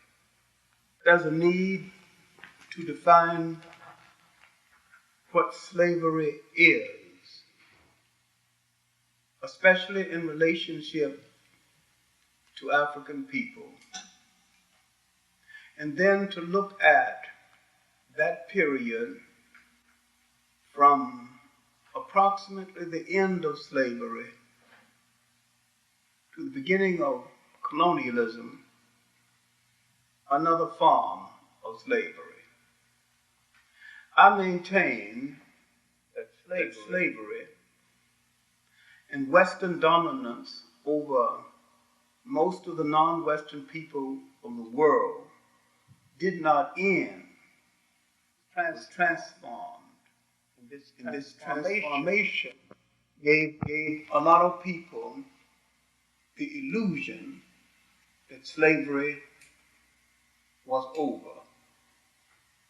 First, let's look at slavery itself, how it began.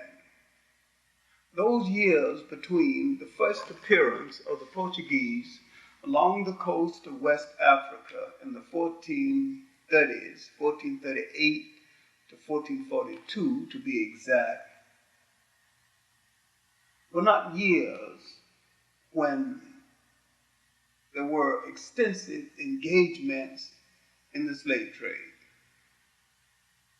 We need to look at those years and look at the time when the monumental change took place Europeans were not at first looking for slaves in Africa. They came to Africa principally looking for trade, and some of them were looking for an African emperor named Prester John, who was a Christian. They wanted to seek his help in their fight against what they called the infidel Arab. Islam and the Arabs and the African armies then dominated the Mediterranean. It had blocked Europe's entry into the Mediterranean for almost 800 years. Now Europe had come out of the period of the Crusades, part of the Middle Ages, the lethargy of the Middle Ages, somewhat lessening now. But the Africans, the Arabs, the Berbers had preserved so much that was European culture, or thought to be European culture, at the University of Salamanca in Spain. The Europeans who got this knowledge from the Africans and the Arabs and the Berbers eventually used this knowledge to turn on the preservers. Now that the European had learned again something he had forgotten, longitude and latitude, now that they began to open schools, chart making, map making, seafaring, Europe was still hit by the results of famines and plagues and had lost 1/3 of its population. Europe was basically a hungry continent, searching for an outlet. And the Europeans had lost so much of the sentimental attachment to other people and to themselves.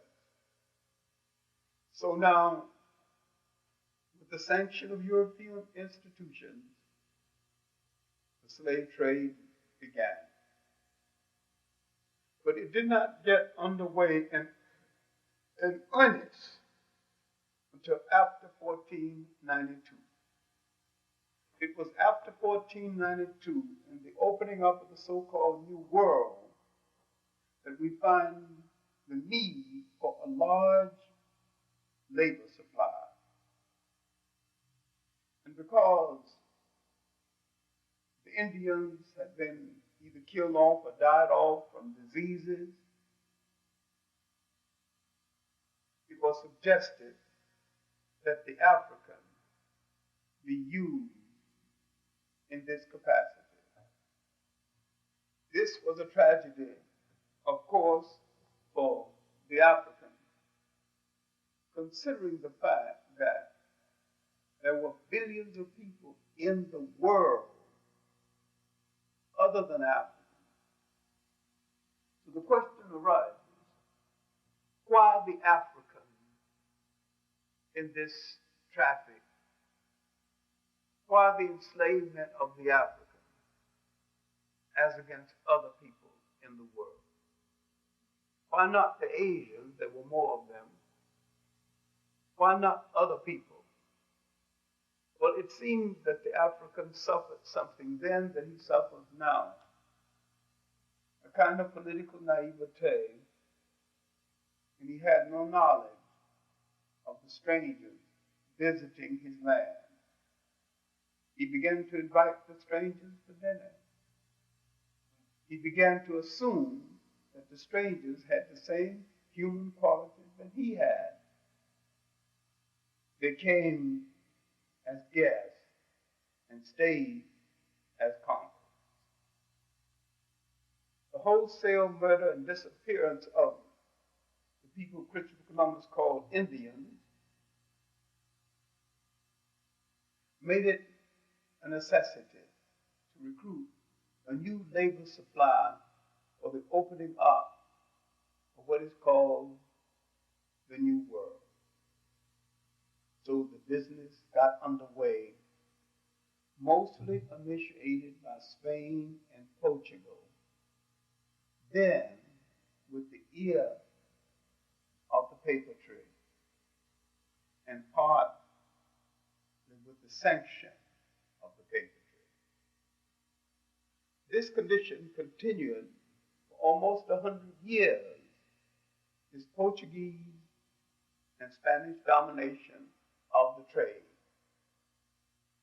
The Scandinavians entered the trade, had some success, but because the Scandinavian countries were so far away from their base in Africa, they had difficulty being supplied or resupplied.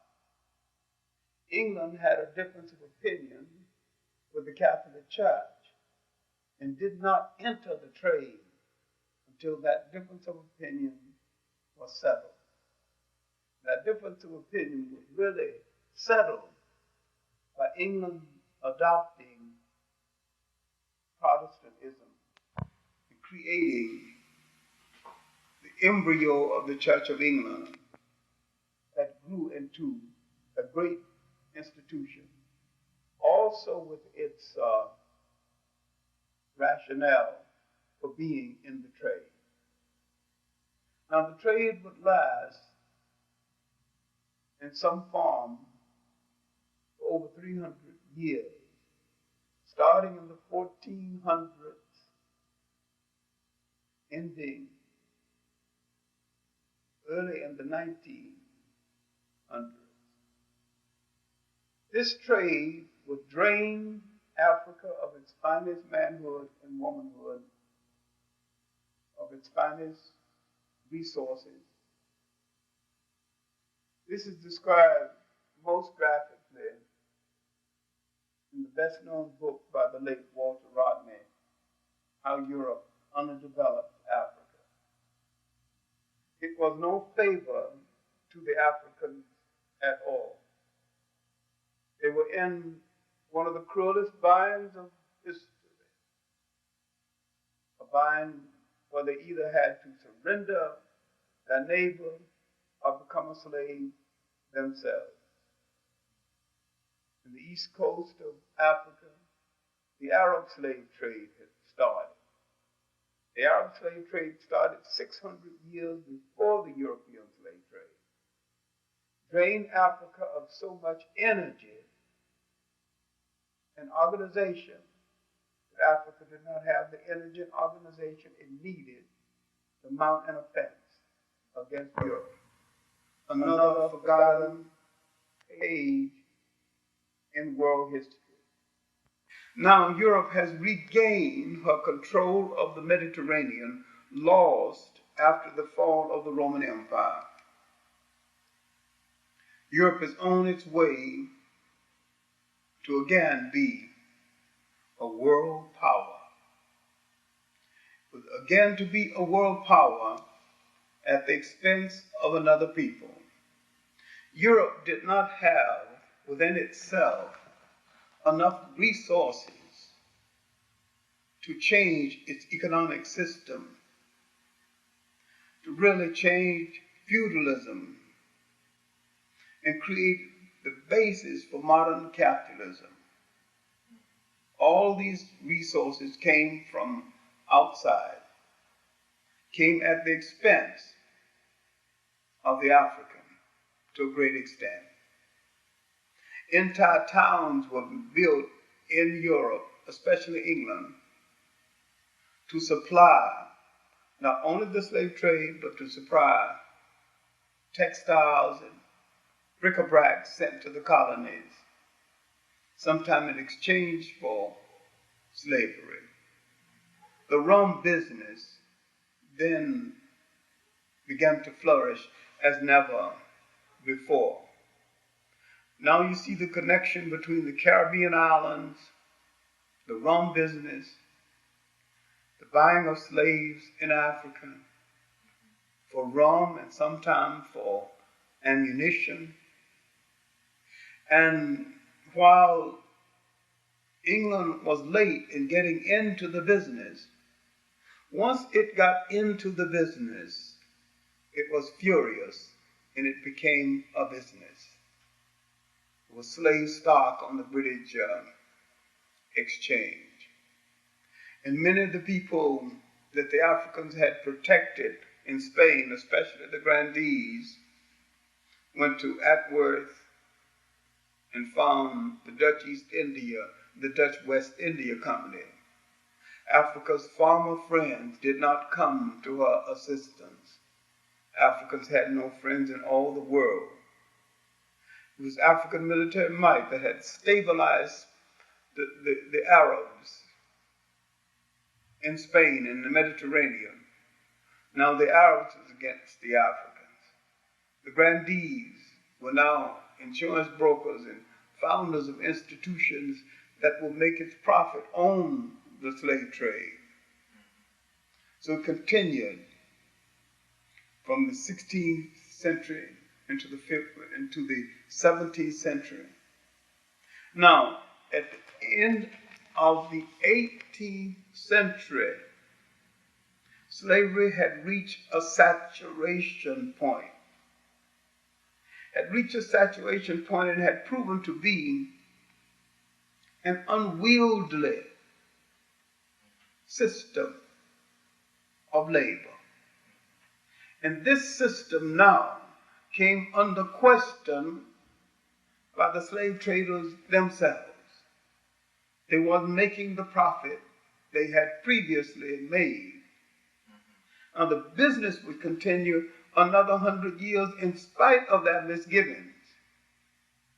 But in the 1800s, the middle of the 1800s, the British began to send an expedition out to Africa to look into the possibility of trading in legitimate goods.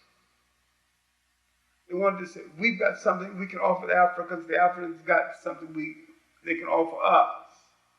Maybe trading in commodities will make us more profit than trading in slaves.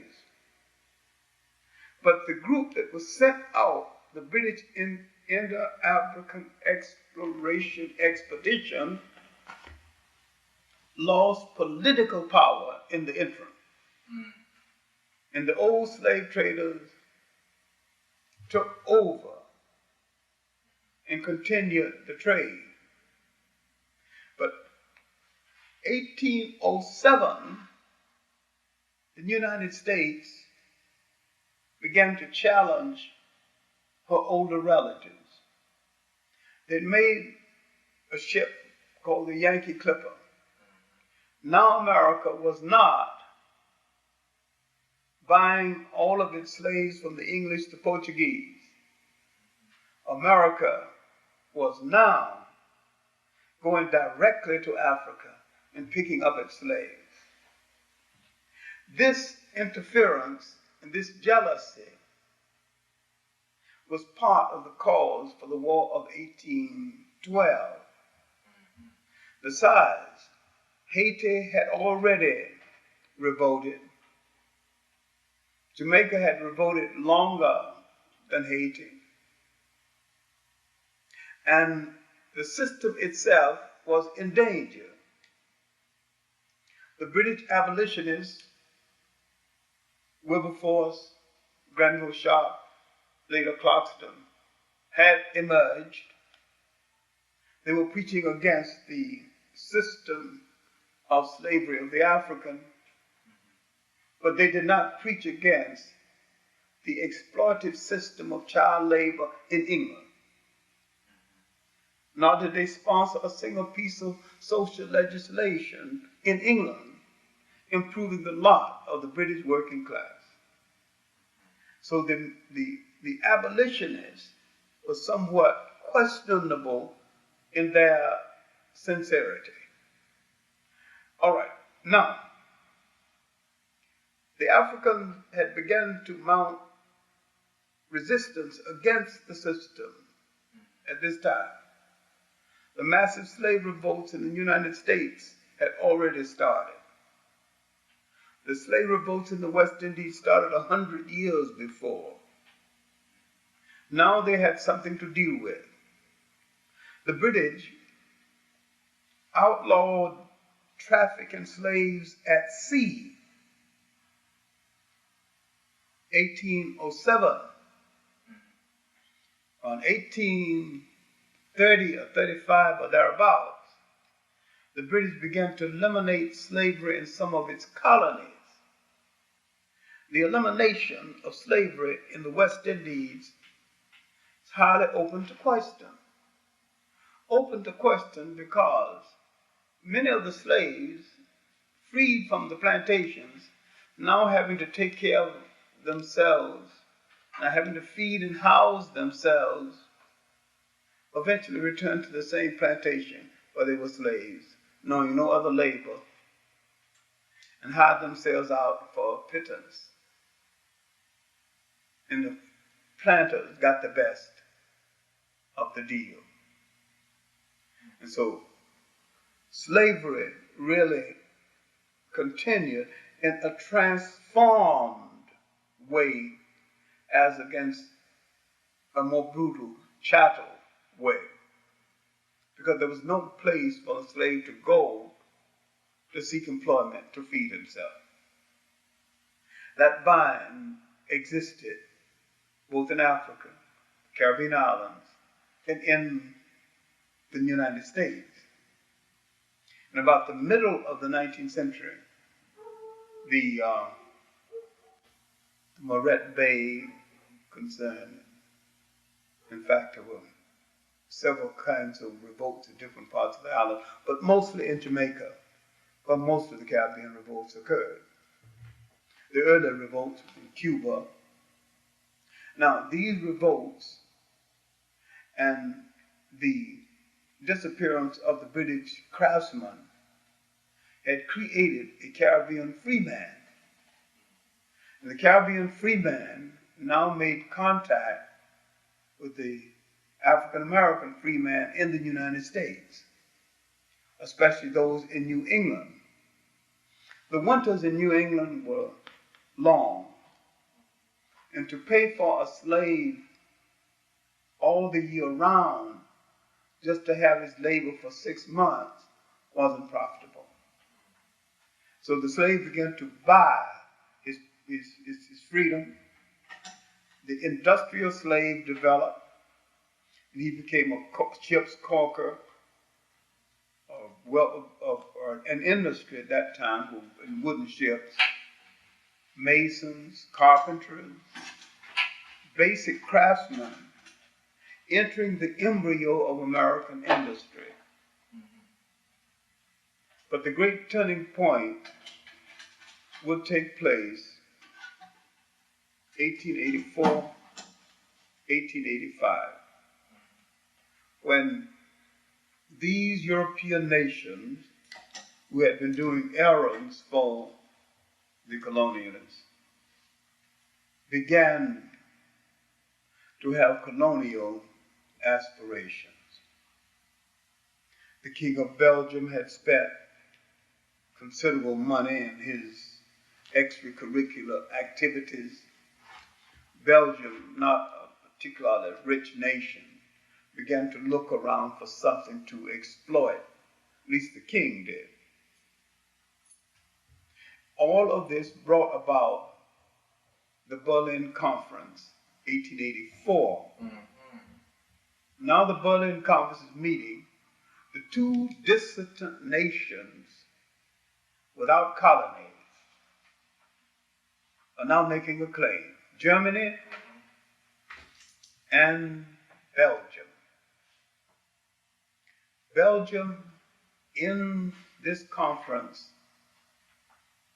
dealing with breaking up the rest of Africa, still not free.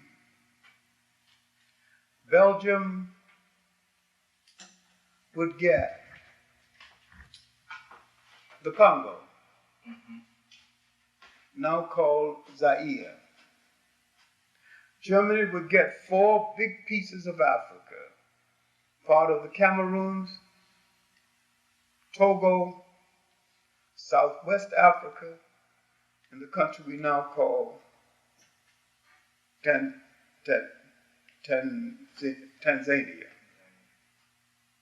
Now, with this partial satisfaction, the French had taken over large areas of what would later be called French Equatorial Africa.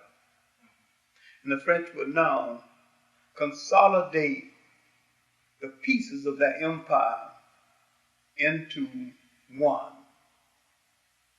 The British would move around to East Africa ostensibly for the purpose of stopping the Arab slave trade. But what the British did was to establish themselves and to make peace with the other colonialists and introduce colonialism, another form of slavery, more sophisticated than the former slavery. Now, South Africa is being settled by the Boers, who are the Dutch, who came there in 1452. Now, they began to push the British began to push the Zulus, and the Zulus began to push back. Now you've got a war on your hands. You've got several types of wars. The Zulu is trying to consolidate Africans in order to save Africa for itself as against European rule under the leadership of Clarke. As we come down to the end of the 19th century, chattel slavery is turning into colonialism. Now, no slaves were taken out of South Africa. In South Africa, they would enslave the entire population on the spot. They would take the trees and the mountains and the fields and the cattle. This would start a series of wars at the Cape with the Cochon people, or the Cochon-speaking people, that the Dutch call Ha and Bushmen. And after this, the Zulu wars of consolidation would last into the 20th century, the last war being 1906. But there was wars all over Africa, signaling the end of one form of slavery called slavery and the beginning of another form of slavery called colonialism. But colonialism would launch a brutal war against African culture, African ways of life, African gods, anything African that made the African feel proud of himself as a human being. They would change his religion, change his language, change his clothes, change his point of view on the world. And then they would have him in a bind worse than a prison. Yes. Because they would have imprisoned his mind. Yes. And African people at this juncture began to mount some kinds of campaigns that ultimately would lead to independence. In the United States, Booker T. Washington had emerged of a whole concept of nation loss, manhood and womanhood dignity would assert itself, not only through Booker T. Washington period, but through the life of W.E.B. Du Bois, radical journalist T. Thomas Fortune, William Monroe Trotter, we were mounting an offense, a world offense among African people against this change of system. And then we had less illusions than we have now. Bishop Turner fought not only the system of the aftermath of slavery, but the betrayal of the Reconstruction, when promises were made and not kept. No 40 acres, no mule. We were in a period which Professor Rayford Logan called the nadir, the darkest period in our history. In the Caribbean, they're beginning to fight for constitutional government. In Africa, the embryo of the fight for independence had already started. And all African people all over the world entered the 20th century fighting the aftermath of slavery and realizing that colonialism was another form of slavery. And they came fighting, bleeding, and hoping, but not surrendering into the 20th century. We have Dr. Clarke, how many nations were involved in the Berlin Conference that divided all of Africa?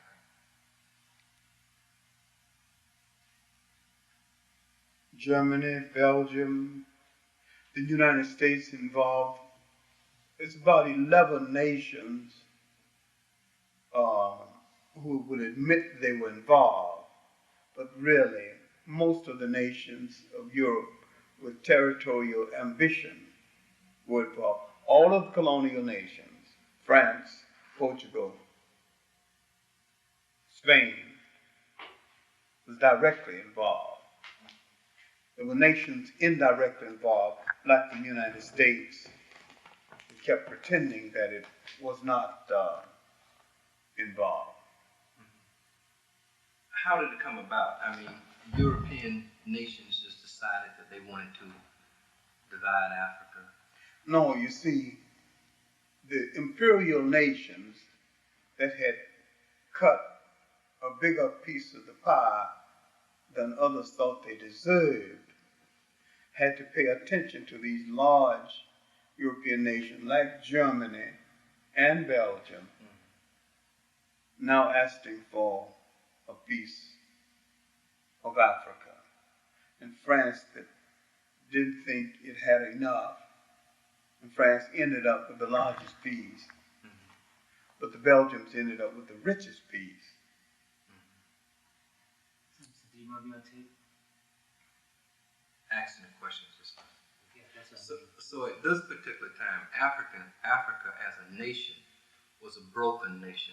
It was a broken nation, and nobody was asking Africans permission to do anything in Africa. Gold had already been discovered in West Waterstream by the British thief Cecil John Rhodes. They'd already driven off or killed off the Africans who objected, especially Logan Gullah, and they killed him off to take over the area that was later called Southern Rhodesia, Northern Rhodesia. So the African was in a bind. He got into this bind because he did not understand the nature of Europe's intentions in Africa. Didn't understand it then, don't understand it now. The states of Mali, Ghana, Sangay, the powerful states. The old independent states. Were they still, did they put up resistance? Were they still? But they were destroyed by an invasion. Now, Ghana was gone by now, by the time of the invasion, and so was Mali. but the independent state of Sangay, larger than the territory of the United States, was destroyed by an invasion from Morocco. Arabs, Muslim against Muslim. Because that state was Muslim when it was destroyed by other Muslims. A fact which a whole lot of African scholars are not willing to face to this very day. So the Europeans did not participate in that invasion? Yes, they participated as mercenaries. So then it was both Europe and the Arabs? Well, the Arabs hired the Europeans. Oh, okay, I see. Because they could handle modern weapons of that day. Now we're talking about modern weapons, so we're talking about the gun. And later the Gatling gun. And small cannons.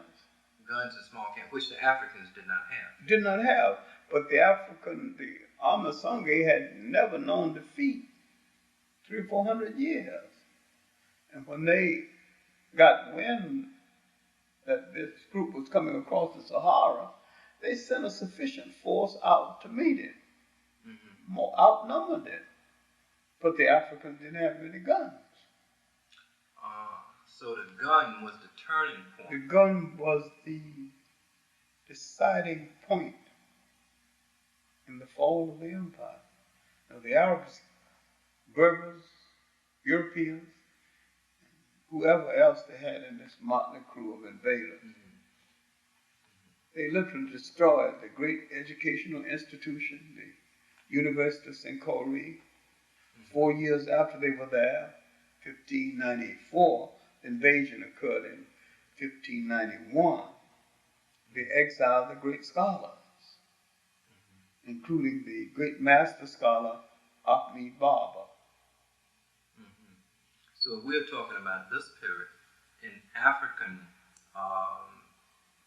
civilization would have been compared to European, if not greater than European, in terms of its education. The Western Sudan had an educational city in addition to a great university complex at Timbuktu, the University of Sankore, whose standard was so high that many times Arabs came down in the Western Sudan seeking jobs as teachers, were not qualified.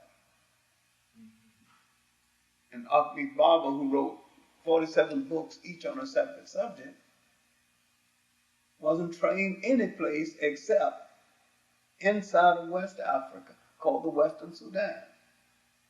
Didn't go to Europe, didn't go to Western Asia, didn't go any place except Africa. And some of his work still survives to this very day. He wrote a book on Arab grammar that's obtainable.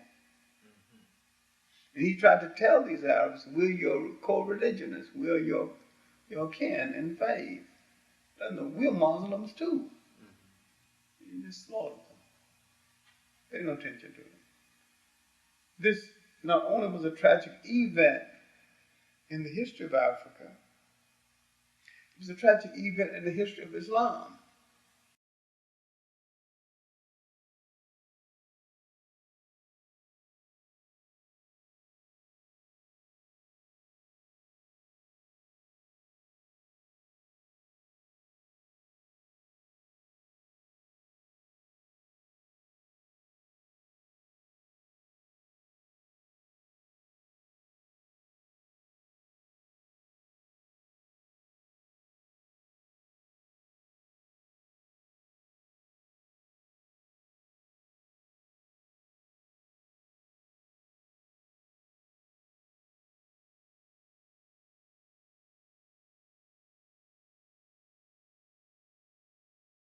On the half hour at about 12:30, we will open up telephone lines and also basically give those of you a chance in the live audience to pose any questions or comments to Dr. Clarke about his discussion today. That discussion, again, from the last chapter of a forthcoming book, which is now on pamphlet form, called Can African People Save Themselves? Let us welcome back Dr. John Henrik Clarke and the talking WRIB, New York. Dr. Clarke, when you were talking a few moments ago, I guess when you touched on the issue of knowing our history, being in this particular month of Black History Month, which of course was initiated by Dr. Carter G. Woodson, I've heard some people from time to time have a criticism about this being one of the shortest months of the year and winding up being that month. But I don't think that Dr. Carter G. Woodson had in mind that we were only going to study our history in 1 month of the year when he initiated Negro History Week some years ago. Your thoughts about this issue of our history being studied all year round as a part of our natural way of life? Well, I've been an advocate of all the year round, all along. Now, Dr. Woodson, because Abraham Lincoln's birthday comes in February, and so is Frederick Douglass's, he wanted to have a week, really, embracing those two birthdays. He wasn't precise about when Lincoln was born or Douglas, because they weren't too precise about it themselves. But I think the idea was good, and the idea of the week set the month in motion. I think history is a consistent thing like living, and we should have history at our breakfast tables and have it at home in our churches. I would replace history with the Sunday school lessons, and instead of having Sunday school lessons, I'd have little printed lessons on history. All these social organizations and fraternities and sororities, instead of all this stupid initiation and sororities and fraternities go through, you get in based on how much you know about history. And if you want to get into, tell me about Queen Nzinga and her battles with the Portuguese. Tell me about a king named Shamba Balongongo in the Congo. After they drove out the Portuguese, he took the Congo to its golden age. Tell me, what is a golden age? Name 5 books about Shamba Balongongo.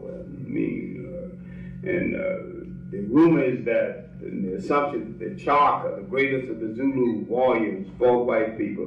Do you know that most people got the information wrong? Chaka fought no white people at all. He fought other blacks in order to consolidate South Africa to save it from the whites. That's right. We get so many things wrong so easily because we don't read.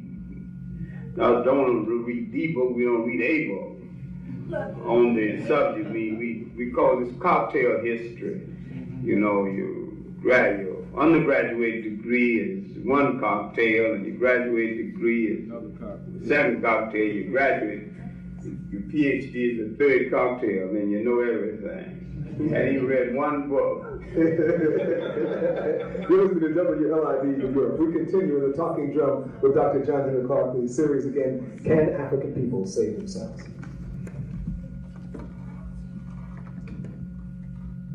I think we're going to save ourselves. We've got to first understand ourselves.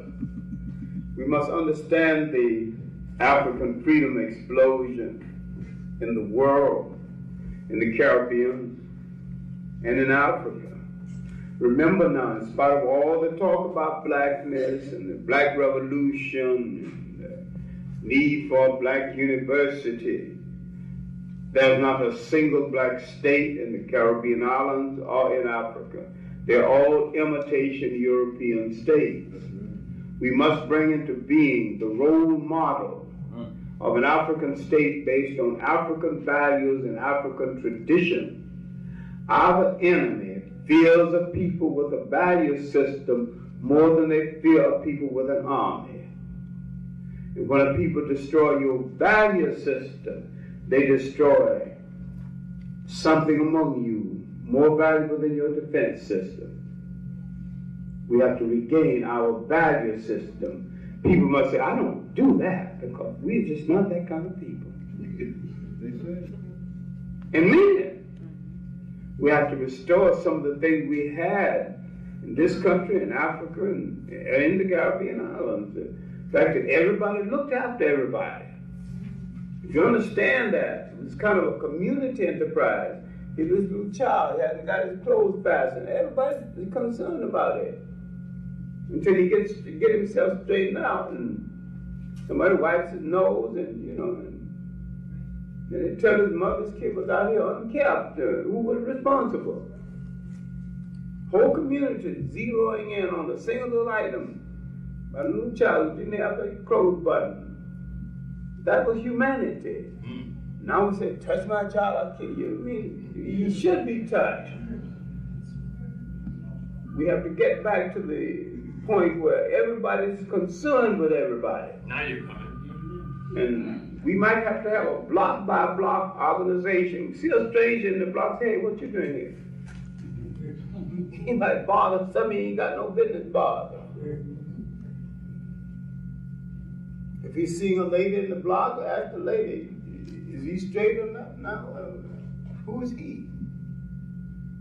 It seems like interference with your privacy, but we got along a little better when people cared enough to interfere sometime, because sometimes your privacy needs to be interfered with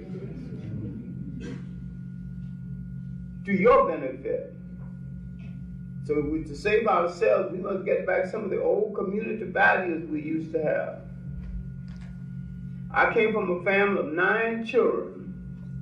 I was never at home when a child was born, because on the eve of a birth, one of the neighbors took the children and kept them until the birth was over. Nobody asked them to do it. They just did it. In the neighborhood, if there's a feud between 2 ladies, if there's a serious illness, the feud is off. And the lady she's been feuding with starts bringing her soup. Now once she's well again and on her feet, then the feud starts back again.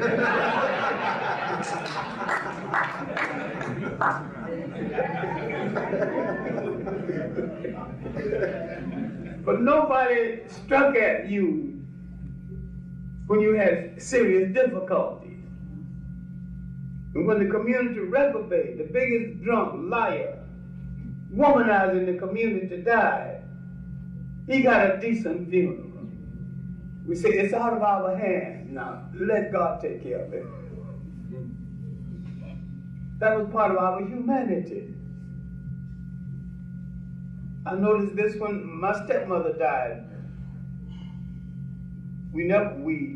As children, we said, she's not going to die anyway, she's going to evil away. Why did she evil away? Went down to the funeral, everybody singing her favorite song, that she cannot be replaced. Her seat in the female amen corner should never be occupied because she's irreplaceable. I wish somebody would replace her. The biggest witch in town.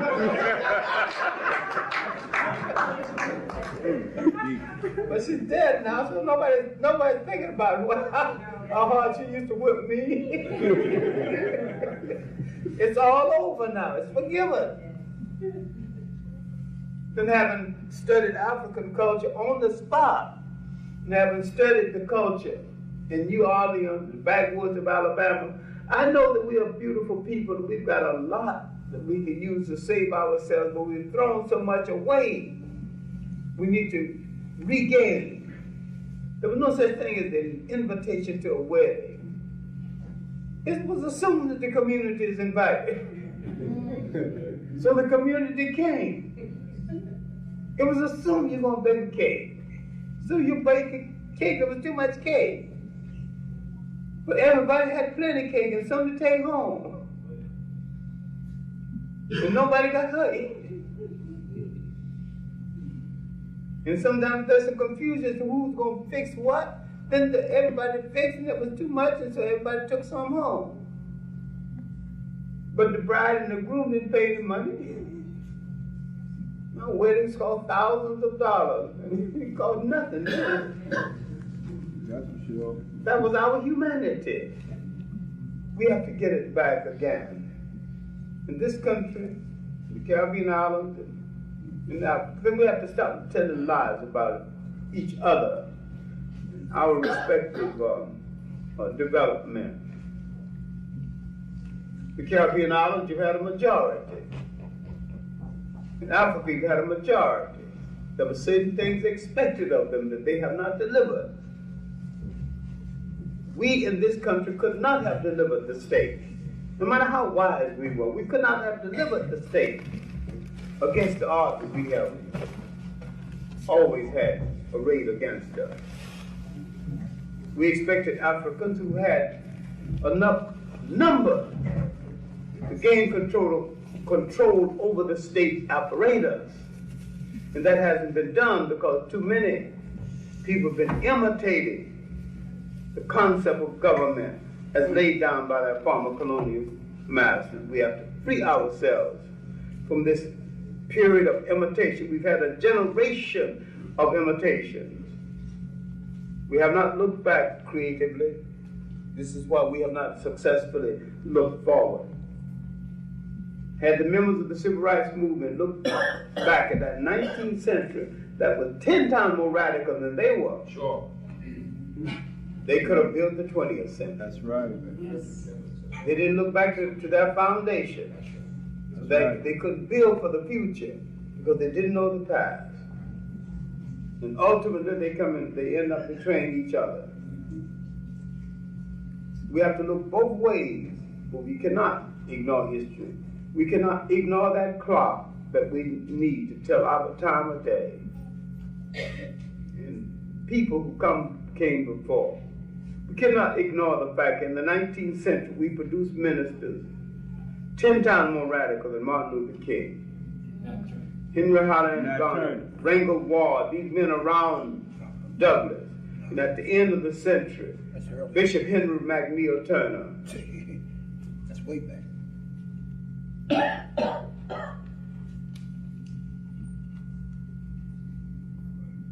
Because we have a revolutionary heritage among the ministry, as well as a revolutionary heritage among the people. Slave revolt, 250 slave revolts on record. We had the most successful slave revolts in the Caribbean islands, because in the Caribbean islands they could maintain a cultural continuity, an African cultural continuity. They wasn't broken up so often. Slaves were bought in large lots, and they generally kept the lots together.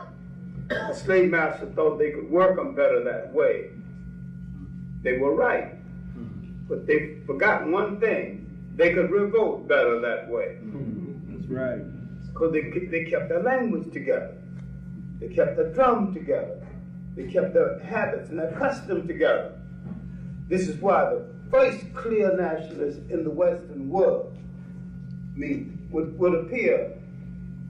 He would come from Jamaica, but he was sold to a plantation in Haiti. Boatman. He called for a black heaven and said if he found a slave master at the pearly gate, he gonna slay him right in front of the angel gate.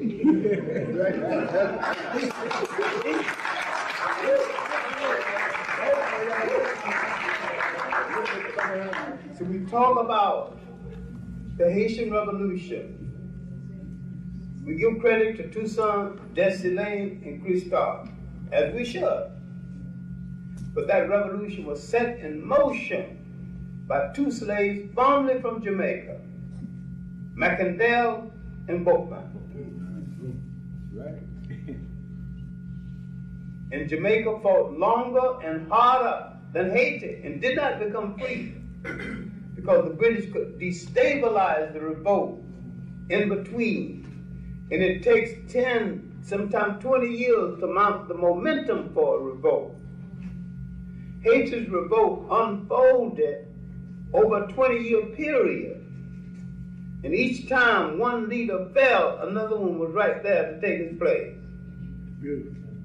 And it worked out that way. It had nothing to do with who was braver. Haiti was fighting that old silly, neurotic, fascist Napoleon. England had freed some of her soldiers from fighting the Spanish, plus the fact England had an internal army in Jamaica, and the descendants of that internal army is still in Jamaica and still causing some trouble that a whole lot of people won't talk about because they're a little bit ashamed of it. That is the Jamaica mulatto who hadn't made up his mind where he belongs. He can't be English. He don't want to be Jamaican. He's contemptuous of being African. And he stands in between. But these are some things we whisper about and dare not discuss openly. But in a true fight for our existence, we have to tell all the fractions and the halves and the almost whites, come in the house and stay, or go out and stay. We haven't got that nerve yet.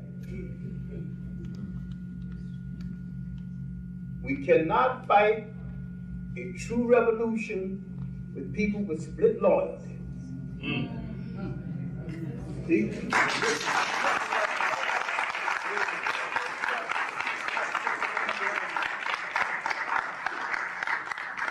You either have to be for our cause or against it. If you're against it, you have to suffer the consequences. Go ahead. That's it. We might have to start dealing with the so-called black conservatives. Here, we have to deal with the bastardized mind as against the physical bastard. We must deal with the mental bastard. We must deal with who are black and loyal to whites to the extent that they will betray us.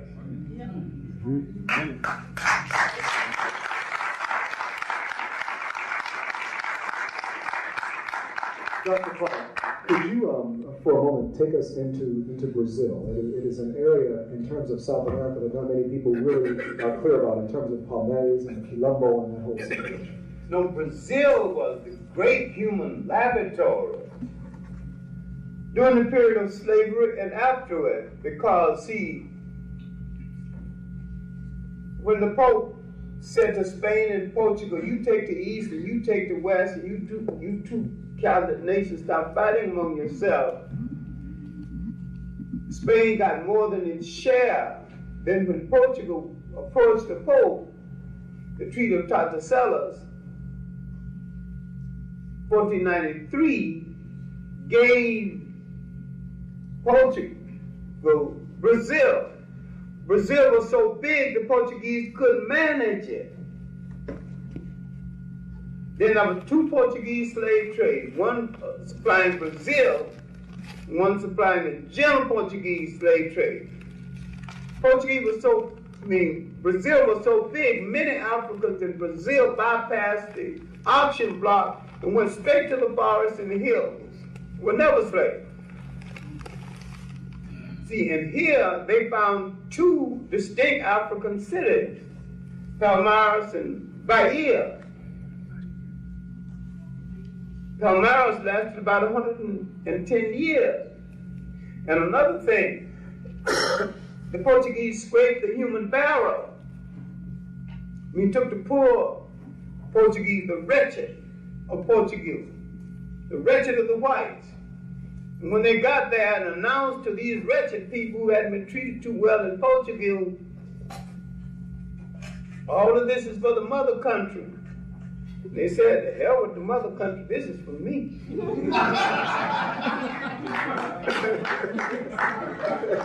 So they began to separate Brazil from Portugal.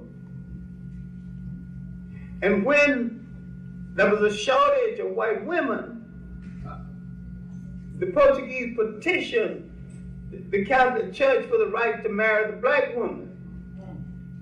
And married the black woman, she wouldn't marry them unless she was free. So you have the beginning of a free black woman, then she connived to free certain members of her family. Then convinced the Portuguese that you're going into the hinterland, you got labor. The only way you can control them, you got to free them. So you see, beginning of the Portuguese, the free man in Brazil, who would feed the revolts in Palmares and in Bahia. And out of these relationship between the Portuguese man and the African woman, two other rulers of Portuguese of Brazil emerged. Pedro 1, Pedro 2. There's a book by a man named Ramos called The Negroes in Brazil. Worth reading. The best known work on Brazil is by their greatest living writer. He must be 90 now, but he's still alive, Gilberto Fryer. The masters and the slaves and the shanties and the mentions. He's really the greatest documentary on Portuguese history. There's a work by Price, Richard Price, called Maroon Societies in the Americas, dealing with runaway slaves who formed secret armies, including in the United States. So it's assumed that Maroon societies existed only in Jamaica. They existed all over the Americas. They're best known for their existence in Jamaica. But Brazil, one of the largest countries, a country with a majority black population, but they managed to convince the black population that they have no problem. And that is their problem. Being convinced that they have no problem. No one has explained why they're on the bottom. If they have no problem, well, everybody else got more than they've got. But they're stirring now. They've got people in the Senate now, and one of them is a personal friend of mine, a great artist, do Nascimento, Abdus do Nascimento. And I think he's doing some great things. He's a good writer.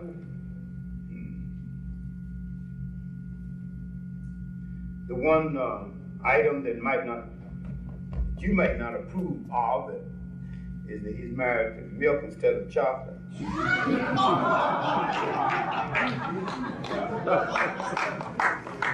We'll let that one go for a moment.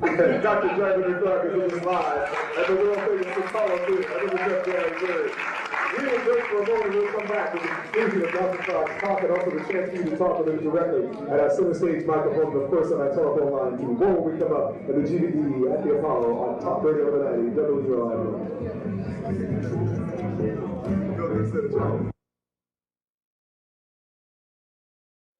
Great crowd here. Good to have you with us on 121st Street. Quick note, we'd like to actually acknowledge the presence of the students from the Liberty Partnerships Program at Orange County Community College, Newburgh Extension. We are pleased to have them here today. Let's give them a big round of applause. It's good to have students to serve with us, especially during this kind of time period as well. Also, an announcement, the Grand Council of Guardians is presenting a Gift of Life blood drive. This is going to be happening on March 9th between 10 and 4 p.m. in the press room at One Police Plaza on the second floor. Due to the demand of rare blood traits that are found uniquely in the African-American community, the Greater New York Blood Bank has made an urgent appeal to the Grand Council of Guardians to solicit donors from the membership. Again, all uniform and civilian members, family members also to give blood will receive half-price entry to the NYCPD Guardians Association Oldies with Goodies Night over at the Mark Ballroom. There will be more details to follow, but again, keep that in mind, March 9th, 10 to 4, the press room, One Police Plaza, a Gift of Life blood drive. We continue with our talking drum during African History Month. Our guest today, Dr. Henrik Clarke, who concludes in the last few moments before we begin to take your telephone calls and talk with you directly on his lecture, Can African People Save Themselves? Dr. Henrik Clarke. Thank you very much. We, of course, need to look at Brazil because it is the largest African country outside of Africa. It is the one country in South America where an African can become head of state legitimately without a coup.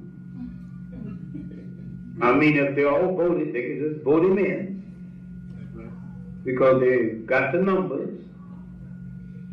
It's just a matter of a political awakening. But we also need to look at the rest of South America. Guyana is a part of South America. Look at its background and its revolts. Look at the so-called Bush Negro revolts in Suriname. All these things were well written about, well documented. because I read so many books being self-educated. See, self-educated mean formally educated people read what the professors tell them to read. I read all of that in the book the professors tell them not to read because they're dangerous. All the more reason why I would read them. So a good self-directed education is far better than some formal education. Now, I'm not telling anybody not to go to school by all means. If you can get 2 PhDs, get it. It's just an academic passport. It's a work passport. And it makes things better for you. And you don't have to have any sense, but you when you throw up a certificate that's a PhD, you got the job. In some cases. So I'm not knocking it, but I'm telling you it's not essential to having great information. Because the people who set in motion this inquiry into our history were people with the minimum of formal education. J. Rogers didn't finish high school, and he did more work on the black personality and human history than any man who ever lived. Go ahead. Charles C. Seifert, another one, from Antigua. Of course, Jamaica, a lot of Jamaicans don't know that J. Rogers was Jamaican.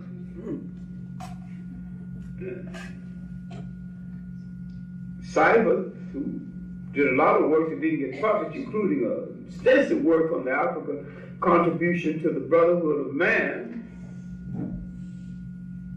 A lot of Caribbean scholars and South American scholars have done excellent work. We need to study. We need to study Walter Rodney's How Europe Underdeveloped Africa. In his PhD thesis, Slavery on the Upper Guinea Coast. We need to look at Raphael Powell, another forgotten Jamaica. His work on the human side of a people in their right name, because he was the first person to repudiate and debunk this word Negro. To show that it had no meaning what we are concerned. We need to read Richard Moore, and a new book on him by his daughter, his son-in-law, Richard Moore, Harlem Militant. We need to read his little work, The Name Negro, Its Origin and Evil Use. But we can put down some of these papers that slander and insult us, along to read some of the things that will make us feel a sense of pride in ourselves. Then we need to read some of the monumental work written on our cause by some neglected white writers. Joe Massey's 6-volume work, Egypt, Light of the World, Book of Genesis, Book of the Beginning, Natural Genesis. Long before Bonnell's work called Black Athena, there were pioneer black writers doing the same thing. Nobody paid the slightest bit of attention to it. Now that a white man writes a book on the subject, everybody's doing cartwheels.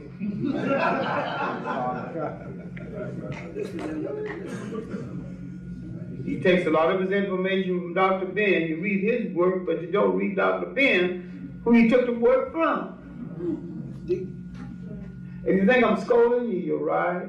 That's good, you need to be scolded. You really need to read our writers, read all good writers. But start with our writers. They have to eat too, they pay rent. Tom Edison don't make no exceptions. He's a writer. I'm going to let him use his lights free of charge. No such thing.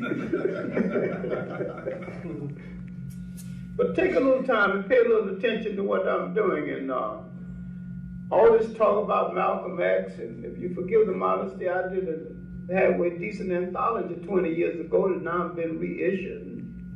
The situation hasn't been changed. I didn't feel called on to change a word of it. Because what I said then is still true. Would appreciate it if you read that I got old beat up brownstone, but I still pay mortgages and water.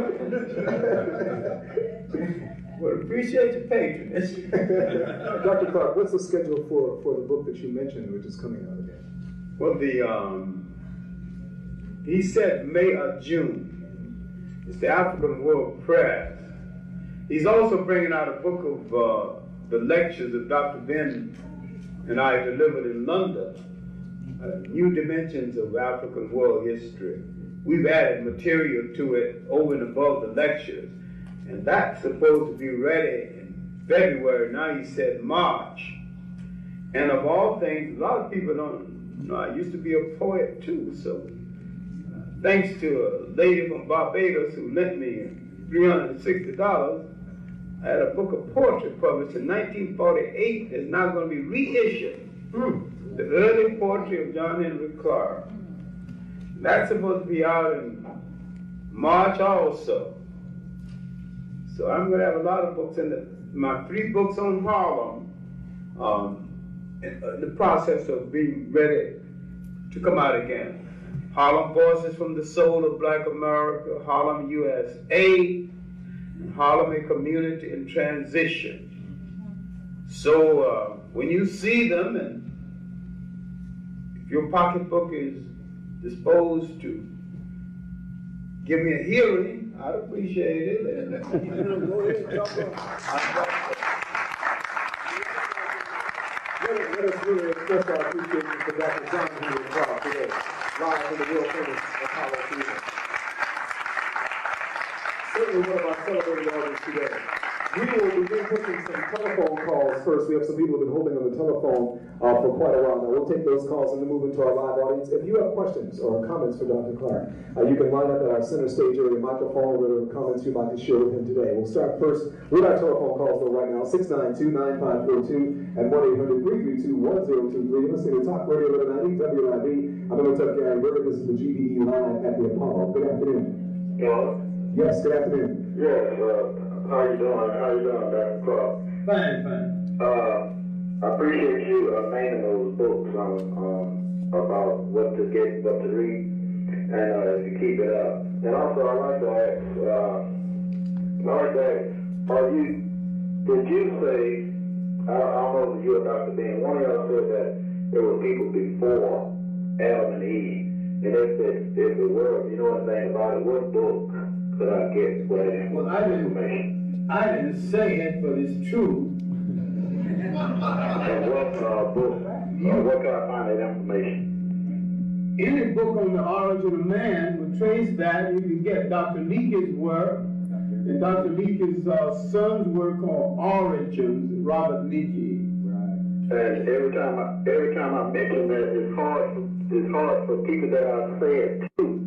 It's hard, and then what I want to be able to do is to pinpoint that information. Well, you can pinpoint it in these books. Dr. Leakey's African, The Evolution of Man, and John Jackson's Introduction to African Civilization, his chapter on the origin of man. Now, if the Adam and Eve story is true, mankind is about 6,000 years old.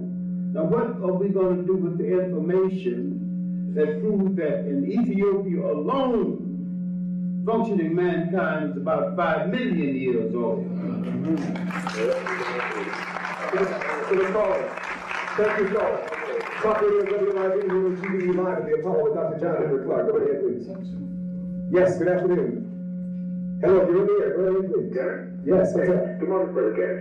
And Dr. Clarke, there's one thing that I very rarely, if ever hear any of our historians talk about, and that is the amount and numbers of estimated Africans being eliminated from the planet, and the amount of Europeans that have been killed among themselves. I heard it once said that there was an estimated 100 million Europeans killed among themselves since they've been keeping records. And an estimated 300 million of us. I'd like Dr. Clarke, to speak to that. And one other thing, what would we do when the Europeans in mass invade Africa? for the natural mineral resources. And what are we to do? And what is our people in the Western world going to do about loyalty then? And where would their loyalty lie then? You're speaking from a military perspective. That's right. I understand. All right, thank you. Dr. Clarke? Now, there have been several Holocausts in the world, and remember, no one has a monopoly on the word Holocaust. The Holocaust of the slave trade, if we're going to believe Dr. Du Bois's work, the suppression of the African slave trade to the United States, his estimation is from 60 to 100 million.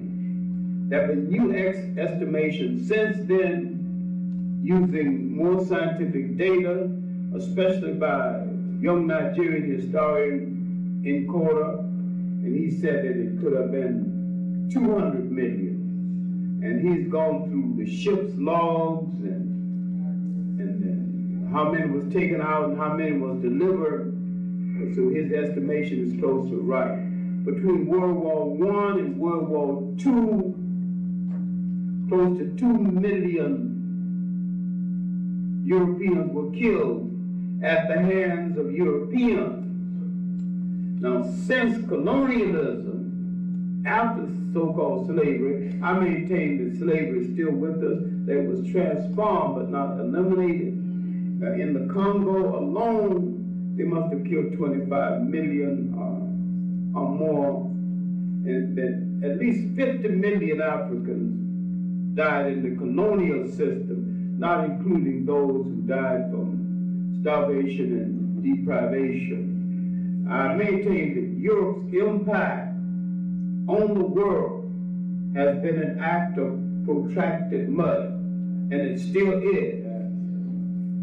Thank you for the call. The second question, of course, goes with the issue of European invasion of Africa. We might want to call it part 2 or something, Dr. Clarke, but he's posing what happens in the modern age if we ultimately see a military invasion of the sort occurring right now in Iraq and Kuwait, occurring in Africa at this time. What happens to the loyalties of African Americans here? I anticipate before they give up the great mineral wealth of Africa, especially southern Africa, they will invade Africa using black troops. And I maintain that some of these black troops will be reluctant and some of them will kill Africans. And I say that this is an internal tragedy within our community. We better start dealing with it. We better start dealing with it soon. Who is loyal to who? Because if this country turns on an African, in Africa, we should not let him ever walk the earth in peace. Amen to that.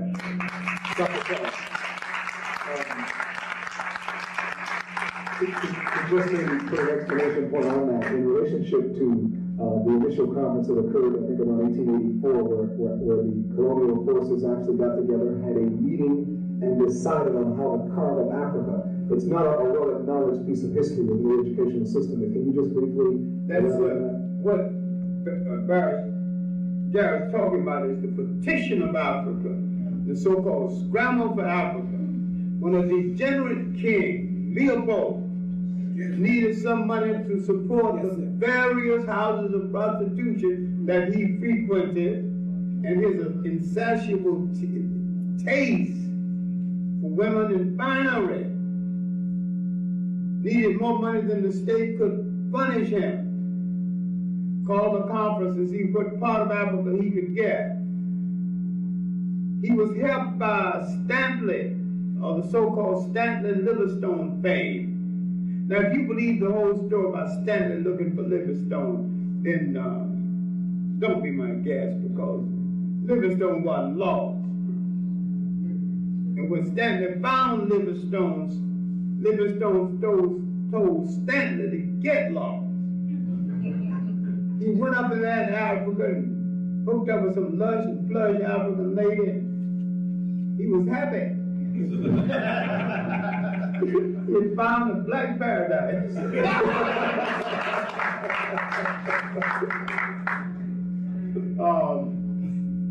The main thing is that all those nations in Europe with enough muscle who didn't have enough of Africa decided to make a claim. Portugal got more, France got largest piece, but Belgium got the Congo.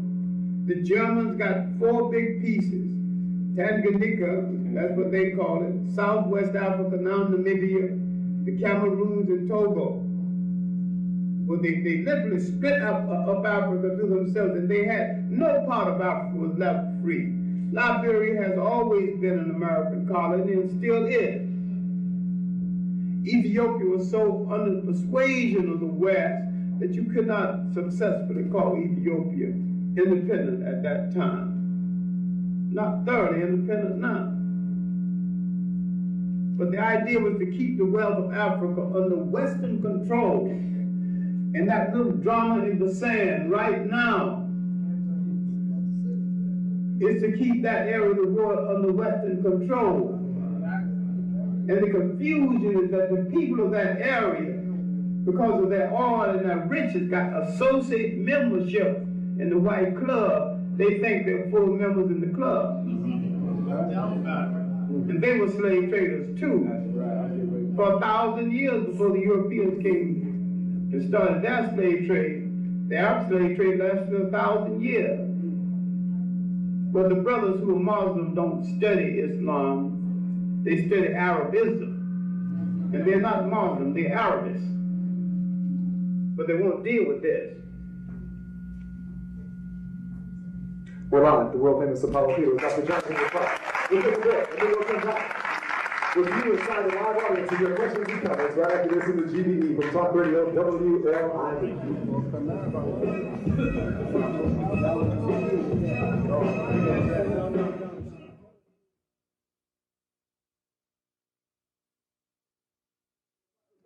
Let's welcome you back inside the GBE Live, the world famous Apollo Theater. And let's talk Radio tonight, WLIV. Hey, moving into your telephone calls just a few moments away. Of course, leaving some final opportunities for our guests in the live audience to talk directly with Dr. Clarke today as well. Greetings, brother. Your question or comment for Dr. Clarke? I have a question. I'd like just a clarification.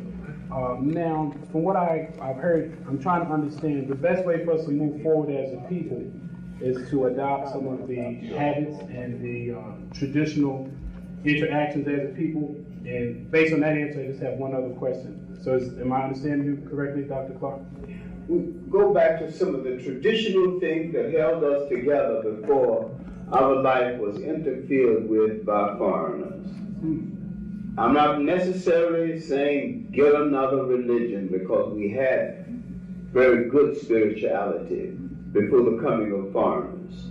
Okay, now based on that answer, now obviously the state that we are in today, something at some point along our history had to have gone, drastically wrong.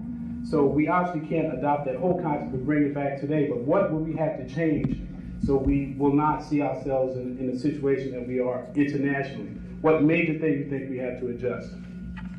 We have to face the world as a unified African people and stop breaking ourselves up in little segments, Black Americans, North Carolinians, Trinidadians, Jamaicans.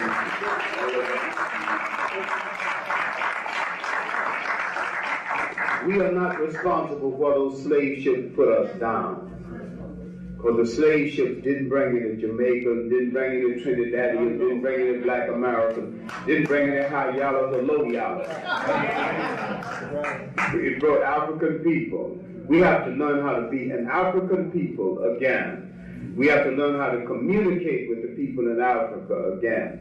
And the Africans have to, especially the European educated Africans or the missionary educated Africans, have to start being African again, and not an imitation of Europe created by missionaries. And that would bring us to the greatness that we once held. That will introduce again the possibilities. We cannot reconstitute any society in total, but we can reclaim the spirit of it. Now just move from that point. One other brief question. Now, do we have enough time? Because, the bombs that we have in existence, will man destroy himself before we regain that? And that's my last question. Take the time. Stop making excuses. Thank you, Everybody, we're live in Apollo. Yeah, Brother John Henrik Clarke. I respect your work and respect your mind, you know. I just want to say a few questions. You know, I feel that black people shouldn't be afraid of death because they syndicated death all over the world. Everybody can die. They syndicated funeral parlors, graveyards. Anybody can die. But our point is that we don't want to fail to realize that we don't want to tell the truth about the crook. The crook is the truth about the crook. The European was the crook. I mean, you know, I told them before the other day, the crook do not wear sneakers. Remember that, the crook don't wear sneakers. He smokes a fat cigar, he got a PhD, and he got a big office building with a pretty car, and a chauffeur, and somebody doing his work for him. So once we realize that the crook is what he is, and we get our mind together, I found out one thing about us. When a person starts lecturing to people, first thing that got to be done, you got to ask people that want to be free in the mind to stand up, that want to be free in the mind. Forget your body. First you got to free that mind, because everything comes through that mind. Once you free that mind, and then there's no problem about the brothers in Barbados, the brothers in New York, the brothers in South Carolina. The word won't spread, because everybody want to free that mind. Let me jump in. Dr. Clarke, a response to that one? Well, I have no problem with looking at people who use power to take more than their share as crooks.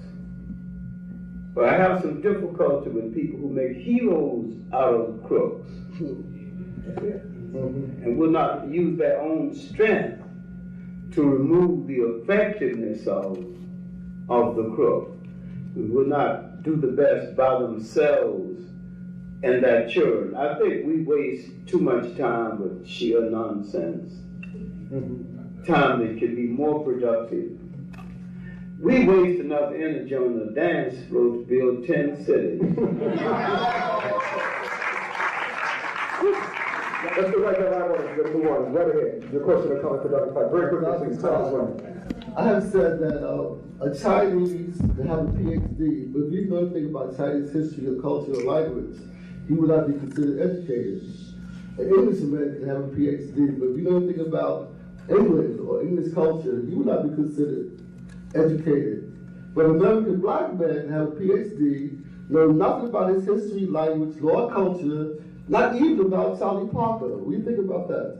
Well, that's true, because we're the only people who can be educated with no knowledge about ourselves. In fact, many times we are educated in order to escape from ourselves.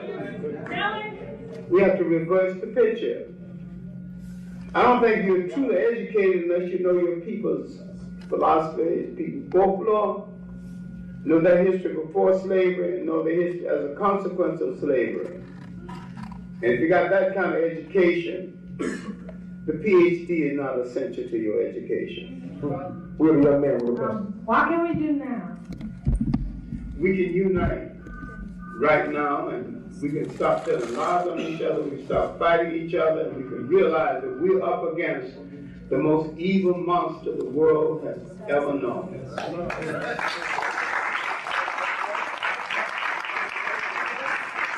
Brothers and sisters, we're in our final few seconds. We have a telephone call standing by. We'll take that before we wrap up. Go ahead and please, you're in the air with Dr. John Henrik Clarke. Yes, good afternoon, Brother Gary. Good afternoon. And good afternoon to my hero. Dr. Clarke, I want you to join me in a prayer, and I don't usually pray. I want you to pray with me that Israel bomb Mecca and therefore bring everybody together in the final war so Africa can have its freedom. I want you to comment. Isn't that a beautiful thing? Pray with me. Well, brother, this is a historical thing that I think let's stay out of it. If it happens, let's not accept any responsibility for it at all. Dr. Clarke, you shared something with me. You shared something with me years ago, and I'd like you to comment on this. There was something you were talking about history, and on certain dimensions of history, we have to be careful looking for the good guy and the bad guy. Yes, because Hollywood has trained us to look for the good guy and the bad guy. And there are human dramas in the world, especially the war in the East right now, where there's nothing but bad guys. There ain't no good guys in it on no side. when we make it the good guys upon the slave trader, I would not be surprised inasmuch as now Russia has joined the whites, joined the Americans. I said this to Henrik Clarke a few weeks, almost a few years ago, and he went off, he was so liquid with rage. I said, I would not be surprised to eventually see the Jews and the Arabs join in an alliance against the blacks. Then when he calmed down, I said that great historians do the same thing as great lawyers. They cite precedents. After the Africans and the Jews lost Spain, the Jews, some Jews went to Holland, joined the Dutch East India Company, became administrators of the slave trade. Many of the Arabs went back to Africa and reinforced the Arab slave trade. That's my precedent. It has already happened. Dr. John Henrik Clarke, let us thank him for joining us. We're talking yesterday from the world-famous Apollo Theater. Brothers and sisters, don't forget to join us tomorrow. Dr. Betty Shabazz will be with us as we pay tribute to El Hajj Malik Shabazz, Malcolm X.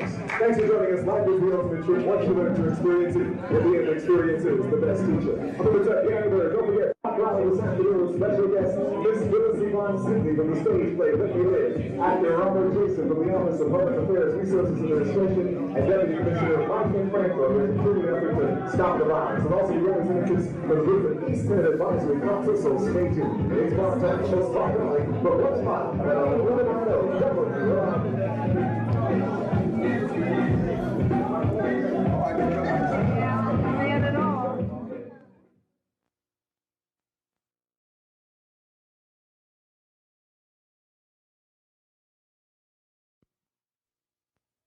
Take a few, I don't know how much time we have until our interview begins with, I think the Purnell family is in the back, and Reverend Sharpton will be with us on the telephone. I think we might have a few minutes before that to speak on whatever's on your mind. If the microphones are here, are they up yet? Not, yes. Is there one, yes? Yes. All right. This is the day of Malcolm's anniversary of Malcolm's murder. It is also the first day of the rest of our lives. Anything you would like to speak on my African family, please come right up. Good morning, Sister Ray. Good morning. I'd like to say to Malcolm a poem that I wrote. He was so beautiful and so much more than just black. The sun was not reflected in his blackness. His skin was somewhat fair. White ancestry whispered through his features and fought for recognition in his hair, and yet he was so beautiful and so much more than just black. Thank you. That's a great point. Our blackness is a difficult part of us. I mean, it has to do with our spirit, but we are more than just that. We are much more than that. And that is, I'm glad, that's a bit of creativity, and she put it onto someone who has brought us guidance and inspiration.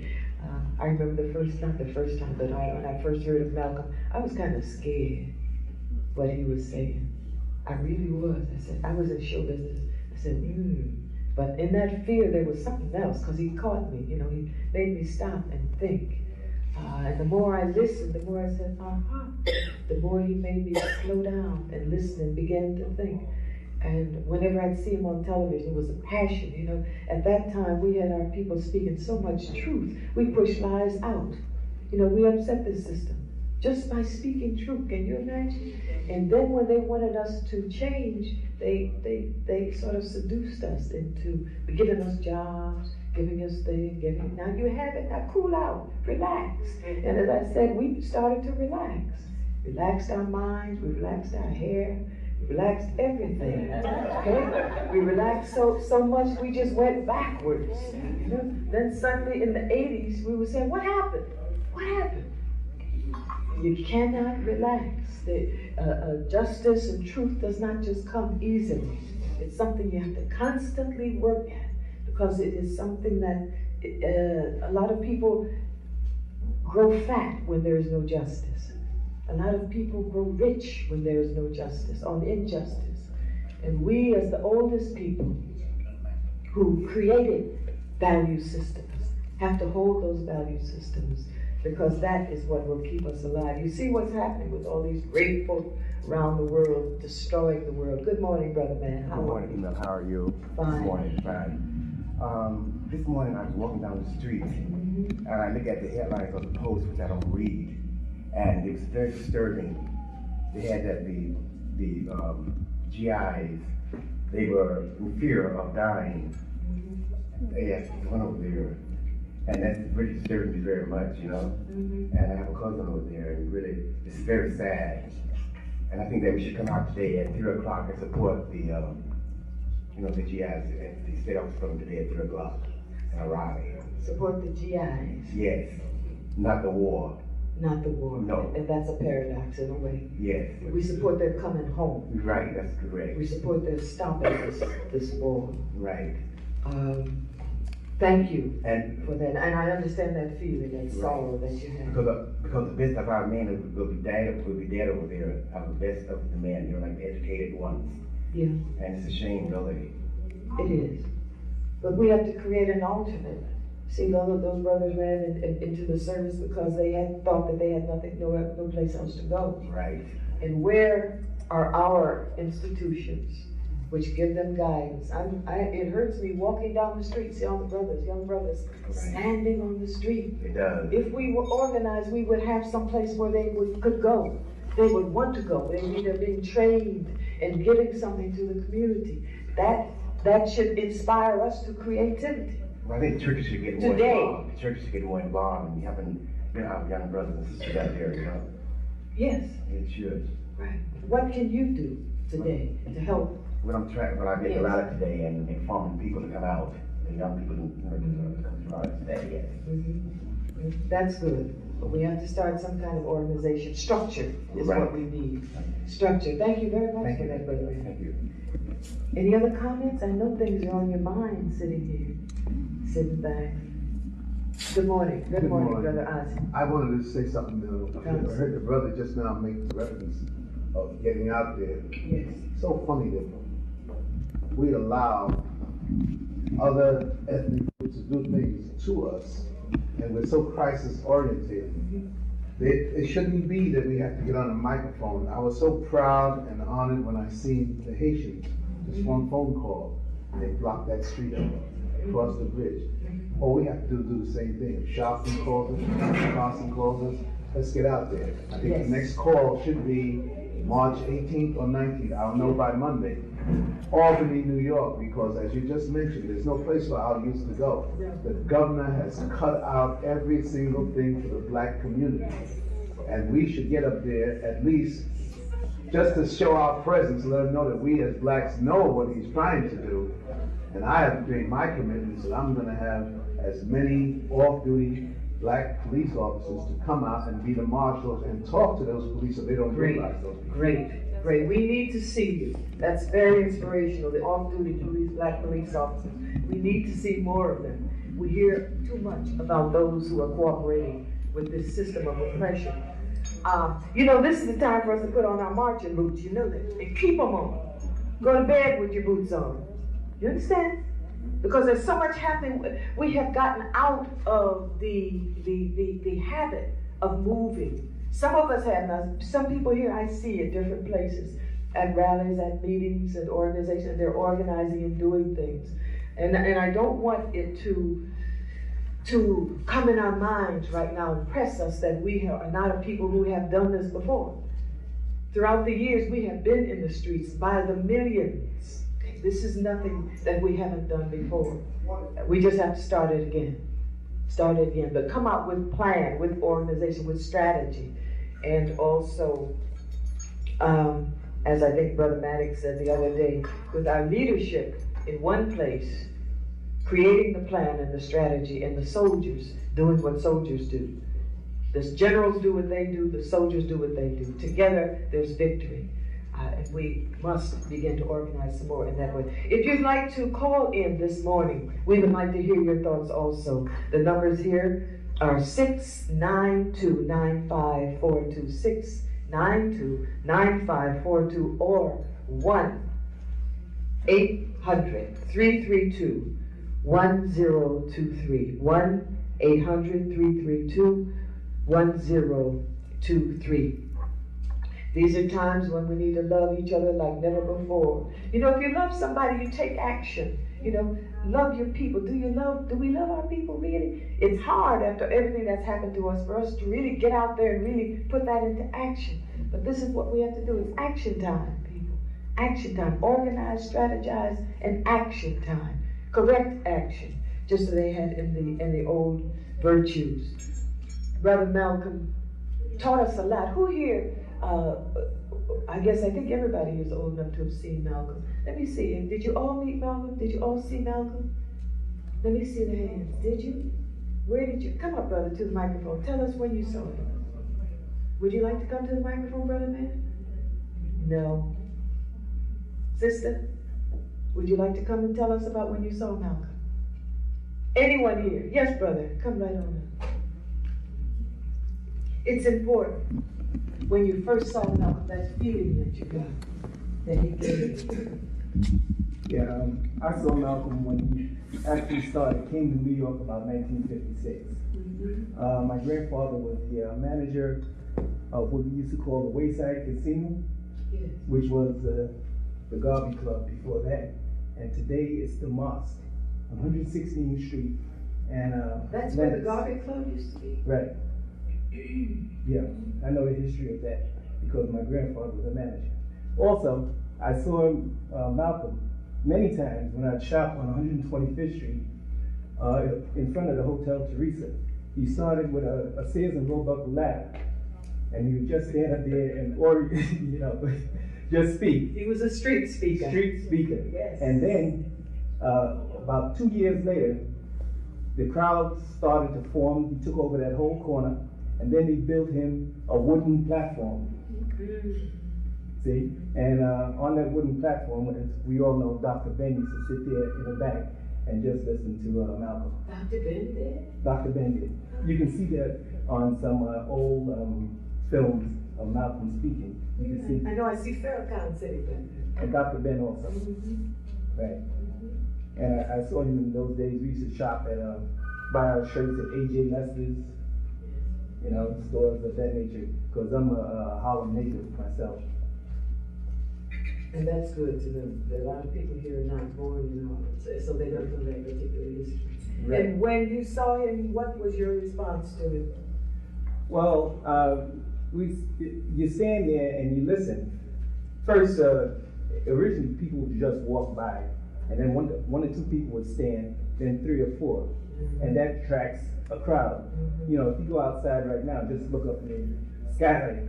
Other people will look up in the sky also to find out what are you looking at. Well, looking at Malcolm was like looking up in the sky. It was. It made you look up. Yeah. It made you grow. And I grew up on 118th Street between Madison and Park Avenues. And what happened was, when we didn't know exactly when Malcolm would be on the corner. So somebody else would be shopping, let's say 125th Street, and come in the block and tell us. And we'd come out the block in group, walk through Morris Park, and get there to the corner to get the knowledge of what Malcolm was teaching. Yeah. The man was phenomenal. They used to describe him as the most dangerous man in America when he was coming on television. And then the white announcer would sit there sort of quaking. Malcolm would sit there very composed, just destroy all of the lies, all of the this. He was a tremendous man. I never met him in person. I never saw him in person. I only saw him on television. Right. But I felt him, and I was moved by what he said and taught by what his spirit.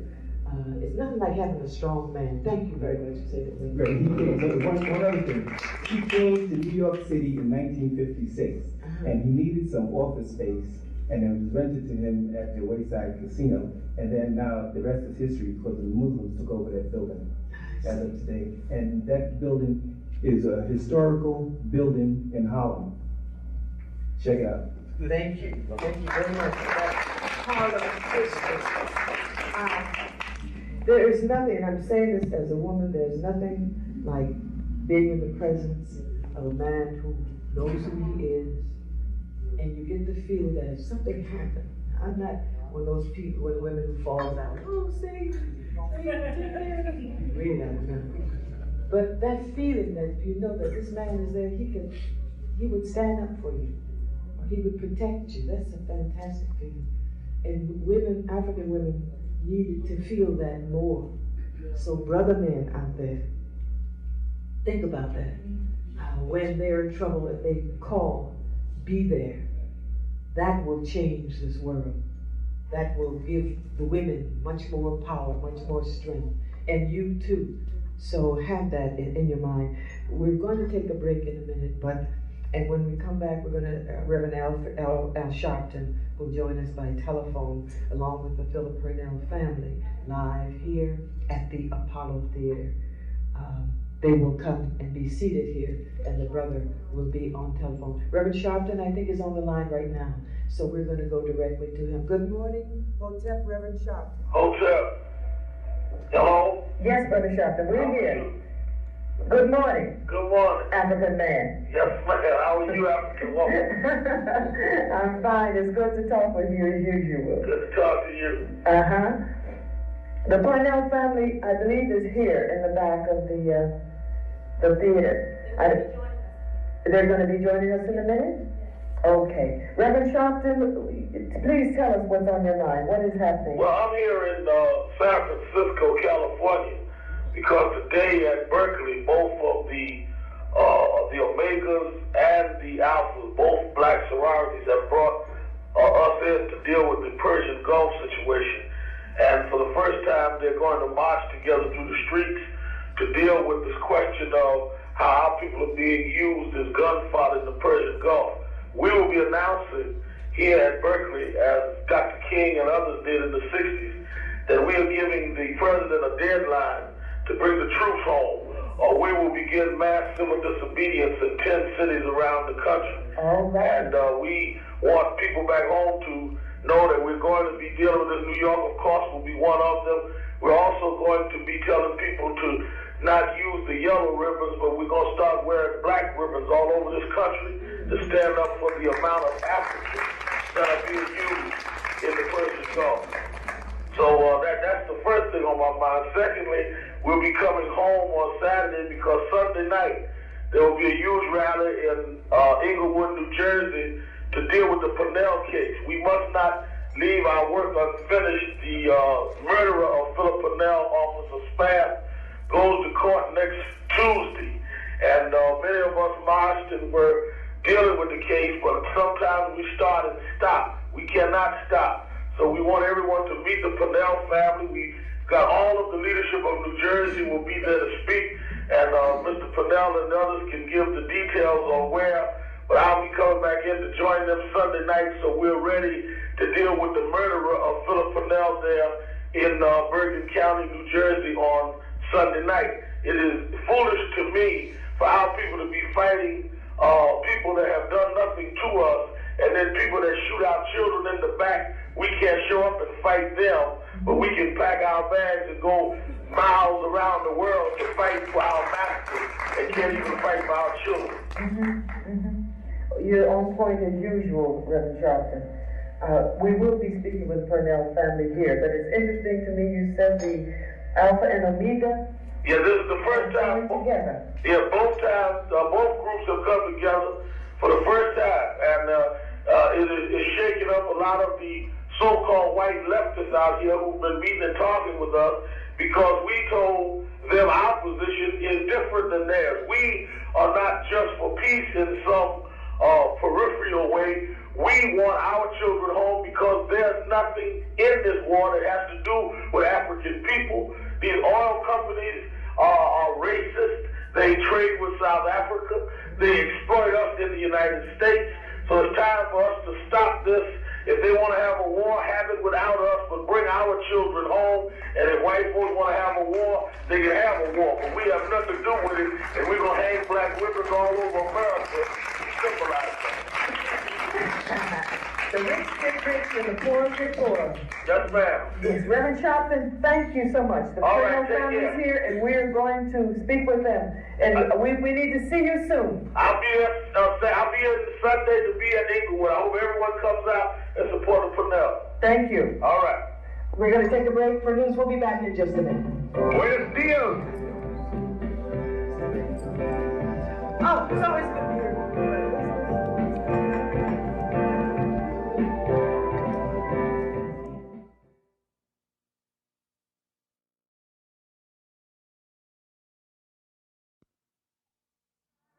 And I see we have been joined by the third graders from PS 92, the Safety City program. Let us welcome them to the soundstage. Welcome, young people. Good to see you. Good to see you here. Come to hear part of our story. Let me read you some words from Langston Hughes. What happened to a dream deferred? What happens? Does it dry up like a raisin in the sun, or fester like a sore and then run? Does it stink like rotten meat, or crust and sugar over like a syrupy sweet? Maybe it just sags like a heavy load.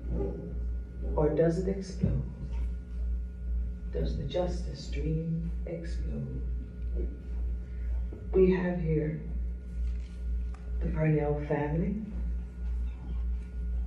They have been victims of this injustice, the deferred dream. Let us please, family, welcome them to the stage.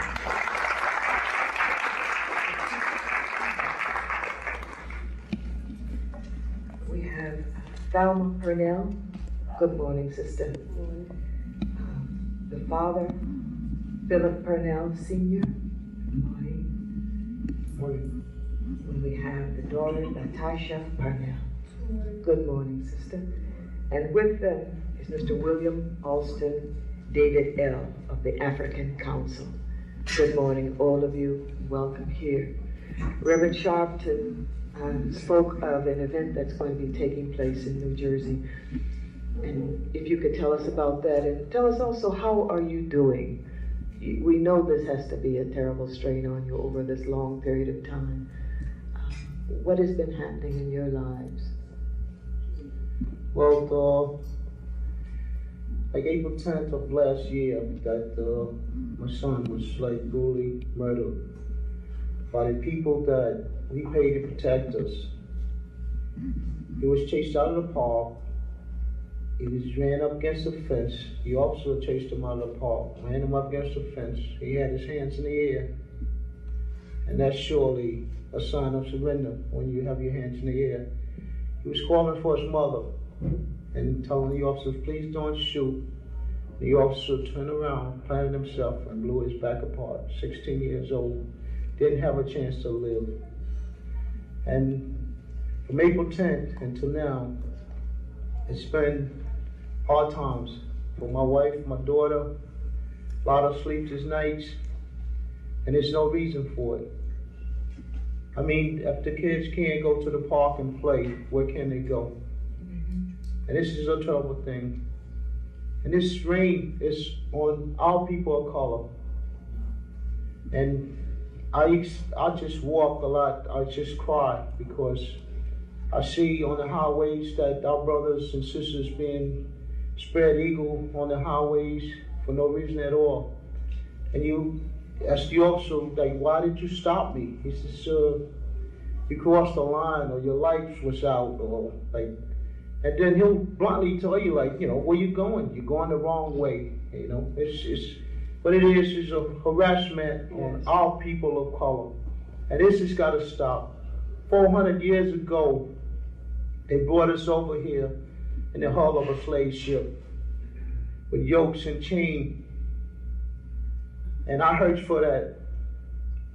But we feel say we free. We're still not free. Our people of color, we still in just as much slavery when they brought us over in the hull of the slave ship. It's up to our people that we gotta unite, we gotta get together, and we gotta put an end to this nonsense. Speak with one voice. That was very, very, very moving, what you said, brother. Mrs. Purnell, being the mother of the dead youth? Well, being the mother, I go over and over the day before this happened. If I could have did something, or if I could have went down Teaneck Road, or if I could just turn back some of that time. But it's impossible. I know God don't make mistakes, so it's a reason for this. And it's not that because my son was slain is to put no inflection on the black young youth. It's because the way that this cop killed him, I'm sure that God put him in a line to stop these police from hurting and harassing our young teenagers. And it's up to these parents to listen to the young teenagers, because the way this world is now, they don't know which way to go, and they can't turn to their parents. Who are they going to turn to?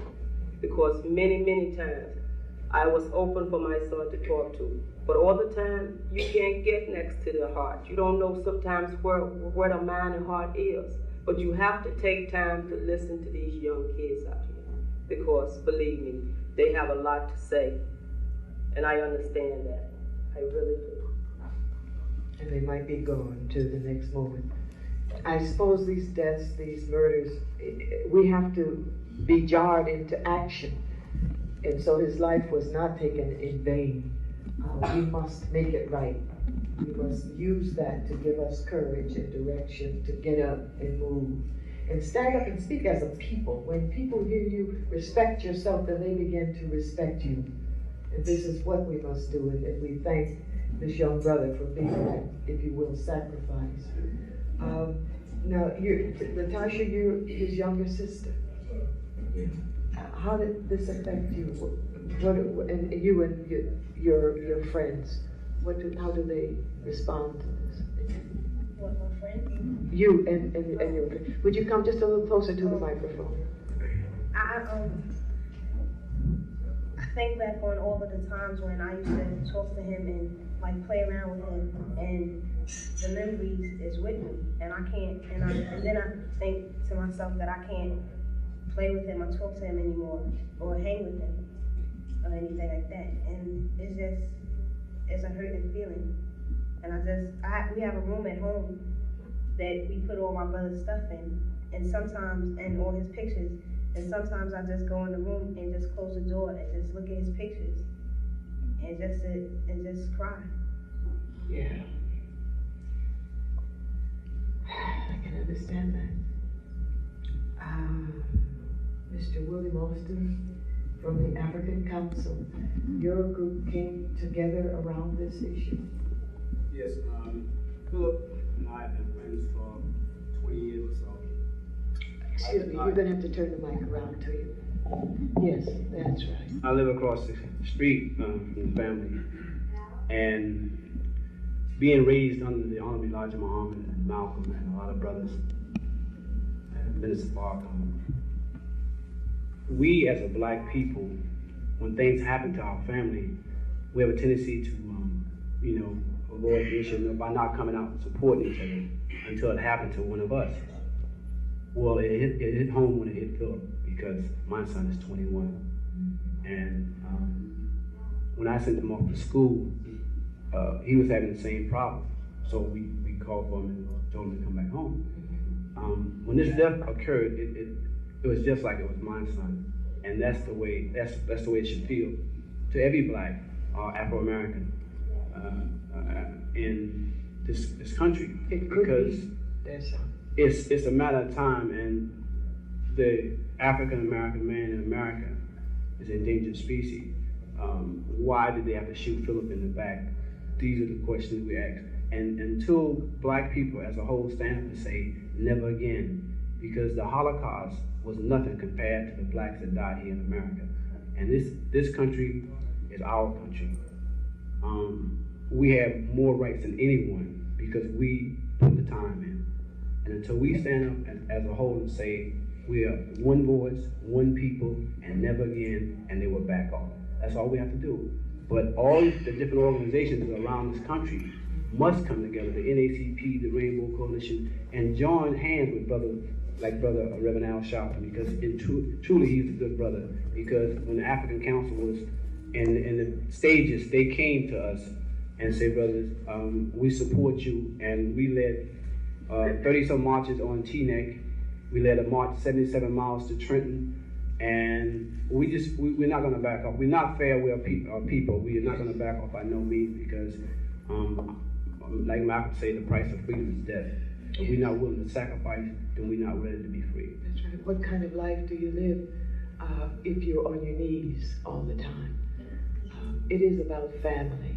Family. If we could only begin to come together in love with one another. When one of us is hurt, we are all hurt. We must stop that. The only way some people understand is that, yes, Malcolm said you have to speak in their language. And we have to first come together with that love that binds us and then speak with a strong voice. We are going to take a break for the news. We'll be back in just a minute with the prayer of the family. In New York. Good morning. It's after 10 o'clock right now. We have 38 degrees outside. I'm Carl Ferguson.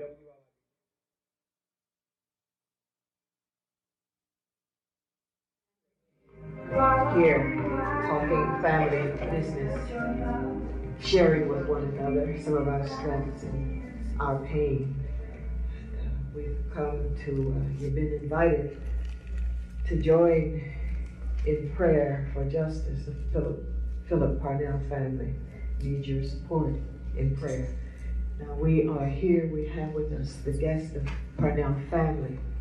The family of Philip, 16-year-old youth, I believe, who last year was shot in the back by a policeman as he had his hand raised, asking not to be shot.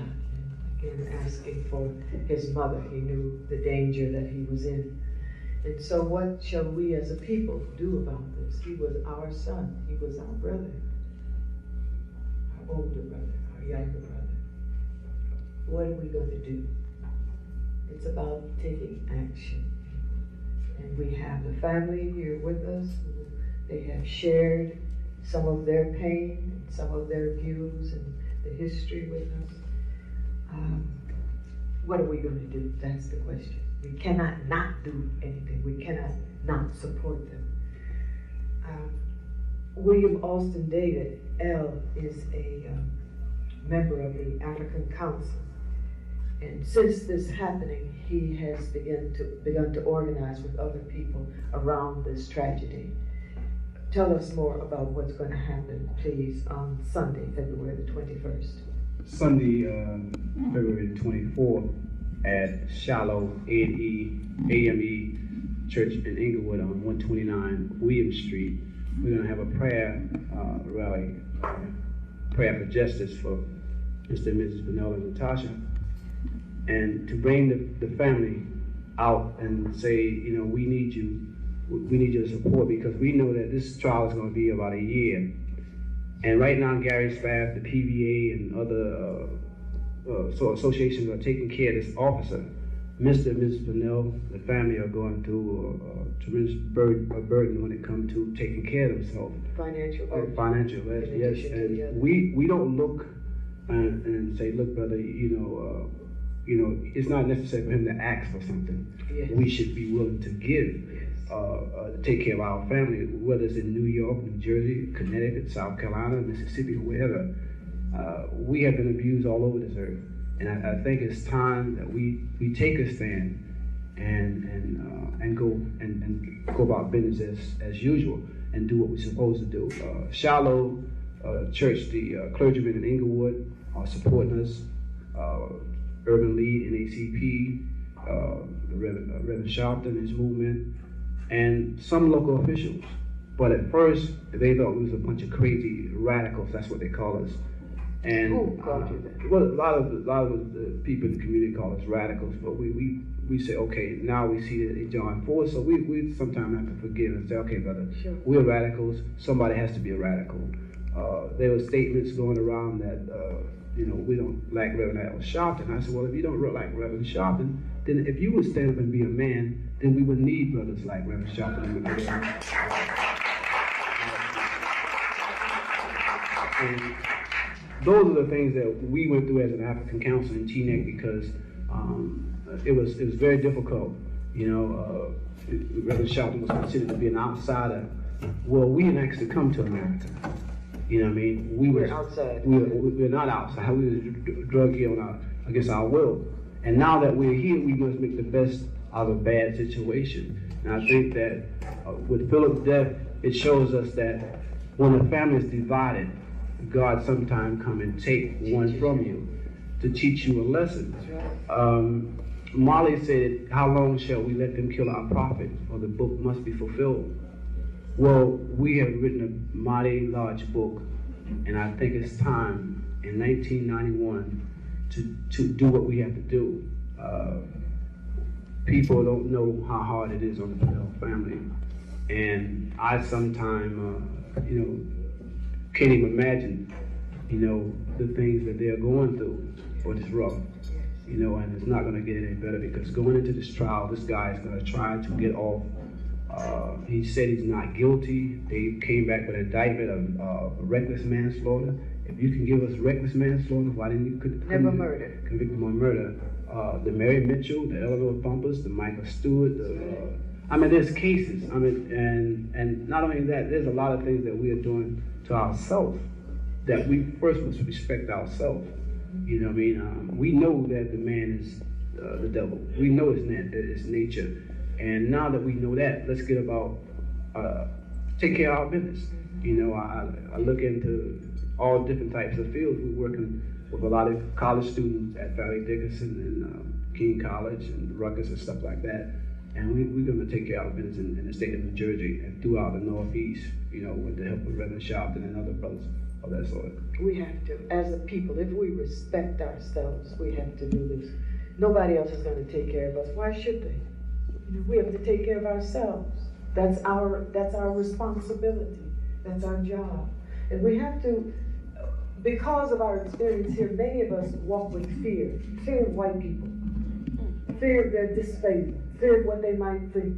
Fear that they might not smile at us. Fear that they might take our jobs. We create our own jobs. We won't have that fear. And we have to get past that fear of white folk. There's nothing to be feared there if we are together.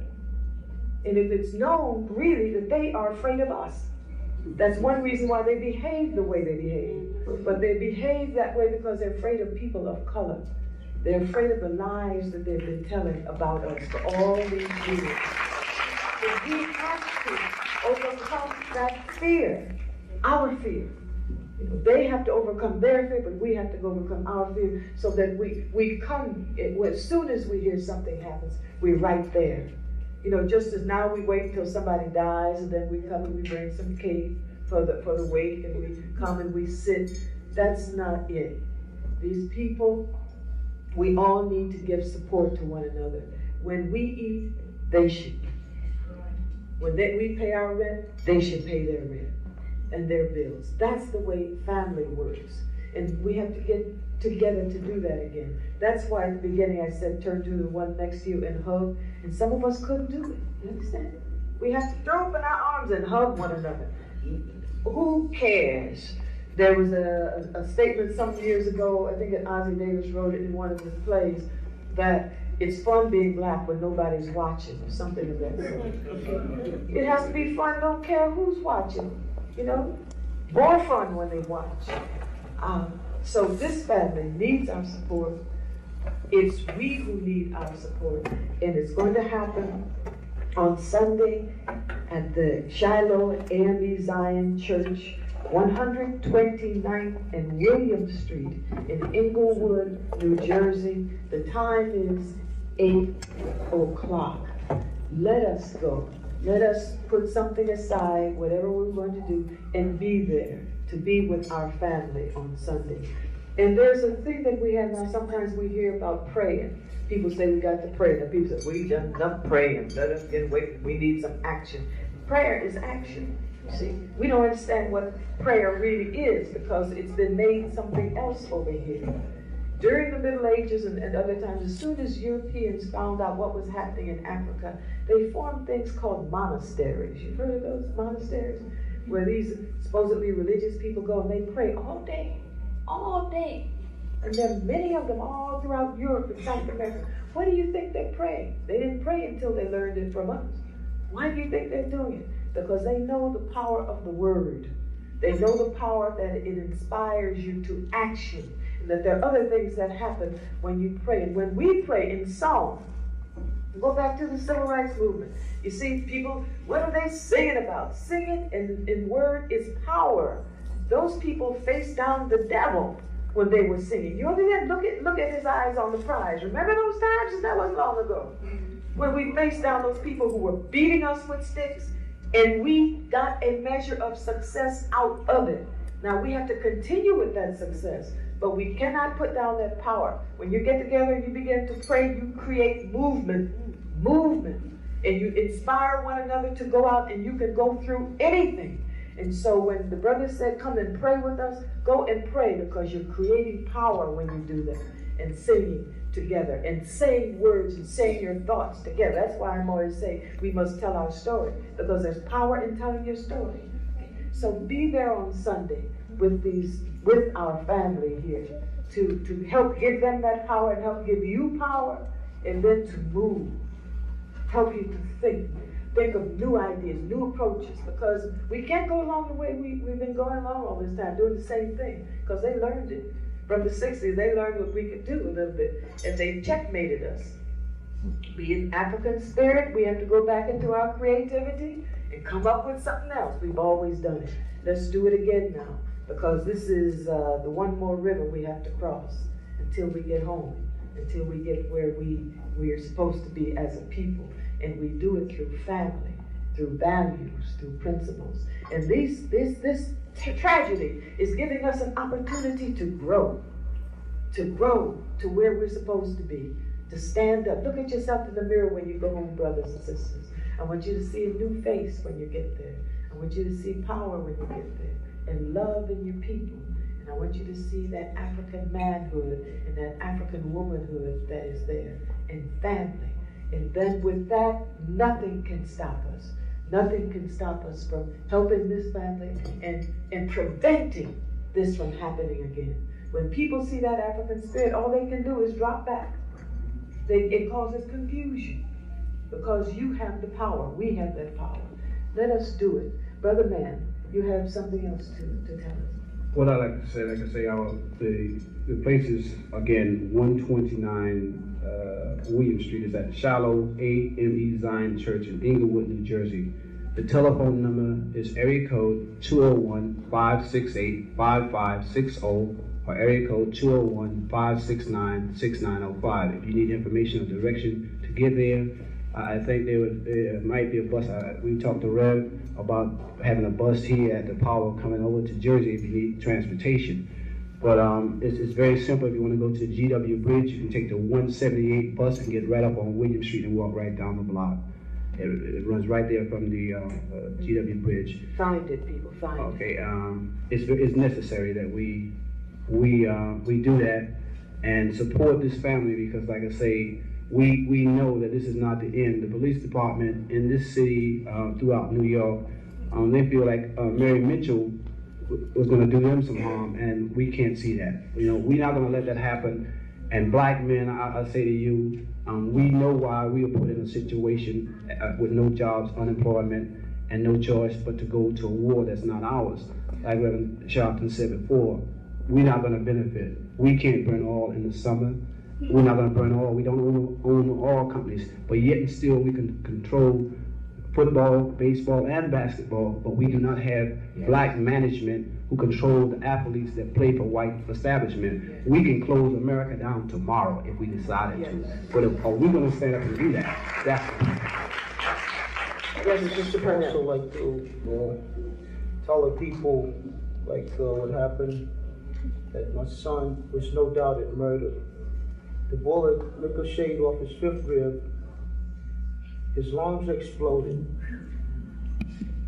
It went up off the fifth rib and cut the main artery in his heart. So he was no doubt dead on the spot. And this man said he didn't do nothing wrong. This was cold-blooded murder. It took us 2 grand juries, 10 months of hardship, and this just started. On Tuesday, the 26th, we're going back to court once again. But this perpetrator, that he's no doubt that in his mind he knows that he's a murderer. But the system won't even let him say it. This is a system that our young people got to come up through. I go by the courthouses, you see the lady up there, the scales of justice. You notice there's a tip on it. That means just us. And the people of color don't apply to that. I just want to say I need your support. I'm going back to court on Tuesday the 26th, once again, to try to put this perpetrator where he should be. The last time that we went, when he was arraigned like 2 months ago, they had him in and out of there like in 2 minutes. If it had been us, we wouldn't have been going out, we would have been going in. Yeah. They sneaked him out of there in a van. To take him back home, and like 20 minutes later, he's got 2 kids of his own. He made a statement in the paper that him and his kids was laying on the floor playing. And my son, with his back blown away, we can't play. My wife and my daughter, we can't play with him no more. So, to make the statement, what I'm trying to say, that all people of color, we got to protect our own. We got to get together and we got to protect our own. Because there's no justice in this white man system for our people of color. And they shall have no peace. Let us again thank our family for coming and sharing with us this tragic story, their pain, and their inspiration. Because their being here has inspired us. I'm seeing tears in your eyes, and they've certainly been in mine. It's because we do love them. It's because they are our family. So let us thank them and be there on Sunday, the 24th, Englewood, New Jersey, Shiloh AME Zion Church at 8 p.m. Put all else aside and be with your family and bring support, because that's what they need. You know, when we're in trouble, sometimes they fire us from our jobs. Then all kinds of expenses come. We're going to take a break, and we will be back in just a moment. Let us thank our family.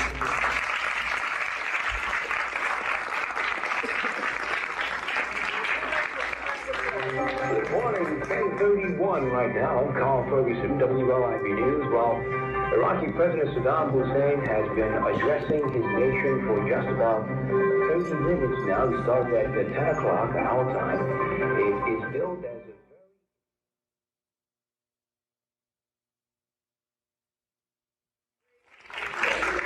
We want to, I misidentified some young people here a little earlier, and I want to correct that. We want to welcome the students from PS 123 and PS 154 here with us this afternoon.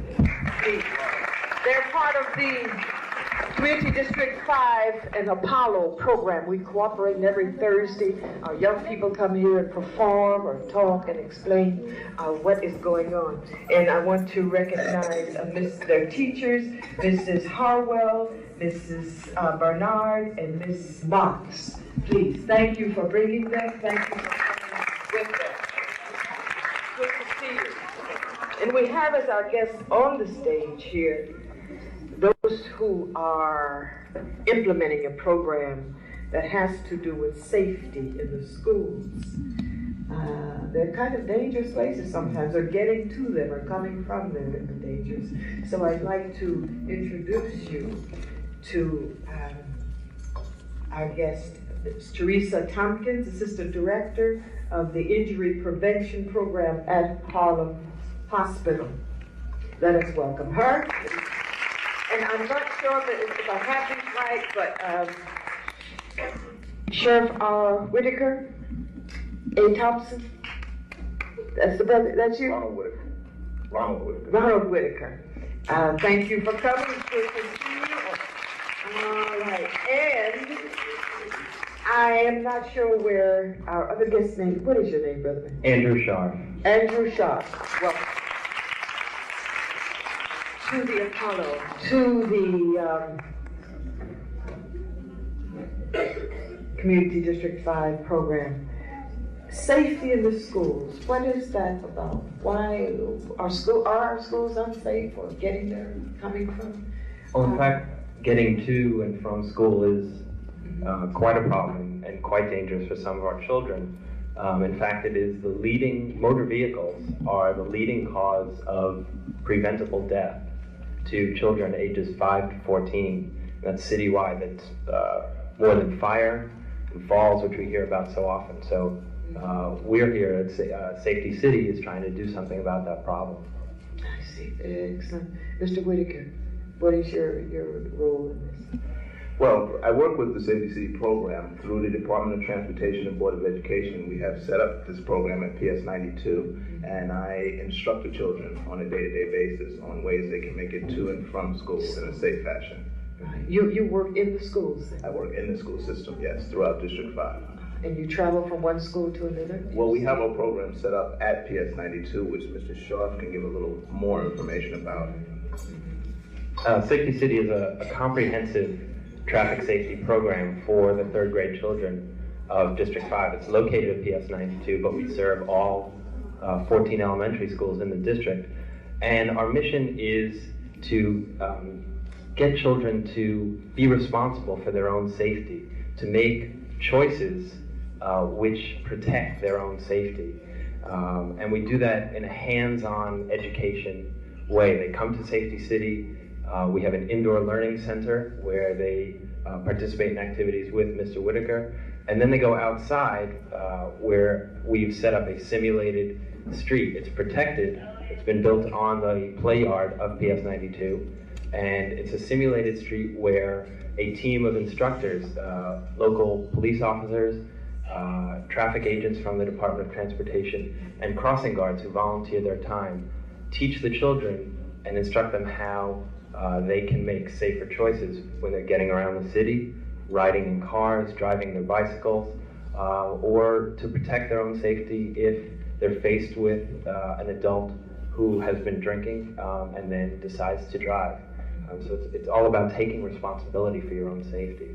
What kind of safety prevention things what do you teach them to do, Mr. Whitaker, in your program? Okay, at Safety City, children learn about decision-making processes. Children do not memorize absolute rules, so we teach them concepts and try to help them identify tools that they can use when they're in the streets, tools that will help them to cross the street, tools that will help them to move around in the street. I would like to touch on that a little later when I bring some of my students up, because they're our best example and best symbol of what actually goes on at Safety City.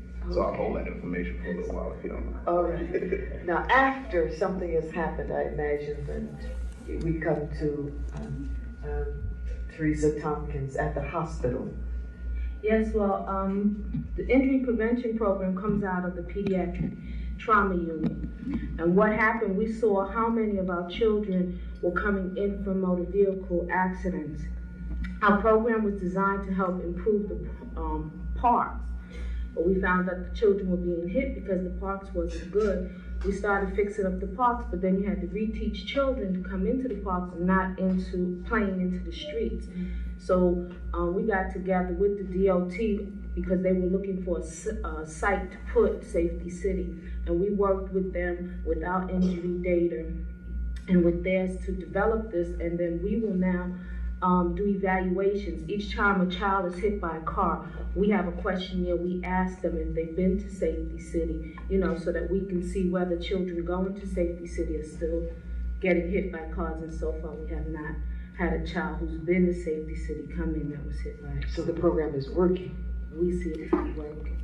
Okay. Who participates in the Safety City program? It's just young people, just elementary school? Correct. The students are third graders because they fall into the highest risk category, and yet they're developmentally most ready to learn about decision making, and they're also out there on the streets. They are crossing and at times moving around the streets by themselves. So they are the ones who participate in the program. What are some of the concepts that you teach them that guide the Safety City curriculum? Well, as I mentioned before, our main concept is taking responsibility for yourself, that every child has decisions to make which impact his or her safety, so that when children come to Safety City, we ask them, is that the safer choice? You have a decision to make. I know the children here have heard those phrases over and over again. And in order to get the children to make a safer choice, we try and design activities which build up their confidence in their decision-making power and build up their self-esteem in their decision-making power. And that self-esteem building and confidence building has impact in other health areas as well. Nutrition, for example, choosing healthier foods, choosing a safer way to school is all about protecting yourself and loving yourself enough to want to live a long and healthy life. So that's what we're striving for, and that's what guides our activities. In addition, we urge children to take responsibility and help others, to share their safety information with parents, with their schoolmates, and we have some audio tape that we'll play a little later of follow-up activities that the children have done with their schools. And finally, we try and teach about environmental awareness, opening your senses to the world, opening your eyes and your ears, because when you open yourself up to those signals, then you can make safer choices and be healthy. Just before we go to our break, are parents involved in this? Yes, they are. As I said before, we give information to the children that they can share with their parents, and we're working on activities which will involve the parents, bring them to Safety City, working with the PS92 Parents Association. Okay. We're going to take a break. This is Camille Yarrow sitting in for Imhotep Gary Bird. We'll be back right after this break.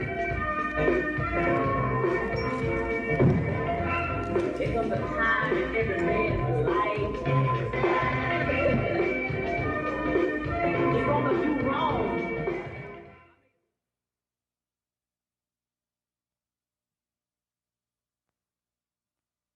From District 5 concerning Safety School Program. And I want to turn everything over to Brother Ronald Whitaker right at this point, who's the community coordinator. Ronald. At Safety City, students learn about safety as decision-making processes. Children do not memorize absolute rules. Rather, they identify tools and gain knowledge and skills which help them to be safer if they choose to use them. They learn to evaluate situations and choose a course of action, ideally the safer course of action. Every behavior has its consequence. The more accurate the children's information is, the more power they have to adapt their behavior and to achieve the results they want. At Safety City, the philosophy is think before you act. Students will develop their ability to make safer decisions and avoid undesirable consequences by gaining knowledge about their environment and about themselves. The sights and sounds of the city provide a wealth of information. When children open their senses, seeing, hearing, touching, and smelling, they become safety sensitive. This is one of our main objectives at Safety City. Today, I'm honored to have a few of my past students with us. I have Ms. Carrie Thompson, Karan Nixon, Michael Bumpers, and Crystal Randolph today with me. They're from PS 123 and PS 154. And it's my belief that these children can show us even more valid information about what the program actually does by talking with them about what we've learned and what we've shared at Safety City. First question I'd like to pose it to Mr. Michael Bumpers, and I'd like to say to him, what do you always have to make before you cross the street? What do you always make? Decision. Always make a decision. That's excellent. And Crystal, let me ask you, what type of decision do you want to make before you cross the street? A safer decision. You want to make a safer decision. Okay, that helps us out a lot. We mentioned something about safety tools. Can you tell me something about safety tools, Carrie? Your eyes, your ears, your mouth, and your hand. These are all safety tools that the children use every day to cross the street. Sometimes they don't think about the fact that they use them, but once they've attended Safety City, they become to understand and realize the importance of using these safety tools. Are there other safety tools that we use when we're in the streets, things that are already there in the street that help us? Can you tell me some of those, Karan? Crosswalks, islands, traffic signals, and Okay. Thanks a lot, Karan. Those are some of the things that are already in the street, and we have that street furniture at our location at PS 92. We have created a street environment which includes all those wonderful things the children have just mentioned. And it's wonderful for me because it's been 6 months since I've been with these children, and they still seem to remember all the concepts and the ideas that we try to get across to them. One of the most important parts of our program is the follow-up to the activities that we do in the classroom. We have the children for 2 visits, and a very important part of the program is the follow-up. The teachers are asked to do follow-up activities with the children. This morning we have a tape of one of the follow-up activities that was done by a class from PS 123. They created a song in reference to traffic safety, and I'd like you to take a quick second to listen to the song that was created by Ms. Barnard's class at PS 123. Okay, let's hear it. We skip on our way to school, he said. We never like to be late. Whenever we reach a traffic light, we know the signal's the way.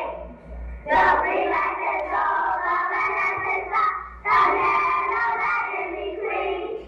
We look to the left and look to the right, look left and cross at the green. Yeah, we walk in and into the stoplight to make the traffic go right. The very first traffic light was made by a black man. Daddy Morgan is into the traffic light. We took on our way to school each day. We never like to be late. Whenever we reach a traffic light, we know the signal's the way. The green light is over, the light is up, a yellow light in between. We look to the left and look to the right, look left and cross at the green. You know, Ronald, children got their own rhythm, don't they?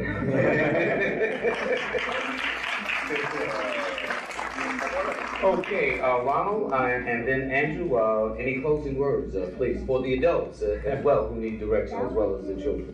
I'd like to extend a quick thank you to PS 200, Ms. Smith's class, who also contributed a follow-up activity, and also to Ms. Harwell's class, who invented a safety rap, which unfortunately time does not allow us to listen to today. Well, but they both participated very much in the follow-up activities. Okay, we'll come back. I think that's very important. Andrew? Sure.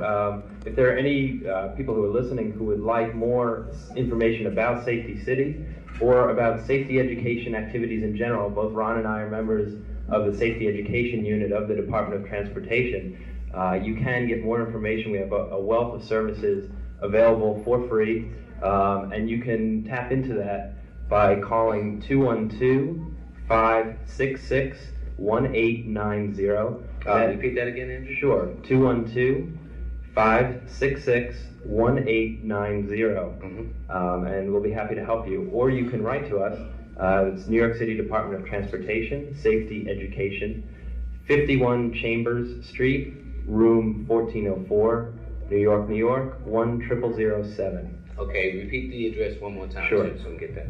51 Chambers Street, room 1404, New York, New York, 10007. Okay, Ronald Whitaker, thank you. Andrew Shaw, I hope I'm pronouncing your last name correctly. Thank you. And to the young brothers and sisters, thank you very much. After this break, we'll be back with Numbers and Youth, and I have my very special guest, Brother Stephen Omar.